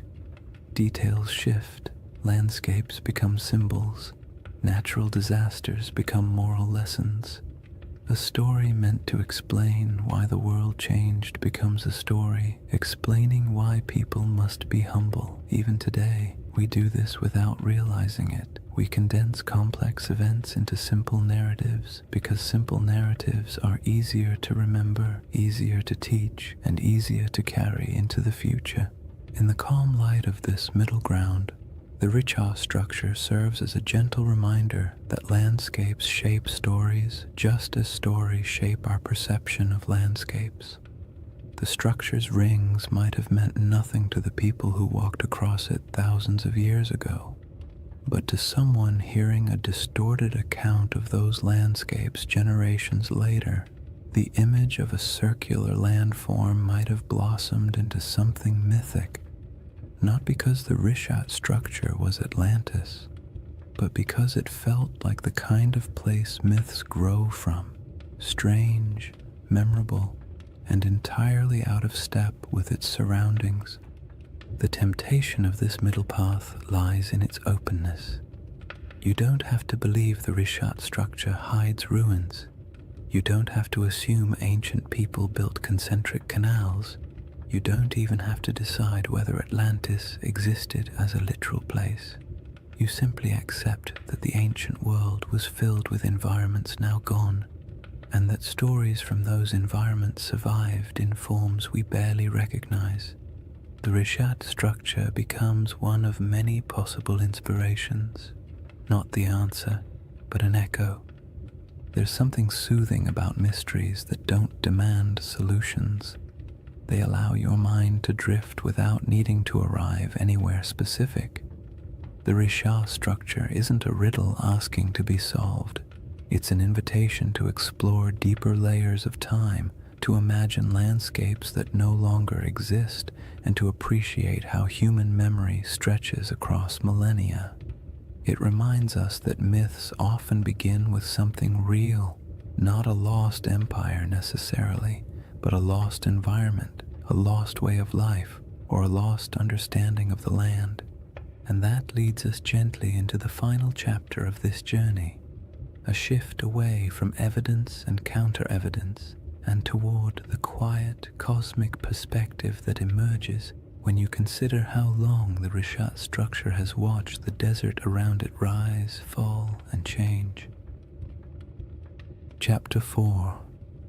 The Eye That Remembers Everything.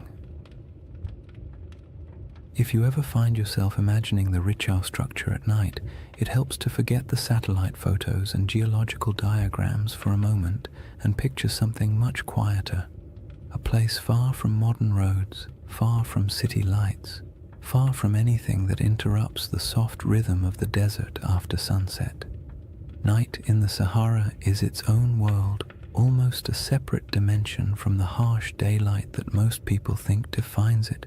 The heat drains away slowly, the wind settles into a steady breath across the dunes, and the sky opens wider than seems reasonable, filled with stars that feel impossibly close. In that stillness, the Richat structure doesn't feel like a geological puzzle or a misunderstood legend. It feels ancient in a way few places do, as if it has been sitting patiently through eras, watching everything change around it while remaining almost unchanged itself. Standing at the center of the formation under a clear sky would feel like standing inside a natural observatory. The circular ridges rise around you, not high enough to trap you, but just high enough to create the sense of being in a vast stone bowl. The curves would guide your gaze upward toward the sky, making the stars appear as though they are swirling in unison with the rings below. There are no lights to dim the stars, no distant hum of traffic, no artificial sounds, just the low whisper of the wind brushing across ancient rock, passing through channels carved by time, creating tones so soft you might not even register them consciously. In that kind of quiet, the desert feels alive. Not in a dramatic or mystical way, but in the subtle way landscapes breathe through temperature shifts, airflow, and tens of thousands of years of stillness. The moonlight transforms the Richat structure even further. The pale light pools in the lower depressions and glides across the ridges, revealing the circular symmetry that can be hard to see when you're standing on the ground during the day. At night, those rings shine faintly, almost glowing in places where quartzite catches the moon's reflection. The effect is soothing, not eerie, the kind of sight that makes you exhale slowly, not look over your shoulder. The desert has always been a place where time feels soft and stretched, and inside the Richat at night, that feeling only deepens, as if the land is gently reminding you that it has existed far longer than any human story about it. There is something comforting about how little the Richat structure demands. It doesn't insist on meaning. It doesn't ask to be interpreted. It simply sits, weathered and patient, while the sky above it cycles through constellations that ancient people once used to navigate across greener lands. Thousands of years ago, when the Sahara was still alive with lakes and grasslands, early humans would have looked up at the same stars, using them to track seasons, migrations, and time. They may have passed near the Richat without knowing its shape, but they would have walked under this same sky, feeling the same cool air after sunset, listening to similar breezes skimming across the land.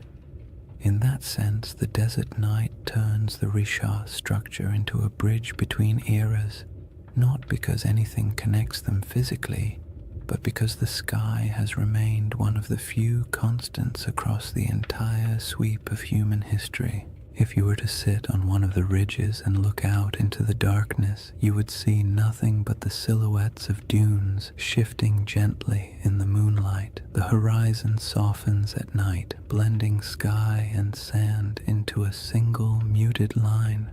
It's the kind of scene that encourages introspection, not analysis.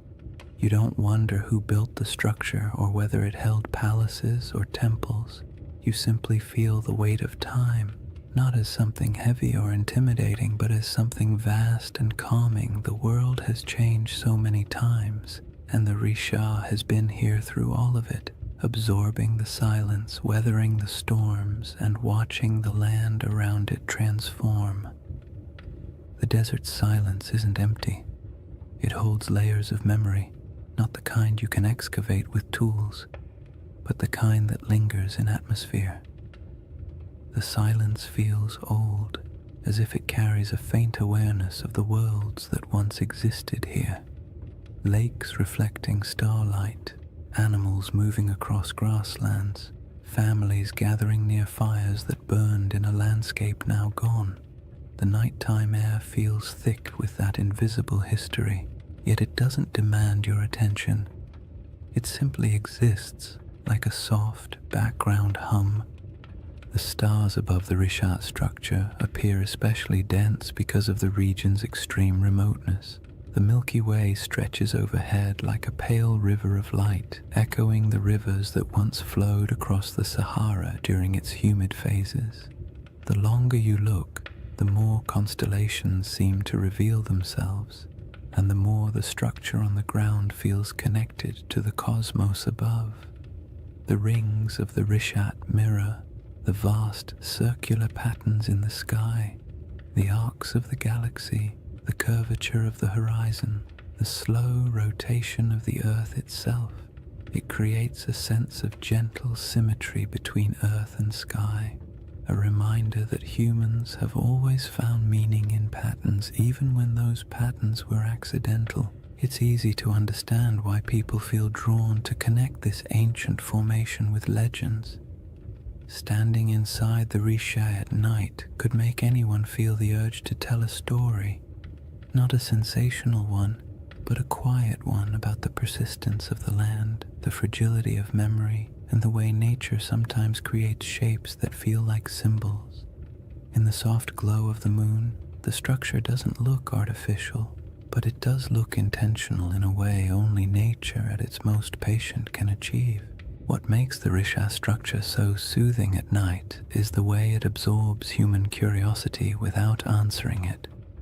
You can wonder about its origins, its place in mythology, its connection to past climates, or whether ancient people ever felt a hint of awe when passing near it. But the structure offers nothing back except the gentle assurance that it will still be here long after our questions fade into silence. In that sense, it becomes a reminder not of lost civilizations, but of time's quiet endurance, the slow, steady processes that shape the Earth far beyond human timelines. And as the night grows deeper and the air cools further, the Rishat structure settles into complete stillness, becoming not a mystery to solve, but a place to simply exist for a moment, to rest, to breathe, and to absorb the sense of calm that comes from standing in a landscape that has survived every climate, every story, and every shift the world has thrown at it. The next layer of this journey explores the source of that storytelling instinct, why humans see patterns, build myths, and create meaning from landscapes that endure long after the civilizations around them disappear. If you sit long enough inside the Risha structure, not literally of course, but in your mind, quietly imagining the desert night and the slow movement of stars overhead, you eventually drift into a very human question. Why do we tell stories about places like this? Why do certain landscapes, certain formations, certain patterns pull at the imagination more strongly than others? We don't look at an ordinary hill and assume it holds ancient secrets. We don't stare at a random cluster of rocks and start crafting mythologies, yet give us a perfect circle in the middle of a desert, or a mountain shaped like a face, or a forest that feels too symmetrical to be an accident, and our brains immediately begin weaving meaning into the shapes. It isn't irrational, it's instinctive. A deep part of how humans make sense of the world, especially the parts of it that feel older than our ability to explain them. That instinct begins with something simple: pattern recognition. Humans are exceptional at spotting patterns even when those patterns don't exist. It's a survival trait. Recognizing the difference between a harmless shadow and a predator hiding in the bushes was once a matter of life and death. Over time, that instinct expanded into art, religion, storytelling, and all the imaginative ways we try to connect the dots between what we see and what we feel. When early people saw the rings of the Rishat structure, perhaps not from the ground but from the gradual rise of surrounding terrain, they might have sensed an unusual regularity in its shape. Maybe not enough to interpret it as a city or a monument, but enough to remember it, enough to describe it, enough to make it feel distinct from the ordinary landscapes around it. The human imagination thrives on places that feel just slightly out of place. The Risha structure does exactly that. It's too round, too wide, too neatly layered to blend in with the rugged desert. It doesn't look artificial, but it doesn't look random either. It occupies a liminal space, natural but strangely intentional in appearance, and when a landscape hovers in that space, the imagination naturally steps in to fill the gaps. People project stories onto it not to deceive anyone, but because stories help us understand what feels beyond understanding. Storytelling is how humans anchor themselves in time, how they transform landscapes into memories, and how they preserve experiences that might otherwise vanish. This is why even the calmest, most scientific minds sometimes drift into gentle speculation when they look at places like the Rishat, not because they truly believe in lost empires hiding under millions of years of erosion, but because landscapes with unusual beauty evoke a sense of quiet wonder, and wonder is a fertile ground for stories.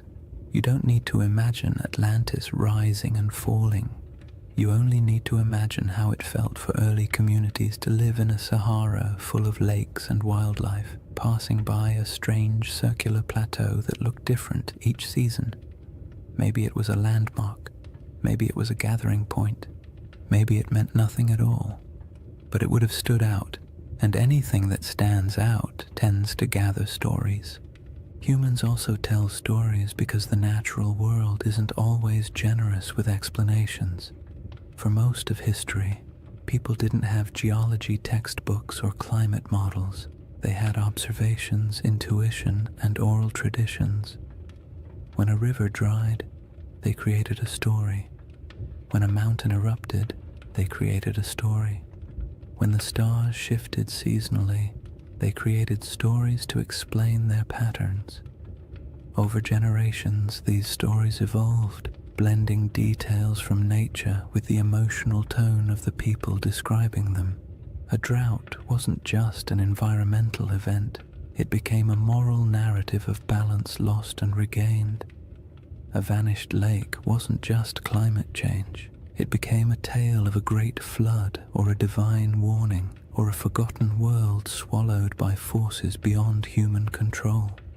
It isn't surprising that the Rishat structure, surrounded by a desert shaped by one of the most dramatic climate transformations in human prehistory, inspires curiosity bordering on myth. Long before Plato wrote about Atlantis, people across the Sahara would have witnessed environmental shifts so profound they could barely describe them. Shrinking lakes, migrating animals, the slow invasion of sand, these experiences leave emotional impressions. A landscape that once supported entire populations can fade into silence within a few generations, and when that happens, the stories that form afterward are rarely literal accounts. They become metaphors for loss, change, and the fragility of human presence. The act of storytelling also brings comfort. It creates order in places where nature seems chaotic. It offers meaning in events that feel senseless, and it allows cultures to pass knowledge from one generation to the next. A story about a lost world isn't just entertainment.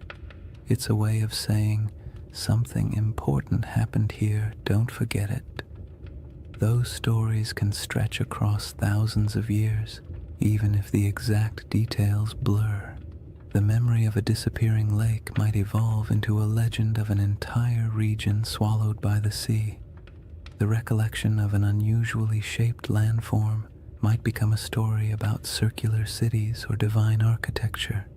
When landscapes change as drastically as the Sahara did, the human imagination steps in to preserve what the land no longer shows. What's interesting is that the imagination doesn't only reach backward, it also reaches upward. Humans have always linked earthly landscapes with the sky. The circular shape of the Risha structure mirrors patterns in the heavens, orbits, celestial spheres, the arc of the Milky Way. Ancient cultures often looked at the sky and the earth as mirrors of one another. If something looked meaningful on the ground, they assumed a celestial connection. If something appeared in the stars, they looked for its reflection in the landscape. This tendency isn't mystical, it's psychological. It creates symmetry between the known and the unknown, allowing people to navigate a confusing world through harmony rather than randomness. The Risha structure invites that kind of thinking. At night, when the stars swirl overhead and the rings below form a gentle spiral of shadow and light, it becomes easy to understand how the human imagination might link the two, not through elaborate theories, but through quiet intuition, through the simple feeling that a place shaped in circles must hold a story shaped in circles, through the awareness that landscapes sometimes look like symbols even when they are not, through the natural desire to connect the visible world with the invisible past. In the end, the human imagination isn't a flaw in our understanding of places like the Risha structure.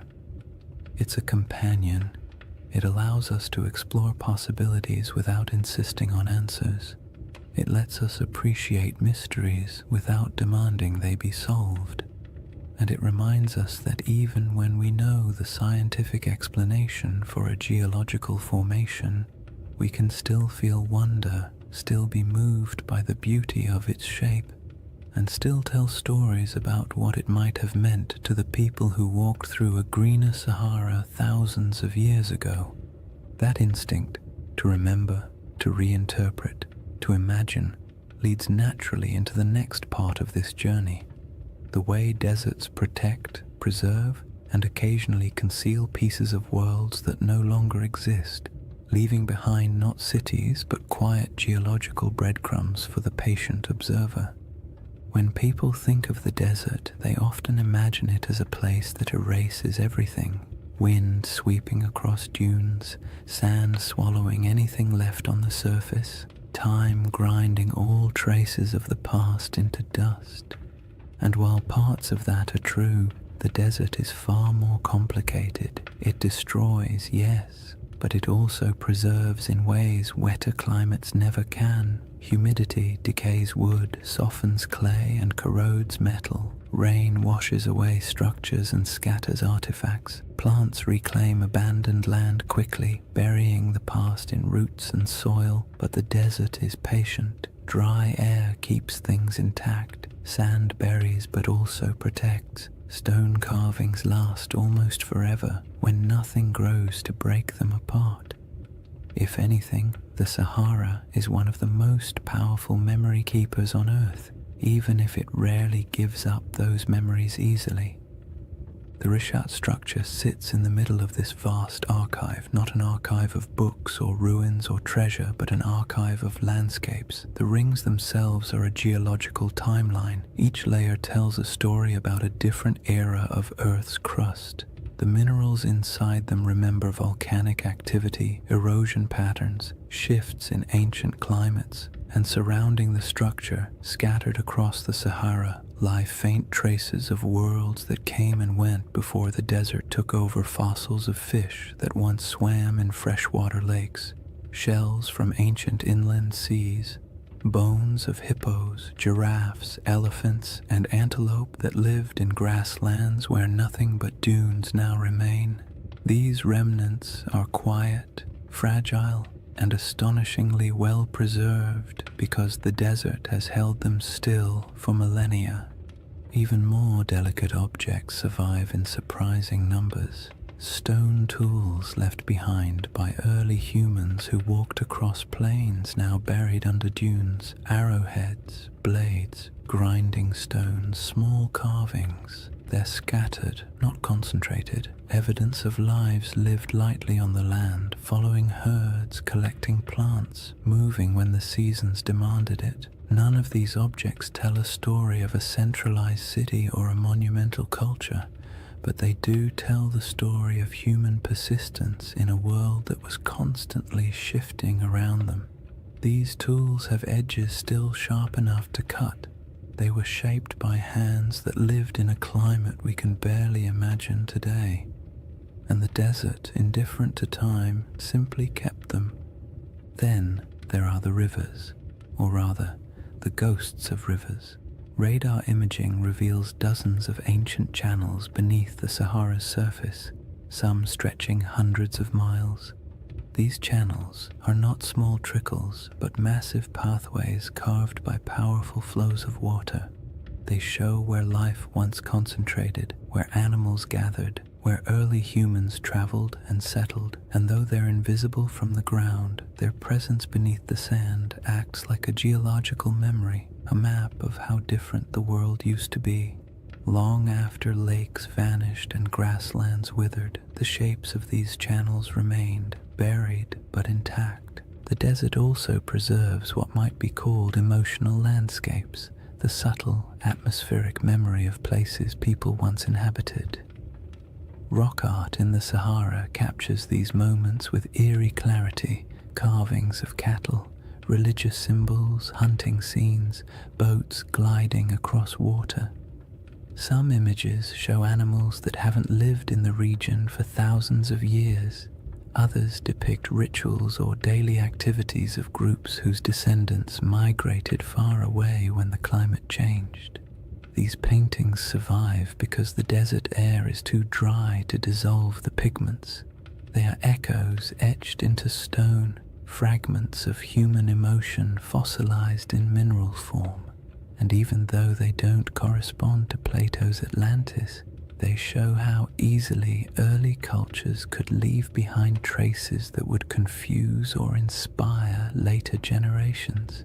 But the desert's preservation comes with a twist. It protects selectively. It keeps what nature builds, but rarely what humans build. Wood, cloth, bone, and plant materials decay quickly, stone lasts, but only if left untouched by wind. Anything built from mud or organic material disappears, so a region could support generations of habitation and leave barely any physical evidence. When the Sahara dried, entire ways of life evaporated with it. People moved south or toward the coast, leaving only a thin scattering of tools and art behind. By the time later civilizations emerged in Egypt, Carthage, and the Mediterranean world, the memory of those Saharan cultures had already faded into rumor. What remained was the land itself, a massive desert holding fragments of forgotten worlds. The Risha structure in this context isn't a monument to something lost.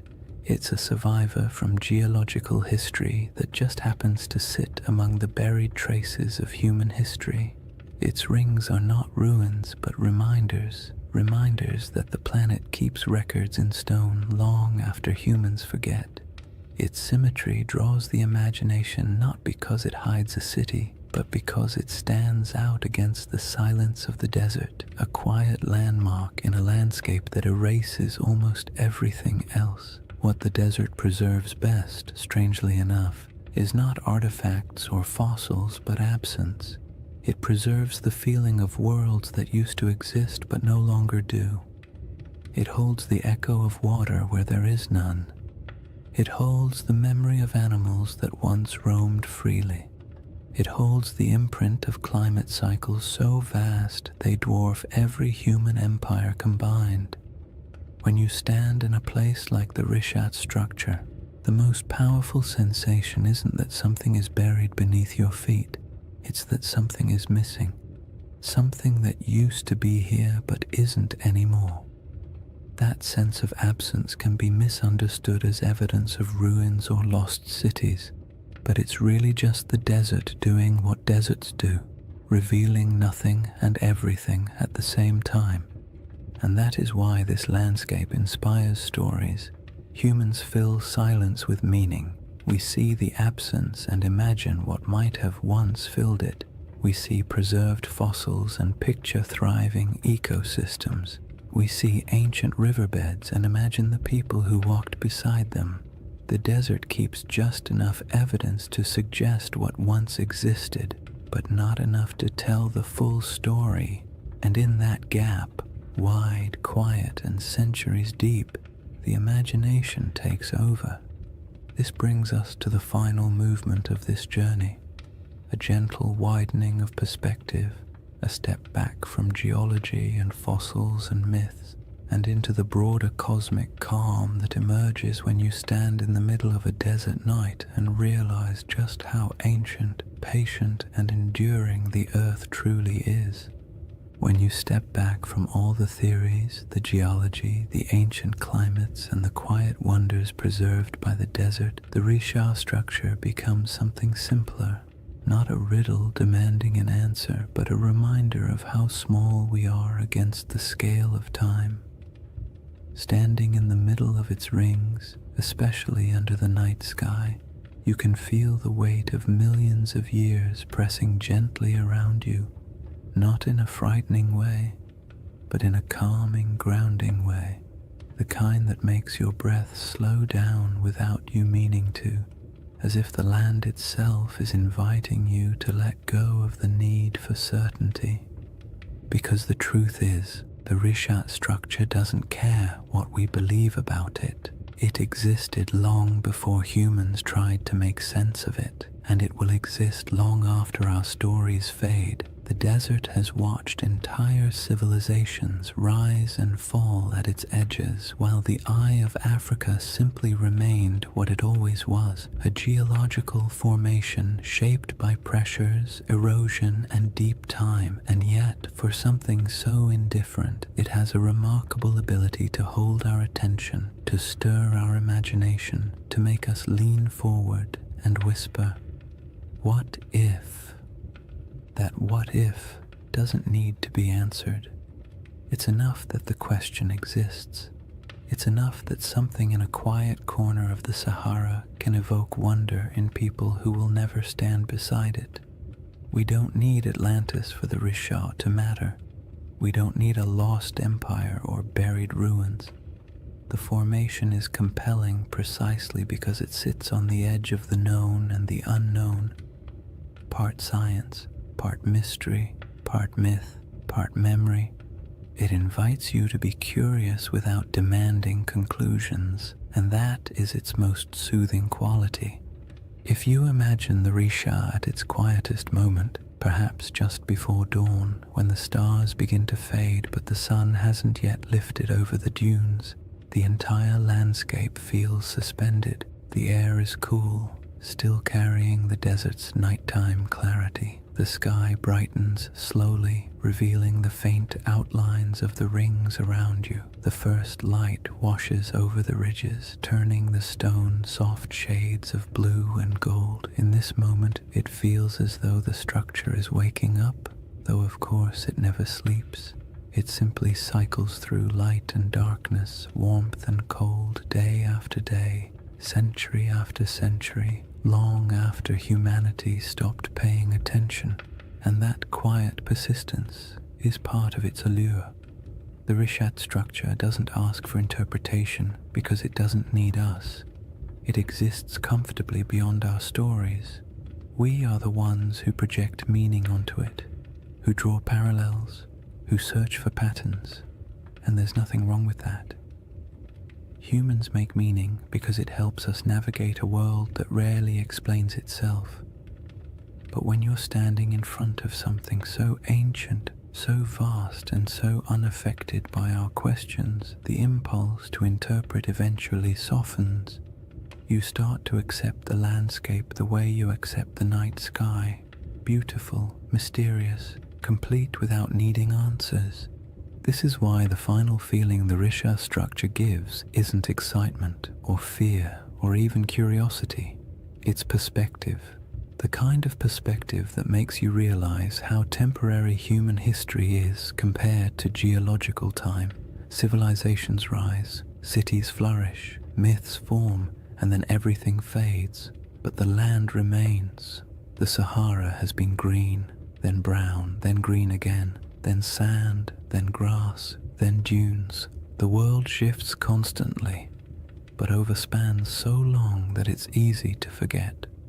Human history is only a blink in the Earth's memory. When you imagine the Eye of Africa remembering, it's not literal, of course. Rock doesn't hold memories the way we do, but landscapes preserve patterns, scars, layers, and echoes of what came before. The Risha structure remembers not through intention, but through endurance, through the way its rings hold the imprint of ancient forces, through the way it witnessed the Sahara's transformation without changing its own essential shape, through the way it stands in the middle of emptiness, still holding the quiet dignity of something older than our oldest stories. And as you let that perspective sink in, the idea of Atlantis becomes less about a place and more about a feeling that somewhere, sometime, a world existed that is now gone, a feeling that memory outlasts evidence, a feeling that not everything that disappears is lost forever. Some things simply fade into new forms, new landscapes, new interpretations. The Risha structure doesn't solve the Atlantis mystery, but it offers a gentle space where that mystery can rest, unpressured and unbothered. In the end, the most peaceful thought of all is this: maybe Atlantis was real, maybe it wasn't. Maybe it was a memory of a greener Sahara. Maybe it was an echo of rivers and lakes that vanished before history began. Or maybe it was just a story, a beautifully structured story passed down through generations. But somewhere out there in the quiet heart of the desert, the Eye of Africa is still watching. Not searching, not revealing, just watching. Watching the night sky turn. Watching the dunes shift. Watching time pass with the patience only the earth itself can hold. And there is something profoundly comforting about that. To know that long after questions fade and theories shift and stories evolve, the land remains silent, enduring, timeless. A slow, cosmic heartbeat in the middle of the Sahara, inviting you to breathe a little slower, to let your thoughts drift, and to fall gently into rest. If you've made it this far, awake, half asleep, or somewhere in that gentle in-between space where thoughts drift like sand across a desert floor, then you've journeyed through one of Earth's quietest mysteries. And maybe that's the real beauty of the Risha structure. Not that it holds answers, but that it encourages the kind of patient wondering that modern life rarely gives us time for. In a world full of noise, urgency, and constant stimulation, the Eye of Africa offers the opposite: silence, space, perspective, a slow reminder that the planet moves at a pace far older and far calmer than anything we build on its surface. When you think back to what we've explored, the green Sahara that once flourished with lakes and herds, the ancient river systems buried beneath dunes, the rock art carved by hands that lived in a world we can barely imagine, the geological forces that sculpted the Risha's rings millions of years before humans ever walked near them, it becomes clear that the story of this place isn't about a lost civilization. It's about a lost landscape, a world that once existed, quietly thrived, and then vanished not because of catastrophe, but because Earth itself shifted into a new rhythm. The Rishat structure is a witness to all of it, a memory in stone shaped not by human intention but by natural processes that unfold over spans of time far beyond our comprehension. And even though the Atlantis comparison has become part of its identity, the truth is you don't need a legend to appreciate this formation. You don't need Plato or myths of rings and cities or theories about ancient mariners. You only need the simple awareness that our planet contains places so strange and so beautiful that they feel like stories even before we start telling them. The Rishat structure is one of those places.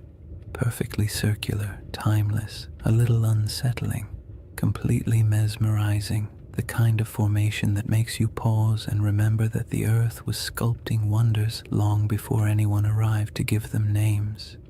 There's a quiet comfort in imagining the Eye of Africa as a presence rather than a puzzle, not a watcher in any mystical sense, but a symbol of endurance. It has seen the Sahara as a cradle of life, then as a wilderness, and now as a vast ocean of sand. It has seen climates shift, species migrate, and entire ecosystems vanish into memory. And through all of it, it stayed where it was, letting time carve every ridge, every basin, every curve. There's something almost meditative about that, the idea that some things don't chase meaning, they simply endure and allow us to come to them with whatever questions or stories we carry. As you settle into the final moments of this journey, imagine once more the Rishat structure under the stars, the rings around you fading into shadow, the sky stretching overhead like an ancient tapestry, the air cool, the sand carrying the day's warmth, the wind quiet enough to feel like the earth is holding its breath. In that moment, all the theories, all the debates, all the speculation falls away. What remains is just the land, unconcerned, immense, older than memory, a reminder that our place in the world is temporary but also meaningful in its own small way. And maybe that's the real gift of places like this. They allow us to step outside ourselves, to drift gently into perspective, to remember that not everything needs to be solved. Some mysteries are meant to rest.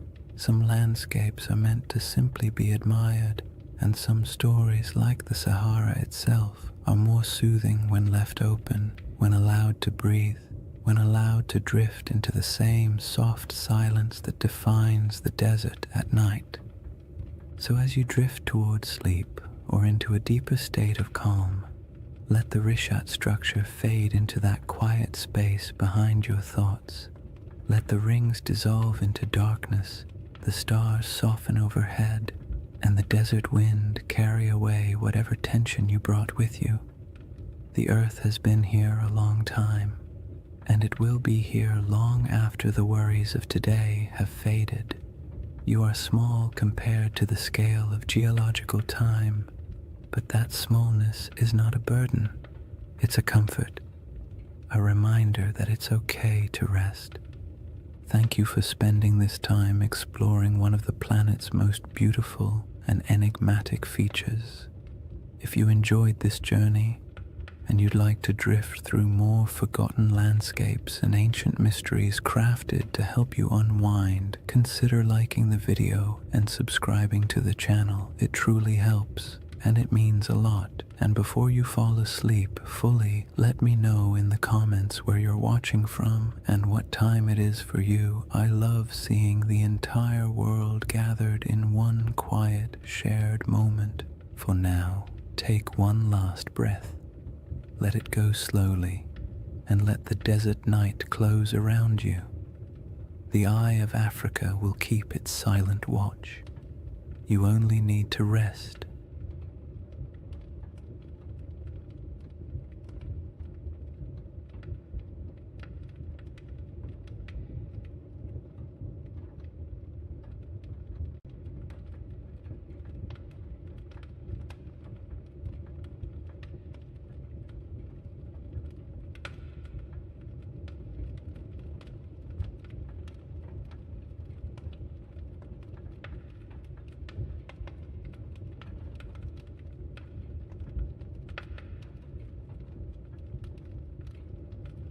Hey guys, welcome back to the Sleep Atlas. Tonight, we're traveling back to one of history's strangest paradoxes, an army of monks, men who swore vows of poverty, chastity, and obedience, then marched into battle with swords gleaming in the sunlight and banners blazing red crosses against white, the Knights Templar. For the next 2 hours, you're not in the 21st century anymore. You're in the age of cathedrals and crusades, relics and rumors, faith and fear. And as always, if you enjoy these journeys through history that help you fall asleep, please subscribe for more nights like this one. It helps the channel, and it helps you find your way back when you need another story to drift away to. Now tell me in the comments, what's keeping you up tonight? Because tonight, we're going to talk about a brotherhood that was born in faith, drenched in blood, and consumed by legend. A story that begins not in a palace, but in silence. Imagine, a torch flickers in an underground chamber beneath Jerusalem. The year is 1119. The city still smells faintly of conquest, burned wood, incense, and the metallic tang of drying blood. 9 knights kneel in a circle. Their armor creaks as they bow their heads. One of them, Hugh de Payens, a French nobleman with eyes like chipped flint, swears an oath before God to live without wealth, without women, without fear, to protect the pilgrims traveling these deadly roads to the Holy Sepulchre. No music, no witnesses, just men and stone and the echo of words they can never unsay. That's how the Knights Templar began. Or at least how history thinks they did. But as with most things that begin in the dark, the truth is more complicated. Chapter 1. The Secret Birth of a Holy Army. Jerusalem in 1119 was not a place of peace. The First Crusade had ended 20 years earlier, and what the Crusaders left behind wasn't holiness, it was chaos. The Holy City was technically Christian, ruled by a Latin king, but the streets were still littered with ghosts. Mosques had been turned into churches. Pilgrims from Europe wandered through the desert, barefoot and dazed, believing they were walking through the Bible itself. And everywhere, the tension between faiths hung thick as incense. The roads between the coast and the city were a nightmare. Bandits, raiders, and desert tribes preyed on travelers like wolves. Every year, hundreds of unarmed pilgrims set out from the ports of Jaffa or Acre to see the place where Christ had died, and many never arrived. It was a land where faith could get you killed faster than sin. Enter those 9 knights, poor, devout, and possibly bored noblemen from northern France. Their leader, Hugh de Payens, had fought in the Crusades and stayed behind when most went home. He and 8 companions approached King Baldwin II of Jerusalem with a strange request. They wanted permission to form a new order of knights, not to conquer, not to rule, but to guard. The king said yes. The church hesitated. Nobody quite knew what to do with these men. They were knights, yes, but they claimed to be monks too. The idea didn't fit into any box the medieval world understood. A soldier was supposed to fight, a monk was supposed to pray, and these men wanted to do both. Baldwin gave them quarters in a building that stood on the ruins of the Temple of Solomon, the most sacred and controversial ground in the world. And that's where their name came from. The poor fellow soldiers of Christ and of the Temple of Solomon, or more simply, the Knights Templar. Now here's where things start to shimmer with myth, because for nearly a decade, nobody heard much from them. No glorious battles, no public presence, just 9 knights living quietly in a half-ruined temple, claiming to protect pilgrims. And that's when the whispers began. What were they doing under the temple? Some said they were excavating. Others said they were searching for something buried deep beneath the stones, relics perhaps, or knowledge long hidden since the days of Solomon himself.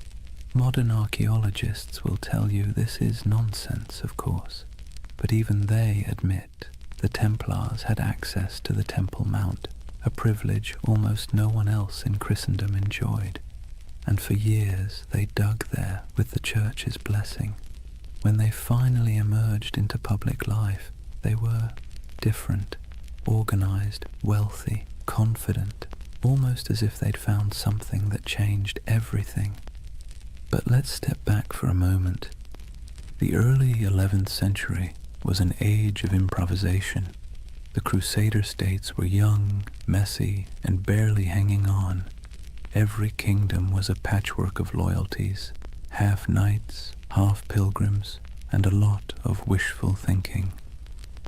The Church was desperate for order, and the Templars offered exactly that, a blend of zeal and discipline that looked like divine intervention in armor. It was a brilliant pitch, and they sold it well. When Hugh de Payens travelled back to Europe in 1127 to seek official recognition, he met with kings, nobles, and eventually the Pope himself. The Church loved them, a holy army that required no payment, asked for no land, and swore absolute loyalty to God. It was a bureaucrat's dream. Pope Honorius II granted them official status, and a few years later, in 1139, another pope, Innocent II, took it even further. He declared that the Templars answered to no king, no bishop, and no law except the popes. They were untouchable, exempt from taxes, allowed to cross borders freely, and permitted to collect donations directly from the faithful. In other words, the Knights Templar became a multinational corporation, centuries before such a thing should have existed.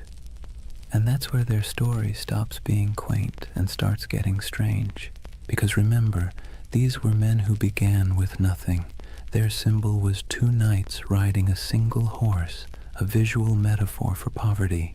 Within a generation, that same order owned castles, fleets, and entire banking networks. They were the world's first financial institution that operated across borders. But we're getting ahead of ourselves. Right now, there's still just 9 men under the ruins of Solomon's temple, holding candles against the dark. Picture it. The smell of wax and oil smoke, the faint hum of wind through broken columns, the distant cries of muezzins echoing from the city below. The world is shifting. Faith, power, greed, all swirling together into something entirely new. Somewhere between prayer and politics, the Templars had found a formula that worked. A soldier's discipline, a monk's devotion, and a businessman's pragmatism, all wrapped in one dazzling symbol, a red cross on white. And as their power grew, so did the myth. People whispered that the knights never truly slept, that their prayers could call down miracles, that their swords glowed in battle like divine fire. In an age starved for heroes, the Templars became living icons. And for the Church, they were proof that holiness could conquer the world, or at least fund its expansion. Still, even in these early days, the seeds of their downfall were already being planted, because whenever power hides behind purity, suspicion follows. For now, though the world was enchanted by them, Europe sent them gold, recruits, and blessings.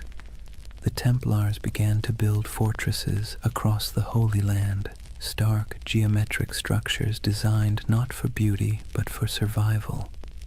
The first of these rose near Gaza, its walls thick and severe as if carved from a single thought, hold, and hold they did. Against heat, disease, and endless waves of enemies, the Templars endured. They were a strange hybrid, too pious for ordinary knights, too violent for ordinary monks, but somehow they worked. The desert turned them into something sharper, harder, less human, and the world rewarded them for it. By the end of the 12th century, the Templars were no longer a curiosity. They were a force of nature. Their red cross fluttered on every major battlefield from Antioch to Acre. Pilgrims prayed to them as if they were saints. Kings borrowed money from them as if they were banks, and behind their stoic silence they smiled, because they knew the holiest men in Christendom were also its most indispensable. The Holy Land. It sounds peaceful, doesn't it? Golden deserts, olive groves, sun-bleached ruins, the kind of place you might imagine angels hovering over in serene silence. But in the early 12th century, it was anything but serene. Jerusalem had been liberated by Christian crusaders only a few decades earlier, and let's be clear, liberation in medieval terms usually meant blood up to the ankles. The First Crusade had ended with the massacre of nearly every inhabitant of the city, Muslim, Jew, and even some Christians unlucky enough to be standing in the wrong doorway. The survivors who staggered out of those gates left behind a city that was holy, yes, but also haunted. Now, imagine you're one of the pilgrims arriving from Europe after that carnage. You've sold your land, kissed your family goodbye, and endured months on a leaky ship that smelled of salt, vomit, and desperation. You finally set foot on the sacred soil of Jerusalem, only to realize it's crawling with mercenaries, thieves, and rival priests arguing over who owns which holy relic. There were monks selling pieces of the true cross for pocket change, relic peddlers waving around bones that supposedly belonged to every apostle, and beggars who could quote scripture better than bishops. It was chaotic, commercial, and weirdly alive.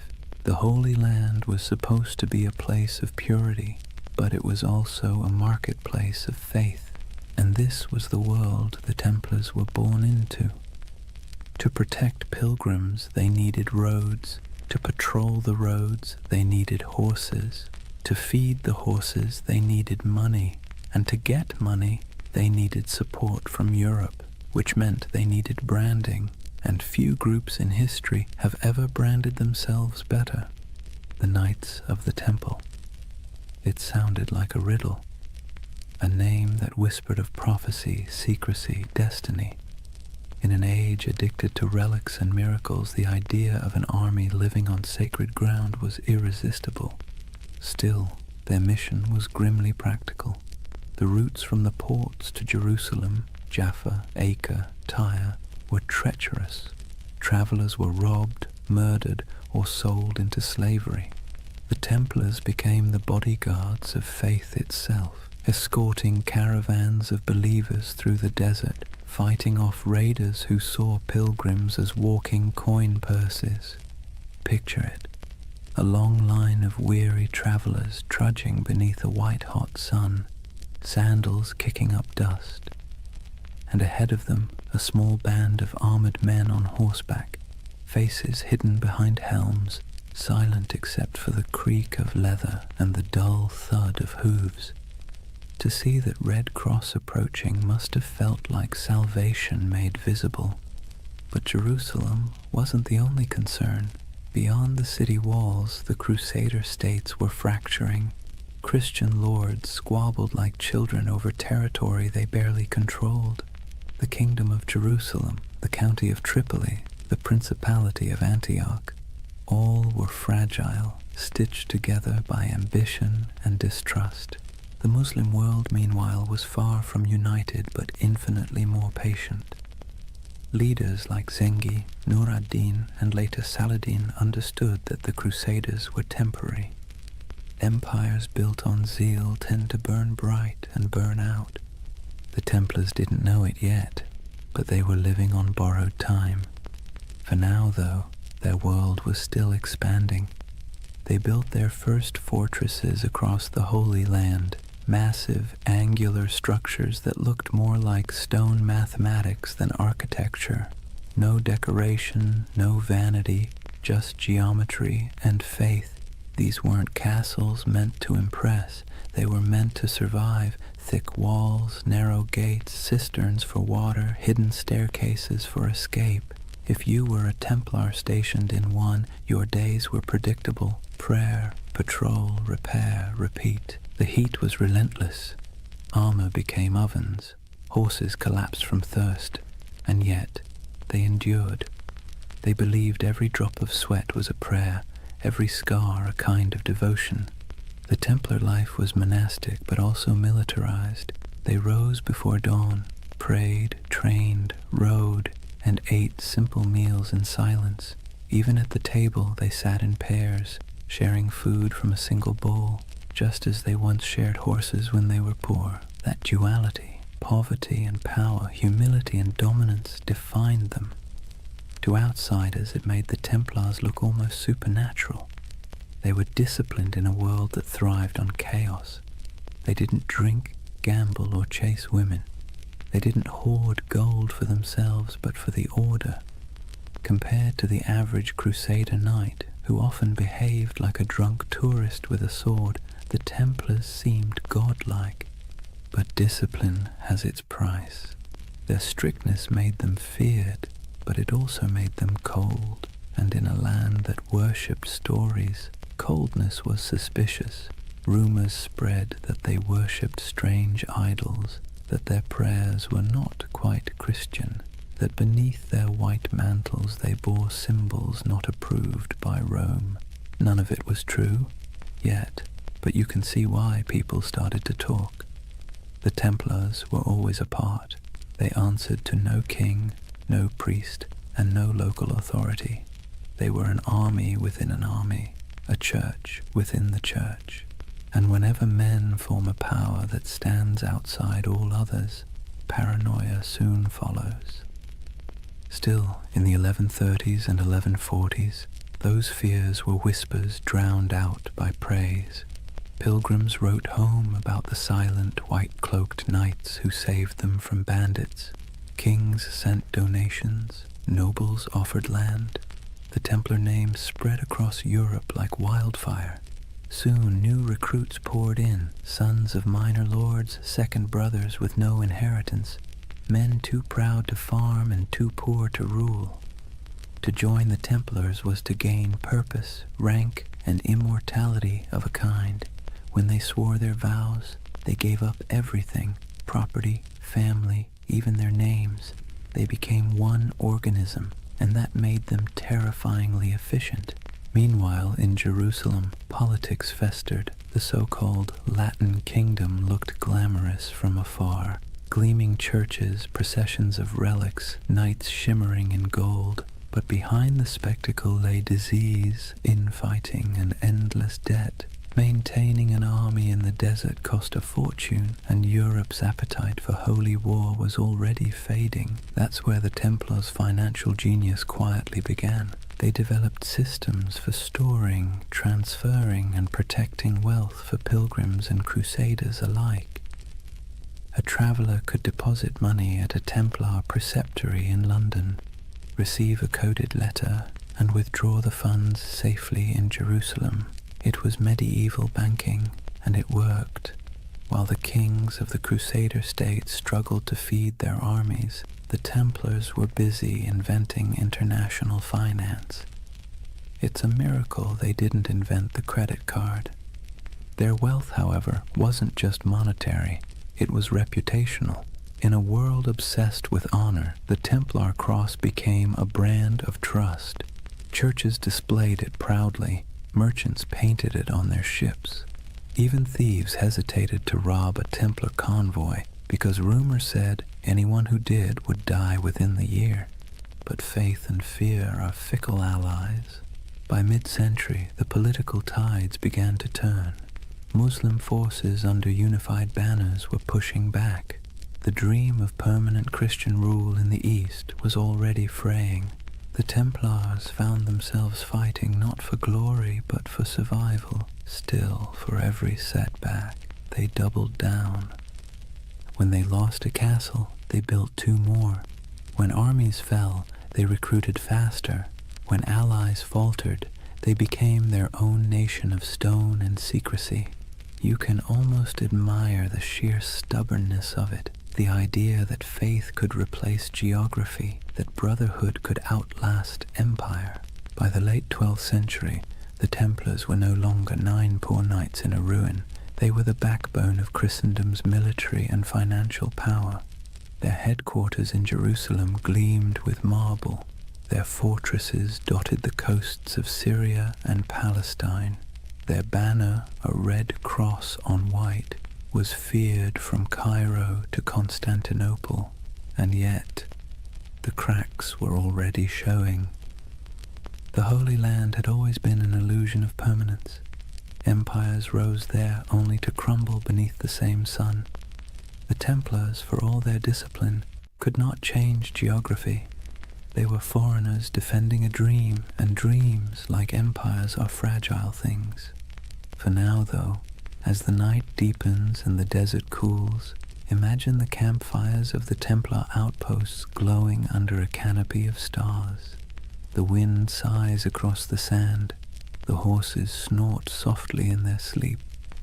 A monk knight kneels beside a stone wall, whispering a prayer in Latin that drifts into the dark like smoke. Somewhere far to the west, Europe sleeps, safe, wealthy, and unaware that its most sacred soldiers are already walking the thin edge between salvation and damnation. Imagine the year is 1120. The air in Jerusalem still hums with dust and incense, the streets winding like veins between crumbling walls and half-rebuilt churches. The Crusaders hold the city now, but barely. Pilgrims shuffle past soldiers, merchants haggle beside priests. Somewhere, a choir is singing in Latin while a camel coughs nearby. It's the kind of world where the sacred and the absurd coexist perfectly comfortably, and beneath all that noise something else is stirring. 9 men, that's all. 9 poor French knights, led by a man named Hugues de Payan. They arrive in Jerusalem without fanfare. No army, no banner, no gold. They make a simple request to King Baldwin II, the use of a few rooms on the Temple Mount. The king agrees, perhaps amused by their humility. He gives them quarters in the old Al-Aqsa Mosque, which the Crusaders believed sat atop the ruins of Solomon's Temple. That's where the story becomes hazy. Officially, these knights called themselves the poor fellow soldiers of Christ and of the Temple of Solomon. Their stated mission: to protect pilgrims traveling to and from the Holy Land. A noble enough cause and one desperately needed. But here's the question. Historians still whisper over their coffee. If their job was guarding roads, why did they spend the next 9 years living almost entirely underground? According to later accounts, the Templars rarely left the Temple Mount during that first decade. They dug tunnels, moved stones, and kept their activities secret. When questioned, they gave vague answers about renovations and holy works, which, let's be honest, is exactly what you say when you don't want people to ask more questions. So what were they doing? The truth is, no one knows for certain. But speculation has filled that silence for centuries. Some believe they were excavating ancient ruins, searching for relics buried since the days of Solomon. Others suggest they were hunting for texts, scrolls containing forgotten wisdom, early Gnostic writings, alchemical treatises, even architectural blueprints said to hold divine secrets. And then, of course, there's the most enduring rumor of all, the Holy Grail. It's easy to roll your eyes now, but picture it from their perspective. You're in the 12th century, sleeping on the ruins of the most mythic temple in history.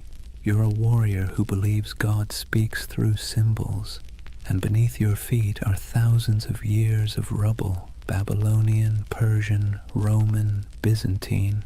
If faith ever had a basement full of mysteries, this was it.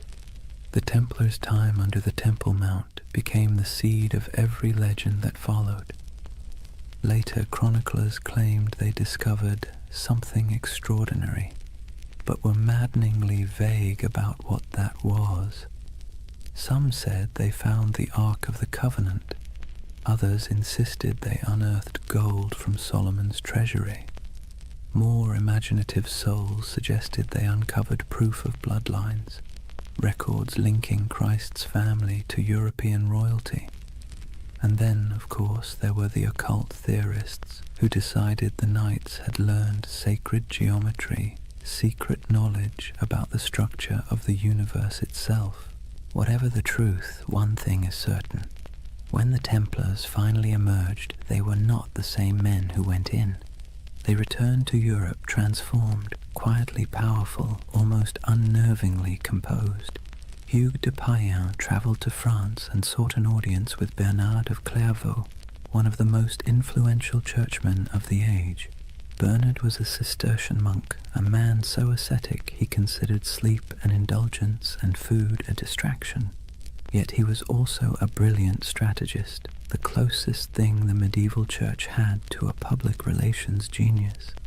Hugues explained the mission, a brotherhood of knights bound by poverty, chastity, and obedience, dedicated to God but armed for war.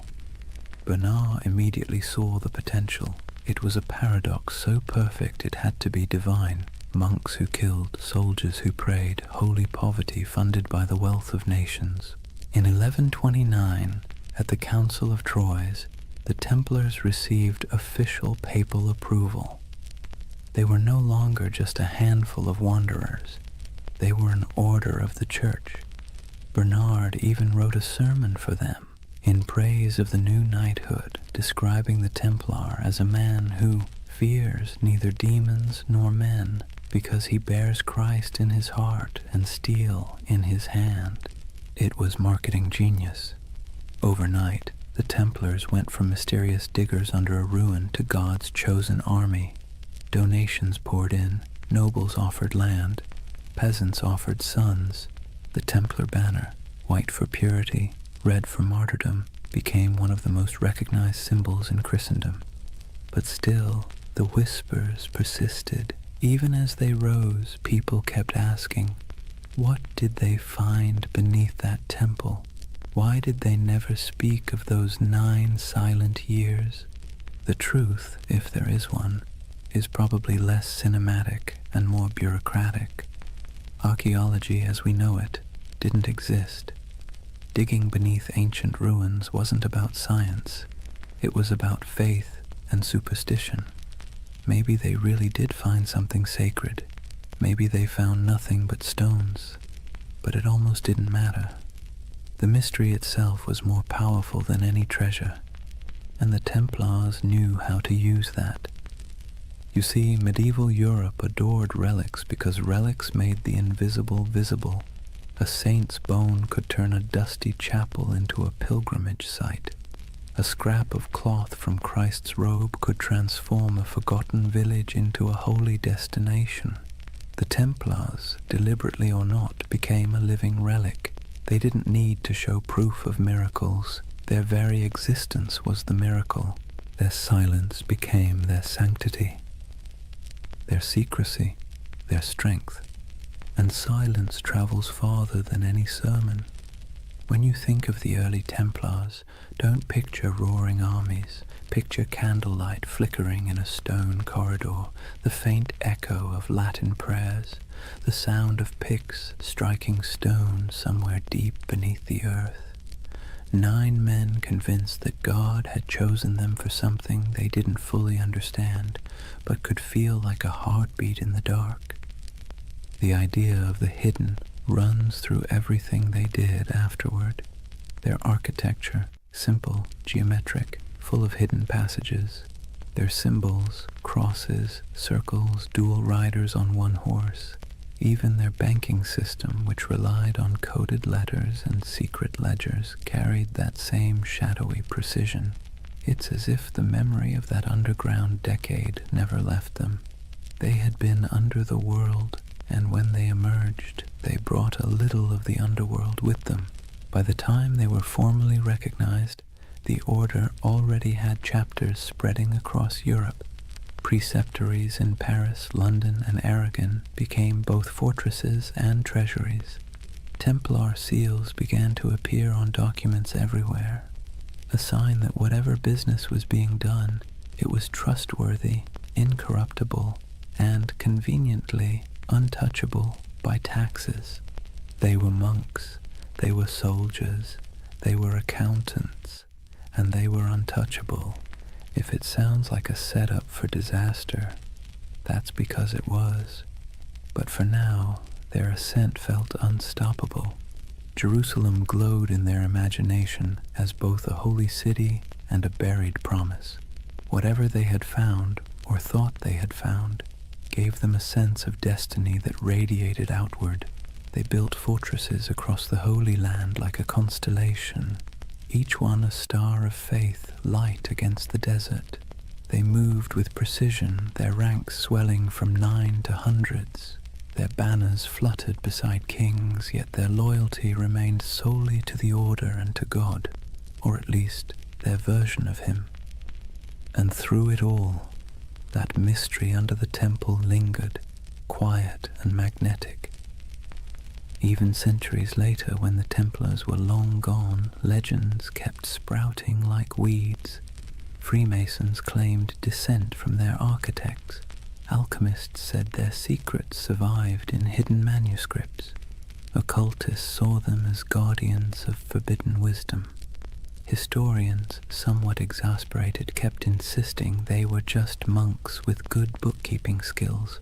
But deep down, everyone wanted to believe there was something more, that somewhere beneath the dust of Jerusalem, a secret still slept. So perhaps it's fitting that the story of the Knights Templar begins not with battle, but with silence, not with conquest, but with curiosity. Because if history has taught us anything, it's that the most powerful empires are often built on unanswered questions. The Templars' first great victory wasn't on a battlefield, it was in the imagination, and that, more than gold or relics or papal favor, would carry them into legend. Picture Rome in the early 12th century, a city that smells of candle wax and incense, but also of politics. Papal banners hang limp in the sun. Monks shuffle through marble corridors whispering in Latin, and outside the streets reek of tanneries and ambition. The church by now was more than a faith. It was the nervous system of Europe, pulsing through every kingdom, dictating who ruled, who knelt, and who burned. Kings were crowned by its hands, empires justified by its blessings. And into this complicated organism walked Hugh de Payens and his strange little band of knights. They didn't look like much. They were poor, quiet, foreign. Their armor was worn, their mission vague. Yet they brought with them something the church found irresistible: usefulness. You see, the Holy Land was chaos. The Crusader kingdoms had been carved from blood and miracle, and now they were crumbling just as quickly. Pilgrims were still being robbed, caravans ambushed, relics stolen, and cities changed hands faster than anyone could update the maps. The church needed protectors, reliable ones, faithful ones, and the Templars, well, they were perfect. No wives, no children, no debts, no distractions, just pure obedience. The kind of men who'd ride into battle without pay, die without complaint, and most importantly, funnel everything they owned directly into the hands of the church. But they needed legitimacy first. The Pope's blessing wasn't just a stamp of approval, it was armor. It turned obscure men into an institution. So Hugh de Payens travelled to meet with the powerful Abbot Bernard of Clairvaux, a man both saintly and strategic. Bernard was the face of the Cistercian reform movement, which prized simplicity, purity, and obedience. He lived on bread, wore plain robes, and wrote letters that could humble kings. He was also, conveniently, the Pope's favourite monk. When Hughes explained the idea of warrior monks, men who prayed like monks but fought like crusaders, Bernard saw opportunity gleaming like gold leaf in a gospel. Think of it. Europe was overflowing with restless knights, violent men with nothing to do once the Crusades ended. They roamed the countryside, looting villages, feuding over puddles of land, and repenting on Sundays. The church couldn't stop them, but what if it could redirect them? The Templars were the perfect solution. Channel the chaos of knighthood into a holy purpose. Sanctify violence, wrap war in prayer. Bernard became their champion. He wrote, in praise of the new knighthood, a sermon that would become their manifesto. In it, he drew a sharp line between ordinary knights and these new holy warriors.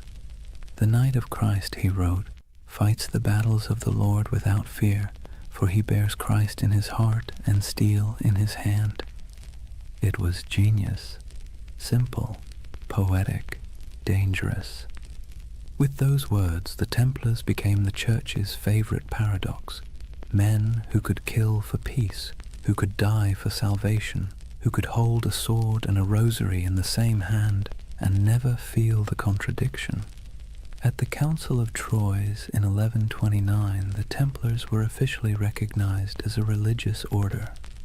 Pope Honorius II approved their rule, a strict code of conduct modeled after monastic life but adapted for war.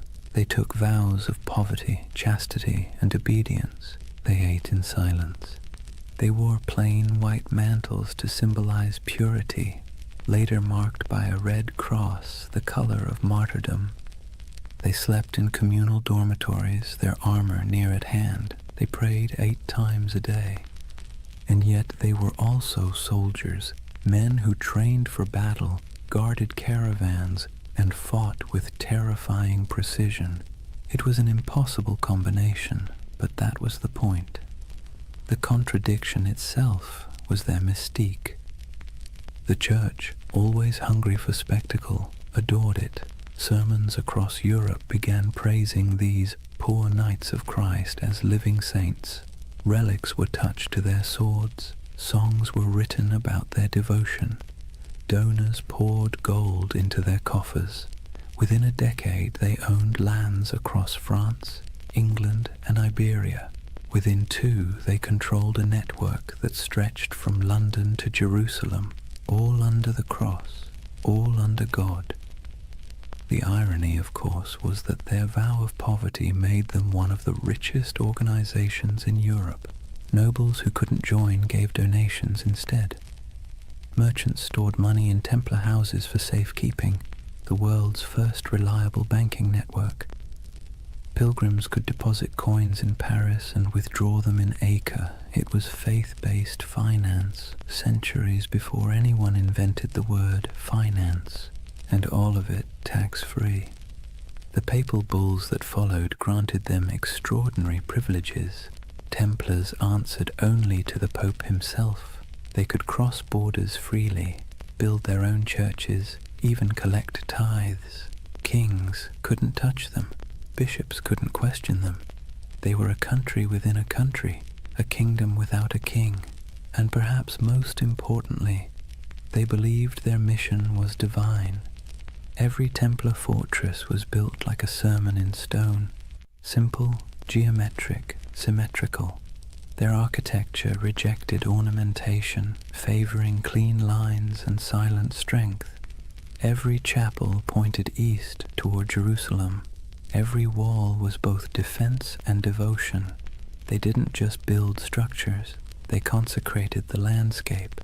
Travelers who saw them described the order as unnervingly calm. They marched without shouting. They fought without looting. They prayed without hesitation. To their enemies they were terrifying. To their allies, indispensable. And to themselves, they were chosen.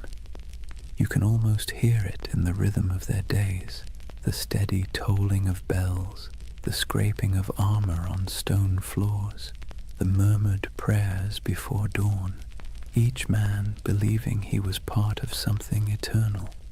But let's be clear, beneath the holiness there was also bureaucracy.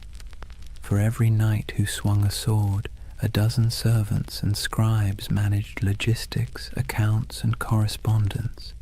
Templar commanderies became administrative hubs full of ledgers, seals, and shipments. They dealt in contracts as often as crusades. Still, their image remained pure. To medieval Europe, the Knights Templar were walking proof that heaven and earth could coexist, that spiritual discipline could be forged into literal steel. But to the cynical eye, they were something even more interesting: the Church's experiment in privatized holiness. They were what happens when faith becomes an organization, efficient, obedient, and profitable. By the mid-12th century, the Templars had become indispensable. Crusader kings relied on them for defense. Merchants trusted them with their fortunes. Popes used them as envoys and bankers. If you wanted something done quickly, quietly, and absolutely, you called the Templars. But with power came something more dangerous than sin: perception. People began to notice that the order's members rarely answered questions. They had their own language, their own symbols, their own rites. Their headquarters, a vast round church in London modelled after the Holy Sepulchre in Jerusalem, seemed deliberately mysterious.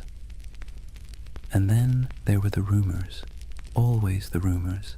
Some said they still possessed what they found under Solomon's temple. Others claimed they performed secret ceremonies, that they whispered oaths in the dark, that they had seen things no mortal should. And yet the Church did not question them, not yet.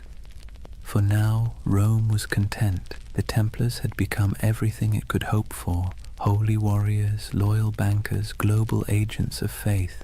But you can sense the shift coming, can't you? The same way you feel a storm before it breaks. Because no institution, no matter how divine, can grow this fast, this powerful, without making enemies. Kings who owed them money began to resent them.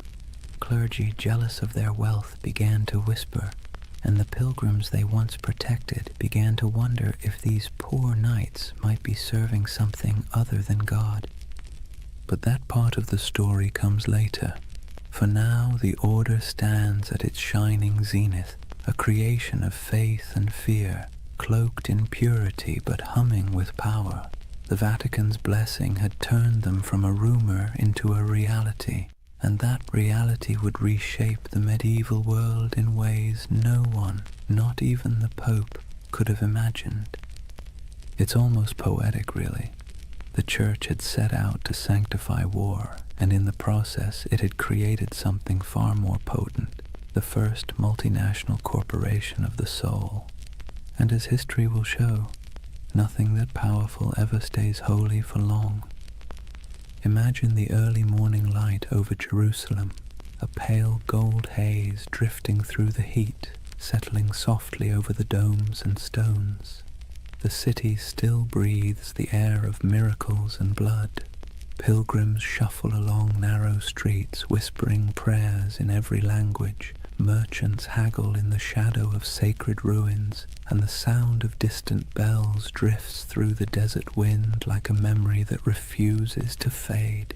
And somewhere among the hills, a line of riders moves slowly, white mantles gleaming, swords at their sides, red crosses stitched over their hearts. The Knights of the Temple. They ride in silence, always in silence. To the people watching they seem otherworldly, not nobles, not monks, something in between. They do not laugh or boast. They rarely remove their helmets in public, and when they pass through a market, the crowd parts as if by instinct. It's said that a Templar's gaze could freeze a man, not with fear, but with the strange gravity of conviction. In that moment, the myth was already being born. The story spread faster than their horses could ride. Word of a brotherhood who answered only to God, men who took no wives, owned no lands, and gave everything to their order, soldiers who prayed before battle and confessed after killing, knights who marched under the sign of the cross but lived by a code sharper than any blade. Europe adored them. The Church, of course, encouraged it. Myths are good for business, and the Templars were perfect propaganda. They embodied everything the papacy wanted the faithful to believe: purity, discipline, divine protection. Sermons compared them to angels with swords. Paintings showed them glowing in battle, untouched by arrows, faces calm in the chaos of holy war. But the truth was more human and, in a way, more beautiful. Most Templars were ordinary men drawn from a world that offered few choices, younger sons of minor nobles who'd inherited nothing, restless adventurers, repentant sinners, and zealots in search of purpose. They joined not because they were fearless, but because the world outside offered even less certainty. And for all its rules and austerity, the temple offered something rare: belonging. In a Europe fractured by war, famine, and class, the Order was one of the few places where a man's worth wasn't defined entirely by birth. Inside the walls of a commandery, everyone wore the same cloak, ate the same bread, followed the same hours of prayer. Rich or poor, noble or peasant, all knelt together before dawn. It was unity by discipline, equality by surrender. And yet, the outside world saw only mystery. They were everywhere and nowhere, riding on crusades, manning castles, managing estates, escorting pilgrims. A traveler might encounter a Templar outpost in the forests of Burgundy, another in the sands of Antioch, another on a cold island in the North Sea, and each one would look exactly the same: white walls, red crosses, silence. They had become an idea that transcended geography. When they rode into battle, their presence was like a symbol made flesh. Chroniclers described them as unbreakable formations of white and red, banners flapping, hooves thundering, lances angled in perfect symmetry. They rode in pairs, one knight, one sergeant, their discipline tighter than any army before them, and they didn't retreat, ever. There's a story, probably exaggerated but worth repeating, that at the Battle of Montgisard in 1177, fewer than 100 Templars helped turn the tide against Saladin's massive army.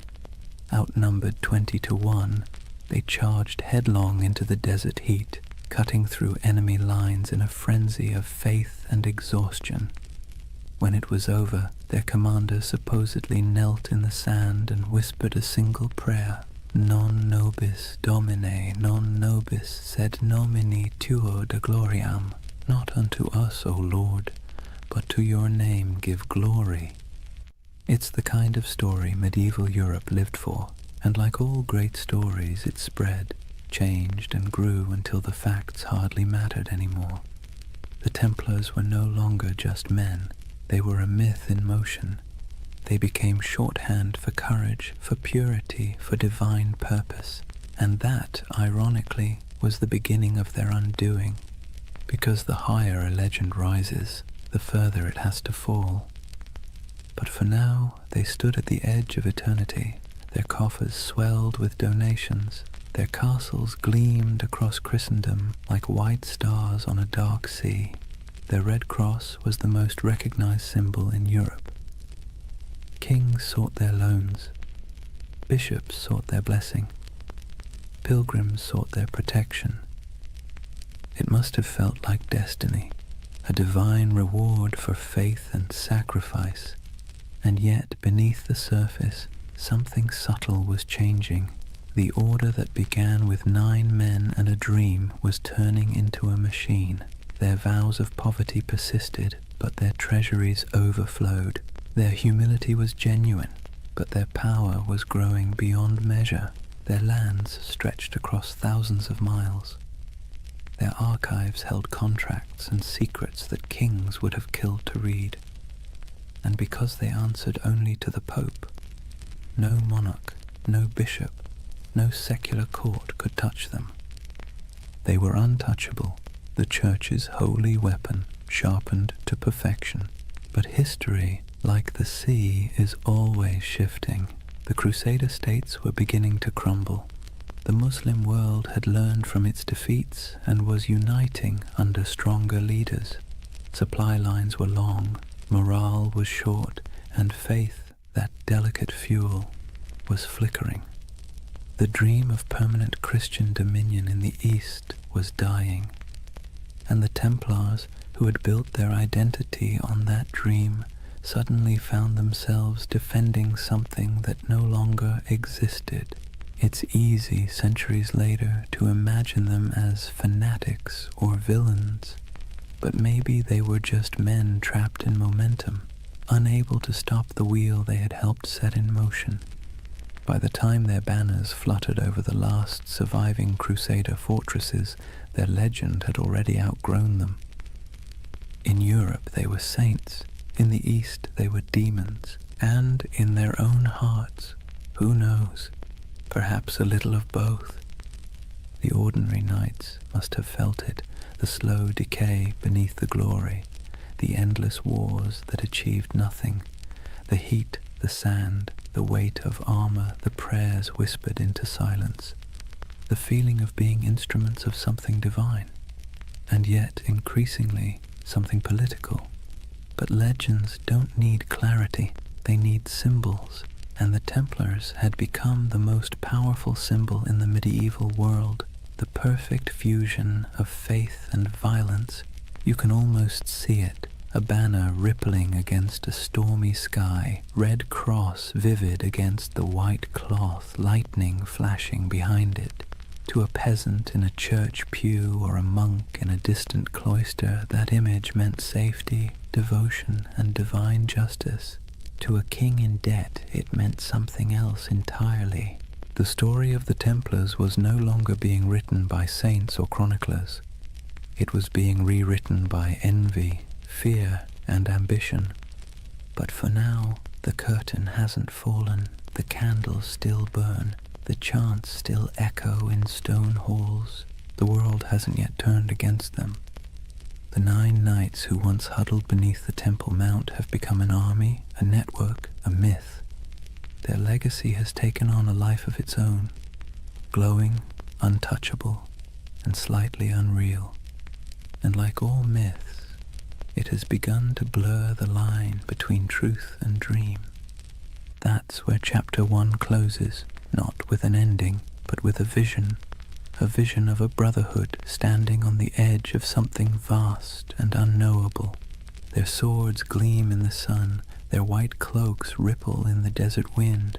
Behind them, Jerusalem glows like a mirage, and before them, stretching into the horizon, lies the future, glittering, dangerous, inevitable, the dawn of a legend. Chapter 2. The Rise of the Warrior Monks. Imagine standing on a cold morning plain somewhere in France, perhaps Champagne, perhaps Burgundy. The mist still clings to the fields, soft and silver, the kind that blurs the line between land and sky. Out of that fog rides a column of horsemen, their armor dull from travel, their cloaks heavy with dew. But as the light shifts, something crimson catches the dawn, a mark stitched across white cloth, simple yet unmistakable. A red cross. It would become one of the most recognizable symbols in all of human history. But at this moment, it is new, modest, a badge of belonging more than power. The men wearing it are quiet, focused, unremarkable to anyone but God. Yet this insignia, this fusion of cloth and conviction, is about to transform them into something the world has never seen, a standing army that answers only to faith. The Templars have begun to evolve. Their days of small vows and secret ceremonies under Jerusalem's ruins are over. The Church has given them legitimacy, a papal seal written in the flowing Latin of divine authority. They are now officially milites Christi, soldiers of Christ, and that single phrase changes everything. With papal backing came money, land, recruits, and something far more valuable, absolution. To die as a Templar was not merely to fall in battle, it was to ascend directly into paradise. No purgatory, no judgment, no delay. The battlefield became a kind of heavenly shortcut. It's hard to overstate how revolutionary that idea was in the 12th century. Medieval Europe was steeped in guilt. Sin was currency. Salvation was a negotiation. And suddenly, here was an order that offered redemption through action, through blood, dust, and obedience.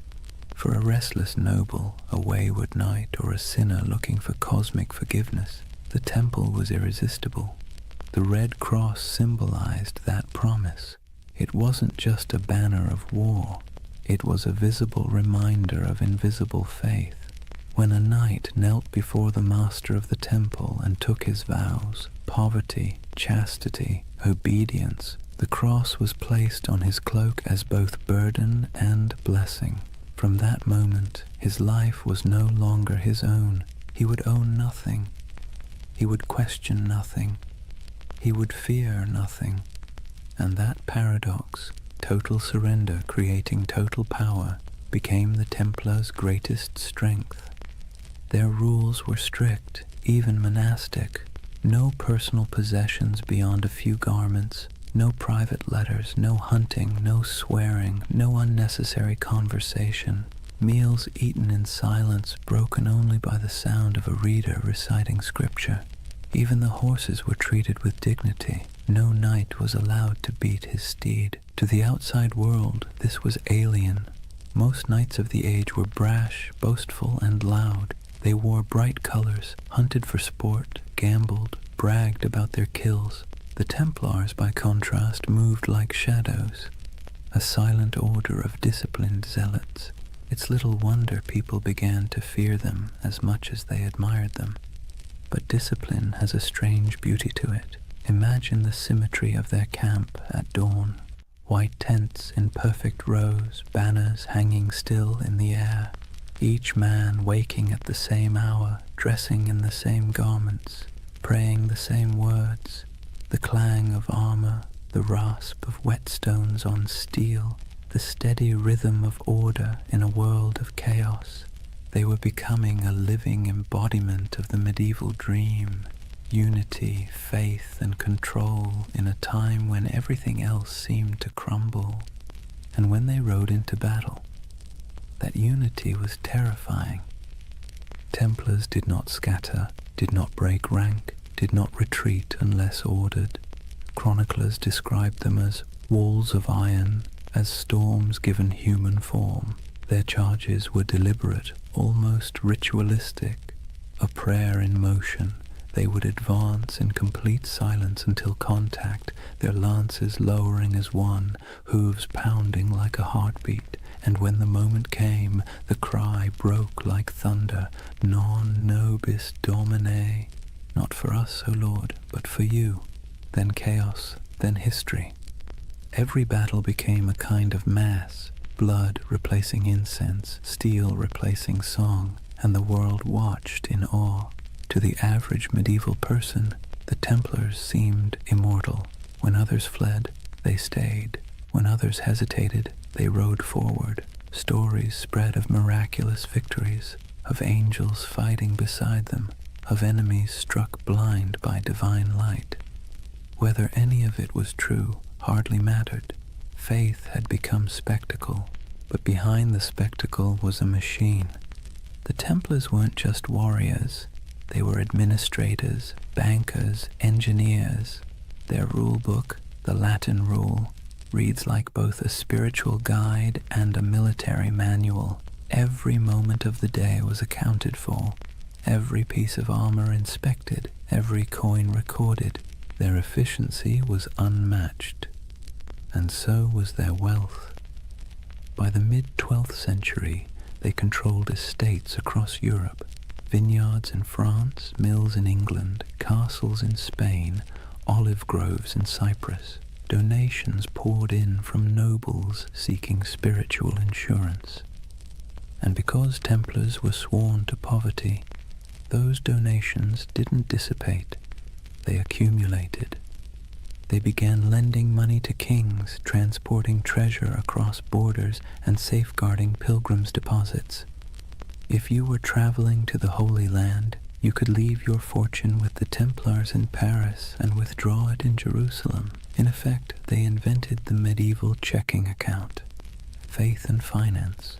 It's a partnership as old as civilization. But to the Templars, it wasn't greed, it was logistics. Money was a tool for God's work. Armies need supplies, ships, food, fortresses. And if the order had to run the most efficient financial network in Christendom to maintain that mission, so be it. They became, paradoxically, both the humblest and richest men in Europe. Their castles were built like sermons, austere, geometric, designed for endurance, not comfort. No stained glass, no gold leaf, just stone, purpose, and symmetry. Inside, their halls echoed with the quiet rhythm of devotion, the scrape of boots, the murmur of prayers, the metallic whisper of chainmail. To walk into a Templar commandery was to step into another world, a world where faith was function and order was sacred. And yet, for all their restraint, there was grandeur in their simplicity. Their red cross became more than fabric. It became an idea. When people saw it, they saw authority, salvation, and something close to fear. The same emblem that comforted pilgrims terrified heretics. It's strange how power works. The more humble they appeared, the more unstoppable they became. In a way, that red cross marked the beginning of a new era, not just for the Templars, but for the medieval imagination itself. It was the age of symbols, when meaning outweighed truth. A knight's banner could terrify more effectively than his sword. A relic could justify a war. A prayer could bend kings, and no symbol was stronger than that cross. Bold, clean, impossible to ignore. It was faith simplified into geometry. When the sun hit it, it glowed like blood. Some chroniclers wrote that it frightened the enemy before the fighting even began. Others said it calmed the men who bore it. Maybe both were true. Maybe that's the real magic of symbols. They shape both sides of the story. Over the next century, that cross would ride on countless banners across the Holy Land. Through dust storms, over dunes, across shattered city gates, it would gleam under the desert sun and soak in the rain of 1,000 sieges. It would be seen by kings, slaves, monks, and merchants alike, and every time it appeared it carried the same quiet message: obedience, faith, inevitability. From 9 nights came hundreds, then thousands. From humble vows came armies, from silence came history, and still they prayed before battle, as they always had. Still they whispered the same words. Still they believed that death, if it came in service of God, was not an end, but a homecoming. It's easy, centuries later, to romanticize them, to picture gleaming armor, sacred banners, holy purpose. But beneath the poetry was exhaustion. They marched through deserts where the air shimmered like glass. They fought for cities that would fall again within a decade. They believed themselves instruments of divine will, yet the wars they waged often felt endless, abstract, and hollow. And that contradiction, devotion mixed with futility, is what makes their story so human. By the time the Red Cross became synonymous with power, its wearers had already begun to wonder what it meant. But for now, in this chapter of the story, there is still clarity, still unity, still purpose. The order of the temple stands at its peak, pure, confident, and unstoppable. 1,000 banners ripple in the wind. The sun gleams on polished armor, and the red cross burns like a brand upon the world. The world belongs for a moment to the knights of the temple. Imagine waking before dawn, not to an alarm or the gentle hum of a phone, but to a bell, deep, resonant, and unrelenting. The sound rolls through the dark halls of a stone dormitory, pulling a dozen men from sleep at once. There are no complaints, no yawns, no hesitation. This is a Templar commandery, and the day begins with obedience. Before the first light touches the horizon, the knights are already kneeling, heads bowed, the chill of the flagstones creeping through their woolen tunics. The air smells faintly of oil lamps and damp stone. Someone chants softly from a small book, Latin verses murmured and rhythmic, the sound of faith wrapped in discipline. The Templars did not live like ordinary knights. They lived by the rule of the temple, a sprawling manual written in the 12th century that governed everything from how they prayed to how they chewed. It wasn't just a list of rules, it was a blueprint for turning men into instruments of divine will. The rule began with a simple premise. A knight's soul is weak when his body is indulgent. Every comfort is a temptation, every freedom is a test. So, comfort was eliminated. Templars slept fully clothed, tunic, belt, even their boots close by, ready to ride at a moment's notice. They owned no personal possessions, not even a coin or a comb. Their cloaks and armor belonged to the order, and if something broke, it was repaired or replaced, never personalized. They were forbidden to hunt, to falcon, to gamble, to swear, forbidden from kissing women, even their own mothers or sisters, forbidden from eating meat more than 3 times a week, forbidden from laughter that wasn't humble or restrained. Templar joy was not the joy of feasting or music or wine. It was the quiet satisfaction of obedience, and obedience to them was the purest form of freedom. Every knight took a vow of poverty, chastity, and obedience, the holy trinity of control. But unlike monks who lived behind monastery walls, Templars carried their vows into the world. They were soldiers, but their battlefield was also their monastery. Every act, from sharpening a sword to cleaning a saddle, was a kind of prayer. At dawn, they gathered in the chapel. The service was brief. They were not contemplatives, but men of action. Each prayer was followed by ritual silence. They listened for commands, received their orders, and dispersed without argument. Theirs was a faith built on motion, not meditation. After prayers came breakfast, bread, sometimes cheese, and a cup of watered wine. Meals were eaten in near silence. As they ate, one brother stood at a lectern and read aloud from scripture or from the rule itself, reminding everyone that even the act of eating was a sacred task. The sound of chewing, the scrape of spoons, the droning Latin, it all blended into a rhythm of humility. When they weren't fighting, they worked. Some tended horses, rubbing down the flanks of massive destriers, checking hooves, repairing tack.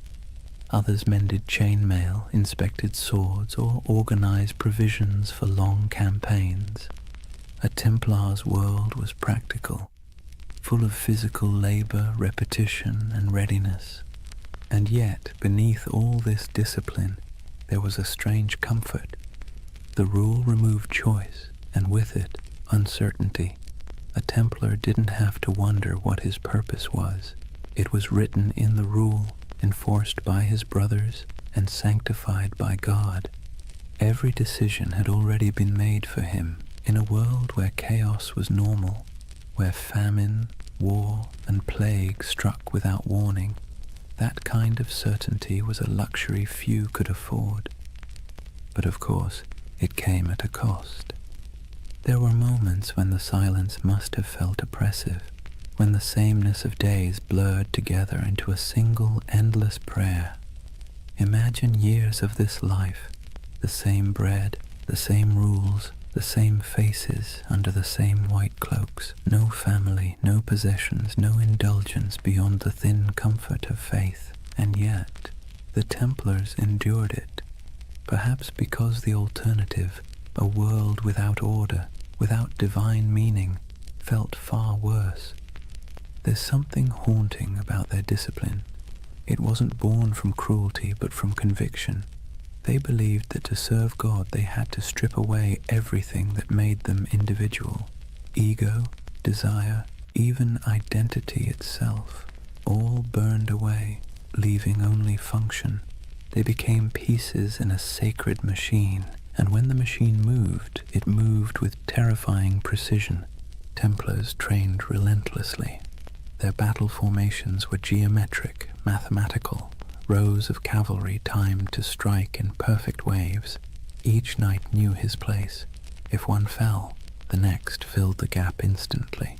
Their charges were coordinated like choreography, their retreats executed like clockwork.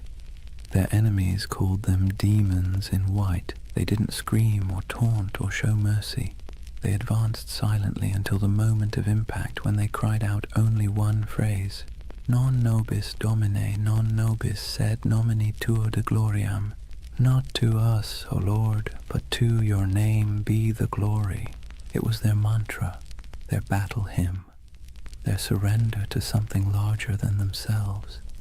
And yet, despite all this spiritual rigor, the Templars weren't monks lost in abstraction.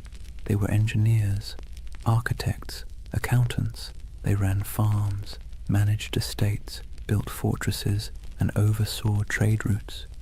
Their castles were marvels of design, squat, symmetrical, designed to deflect siege engines and channel attackers into kill zones.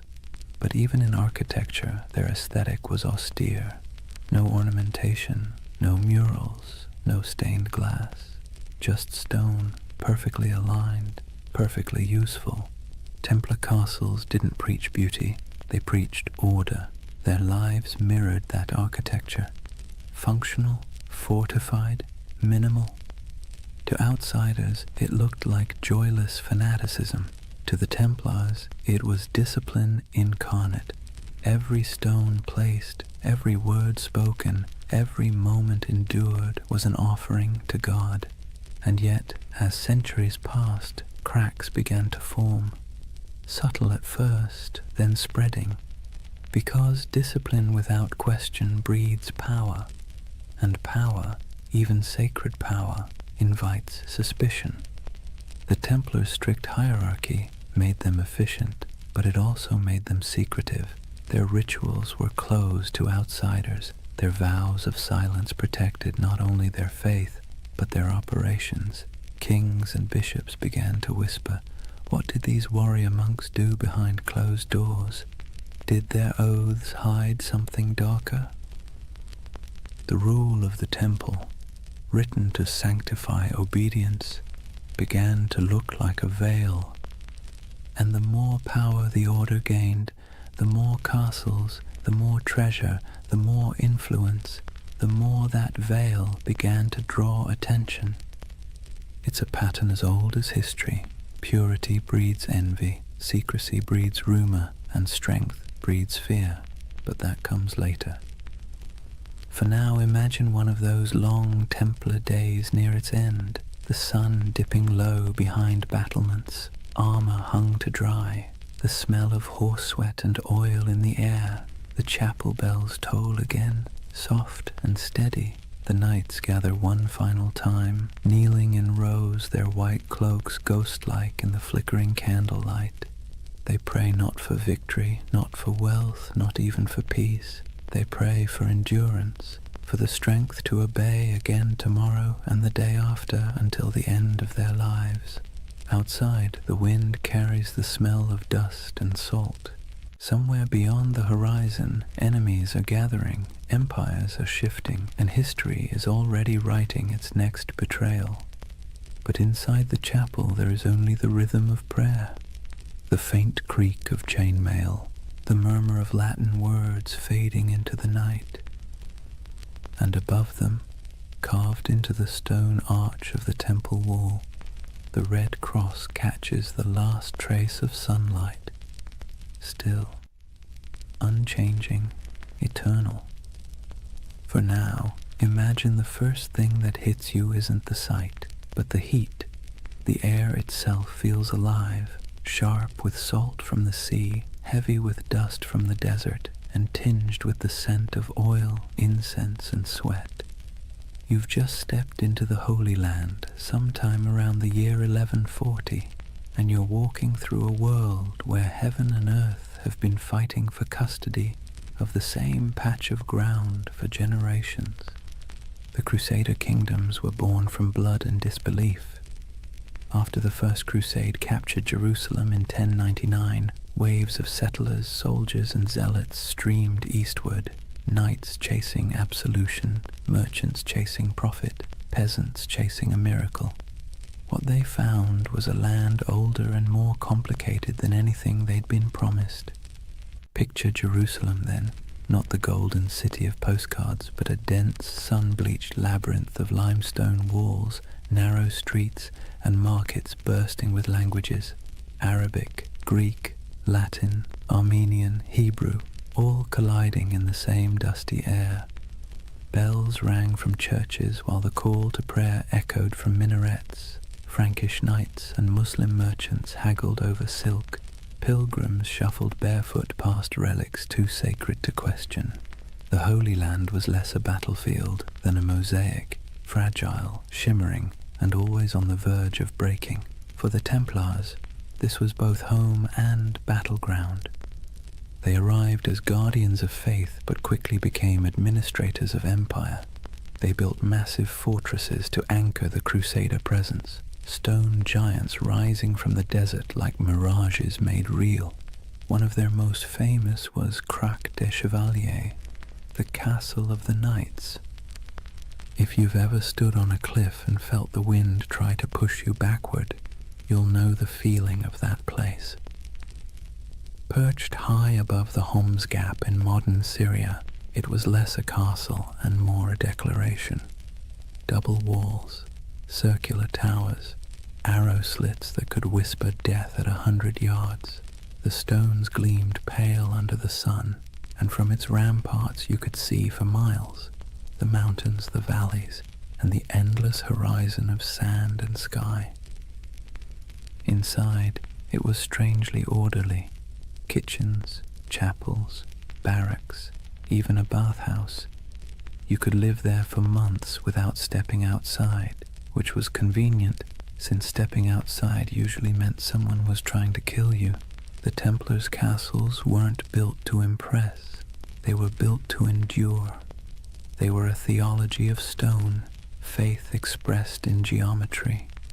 The Crusader kingdoms themselves were strange hybrids, part European colony, part medieval experiment.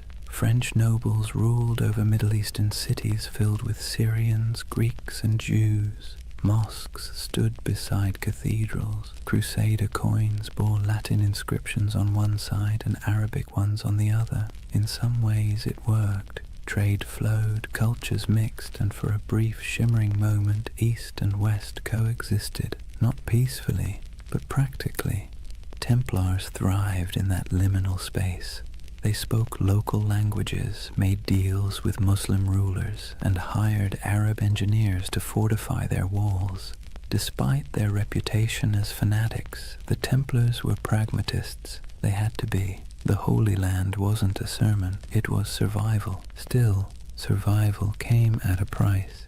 The heat wore on them, the endless patrols through sand and rock, the smell of blood baked into armor, the weight of divine expectation pressing down like the sun itself. Every campaign was a pilgrimage of exhaustion. Imagine a Templar caravan winding across the desert. Horses sweating beneath white banners marked with red crosses, sand grinding in every crevice of armor. They march in silence except for the creak of leather, the occasional clink of mail. Ahead lies an enemy they can't see, only the shimmer of heat on the horizon. By nightfall they camp beneath a vault of stars so clear it feels like a cathedral of light. Prayers are murmured, wounds are tended.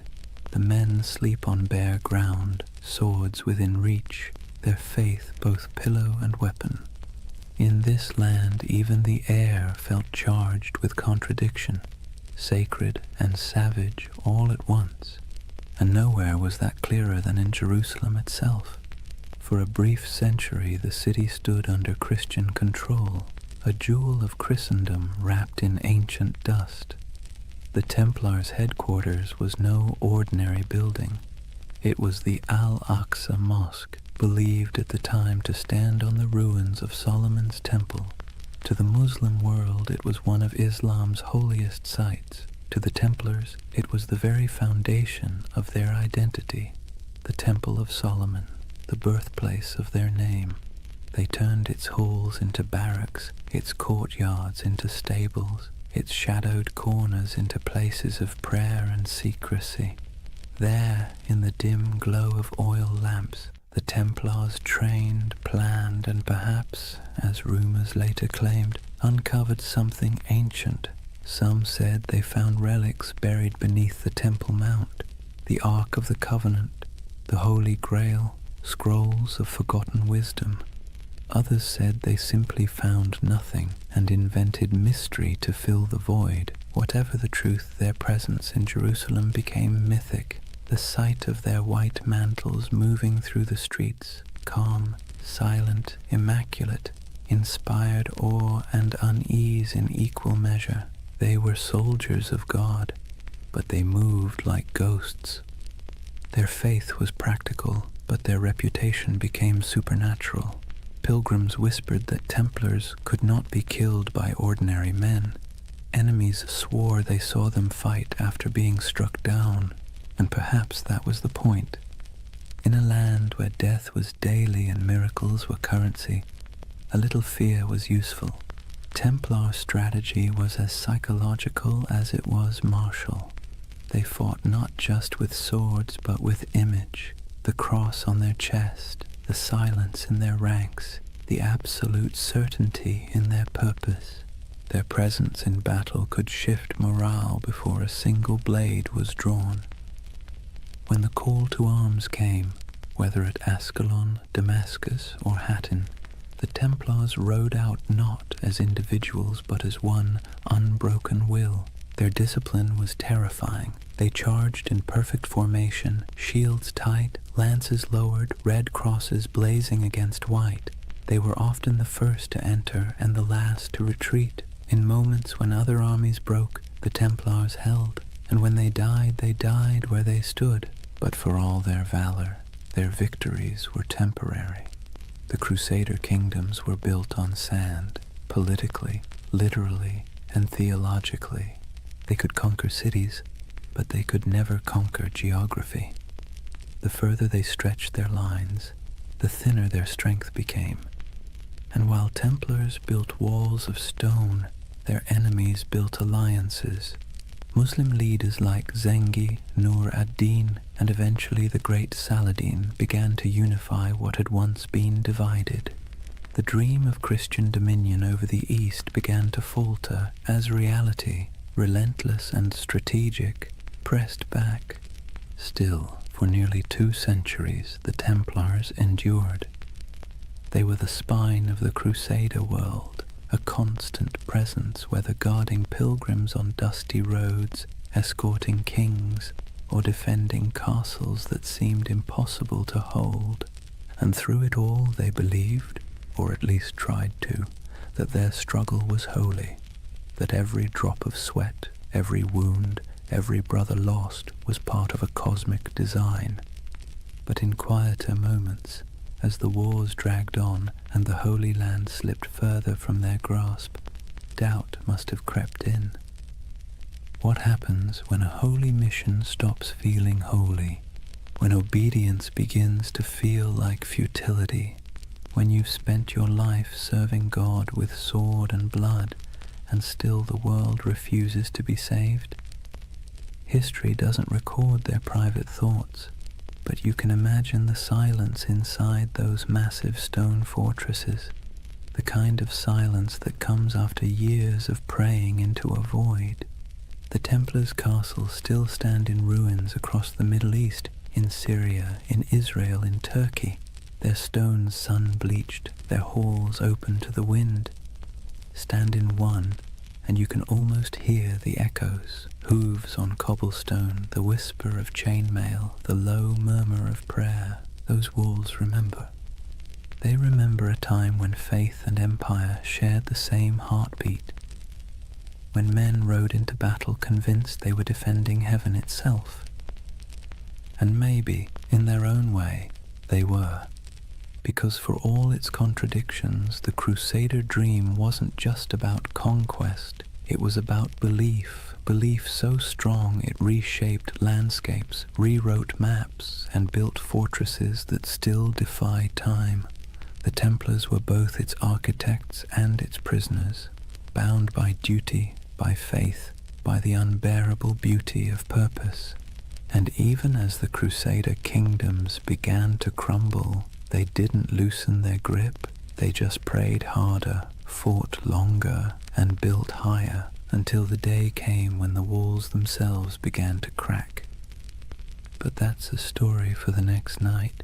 For now, picture that world one last time, the desert glowing gold under the last light of day, the red cross fluttering above a fortress wall, and somewhere inside, a group of knights kneeling in silence, their faces half-shadowed, their faith still unbroken. The wind moves through the stones like a sigh, the candles flicker, and the Holy Land sleeps, as it always has, torn between heaven and earth. Imagine standing in a candle-lit chamber somewhere in Paris in the early 1200s. The air smells of beeswax and damp stone. At a table sits a man in white robes marked with a red cross, quill poised above parchment. Before him, a merchant lays down a pouch heavy with coins, silver deniers, gold florins, copper dirhams from faraway ports. The knight nods, seals the parchment with wax, and hands the merchant a folded document stamped with the sigil of the temple. "Show this in Jerusalem," he says, "and you'll receive the same sum." The merchant bows, the pouch stays, the man leaves. And just like that, without a single coin crossing a sea, the Knights Templar have just performed one of the earliest forms of international banking. You see, the Templars weren't just warriors, they were administrators, financiers and logisticians of staggering sophistication. While kings still measured their treasuries in piles of glittering metal, the Templars had already learned that information, records, signatures, trust was worth more than gold. Their network stretched from the windswept shores of England to the sun-scorched walls of Jerusalem, a chain of commanderies that functioned as safe houses, training centers, warehouses, and financial hubs all at once. Each of these commanderies was like a small universe, self-sufficient and meticulously organized. They had their own chapels, fields, mills, and workshops. Some raised horses, others produced wool, wine, or grain. Every coin earned was logged, weighed, and sent up the chain, an unbroken current flowing toward the heart of the order, and through this system the Templars quietly became one of the richest organizations in the medieval world. The irony, of course, is that they began with vows of poverty, but vows are tricky things. The Templars themselves owned nothing. The order owned everything, and that subtle distinction let them accumulate wealth without technically breaking faith. Their financial system worked with an elegance that modern bankers would envy. A pilgrim traveling from London to Jerusalem could deposit money at a temple house in England and receive a coded letter of credit. Along the route, through Paris, Marseille, Acre, and finally to the Holy City, Templar commanderies would honor the note, deduct expenses and mark it in ledgers kept under strict guard. The traveler never had to risk carrying his fortune across pirate-infested seas or bandit-strewn roads. In a way, the Templars invented something that feels astonishingly modern, a secure international trust network, and unlike kings or nobles, they were trusted by everyone.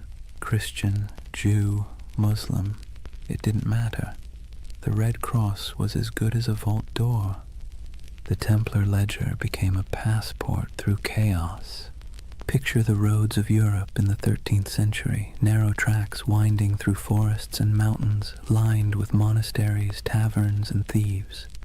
Now picture a convoy of Templar couriers riding fast, cloaked in white, armed but calm. They carried more than messages, they carried secrets, diplomatic letters, royal decrees, coded inventories, even treaties. A letter stamped with the seal of the temple traveled like lightning compared to anything else in the medieval world. And where there were secrets, there were suspicions. People whispered that the Templars had mastered cryptography, that their ledgers contained hidden symbols, that their archives were guarded by curses. In truth, it was discipline, not magic, that kept their system running, but to the medieval mind, efficiency itself felt supernatural. Each regional commandery reported to a central master, who in turn answered to the Grand Master in Jerusalem and later Paris. The chain of communication was ironclad, the discipline absolute. Orders passed down with the precision of a monastic liturgy. Every brother knew his rank, his duty, and the exact limits of his authority.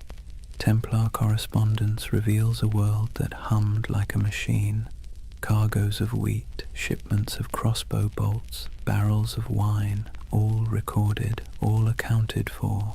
Even the smallest commandery in rural France or Scotland was part of a vast, synchronized network, a medieval multinational that existed centuries before the word corporation would be invented.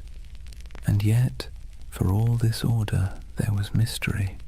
The Templar headquarters in Paris, known simply as La Maison du Temple, was a fortress of stone walls and tall towers surrounded by gardens and workshops.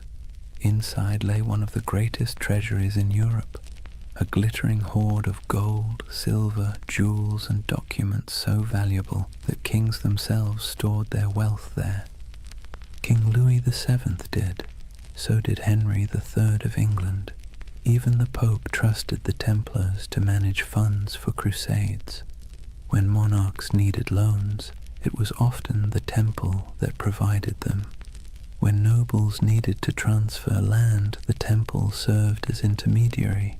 They were accountants of God, and for a time it seemed even heaven owed them interest. But power has a way of creating shadows. As their influence spread, so did envy. Clergy whispered that the Templars had grown too rich, too independent. Kings resented being indebted to monks with swords.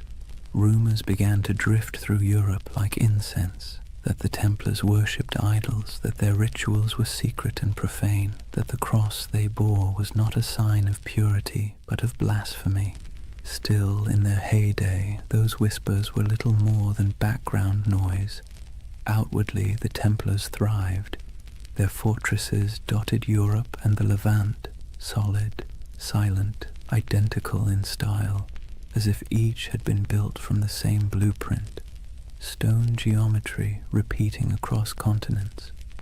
They didn't just build castles, they built infrastructure, bridges, ports, farms. They managed trade routes that linked the Mediterranean to northern Europe. They established supply lines for crusading armies that stretched across thousands of miles. Without them, the very logistics of holy war might have collapsed. It's easy to forget that behind every knight charging into battle was a chain of bakers, blacksmiths, and scribes keeping the machine running. The Order's power didn't come from miracles. It came from ledgers, but not all their wealth was material. the Templars also held something far more dangerous: information. Through their far-flung network, they gathered intelligence about politics, trade, and warfare from every corner of Christendom. They knew which kings were broke, which roads were unsafe, which alliances were shifting. In an age before newspapers, that knowledge was gold. Their reach was so vast that you could travel from Scotland to Syria and never truly leave their shadow. Every few days' journey, you'd find another Templar house, white walls, red cross, the same rhythm of prayer and order. Their presence was both reassuring and unnerving, like a vast skeleton under the skin of medieval Europe. To ordinary people, they must have seemed immortal. Their discipline never wavered, their symbols never changed. Generations rose and fell, and still the Templars endured, unmoved, unstoppable. Even their dress added to the myth. While nobles flaunted velvet and jewels, Templars wore plain wool, dyed white for purity. Their only ornament was the red cross, a reminder of both sacrifice and authority. When they moved through a town, heads bowed, they looked less like men than like an idea, one that walked and breathed and collected rent. And it wasn't only men. Though the order itself was male, its network included women, nuns, widows, and lay sisters who worked in the commanderies, managing estates, caring for pilgrims, brewing ale, and keeping the wheels turning. History rarely mentions them, but without them, the Temple's empire of faith would have faltered. By the mid-13th century, the Templars had reached their zenith. Their ships carried goods across the Mediterranean. Their estates covered vast tracts of Europe. Their influence seeped into every court, every treasury, every crusade, and yet, like all empires, they had already sown the seeds of their own decline.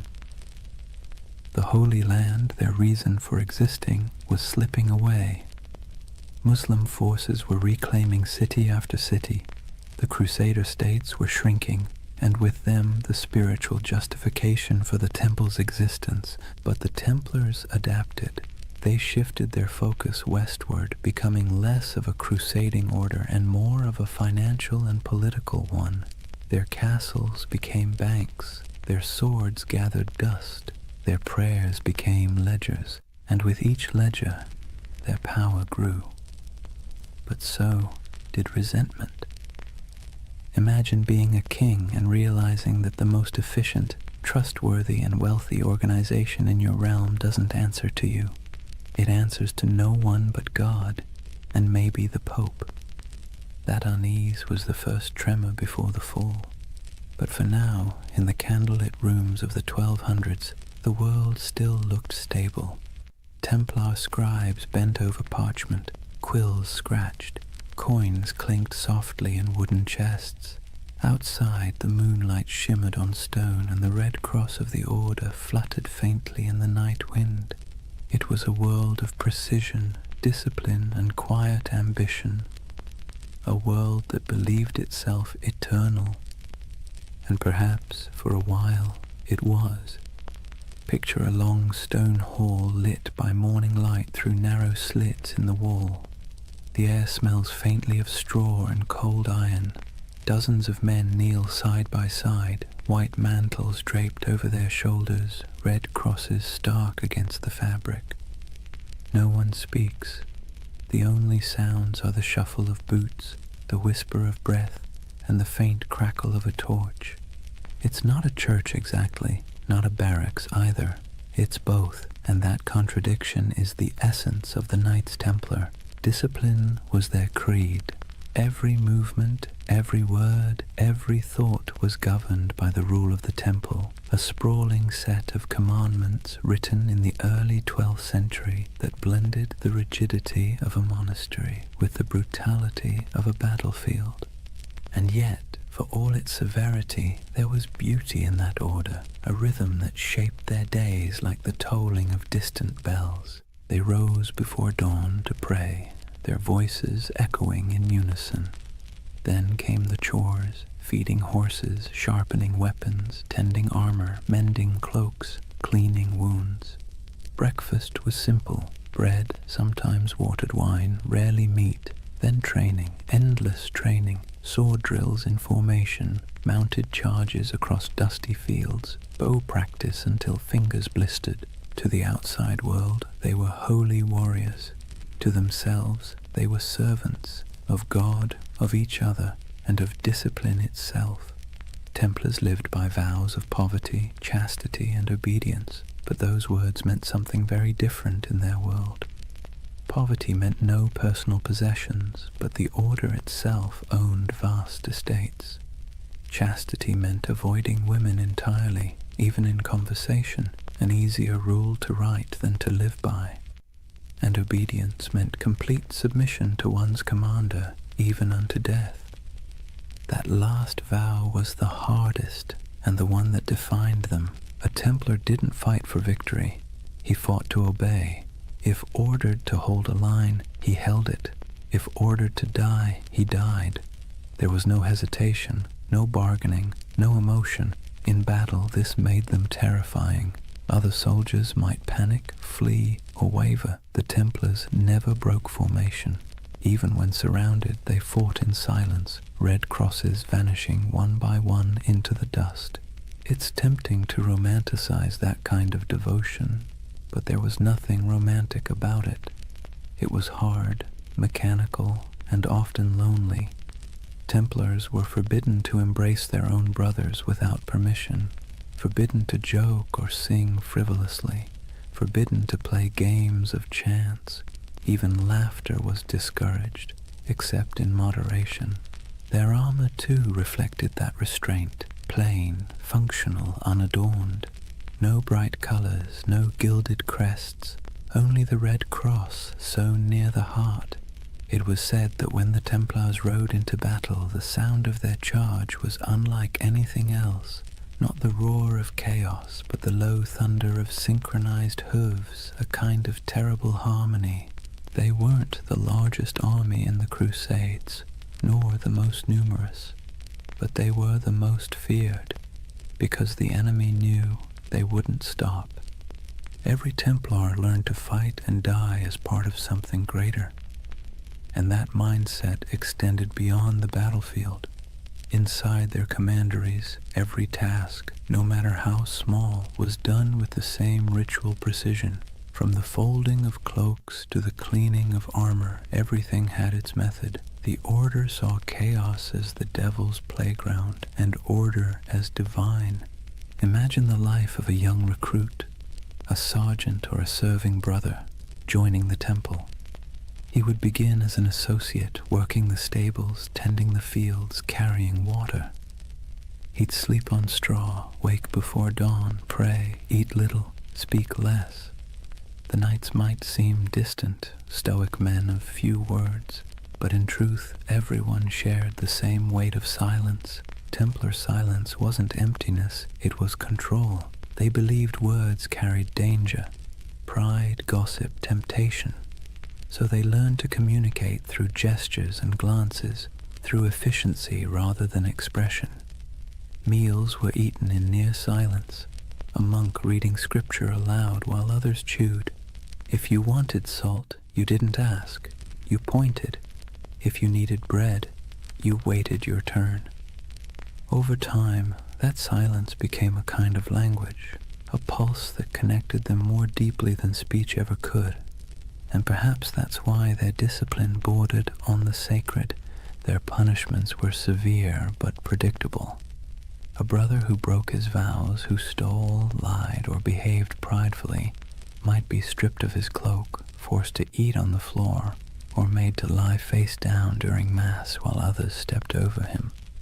For grave offenses, he could be expelled entirely, his red cross torn away like a soul in exile. But for most, it never came to that. The Templar mind was trained like a blade, sharp, steady, and resigned. Even their daily routines reinforced obedience. The day was divided by bells, prayer, labor, rest. Each moment accounted for. They prayed before battle, after battle, before eating, before sleeping. Every act was sanctified, every breath a form of worship. And yet, for all their austerity, there was a quiet humanity beneath it. The rule allowed small comforts, wine on holy days, the company of brothers during feasts, laughter when earned. They kept dogs and falcons. They played music sometimes, though always solemnly. Their lives weren't joyless, just measured. To outsiders, that restraint looked inhuman. To insiders, it was peace. Because here's the thing, medieval life was unpredictable, dangerous, and filthy.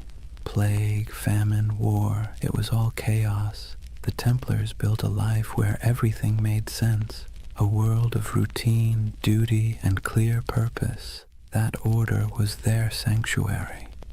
And yet, there's a strange irony in that. For all their vows of humility, the Templars radiated pride. Not arrogance exactly, but a certainty that they were different, chosen. While other knights fought for lords, women, or glory, the Templars fought for eternity. Their enemy wasn't just flesh and blood, it was sin itself. That certainty gave them strength, but it also made them untouchable. When they marched through cities, people stepped aside. Their white mantles glowed in the sun. Children watched them pass in awe. Priests blessed them. Merchants envied them. Kings tolerated them. And slowly, without realizing it, they became what they were sworn to resist, powerful, privileged, and proud. Their discipline, once spiritual armor, became something colder, a mask. By the late 13th century, the Templar ideal had begun to crack. The Holy Land was lost, the Crusades had soured, and yet the Order still trained, still prayed, still obeyed, as if nothing had changed. It's almost haunting, that image. An army without a war, marching in perfect silence toward a future that no longer needed them. They kept their rituals alive even as their purpose faded. The morning prayers, the vows, the cold meals, the endless drills, like monks in armor performing the same liturgy long after the congregation had gone home. If you had visited a Templar stronghold, then, say, Tomar in Portugal, or the great fortress of Crac des Chevaliers, you'd have seen perfection on the surface, polished discipline, unbroken ranks, but beneath it, something else was stirring, uncertainty. What happens to an order built for holy war when holiness itself goes out of fashion? The Templars didn't have an answer. They just kept obeying. And maybe that's the tragedy. They were so trained to follow command that when the commands themselves became corrupt, when kings and popes turned against them, they couldn't adapt. Their discipline, once their shield, would soon become their downfall. But that's later. For now, in the twilight of their golden age, they still looked unshakable. Picture them one last time, a column of knights riding through the gates of Acre, the last stronghold of Christendom in the east. Sunlight glints on their helmets. The sea wind carries the smell of salt and steel. Their banner ripples, a red cross against white. They move as one body, one will, one faith. And somewhere in the back of the formation, a young knight whispers a prayer he has said 1,000 times before. He doesn't know that in a few short decades, his order will be ashes and rumor. But in this moment, he is calm, because obedience is peace. And for the Knights Templar, peace, however fleeting, was always worth dying for. Chapter 3. Secrets, Shadows, and Heresy. Imagine the stillness beneath Jerusalem. The air is cool, dry, and old, older than the Crusaders who came here with dreams of salvation and plunder. Torches flicker against ancient stone, illuminating tunnels carved centuries before the birth of Christ. The sound of footsteps echoes faintly, rhythmic and deliberate. These men wear no crowns, no jewels, only white mantles marked with a red cross. 9 knights, poor, pious, exhausted, descending under the ruins of Solomon's temple. At least that's the story. The first whisper in a legend that would stretch across continents and centuries. According to chroniclers, when the Knights Templar were founded around 1119, their official mission was humble: to protect Christian pilgrims traveling the dangerous road from Jaffa to Jerusalem. In reality, there were only 9 of them, hardly enough to guard a single caravan. And yet King Baldwin II of Jerusalem gave them quarters in one of the holiest sites on earth, the Temple Mount, believed to be the ruins of Solomon's temple itself. That's where the name came from, the poor fellow soldiers of Christ and of the Temple of Solomon. But for a group of destitute knights, their address was suspiciously prestigious. The Temple Mount was not just another ruin, it was a sacred puzzle layered in myth. Jews believed it was where the Ark of the Covenant had once rested. Muslims revered it as the site of the Prophet's ascent to heaven. Christians saw it as the home of God's wisdom and wrath alike. And somehow these 9 knights, without royal blood, without political clout, were allowed to live directly atop it, and for nearly 9 years no one quite knew what they were doing down there. There are no surviving records, no letters, no official reports, just silence, the kind that history fills with imagination. And centuries later, that silence became the perfect soil for mystery.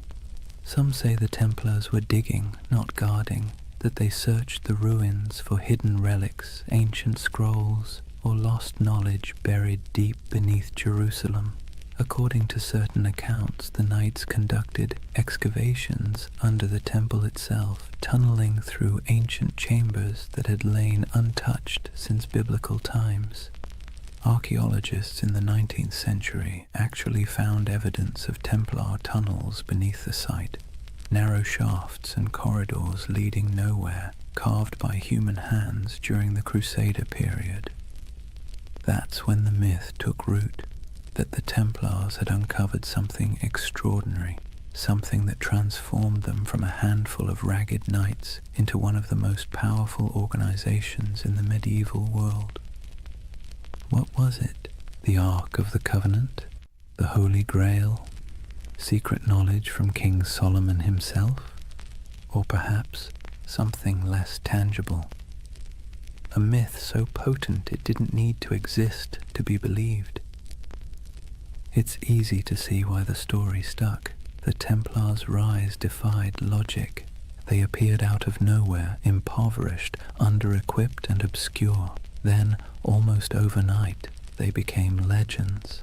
Their fame spread through Europe like wildfire. Popes blessed them.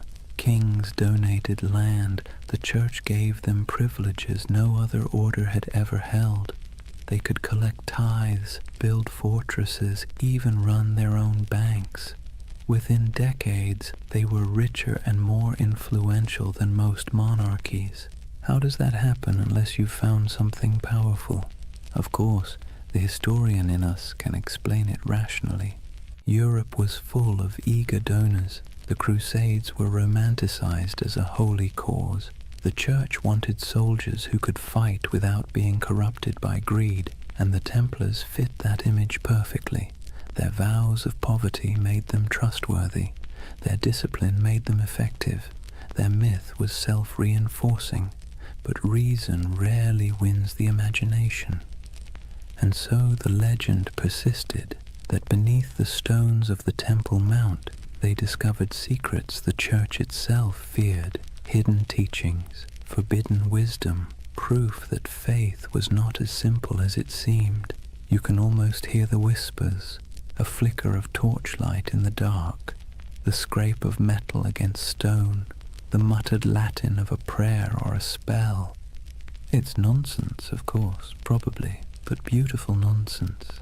That's the curious power of the Templar myth. It lives in the gap between faith and doubt, between the seen and the unseen. Take the idea of the Grail, for instance. In medieval Europe, the word didn't mean a chalice at first. It meant a vessel of divine mystery, something that contained the essence of truth. The connection between the Templars and the Grail only appeared centuries later, in 12th and 13th century romances, when poets like Chrétien de Troyes began weaving stories of knights, purity, and hidden relics. Those tales weren't history. They were dreams, but dreams with staying power. To the medieval mind, it made perfect sense that the holiest warriors would be the keepers of the holiest object. And to the modern mind, still restless in the dark, it makes perfect sense that an empire's rise must hide a secret. Maybe that's why the Templars continue to haunt us, because we can't resist the idea that someone, somewhere, found the truth and kept it to themselves. But beneath the mystique, there's something more mundane and more fascinating. The real secret of the Templars wasn't gold or relics. It was organization. While other Crusader groups floundered in chaos, the Templars built a system. They turned faith into logistics. They mastered record-keeping, finance, communication, and property management at a level Europe had never seen before. Their commanderies stretched from Scotland to Syria, forming a network that could move money, men, and messages faster than any king's court. They were medieval globalists, an early blueprint for the international corporation. That was their real treasure, their true grail, not buried under Jerusalem, but written in ledgers and sealed with wax. Still, it's fun to imagine the other version, the one where those 9 knights, by flickering torchlight, brushed away centuries of dust and found something that made them more than soldiers, something that whispered of destiny, because that's the romantic engine of the Templar myth, that somewhere in their cold discipline and rigid faith, they touched a kind of forbidden light. Maybe it wasn't treasure, maybe it was understanding. The Church would later accuse them of heresy, of denying Christ, of spitting on the cross, of worshipping strange idols, all of which sound absurd, until you remember how much they changed between those first 9 nights and the empire they became. Power always transforms faith, sometimes subtly, sometimes completely, and perhaps in those long tunnels beneath the temple, the transformation began. There's a moment halfway between legend and history when we can almost see it. 9 men on their knees, torches flickering, the stones around them whispering echoes of the past. They think they're praying, but maybe in that silence something ancient is listening. And maybe that's why the myth still holds us, because even if the Templars never found the Ark or the Grail or any secret knowledge at all, they still uncovered something remarkable, the power of belief itself. They discovered how mystery can move empires. Imagine a candlelit chapel deep in the hills of France. The walls are rough stone, the air thick with incense and dust. In the dim light, the symbol of the Red Cross flickers faintly across banners and shields stacked neatly against the wall. A handful of knights kneel in silence before an altar, not before the crucifix, but before something older, stranger, covered in a cloth of deep red. No one speaks, only the low chant of prayer, rhythmic and hypnotic, filling the space like the hum of bees in a summer field. This is the image that has haunted storytellers for centuries. The idea that the Knights Templar possessed secret knowledge, perhaps even a relic of impossible power. And like all the best myths, it's never quite clear whether we want it to be true or whether we enjoy believing it's hidden. The legend of the Holy Grail, for instance, didn't actually begin with the Bible. It began with poets. Around the late 12th century, when the Templars were at their most powerful, A French poet named Chrétien de Troyes wrote of a mysterious grail, a shining vessel carried in a sacred procession, capable of granting eternal nourishment and divine wisdom. He never called it holy, nor said it was a cup. Later, writers turned it into the chalice of Christ, the cup of the Last Supper, or the vessel that caught his blood at the crucifixion. But in Chrétien's day, the Grail was simply something too sacred to name directly.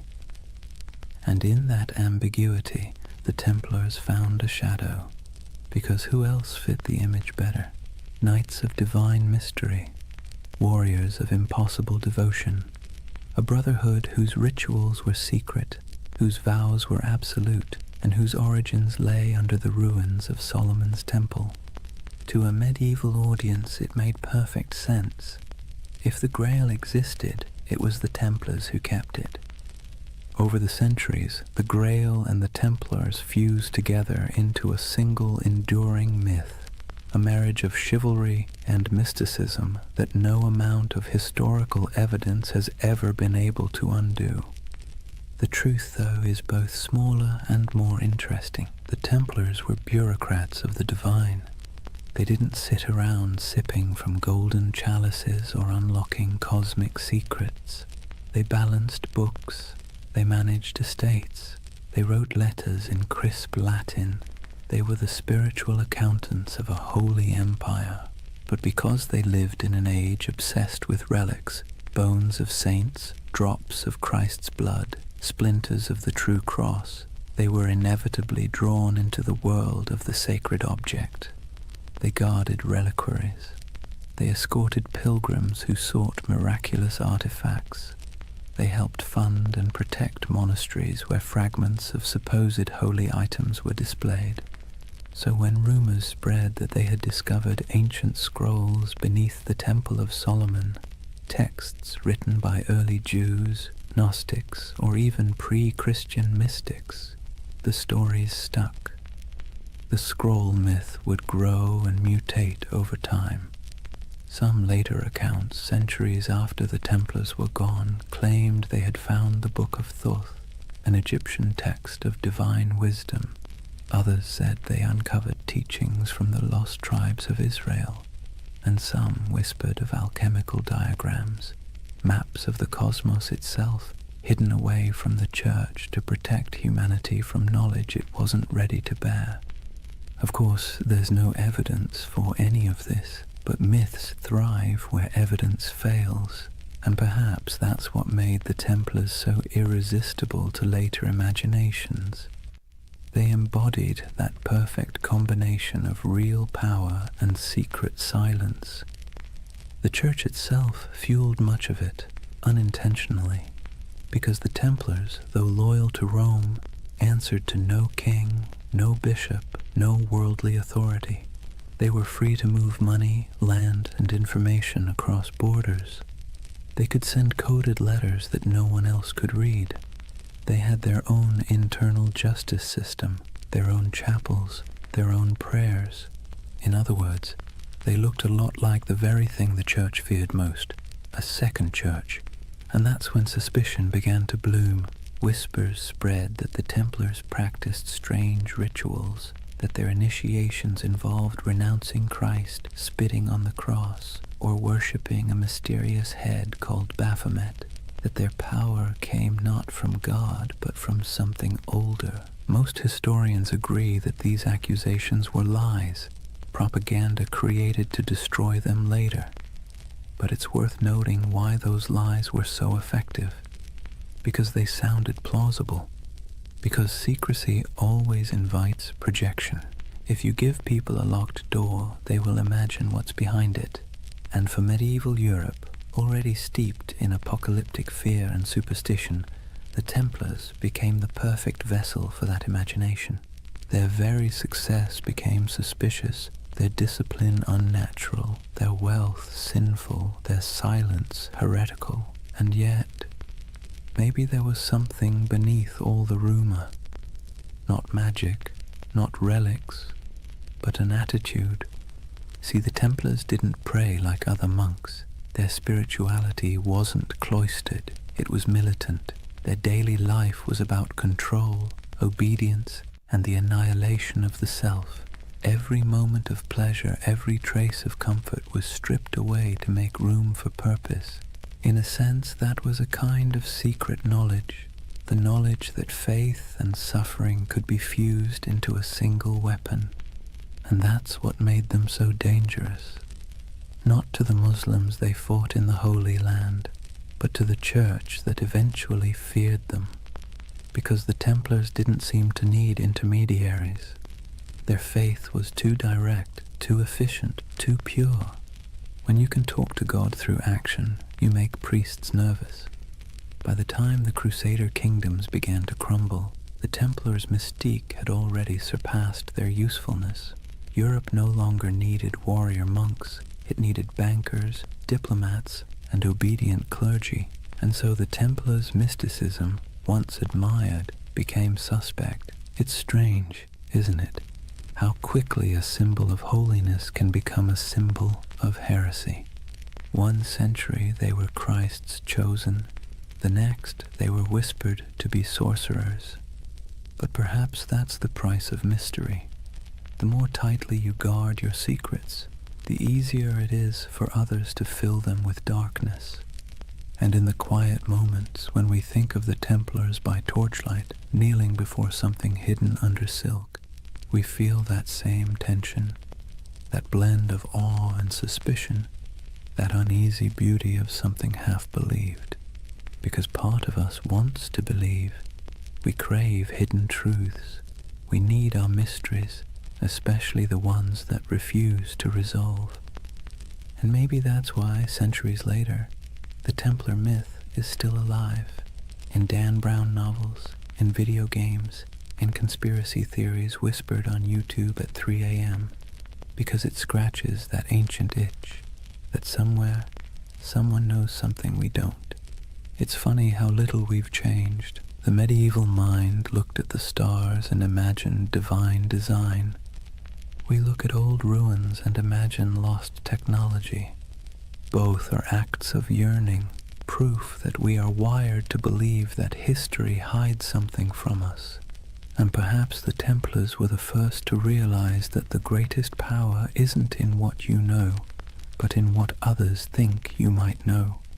Theirs was a religion of silence, and silence in any age is seductive. Imagine the city of Jerusalem in the morning light.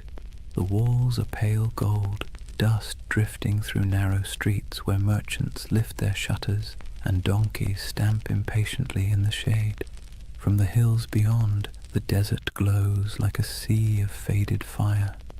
Bells ring from the Church of the Holy Sepulchre, and somewhere a muezzin's call answers softly from across the valley. This was the city the Templars swore to defend, the heart of their purpose, the reason for their existence. But by the late 12th century, Jerusalem was no longer the eternal prize they once imagined. It had become a coin tossed endlessly between empires, each claiming divine right, none able to hold it for long. The cracks began, as they so often do, with pride. The Crusader kingdoms, those fragile Latin states carved out after the First Crusade, had grown decadent and divided. The descendants of knights who once marched barefoot to holy war now lived like minor kings, drinking imported wine, bickering over titles, and marrying into local dynasties to secure land and dowries. The Templars, meanwhile, had become something very different from their humble beginnings. They were no longer 9 men kneeling in the dust. They were a multinational corporation of the Middle Ages, thousands strong, with property stretching from Scotland to Syria. They operated fleets, fortresses, and treasuries. They could lend money to kings and fund crusades outright. And that kind of power, while impressive, makes enemies quickly. By the mid-11th century, the balance of the Holy Land had shifted. Muslim forces, long divided, were now uniting under a single banner, led by a man who seemed born for the role, Salah ad-Din Yusuf ibn Ayyub. known in the West as Saladin. If the Crusaders were a tangle of arrogance and infighting, Saladin was the opposite, disciplined, patient, and devout. His armies were not the wild hordes described in European rumor. They were organized, loyal, and most importantly, fighting for home. The Templars met them on countless fields, Hattin, Ascalon, Arsuf, and though they fought with ferocious resolve, they were outmatched by unity and strategy. The Battle of Hattin in 1187 was the breaking point. It began with a cruel trick of the sun. Saladin's army lured the Crusaders away from their water supplies, dragging them across the dry Galilean plains under a blazing July sky. By the time the Templars reached the horns of Hattin, they were half mad with thirst, their chainmail burning against their skin, their banners wilting in the heat. The Muslim forces surrounded them. Archers darkened the sky with arrows, smoke from burning grass choked the air, and when the fighting finally stopped, almost the entire Crusader army was dead or captured. The True Cross, a relic carried into battle like a talisman, was seized by Saladin's men. It was never seen again. The Templar Grand Master Gerard de Riedfort was taken alive. Saladin spared him, though many of his brothers were executed. He would live long enough to watch the walls of Jerusalem fall later that same year. When word reached Europe that the Holy City was gone, it was as if the world itself had cracked open. Sermons thundered across cathedrals, blaming sin, pride, and divine wrath. Monarchs trembled, pilgrims wept. The Pope called for another crusade, and through it all, the Templars stood in the ruins of their purpose. You can almost imagine the silence that followed. The once sacred city, its streets littered with the detritus of war, now echoed with the sounds of new rulers. The Templar headquarters on the Temple Mount was emptied, their altars dismantled, their treasures seized. What began as a holy mission now looked suspiciously like a failure of faith. For the first time, the Templars were without their holy ground, and without Jerusalem, they were forced to confront an uncomfortable truth. If the temple was gone, what exactly were they the knights of anymore? But endings have a way of becoming beginnings. Driven from the holy city, the Templars retreated to the coast, to Acre, Tyre, and Cyprus, where they rebuilt themselves as the guardians of ports and pilgrims rather than of the temple itself. Their castles became symbols of endurance. Crac des Chevaliers in Syria rose like a stone crown over the hills, its walls layered and massive, designed to resist even the most determined siege. Safed Tortosa, Athlit, each fortress a defiant miracle of engineering, built with geometry, patience, and faith in stone. In those high towers, the Templars kept the flame of their order alive. But it was different now. Less about holy destiny, more about survival. Their discipline hardened into something colder. Their prayers became shorter, their eyes sharper. They trained recruits not to imagine glory, but to endure isolation, hunger, and the dull ache of endless duty. And yet, despite all this loss, their legend somehow grew. Europe romanticized them even as the Holy Land slipped away. Chroniclers back home painted the Templars as holy martyrs, holding back the tide of heathens. Donations poured in. New recruits arrived from noble families eager for redemption. It's one of history's great ironies. The worse they failed in the East, the more powerful they became in the West. But under the surface, something had changed. Their order was no longer about the sacred geography of Jerusalem. It was about the machinery of power. And in that subtle shift from spiritual to financial, the seeds of their downfall were already being sown. When the Crusades began, the Templars fought for the soul of Christendom. By the 13th century, They were its bankers. They lent to kings and nobles, secured transport for crusading armies, and managed estates that rivaled monasteries in wealth. Their temples in Paris, London, and Aragon became repositories for gold and secrets. Some said their vaults held the lost relics of the East.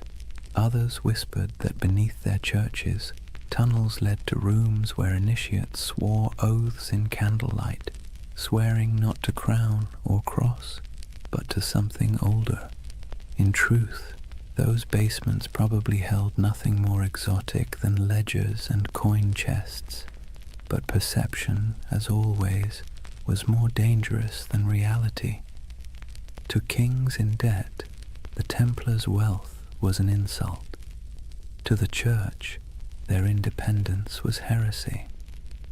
And so, while the Templars rebuilt their fortresses and continued their crusading vows, the world around them quietly changed. New powers rose, old faiths fractured. Europe began to turn inward, to trade, to politics, to profit. The dream of Jerusalem faded like smoke on the horizon. The Templars became relics themselves, living fossils of an age of faith that no longer fit the world they helped create. And perhaps that's the tragedy at the heart of their story. They were men who built a system so efficient, so disciplined, that it outlasted their original purpose. Their creed was supposed to die with Jerusalem, but it didn't. It calcified. It spread through Europe's veins into its banks, its armies, its bureaucracies. Even as they prayed for salvation, they were laying the groundwork for capitalism, for modern finance, for the idea that faith could be managed like currency. When you think about it, that might be their most heretical legacy of all. In the distance, though, back on those coastal walls, you can almost still hear the wind off the sea whistling through the battlements of Acre. The Templar banners still flutter there in imagination, crimson crosses fading against the salt air. They never stopped believing they could reclaim the Holy Land. They never stopped waiting for the day the horns would sound again. But faith, like empire, has tides, and the tide was already receding. Imagine standing on the ramparts of Acre at twilight. The sea stretches endlessly westward, glowing copper beneath the dying sun. Seagulls drift above the harbor where broken ships list in the water, their masts creaking softly. Behind you, the wind carries the scent of smoke and salt, and the low, steady hum of prayer from men who know the end is coming. This is the world of the final crusades, not the holy fire of the first generation, not the fevered marches of kings and saints, but a quieter, more desperate echo. The age of glory was over. What remained was a grim, bureaucratic persistence. Wars fought on borrowed faith, borrowed time, and borrowed money. By the late 13th century, the Kingdom of Jerusalem existed mostly on parchment and in memory. Its capital, if one could call it that, was Acre, a coastal city pressed between a restless sea and endless desert. It was crowded, rich, and tense, a city of pilgrims, traders, and soldiers living shoulder to shoulder in uneasy tolerance. Here the Knights Templar had built their final fortress, a marvel of engineering, all white stone and iron gates, its walls thicker than any catapult could breach. Within those walls, gold and relics were stored in vaults beneath torchlit halls. Above them, in chapels that echoed with Latin chants, the Templars still prayed for Jerusalem, though most knew they would never see it again. They had become the custodians of a dream already dying. The last crusades were not holy wars anymore. They were logistics operations, charters, supply lines, contracts. The romantic image of knights charging across the desert had long since been replaced by the grinding reality of politics. Kings back in Europe promised armies and delivered excuses. Popes issued bulls calling for redemption and sent none. The Templars and their rivals, the Knights Hospitaller, did what they could. They fortified the remaining coastal strongholds, trained recruits from France and England, and negotiated uneasy truces with Muslim rulers, who now viewed them less as enemies and more as relics of a fading age. For nearly a century, the Templars held their line. A few miles of coast, a handful of towers, and the weight of an entire lost empire on their shoulders. Then, in 1291, the inevitable came. A vast Mamluk army, disciplined, relentless, and armed with the confidence of history, swept across the plains toward Acre. Their banners blackened the horizon. Their engines rolled like thunder. Inside the city, panic spread like wildfire. Citizens fled to the harbor, merchants burned their ledgers, priests carried relics to the ships, whispering prayers that no one believed would work. The Templars, as always, took their positions. From the battlements, they could see the Mamluk campfires stretching endlessly into the desert night. The siege began with drums, then fire, then days of unbroken assault. It was not the glorious last stand of legend. It was chaos. Stones crashed into the towers, arrows rained like iron hail, walls cracked and bled dust. The Templars fought with methodical silence, their discipline unbroken even as everything around them burned. Eyewitnesses would later write that when the outer wall finally collapsed, the sound was like a mountain giving way. Within days, Acre was gone. The Templar fortress fell piece by piece, and those who survived fled to their ships, carrying little more than their order's banner and the bitter taste of failure. When the city burned behind them, so did the last true Crusader stronghold in the Holy Land. It was over. The Crusades had lasted nearly 2 centuries, and now, after all the pilgrimages, sieges, and sermons, the Holy Land was once again entirely in Muslim hands. For the Templars, the loss was more than strategic, it was existential. They returned to Europe as an army without a battlefield, an order without a purpose. Their castles in the east were gone, their mission obsolete, but they were still wealthy, still disciplined, and still bound by vows that made them useful or dangerous, depending on who was watching. They settled mostly on the island of Cyprus, rebuilding their headquarters there. From its harbors, they continued to dream of returning to the Holy Land, though it was clear to everyone that the age of crusades had passed. But faith is a stubborn thing. The Templars still believed that their duty was not complete. They trained, prayed, and planned as if the next crusade was always just one papal decree away. And Europe for a while humored them. Popes still called them the sword of the church. Kings still borrowed their money. Peasants still whispered prayers for them. But under the surface, the world was changing. Trade was replacing war. Cities were replacing castles. Banks were replacing swords. And the Templars, with their vast holdings and network of treasuries, found themselves at the uncomfortable center of this transition.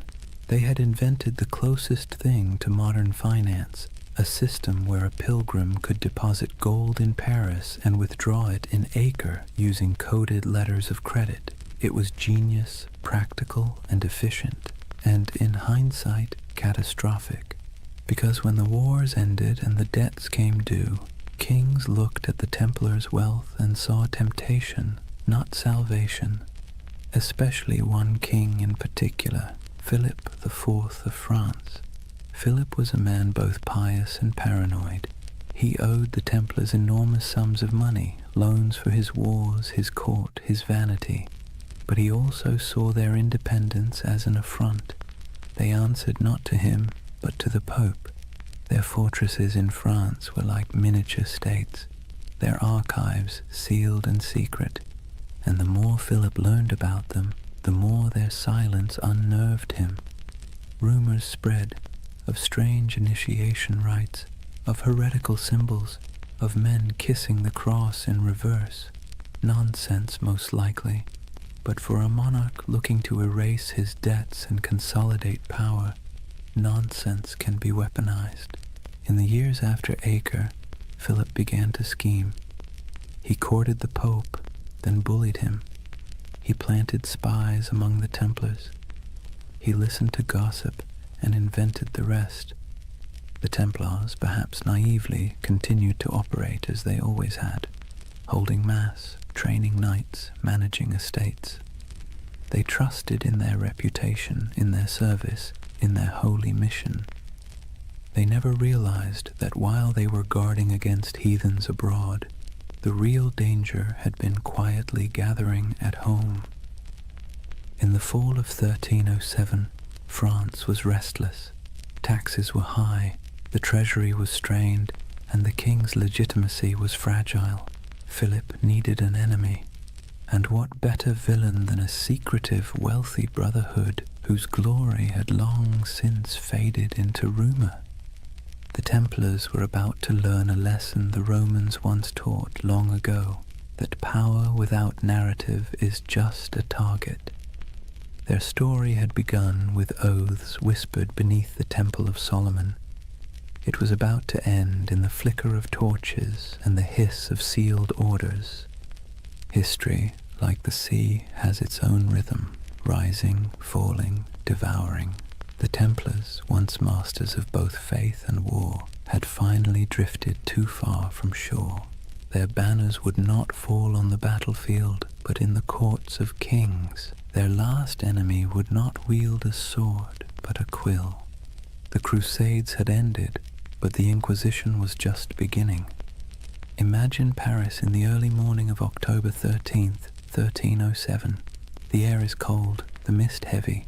Bells toll softly from the towers of Notre Dame, their echo rolling over the Seine. Most Parisians are still asleep, unaware that within the hour history itself is about to shift. Across the city, a quiet army stirs. Royal messengers slip through fog-damp alleys, carrying sealed orders bearing the king's personal wax seal.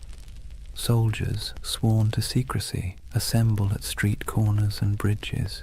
They don't yet know who they're hunting, only that the order comes directly from Philip IV, and that disobedience would mean ruin.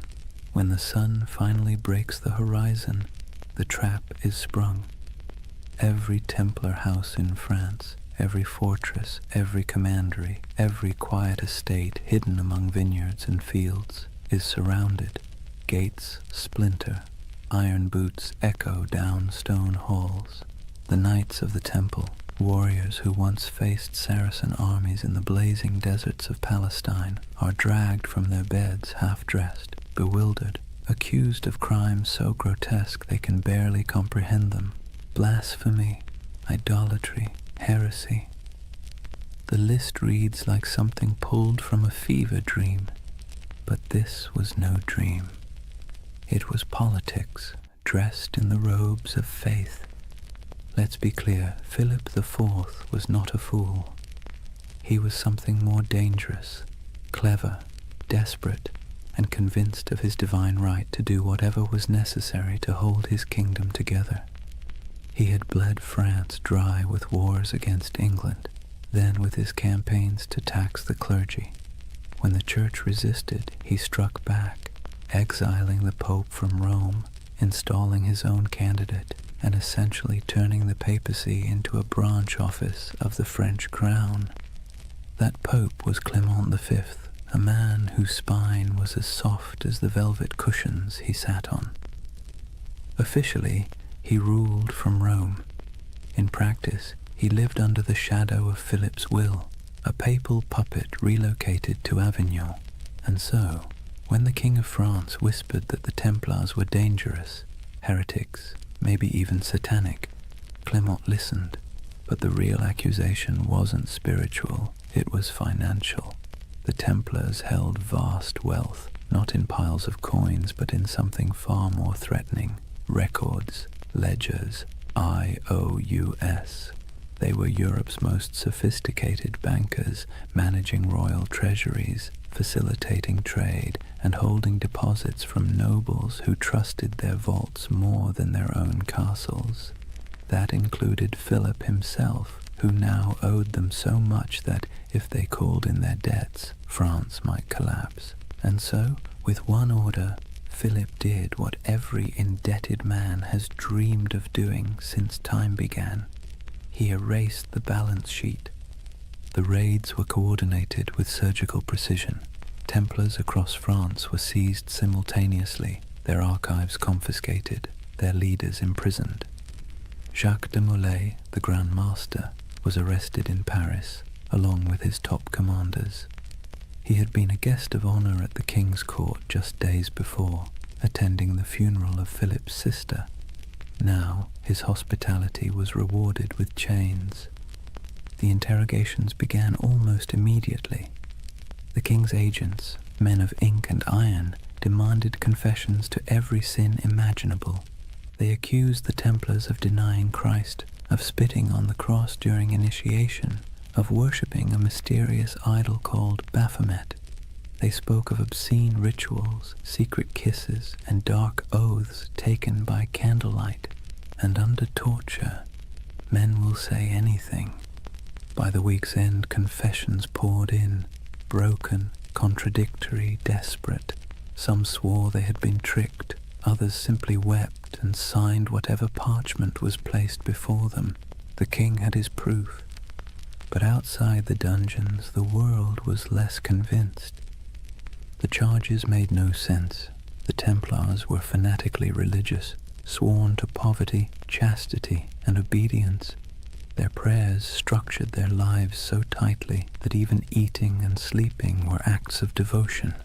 To accuse them of heresy felt like accusing monks of witchcraft. But logic was irrelevant. The spectacle was the point. Philip had turned the trial into theatre. He invited clergy, nobles, and the public to hear the confessions. He displayed the trembling knights as examples of corruption and divine justice. He presented himself as the defender of Christendom, cleansing it of hidden rot. And for a public weary of taxes, famine, and failed wars, it worked. People love a villain, especially one that used to be untouchable. Meanwhile, Clement V hesitated. As head of the church, the Templars were technically under his jurisdiction, not Philip's, and he knew, deep down, that the charges were absurd. He issued cautious letters demanding the Templars be handed over to papal investigators, but Philip ignored him. France was already playing judge, jury, and executioner. When the Pope finally summoned his courage to intervene, the damage was done.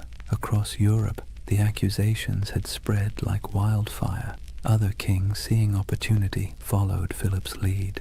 Why not confiscate a few Templar estates? Why not seize their gold, their horses, their lands? After all, if France was purging the heretics, who wanted to look soft on sin? One by one, Europe's monarchs turned on their former protectors. In England, Edward II hesitated at first. He actually liked the Templars, but papal pressure forced his hand.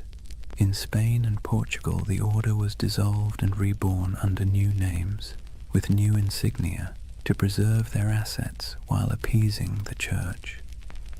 In Germany and Italy, their properties were quietly absorbed by the Hospitallers, rivals who had survived by being slightly less rich and slightly less suspicious. But in France, there was no mercy.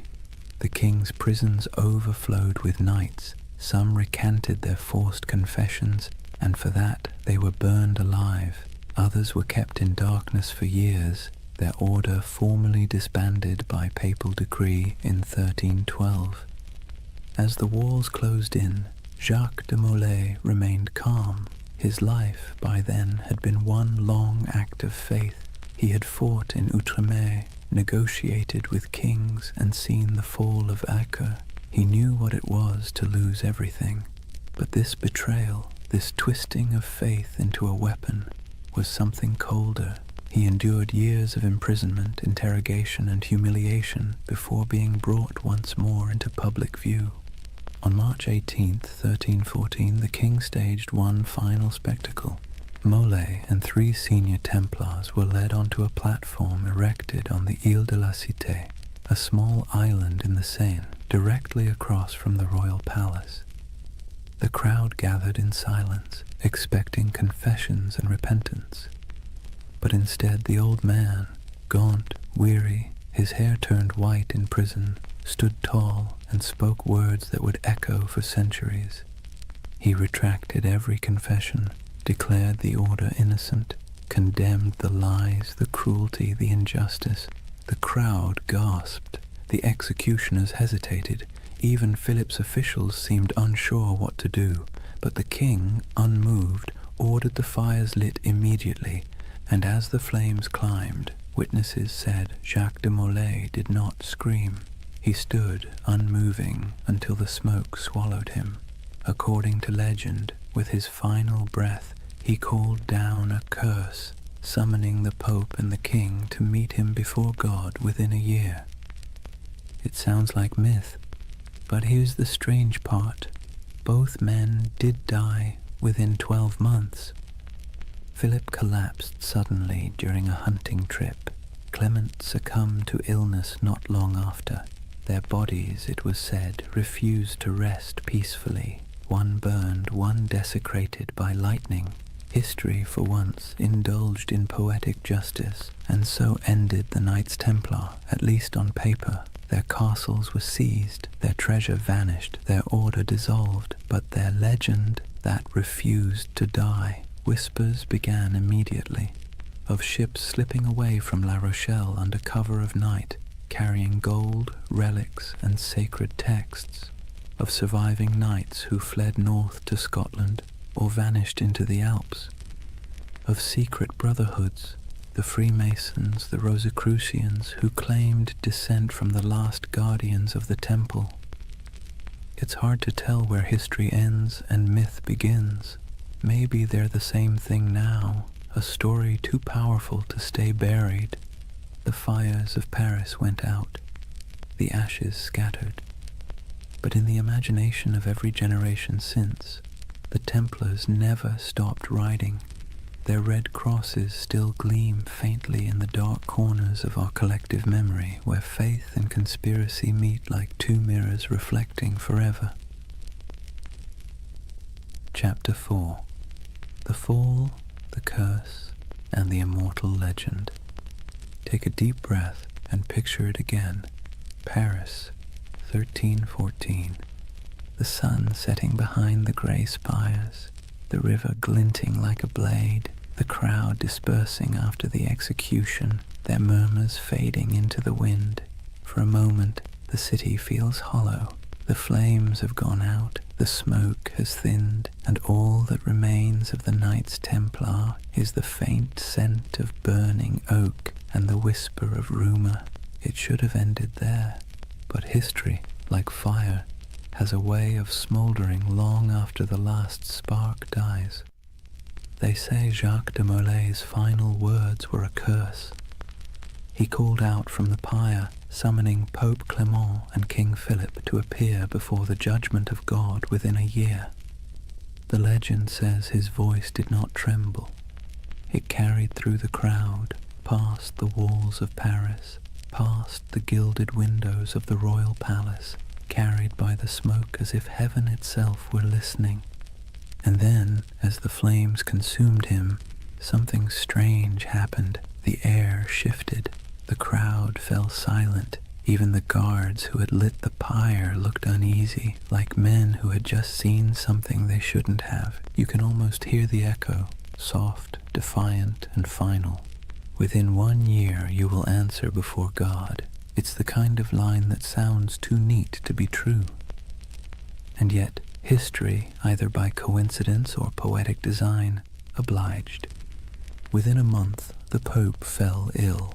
Clement V's body gave out after years of stress, guilt, and compromise, his corpse was placed in a monastery awaiting burial. But as if on cue, the monastery caught fire. The flames consumed the chamber, and the papal body, already lifeless, was said to have sat upright in the coffin, engulfed in flames, as though the curse had come to collect. Not long after, King Philip went hunting in the forest of Fontainebleau. A strong, healthy man, still in his 40s, he rode out in the crisp autumn air and never returned alive. Accounts differ. Some say he fell from his horse, struck his head, and lingered for days in agony. Others say he was seized by a sudden paralysis. Either way, the most powerful man in Europe died slowly, staring into nothing, as if haunted by something he couldn't see, and with their deaths, the curse of the Templars was born. It was a simple story. 2 men destroyed by the vengeance of a martyred knight, but it grew quickly. People whispered that France itself was doomed, that Philip's descendants, the Capetian line, would die out within generations, and, strangely enough, that too came true. Within less than 2 decades, all 3 of Philip's sons, each having worn the crown, were dead without heirs. The dynasty that had ruled France for centuries was snuffed out like a candle in a storm. The people of the time called it La Malédiction des Templiers, the Templar curse. To later generations, it became a parable, a warning about greed, corruption, and the strange persistence of divine justice. Of course, historians will tell you it was all coincidence, and maybe they're right. But that's the beautiful thing about history. It leaves just enough cracks for the imagination to pour through. When you close your eyes and think of those final days, it's not hard to believe that something larger was at work, a kind of cosmic balancing act, subtle and cruel. The Templars, who had built their order on discipline, loyalty, and faith, had been betrayed by those who claimed to uphold the same virtues. And perhaps, just perhaps, the universe took notice. Yet even as their bodies turned to ash, their legend began to breathe again. Within a generation, stories of the hidden treasure of the temple began to surface. Gold, relics, and ancient knowledge spirited away from France before the arrests. Ships loaded in secret at the port of La Rochelle, sailing west into the mist. Some claimed they vanished into Scotland, others into Portugal, and some said they crossed the ocean itself, centuries before Columbus, to lands unknown. The myth of the lost Templar fleet became the fuel for countless tales. Sailors swore that on stormy nights they'd seen ghost ships bearing red crosses on their sails, gliding silently across the waves. Monks whispered of secret vaults beneath cathedrals where the last Templars hid sacred relics, and among peasants and pilgrims alike, a quiet belief took root. The Templars were not dead. They had merely gone underground, waiting for the world to be ready again. It was an idea too romantic, too mysterious to fade. The church had tried to erase the order's name, to burn their banners, melt their seals, and scrub their records. But the Templars had built something deeper than stone. They had built a story, one that couldn't be killed with fire or buried in royal decrees. And the story began to change shape. In the Middle Ages, people whispered that the Templars had discovered the Holy Grail beneath the ruins of Solomon's Temple, that the treasure they carried was not gold, but knowledge, secret doctrines, ancient scrolls, perhaps even relics of Christ himself. These weren't just bedtime stories, they were expressions of longing for a lost wisdom, a purer faith, a world where the sacred and the powerful were one and the same. It's strange, isn't it?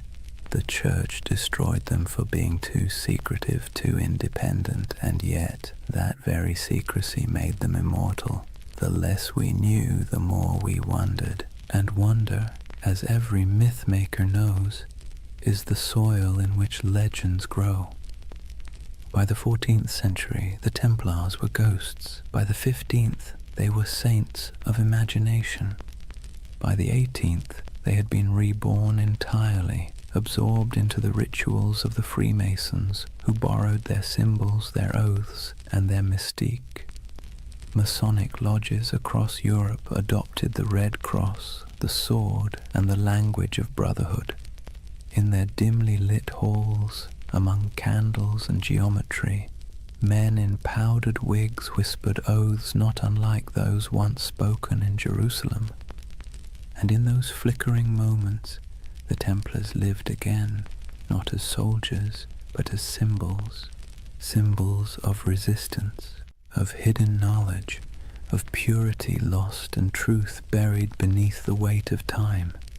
Somewhere along the way, their story stopped being about history at all. It became about us, about our hunger for mystery, our suspicion of power, our desire to believe that somewhere in the forgotten corners of time, the pure and the brave are still watching.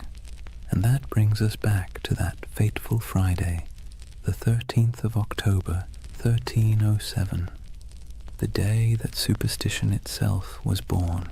Before that morning, Friday the 13th meant nothing. It was just a date. But after the Templars were seized, tried, and condemned, it became a symbol of betrayal and bad luck. The day the innocent were destroyed by the powerful. The day faith was tested and justice mocked. The day one of the most disciplined brotherhoods in human history was wiped out in a single breath. Centuries later, we still flinch at that date without remembering why.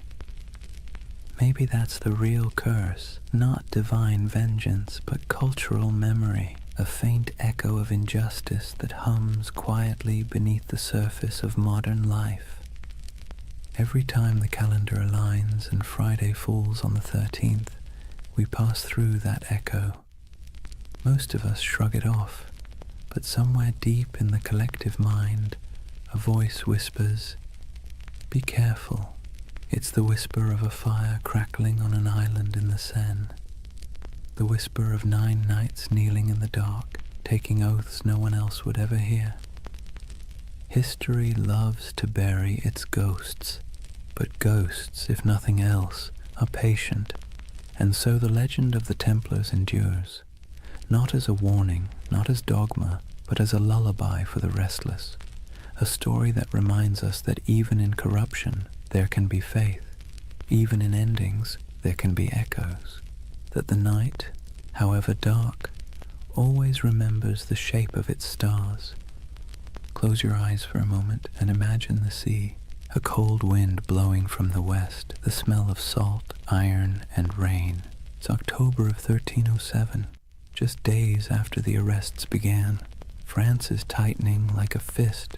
Across the countryside, Templar commanderies, once bustling with horses, treasure, and prayer, now sit silent under royal seals. Soldiers ransack vaults, priests pore over ledgers, and the knights, those who survive the sudden sweep, vanish like smoke, or at least, that's what history says.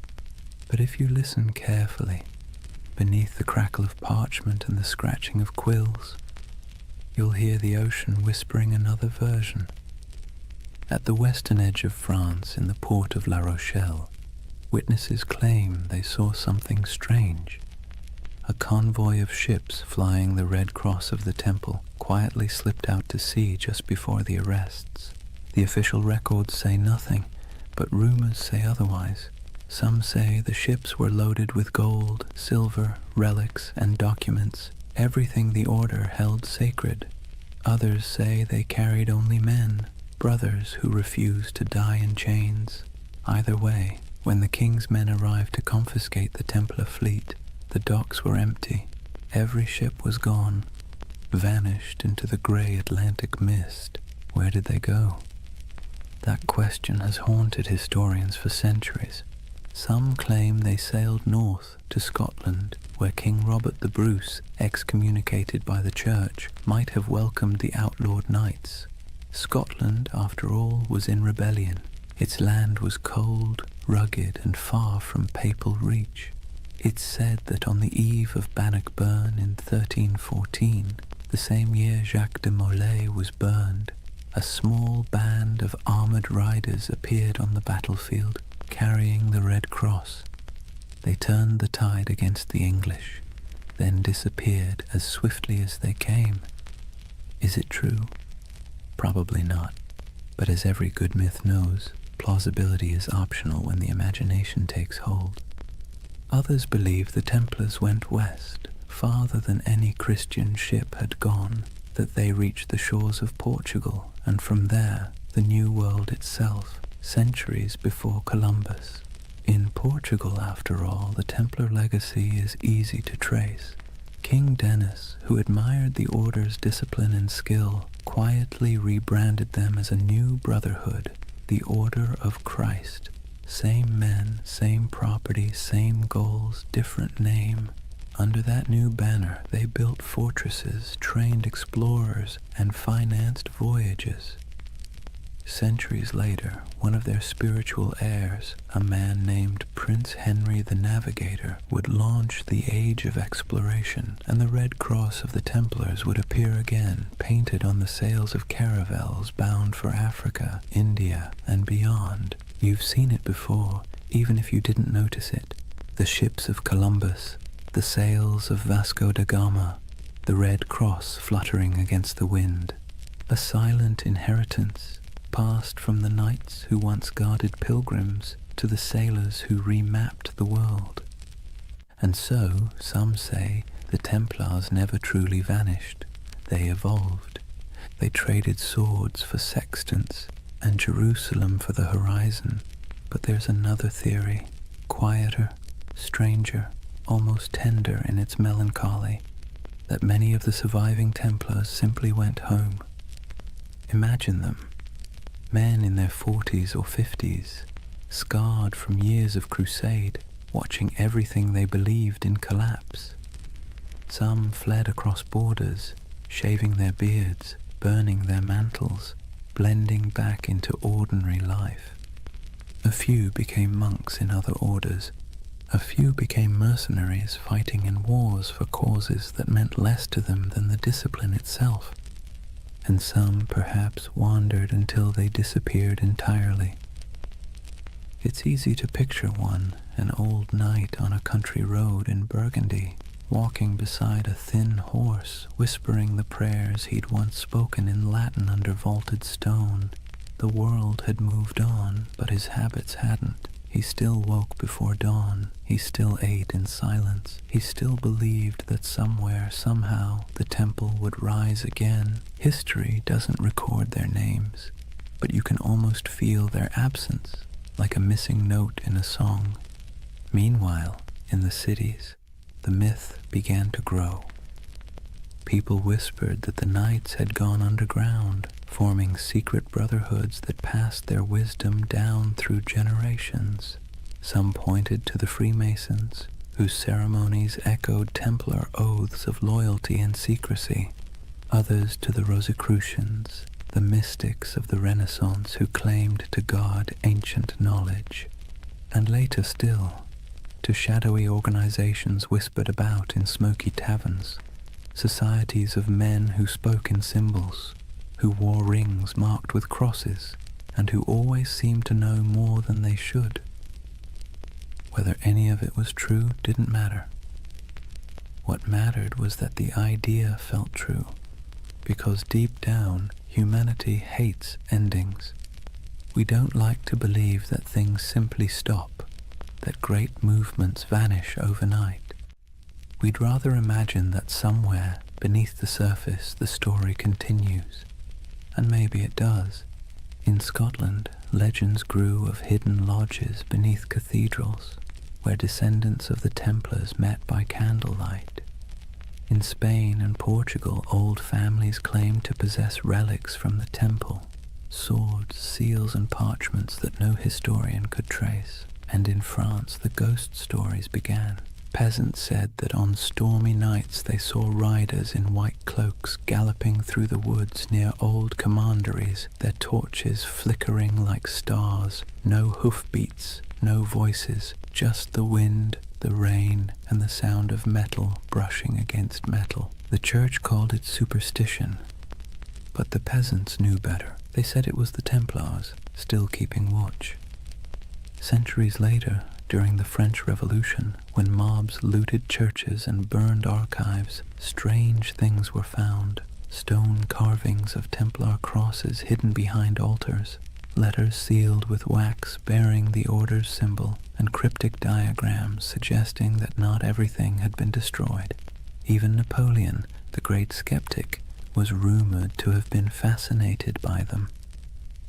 When he invaded Egypt in 1798, he brought with him not just soldiers, but scholars, engineers, and, oddly enough, men obsessed with the Templar myth. They saw the pyramids, the ruins of ancient Alexandria, and believed they were walking in the same footsteps as those mysterious knights who had once dug beneath Solomon's temple. It was as if every century rediscovered the Templars anew, each generation projecting its own dreams onto their ghost. For the Renaissance, they were seekers of hidden wisdom. For the Enlightenment, martyrs of superstition.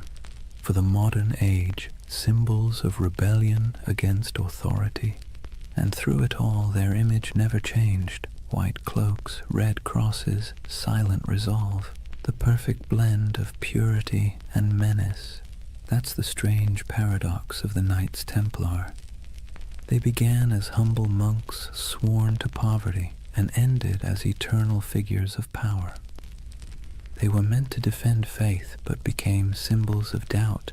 They were destroyed for secrecy, and yet secrecy is what keeps them alive.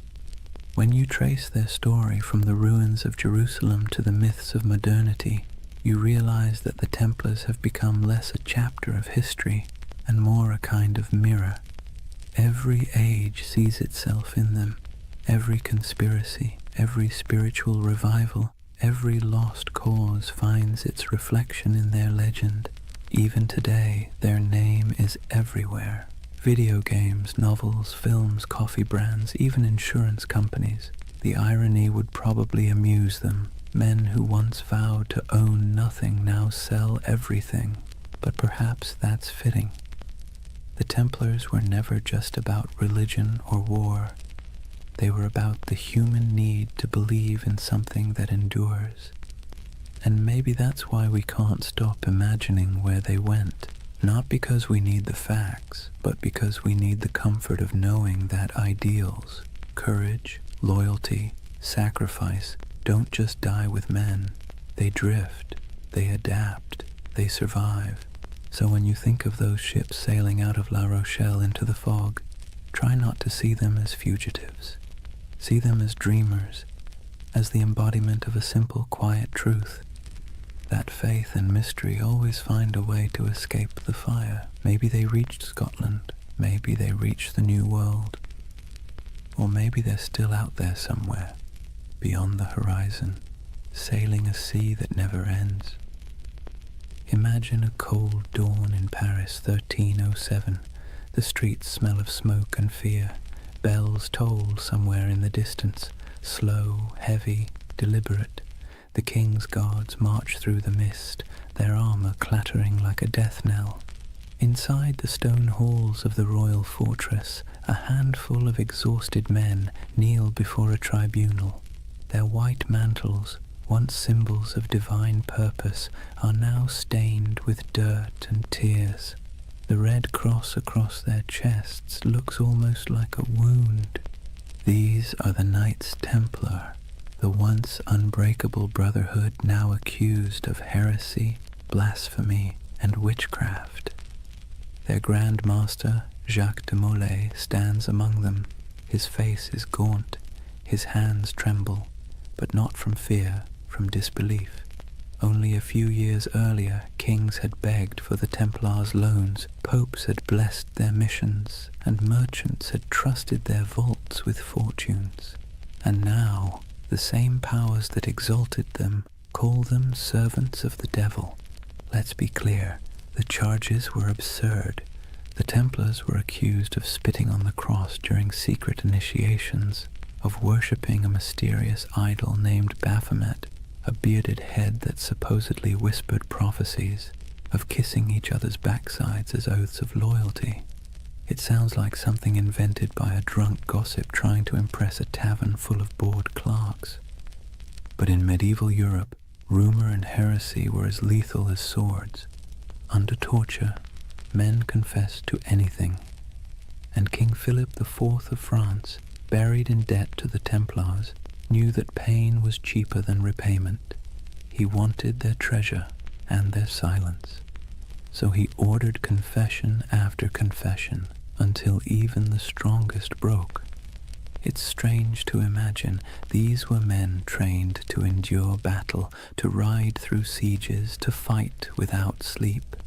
And yet here they were, chained in dungeons, whispering prayers that turned into pleas. Some recanted immediately, others held firm until their bodies gave out.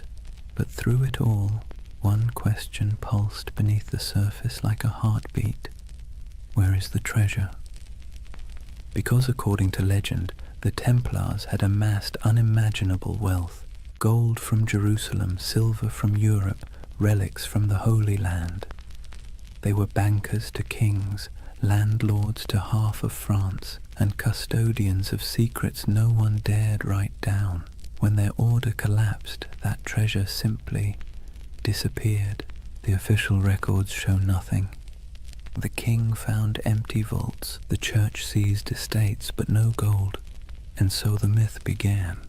The missing Templar treasure has been called the most enduring unsolved mystery in medieval history. Over the centuries it's been found 1,000 times, in hidden tunnels under Paris, buried beneath Rosslyn Chapel in Scotland, locked inside the catacombs of Malta, even frozen beneath Nova Scotia's Oak Island, where fortune hunters have been digging for 200 years and still haven't hit bottom. Each theory begins the same way, with the night of October 13th, 1307, when those ships at La Rochelle sailed off into the mist. And each theory ends the same way, with an empty map and more questions. But maybe the treasure wasn't gold at all. Maybe what they protected wasn't wealth, but knowledge. There's a quiet rumor, older than the Freemasons, older than most conspiracy theories, that the Templars discovered something beneath the ruins of Solomon's Temple during their early years in Jerusalem. What it was, no one agrees on. Some say it was the Holy Grail, not a cup, but a secret bloodline. Others claim it was the Ark of the Covenant, still humming with divine energy. And a few whisper that it was something far less biblical, ancient texts from before recorded history, knowledge so profound it could rewrite theology itself. Whatever it was, the rumor insists that the Templars hid it, not in one place, but in many. Fragments scattered like seeds across Europe, buried under chapels, sealed in crypts, or disguised as relics. You can almost imagine it. Stone corridors lit by flickering torches, brothers moving in silence, passing relics wrapped in linen. No words spoken, no records written, only vows that what was found in the Holy Land must never be lost again. It's beautiful, isn't it? The idea that knowledge can be smuggled through time, that truth, like treasure, can survive corruption, fire, and forgetfulness. But let's pause, because the historian's mind has a way of ruining poetry. The truth is, most of what the Templars had was painfully ordinary. Farms, mills, vineyards, warehouses. Their treasure was bookkeeping. Still, the legend persists, because it speaks to something deeper, a yearning for meaning behind mystery. We want to believe that somewhere beneath the dust, something sacred still waits to be uncovered, and maybe, in a way, it does. Because even stripped of myth, The story of the Templar trials is a perfect reflection of how power consumes its own creation. King Philip's campaign wasn't just about greed, it was about fear, the kind that festers when kings realize faith answers to no one. The Templars had grown too independent. Their wealth was international. Their loyalty was to God, not to any throne. They were an early version of globalization, efficient, disciplined, untaxed. They'd become everything monarchs hate, powerful, moral, and incorruptible. And so Philip did what tyrants always do when faced with something they can't control. He called it evil. By 1310, the trials had become theater.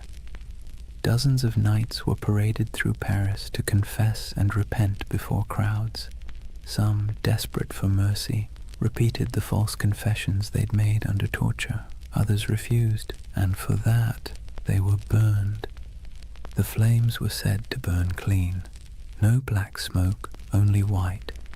People whispered it was the Holy Spirit taking their souls. Others said it was the wind carrying away the last truth the church dared not hear. But one man's death would outlive them all.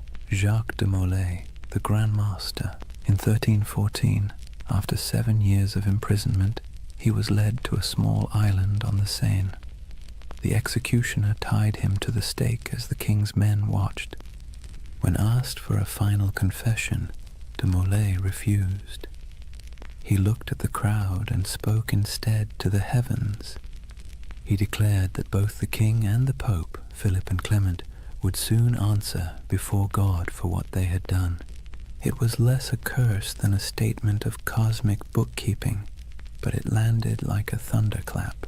Within a year, both men were dead, and so legend turned to prophecy.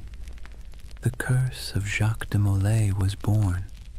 In taverns, people whispered that the Templars had struck back from beyond the grave, that the king's line was doomed, and when Philip's dynasty collapsed within a few generations, the myth grew stronger. History remembers it as coincidence, but myth doesn't care for coincidence. It prefers poetry, and in that poetry, the Templars became immortal. Their treasure, whatever it was, became eternal. Their curse became their revenge. You can see echoes of it everywhere, in novels about secret codes and grail quests, in stories of lost bloodlines and hidden orders, in the fascination that still surrounds their name. Because deep down, the story of the Templars isn't just about power or faith. It's about loss. The loss of certainty, of purity, of something once believed to be incorruptible. And perhaps that's why it still hums beneath our collective imagination, because when we stare into history long enough, we start to see ourselves. The way faith becomes ambition, ambition becomes greed, and greed becomes legend. So maybe the real Templar treasure isn't buried in stone or sealed in vaults. Maybe it's the myth itself, the part of human nature that refuses to stop believing, even when reason tells it to.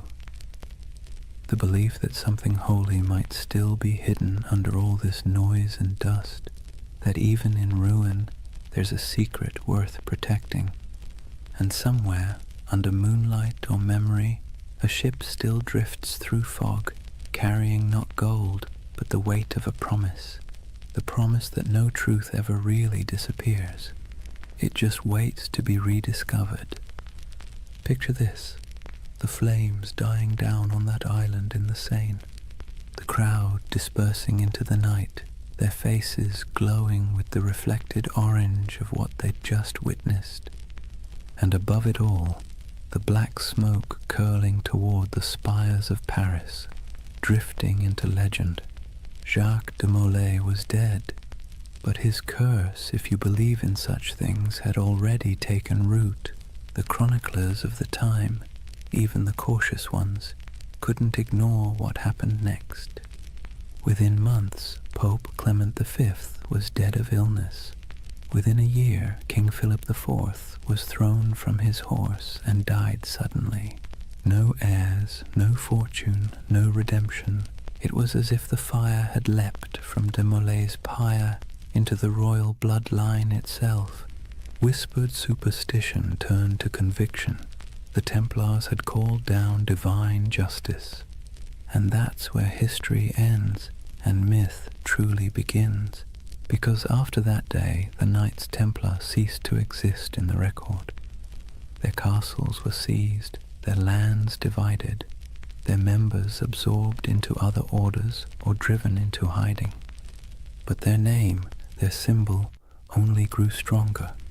You can destroy a building, you can hang a man, but you can't kill an idea that has already become a myth. Let's be honest, the world loves a good mystery wrapped in moral ambiguity. The Templars were the perfect storm, part saint, part sinner, disciplined yet secretive, blessed yet cursed. And so, century after century, their shadow kept resurfacing in new disguises. In medieval Germany, people whispered that the Templars had gone underground, literally tunneling beneath mountains to guard their hidden treasure. In Scotland, they were said to have joined Robert the Bruce at the Battle of Bannockburn, their white mantles glowing like ghosts as they charged across the misty fields.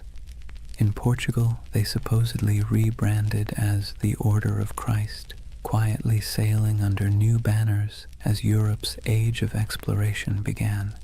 Everywhere they vanished, stories bloomed like ivy over old stone. By the Renaissance, artists painted them into allegories. By the Enlightenment, philosophers invoked them as symbols of reason suppressed by superstition. By the 18th century, they'd re-emerged again, this time whispered to be the ancestors of the Freemasons, the supposed keepers of ancient wisdom and architects of secret societies that shaped revolutions and empires alike. No proof, of course, but when has lack of proof ever stopped a good story? And then came the 19th century, a perfect breeding ground for myth. Romantics were obsessed with lost causes, fallen knights, and tragic purity. The Templars became literary gold. Poets wrote of their courage, novelists embroidered their rituals, and painters gave them halos of melancholy light. They became a mirror for every generation's anxieties.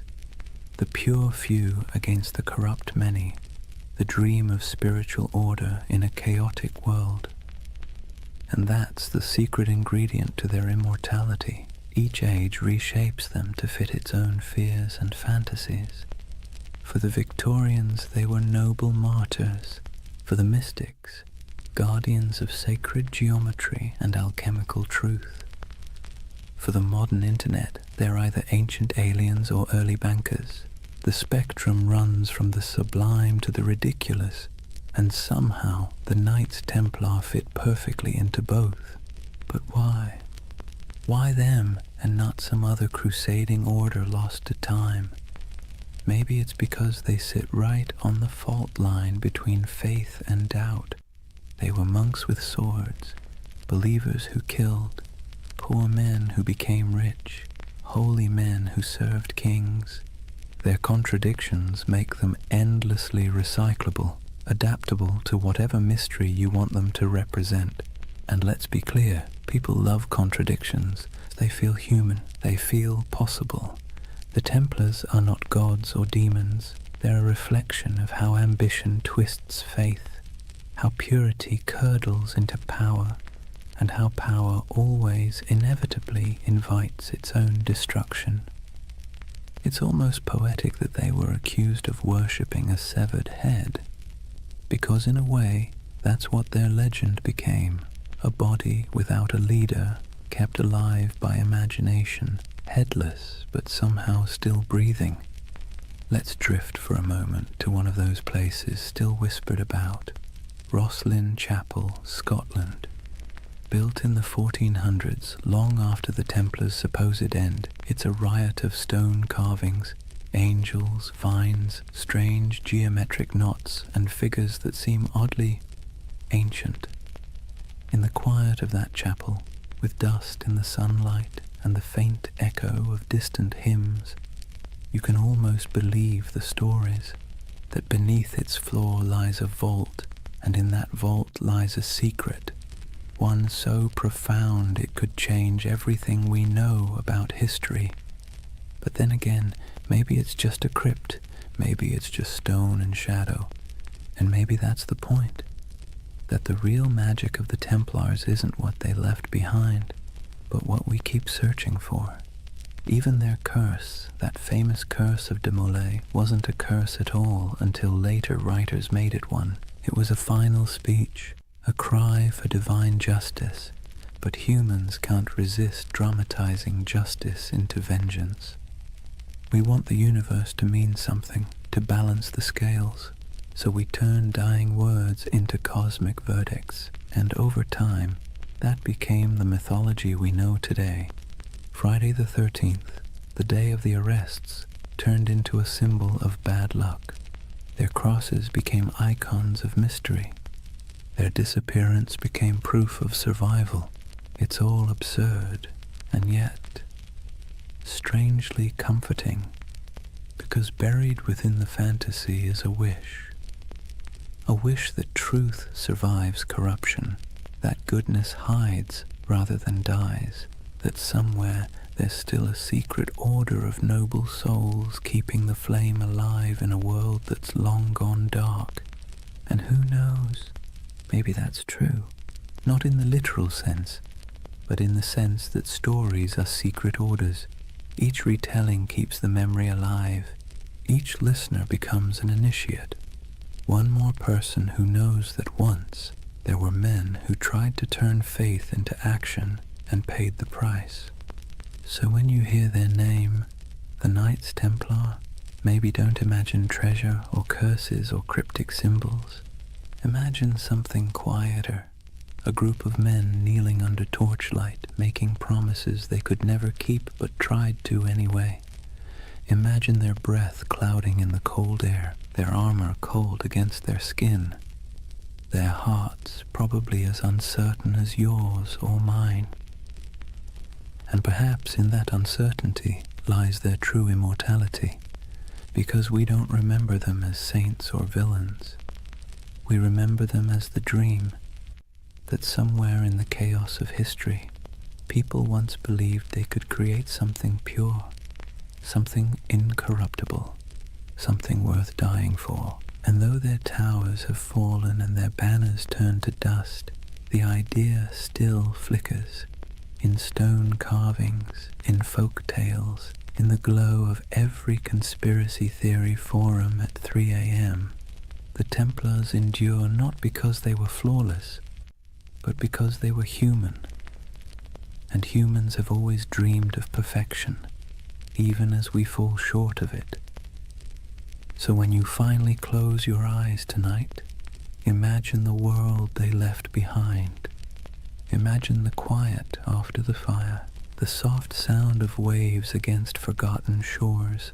Somewhere a candle burns low, somewhere an oath is whispered again, and somewhere in the deep rhythm of history, the order still rides, not in armor, but in memory, because the truth is, nothing truly holy ever dies. It simply changes shape and waits to be remembered. So now we reach the end, or rather, the echo. The story of the Knights Templar doesn't really end.